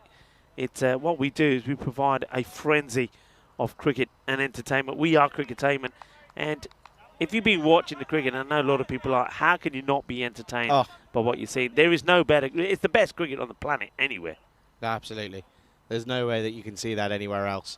It's incredible. That's a wide from Zahid. Yeah, I can't believe what we just witnessed there, Rico. I mean, again, it's something that if you're not there, then you don't believe it. Unless you see it live and in person, you don't believe what anyone tells you. No. But the thing is, it's the way it happens as well. I mean, don't forget, we don't do things easily. We don't do things without drama. As this one will be nothing. Remember, he's celebrating after hitting a 6 when he's on 90. He gets the 96 and they're all applauding. He's a non-striker, is giving him a hug. He's celebrating, takes the helmet off. And we're saying, no, it's not there yet. So he gets cooked, really. And then he gets dropped on 97. But he does get there. And, you know, like I say, there's always a bit of drama. And that's what we're about, cricketainment. And what a great day it's been here today. And, yeah, I think I agree what Dave is saying. Dave is saying, come on, Hungary, make a match of it. Yeah, 100% Dave. Go out there, be positive. And let's just hope that these two batters that know each other very well, they play for the same team. The captain of United Chelado Budapest is out there with Ashrith Dara Peretti. Let's hope that the two of them can finish well. Ashrith, particularly, top-class player, just hasn't got going today. Can he show what he can do in this innings? Yeah, he needs to find a way, doesn't he, in reality. This one is an inside edge. He's had a bad day, has Dara Peretti, isn't he? Yeah. Bad day. End of the first, it's 10 for no loss. Yeah, he's had a bad day, but there's only one way you can put it right, and you can do the same thing that Sher Ali did, because up until that 100, he'd had a bad day as well. As I said before, a golden duck, 6 for 6 balls in match number 2, and then just like that, he clicks and he scores a century. And the same thing could happen to anybody, and Daryl Peretti will be hoping that he's able to do that here. Yeah, for sure. And at the moment, though, you can see 10 for none after 1. They are well behind the rate. And, well, that rate started at 20.1 and over. So, or 20.2 indeed, in fact. But, I mean, realistically, the thing I don't want to see, I don't want to see him block out. That'd be so boring and such a poor way to end it. Yeah. Especially after, you know, show the fact that even though you've just been pumped for a fair amount of runs, you can come out and give it a go. Is Shukla. Oh, that's Gundy. See, this is what I'm saying. Daryl Peretti yesterday, that's going for 6. Today, not happening. Yeah, it's all about, it's a funny thing, you know, as we know, that form can come and go, but class is permanent, and Daryl Peretti, he is a classy player, and he is, of course, he's hoping that he can get back into form as well. Okay, then. Oh, what's happened here? No ball called. Is it for the wicket keeper here? Oh, no, of course it's for the full toss. Of course it is. Free hit coming up then. And I was surprised at what was going on there. Wasn't sure. Yeah, what you will have noticed there, as this one is high up in the air, doesn't opportunity. Matter. Doesn't matter because it's a free hit. Free hit, won't be out. But what I was going to say, what you would have noticed there is that Sher Ali is not behind the stumps. Yeah, I already mentioned it. So did you? Yeah, I'm there, mate. Don't worry about it. Before I got there. So Zakir Takawi will not be bowling. You're still a little bit. Listen, of course I am. I've just seen something amazing, and you know, when you see amazing things like that, yeah, it throws you a little. I think a lot of people. But I'm glad to have you here with me, switched on. That's why I have the young blood around me. Somehow I've switched on more in the last game of the day than I have throughout the entire day. Don't know how that works. Make it make sense, please. I'm begging you. Okay then. Full toss. This gets blasted, and wondering if this gets called by the umpires. It's pretty high. They're looking at each other. Let's go side on this. This is high as well, you know. Yeah, that should be called. I wonder if it will be called. The umpires are looking at each other. The replay has just been out there. Yeah, it will be called. So that's another. So Shukla has bowled 2 beamers. If he bowls another, he's off and he won't be bowling anymore. And remember, they've already got a man that would normally bowl, Takawi, behind the stump, so he's not going to be bowling. So this will be interesting. Well, maybe Sher Ali, he thought he's going to have a bit of a rest because he's not behind the stumps. Probably, understandably, probably a bit exhausted and dehydrated. They might even ask him to have a bowl. Yeah, absolutely. So this one is going to be another boundary. And, well, this one we're going to have to take another look at here because it's right into that late evening sun. And we're not too sure where he's finished up. 4, I think. Yeah, 4. 1 bounce 4. Good shot again this time. And, well, that's it. That's a really, really good bit of hitting. And Daryl Peretti, he is coming out and having a go. Understandably so, because Shukla, he's bowling pies. Yeah, well, Daryl Peretti, free hit. He'll take that. Maybe that will get him going. Carved away for none. Be a dot. Yeah, and I'm just looking here, and I won't mention everything just yet. But what I will say is that we can have a look and we will get confirmation as to where that stands in the grand totals of the history of the European Cricket Network. However, Daryl Peretti, it's a disappointing day and it will end here. And well, it almost puts him out of his misery. He goes for 10 and that's an early wicket here.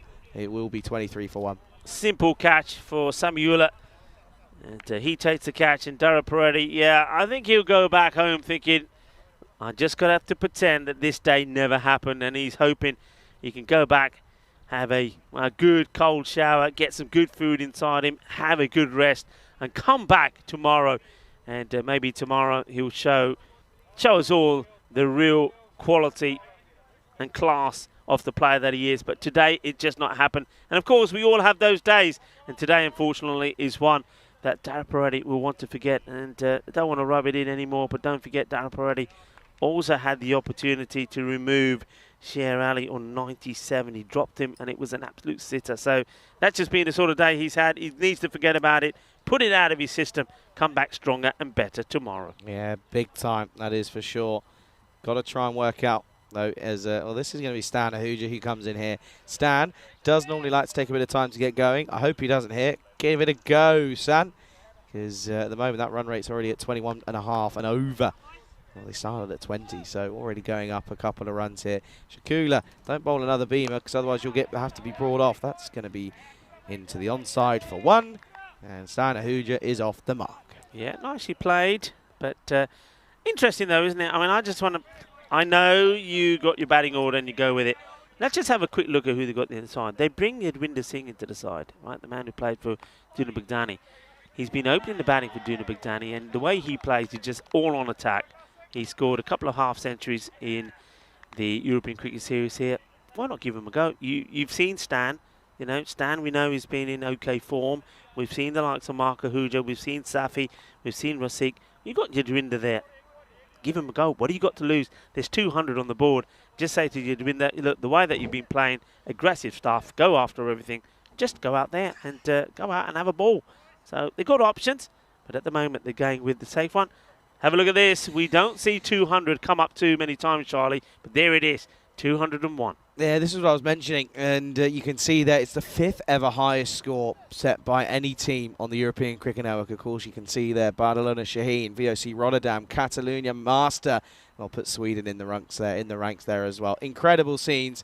All that is very gunny into Carwy. Can't even cut this one off, and to be honest with you, you can't blame him. He wasn't thinking about being the keeper today, and well, now this one has got completely wrong. And yeah, there's not much he can do about that one. That'll be a minimum. That'll be 5 wides. Yeah, interesting when we saw that higher scores. I'm just wondering because I noted that Master, and they got the 200 as well. Was that the match that Sher Ali got his 100 in? Did he play for Master? I mean, I wasn't there. Well, somebody will check this, but if it is, that's an amazing trend, isn't it? And, at the moment, Stan Ahuja is facing up to Baluch, and that's a nice, well, I was going to say it's nice, took his shot. It looked nice, but he wasn't able to execute it. He misses out on it. But there it is again. I think you're right there, Rico, if I'm not wrong. Yeah, so we saw that 200 come up also, and yeah, that was quite amazing. So yeah, once again, it was happened for Master. So it was Sher Ali that scored that fastest century we've seen in 25 balls for Master when they put 200 up. And here he is, or here again today in this match. He scores 100 and he helps Sweden get to the 200. It's quite amazing. Yeah, it's rather sensational, isn't it? And you can't blame a lot of... listen, Sweden will love, and all the fans are going to be... Oh, no. What is that? Oh, he's got that one wrong. He's had two howlers here. Look, we'll check this out again. Gets it completely wrong. He's trying to do something here that just isn't needed here. Watch this. Oh no, there's nothing positive to say about that. It's awful. It's a bad delivery, isn't it? And when you're bowling here, you're not bowling with a team that are taking you apart, or a team that is looking to get a good win for it. That's better. That's where he needs to be. No. This is not bump. out. Surely this is bump. Of course it's bump ball. They're going to check it. Sher Ali thinks he's got him here. I'm very sure. Yeah, bump. Yeah, bump ball. No way. No. Stop it. Yeah, bump ball. He hits it into the deck, and well, Sher wants it. Of course, he wants some more limelight, wants some more glory. But I'm pretty sure. Watch this here. This ball. He's playing it into the deck. Look. Oh, hang on. I'm going to look at it again. Hang on, no way. Does it go? Oh, is the ball coming up onto the bat? I think he gets it, and I think it's given. Yeah, we were wrong, entirely wrong, and I'll be the first to admit it. Sher Ali, well, he knew something that we clearly didn't. He was out there, and look, he says, yeah, no, I know it's gone. I know it is, and well, fair play. He's having a great day. Stan Ahuja will go. It's 30 for 2. Yeah, let's watch this again. I mean, when you look at it first time, you think, yeah, surely he's played it into the deck. Even there, I'm questioning myself again, but I think what it is, the bat has gone onto the deck, but the ball has come up and hit the bat on the way up, so it's not a bump ball. And Sher Ali, well, he was 100% right. He was calling for the review straight away. Of course, we do it automatically, so unfortunately, Stan Ahuja will go for 1 on ball number 4. So he's not wasted too many deliveries. Sher Ali takes the catch, the Centurion, and Baluch, after bowling, well, you've got to say, some gundy balls, he gets his wicket. Yeah, surprised him with the straighter one, clearly, at the moment. But another train whizzes past and another wicket will go. Zahir Safi will slowly make his way out to the middle here. It's 30 for 2 here. And halfway through the third over. At the moment, though, it's Sweden on top. Yeah, well, big time, aren't they? Big time. It's all about how... I think this is looking at the mental side of the game here also for Hungary. How do they reply? I mean, they've got to be attacking. You've got to try and get to a respectable score. But, of course, what's happened out there hurts you. And, you know, don't want to keep touching on this. But remember, they did win the toss. They won the toss and put Sweden into bat, which, well, myself and Charlie both at the time said, I don't believe they made that decision in that heat. Why would you want to toil in the heat and allow something like Sweden to potentially do exactly what they did? So it ends up being not a good decision. And as a result of that, they find themselves in this real awkward situation. That's not a bad delivery. And, well, good dandy footwork from the non-striker, but some, well, not so dandy footwork from the fielder, Saeed Ahmed, who makes the stop. And they'll get just a couple. Yeah, big time. Rico, food plans tonight? Oh, I don't know. I haven't really thought about it. I think it's so hot at the moment, and I've been drinking gallons. You'll be pleased to know I've almost finished 2 bottles of water. I know you've been telling me off when I was in Romania for not drinking enough. Drank so much water, I think I've got a belly full of liquid. When I get back, I'll be certainly having a few more cold drinks. So I don't think there'll be any room for any food, but we'll have to wait and see. So no plans at the moment. Don't forget, we did have a very nice curry here as well. Thanks to Stan Ahuja for arranging that for us. This is going to go all the way. And I get the feeling that's probably leg buys, is it? Should be. Anyway, end of the over. It is leg buys. It'll be 36 for 2 after 3. Yeah, I know what I'm having. Yeah, already? This chicken wrap I had the other day. Sensational. From where's that then? Oh, it's you ordered it in? Yeah, I just found it on the app, and oh, it's so good. I'm going to have to try and remember what it's called. But it's so good. I'm trying to remember what it's got in it. It's like a barbecue chicken kind of vibe, I think. No, it's not. I lie. Chicken wrap. I don't mind that actually. It's a good meal, isn't it, for when it's nice hot like that. Chicken wrap. It's pretty light. It's not too heavy. But a bowl of ice cream wouldn't go down badly either, would it? Right now, maybe just skip dinner and just go for desserts. Ice cream, sorbet, any of that stuff. But, if the hotel had a bath, I think I'd have a bath in ice cream. I'd eat it as I lie in there. I'd take a straw with me, and as it melts, I'd just... And anyway, that's been sucked up just the way I'll be sucking up my ice cream in the hands of the fielder. Not easy catches on that side at this time of day because the sun is in your eyes, but no issues at all from Nasir. And takes a very good catch. Here we go. Nicely done. And well, no cap, no shades. Not easy, but he holds on to it. Yeah, he does well. And, well, that'll be the end of Ravindran. He will go, and it... will be third wicket down, 36 for 3 here in this 4th over. And it will be Sheikh Rasik who comes out in at number 5. He can certainly get going, but at the moment, I think they just lack the belief in. They're just down already, aren't they? To be honest, do you know what? You can't blame them either. You can't, no, absolutely you can't. I mean, it's very easy, isn't it, for us and for people in the chat around the world to say, yeah, I just hope they're positive. Go out there with the fine and say, you know, if they did it to us, we can do it. But realistically, don't remember 4th match in the day for them as well. That is big. I mean, in the European Cricket Series here, some teams play 3 matches in the day, and we saw them struggle to play 4.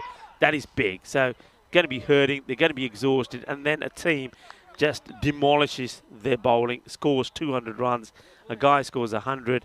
They've been toiling in the heat, and now you've got to try and be positive and go out there and score big runs. It's a hard one to do. It takes a real positive mindset to do that, and not everybody has it. But can Safi or Rasik at least get an own personal highlight? Well, this one is blasted hard.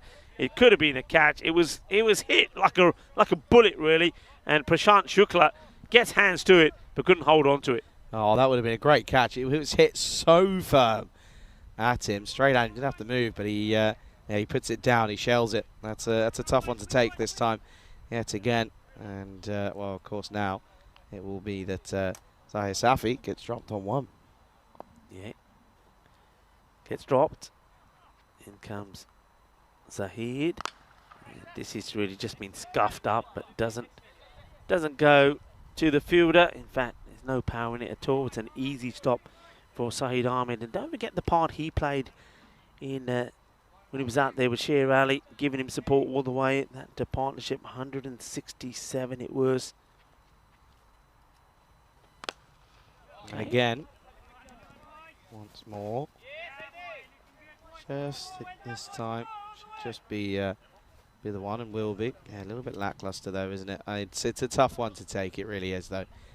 You have to say, it is a tough one here for Hungary. Coming off the back of a good win against Portugal, and they were thinking, okay, we're right up for this one. Well, this is up in the air, chance. Yeah, taken, good catch. And it will be Safi that goes, so the drop is only worth the one, and it's 39 for 4 at the end of the 4th over. And this could be a really low total if they just go from the off hit. The only positive, if there is one, this is what I'm thinking, is we've seen Vinith back today, we've seen Dara Peretti, we've seen Stan Ahuja, we've seen Safi. They've all come, they've all gone. We haven't seen a few other people. Maybe they can come out there and use this as an opportunity to score some runs and, well, make a little bit of a name for themselves. That's maybe something that could happen here. We'll have to wait and see who's coming out here now. It'll be interesting to see who they go with. I got a little guest in the chat, by the way. Okay. Well, Daniel Weston is in the chat. Hello to Daniel Weston. He's saying flight delayed to Malta by an hour. So he's having a chance to watch the rest of the innings. So, Daniel Weston, did you see the century? Go back and watch it if you didn't. Trust me. Yeah. Oh, that's gonna be his 3rd, and I reckon he's off here. That's gonna be his 3rd, and he should be off. Yeah, because Shukla bowled 2 in his first over. Now, have they? Yeah, it's coming through now on the walkie-talkie. The captain will be informed, and the umpire politely says, "Here's your cap." Not yet. What's going? Hang on. Yeah, there's no ball. There we go. Skipper's coming over now. Yeah. He's got to go. So now they're in the tricky position of trying to find someone who's going to be able to bowl the rest of this over. And of course, you have to remember they lost one of their bowlers in Zakir Takawi because he's keeping. Yeah. So it looks as if they're going to ask the man with an incredible half century, Saeed Ahmed's going to come on and try to bowl this the remainder of this over here. Yeah, you can't be bowling those, can you? So he's going to be off. And the thing is the pace that he's bowling at as well. Now, the only thing I could say, I mean, I'm just guessing here, but once again, Charlie, sweaty palms. This heat, I mean, we're standing here, palms are sweaty. Maybe some of the slow bowlers having issues getting their fingers around the ball. This is up in the air, of course, wouldn't have been out because it is a free hit. But once again, Rasik doesn't really get hold of it. But they have got now Abhidash Prashad. This guy, well, I reckon, I said in the last match when he was playing the match, wasn't he? Took 2 for 16, also scored 32 of 13 balls, and he was hungry. I think he was hurting the way that Hungary lost those earlier matches, and he wanted to make a point. Well, he'll be wanting to make a point here as well. And he's going to get lucky first up. Hay poquito de suerte. Eso es 4 carreras. And that's the way you got to be. You got to be brave, swing hard, and well, one batter surely is going to click here. Yeah, well, you'd expect so, wouldn't you? And well, it wouldn't surprise me if it was to be Prashad. You mentioned it there. He's had a great day, in all fairness, with the bat. It wouldn't surprise me if he does so. But again, once again, coming in at 6, I would have chucked him in at the top, especially when you're chasing 202. I would have chucked him right at the top. Yeah, I've got Mohammed Ador. He's asking a question, saying, Rico, sir. And, well, and again. Same again, and the same, well, slightly different. Well, the same result, but this time could have been different because the man with the 0 on his back, well, I think he's going to get a 0 for an attempt of this catch because I don't want to be too hard. He does get his hands to it. The Zabi Zahid is one of those that could stick. It doesn't. The ball goes to the boundary. Yeah, he's asking Ajam Khalil, which country player? Well, I'm saying I'm saying Sweden. Had a guess? Probably. Good comeback ball from Ahmed. And good areas to bowl to Prussia. Yeah, I mean, that name does ring a bell. Dave is giving us some more updates. But, of course, match still happening there in Malta in the Vleda Cup. France made 187 for 5. Luxembourg, 25 for 1. Can they pull off a bit of a surprise there? So people will keep their eyes on that one as well. That was quite a big hit, by the way, that you just missed, that Prashar decided to hit. That was huge. But the worst thing is that there was no celebrations, because in reality, it doesn't mean a lot. I mean, you can see there that a Hungary team that are all huddled up in the shade. But, yeah, come on. I want to say this to Hungary. Come and support you guys. And if a guy hits a 6, hits a 4, come and get out of there. Support him. Clap him. I mean, be positive. Show your positive signs. Show the team spirit. Motivate the batters out there, because if you start doing that, you know, they'll start performing. And we just have a quick look at tomorrow. Will be finals day, of course, in the Valletta Cup in Malta, those T20 internationals. And you can see that the first match will be the second versus third qualifier. Fourth place playoff. Well, Romania, who finished 5th, will have already booked their place in there. That's disappointing, I think, for Romania. They've played some good cricket lately, but haven't been able to turn it on there. And the final was Switzerland. They finished top of the standings there. They have already booked their place in the automatic qualification. Yeah, not good from them, is it? It's a little bit disappointing for Romania. Seem to be able to boss the T10, but the T20 stuff, again, just struggling a little bit at the moment. But, yeah, congrats to Switzerland. Well, that's really, really good from them. Of course, you know, there's a couple of ECN workers in there at the moment. And, yeah, Daniel's just on to Mamadou saying, do you mean Azam? Of course, Azam Khalil is someone we've seen play a lot of cricket. I mean, he's played a lot of cricket for Sweden and for Army as well. This one's away, and, well, he's going to be 2. Good running. Yeah, Azam Khalil, if that's who you mean, of course. Adore, yeah, I mean, Azam Khalil plays, of course, for Al-Bazami.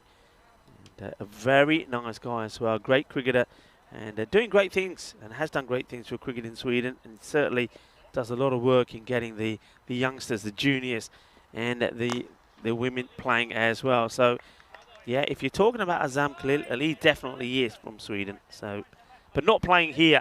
He's not in the squad. But, of course, we did see him, of course, in the European Cricket Series out there. And he, of course, would have been disappointed that Al-Bazami weren't able to win the series out there. 64 for 4 at the moment then. And this is going to be 70 for 4. Good shot, this one. And it's a nice shot from Prashar. Once again, in the runs already here. Yeah, nicely done. And like I said, one man who seems to be switched on, seems to be focused, and seems to be playing some nice shots and playing some good cricket at the moment is Prashar. He himself, I think, if he's honest with himself, he'll be perhaps a little disappointed with his performances with the ball. But he's not for one of not trying. It's a good delivery. Gets worked away, and he's going to get another boundary. The bowler's a bit unlucky here because he's right up there in the block. But he gets it away, 4 runs. Prashar's got to open. I'm sorry. It's got to happen. In T10, it's got to happen. T20, different, 100%. He's your finisher. But he's got to open. It's T10. You've only got 60 deliveries. He's faced 7. He's already on 24. Yeah, I hear you. And I don't think it's a bad shout. But at the same time, look at the other names on there. We could be saying they should be opening as well. It's about who you go for. This one will be the wicket. And every time I try and say something good about a batter. Every time. So Prasha gets the edge. It's good bowling to him, actually, because he does like to, if you pitch it up, he'll go down the track. If you bowl on the legs, he'll put it away. But that's probably the area to bowl. So well done to Zabi Zahid. He gets the wicket. It's been a good over from him so far. But no, I mean, I still continue that conversation. If you see what he's done here today, if you see how he scored each runs and he scored quickly, he is one man that has performed today. He scored 32 of 13 in the last match. We also saw him score 37 of 12 balls in the first match, match number 2 against Sweden. So he can turn it on. But the thing is, and Hungary will tell you, well, yeah, you're right, but we've got others as well who are just not clicking. But that's the thing. You're either on song and you click or you don't. And a lot of players at the moment in that Hungarian setup here just not clicking. And you know, they don't get any bigger than Ashwin Darapareddy, who just hasn't been able to turn on the style today. Okay, yeah. Darshan. This one gets past him. It will be the end of the over. A very good one from Zabi Zahid. And the score at the end of the 6 over, 74 for 5. Yeah, 74 for 5 with 4 overs going here. And Rico, if they're still actually mathematically in with a chance. It's 128 needed off of 24 going at 32 runs and over. So they are still in with a chance. I mean, I'd say that chance is 1%. if we were to have a win viz, which I think we should, by the way, that's something I'd love to see. That'd be cool. That'd be cool. Little something that pops up that's just running throughout the little percentage. Well, I think that's pretty cool. Anyway, that's just me. Here is Ahmadi's going to have another go then. He's going to start, though, with a wide. Yeah, well, he was asked to finish off an over, and he did pretty well. He's a tall man, isn't he? If he gets the ball in the right places, he does well. I know he had a good series in the European Cricket Series in Sweden. About a month ago. And he comes again, trying to get the ball to go right across the right-hander. And, yeah, good areas. And at the moment, you see even Rasik is not quite getting the ball where he wants. So even he's not being able to get going. But one thing I would say, and to just touch on it again, you know, that Yadvinder Singh, yeah, put him up there, let him have a go. His hand is another one that you can push up the order. That's where they've been batting higher up the order. You could quite easily, somebody who's been in pretty good form today, Mark Ahuja, could have decided, right, we'll open with Mark. So they've got good batters, they've got a good squad.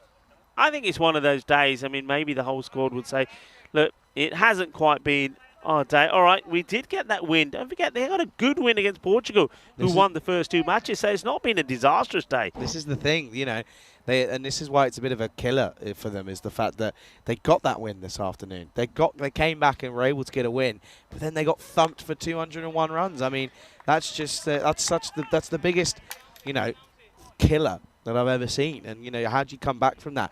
Well, listen, this is the thing. They've got games to play tomorrow, don't they? They've played 4. They've got 2 to come tomorrow up against both Portugal and Sweden.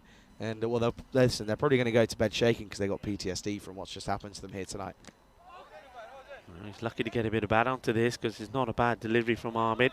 And Darshan, he's lucky a bit of an inside edge. Otherwise, if that hits the pad, everybody's going up.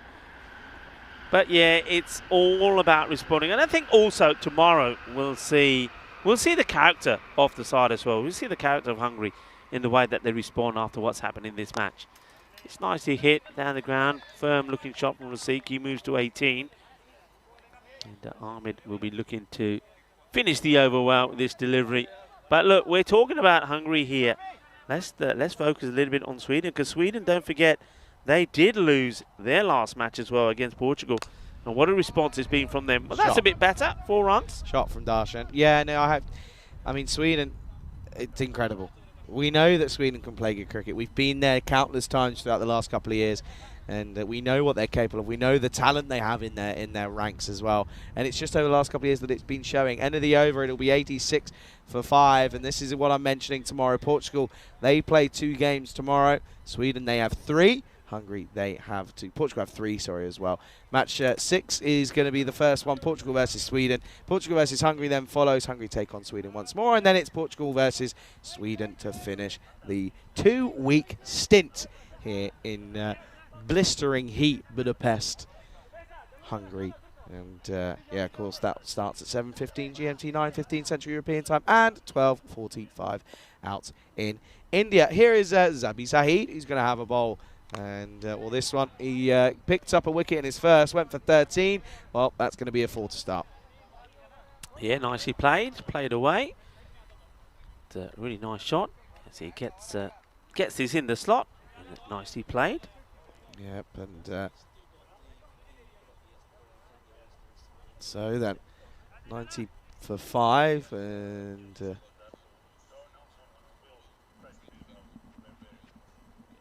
okay then. Well, this one is down the leg side. Good stop from Takari. That'll be a wide. Down wide ball. Rasik still there. He's been joined by Darshan. Okay then. At this stage, by the way, Sweden 139 for 2. So just goes to show how impressive that is. That's an impressive shot though, and Rasik, we know, can do it. And he just hasn't been able to really show it, but he's found a bit of form, got a few runs in the last game, got out cheaply, but now he's into the runs again. Yeah, come on, Sunshine. Shows what you can do. Have a little personal highlight here. And, you know, a few more shots like that. Get yourself to a half century maybe. And go away from this and say, you know what, it didn't go all to plan. But we did get 1 win, and we were the team that were able to be Portugal that had won 2 games on the spin. And also, well, I did get myself a little international half century. So, Rasik, come on, turn it on. I'm for you here, buddy. In comes the bowler, Zabi Zahid. Doesn't quite get there, does he? I mean, look where he finishes here. That foot needs to come across a little bit more. It's a right shot to play because there's nobody there on the boundary. If he gets it over the fielder, he's going to get that boundary. Yeah, for sure. And by the way, one thing I want to talk about is that interview that you did, Rico, with Darparelli has been posted on our socials. It was just literally moments after they got that bronze final success. And yeah, it's certainly worth a watch. And yeah, if you're not already, go ahead, check us out on our socials, and yeah, make sure you stay tuned for more content. But this is what we want to mention as well. By the way, check we're on our way there. Daniel Weston, of course, that is, was there, and well, he was signing paperwork after paperwork. Yeah, he was, and of course now he's stuck at the airport. He's on his way to Malta to probably do more of the same. Daniel Weston, of course, it's visiting all of the federations, and once again, a big shout to all the federations that are involved with the European Cricket Network, and combined together, the European Cricket Network and those federations making cricket bigger and better across Europe. And of course now starting to talk about not just the men's cricket, the women's cricket as well, and junior cricket probably to come soon as well. I mean, and you can see already the number of T20I, not women events, that are coming on the network. Just goes to show that cricket coming quick and fast, not only men's but women's cricket as well, and probably pretty soon we'll have some junior, maybe under 19s cricket as well. So it's a partnership that is growing bigger and stronger all the time. More cricket, and of course that's exactly what our viewers want. So Daniel Weston doing a great job, and a lot of people, I mean, we often talk about the people here on site, but of course we quite often don't talk and emphasise about the hard work done by the people back in the office. Daniel Weston, Roger Finer, and of course a lot of people in the office that are doing great work as well. James Kante as well. We quite often see him coming to the event. So well done to the crew based away from the site as well, doing all the great work behind the scenes. Sher Ali, and well, this one is going to be taken, and he's off, he's away, and he is just a man on a mission, and he's proving, he's saying, hey fellas, MVP, I'm here. Sher Ali, I'm going to say, oh yaar idhar aa, jaake na lottery ticket leke aa, go buy a lottery ticket, because he's doing everything today. He scores a century, takes a catch to get to which nobody else thought was out, and now, well, I tell you what, he's not keeping wicket because he's too tired, and yet here he is having a bowl, and he takes a wicket the very first ball. Yeah, ridiculous. Mark Ahuja comes out. It's 98 for 6 here with 11 balls to go. And, I mean, Sher Ali, incredible. What a boy. Now, one thing I said to you, I was very surprised that he wasn't, though, that he was keeping wicket, because I know him as a very good bowler. I've seen him bowl really well, and he has also, I mean, we mentioned a few players. We said Kuldeep Gulaya has really toned down extremely, and we talked about Najam Shahzad, the captain of Portugal. Sher Ali as well. I mean, he's shed a lot of weight. He's looking really fit. So I would imagine he'd be bowling pretty well. Now he's bowling a bit of leg spin. It's not what he normally bowls, by the way. Normally he's charging in and getting the big in-swingers in. Well, he's bowling a bit of leggy, and he's doing pretty well. And the umpire just says, hey, Sher, just do me a favour. Just run that way. Don't run in front of me. Okay, umpire, I'll do just that. And this one gets played away. It's the chase is on for the fielder. Under, Iba. He won't get there. It's a 4 runs. So Sher Ali concedes his first boundary, and that boundary also brings up the 100 for Hungary. So they get to the 100, 102 for 6. But of course, they're a long way behind. Just the 100 runs still needed off the next 9 balls then, hey?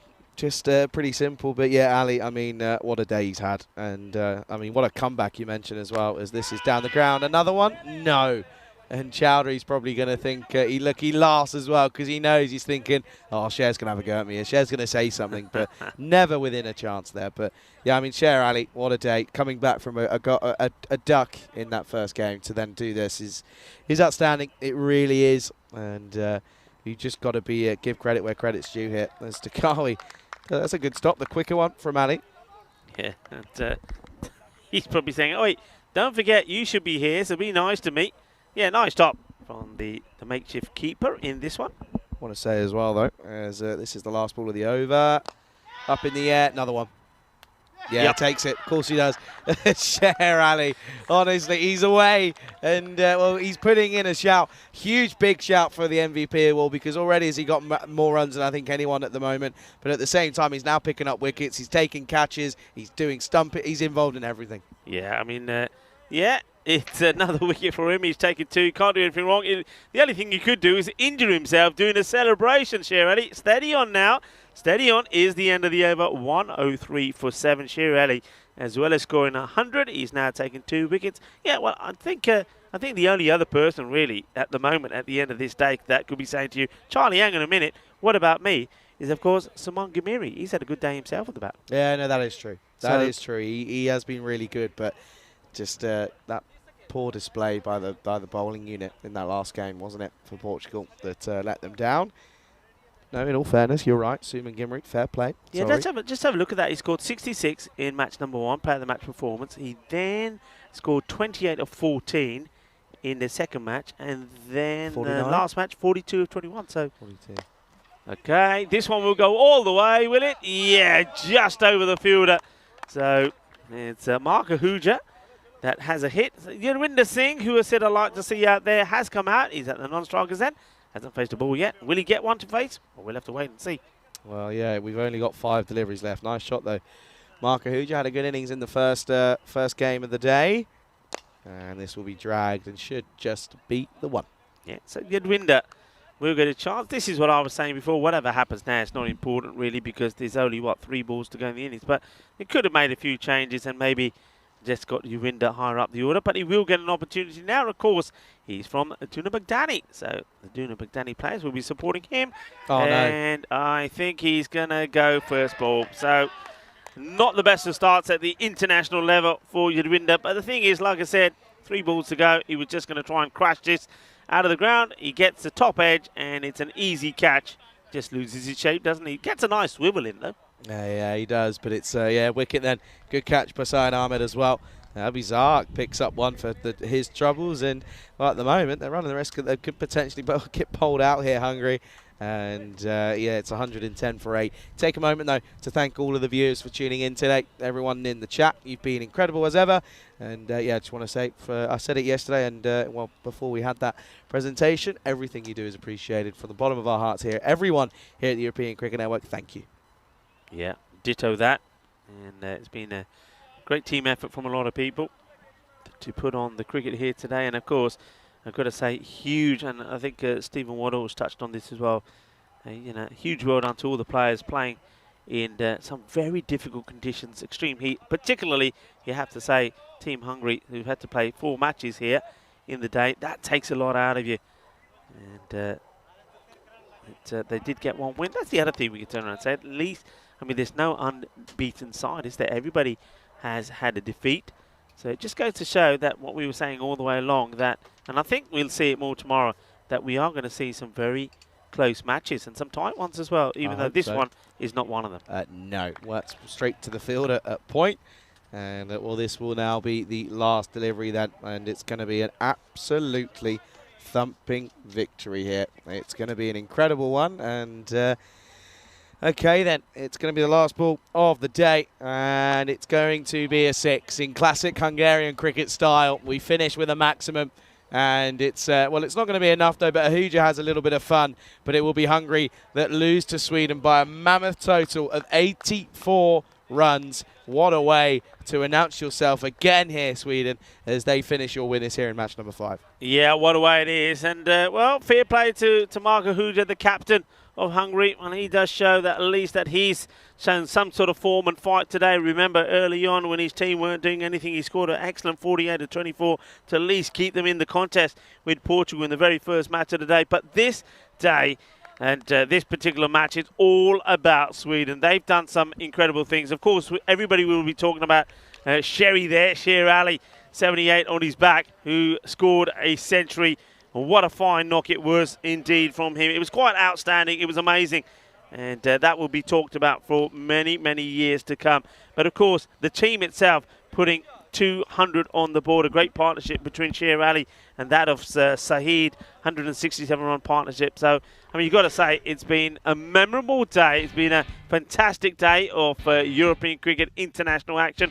But more to come tomorrow. Yeah. Of course, not just here, but also we've got finals day in Malta for the Valletta Cup. Dara Peretti then, it's a bad day for him. Take a look at the highlights of this innings here.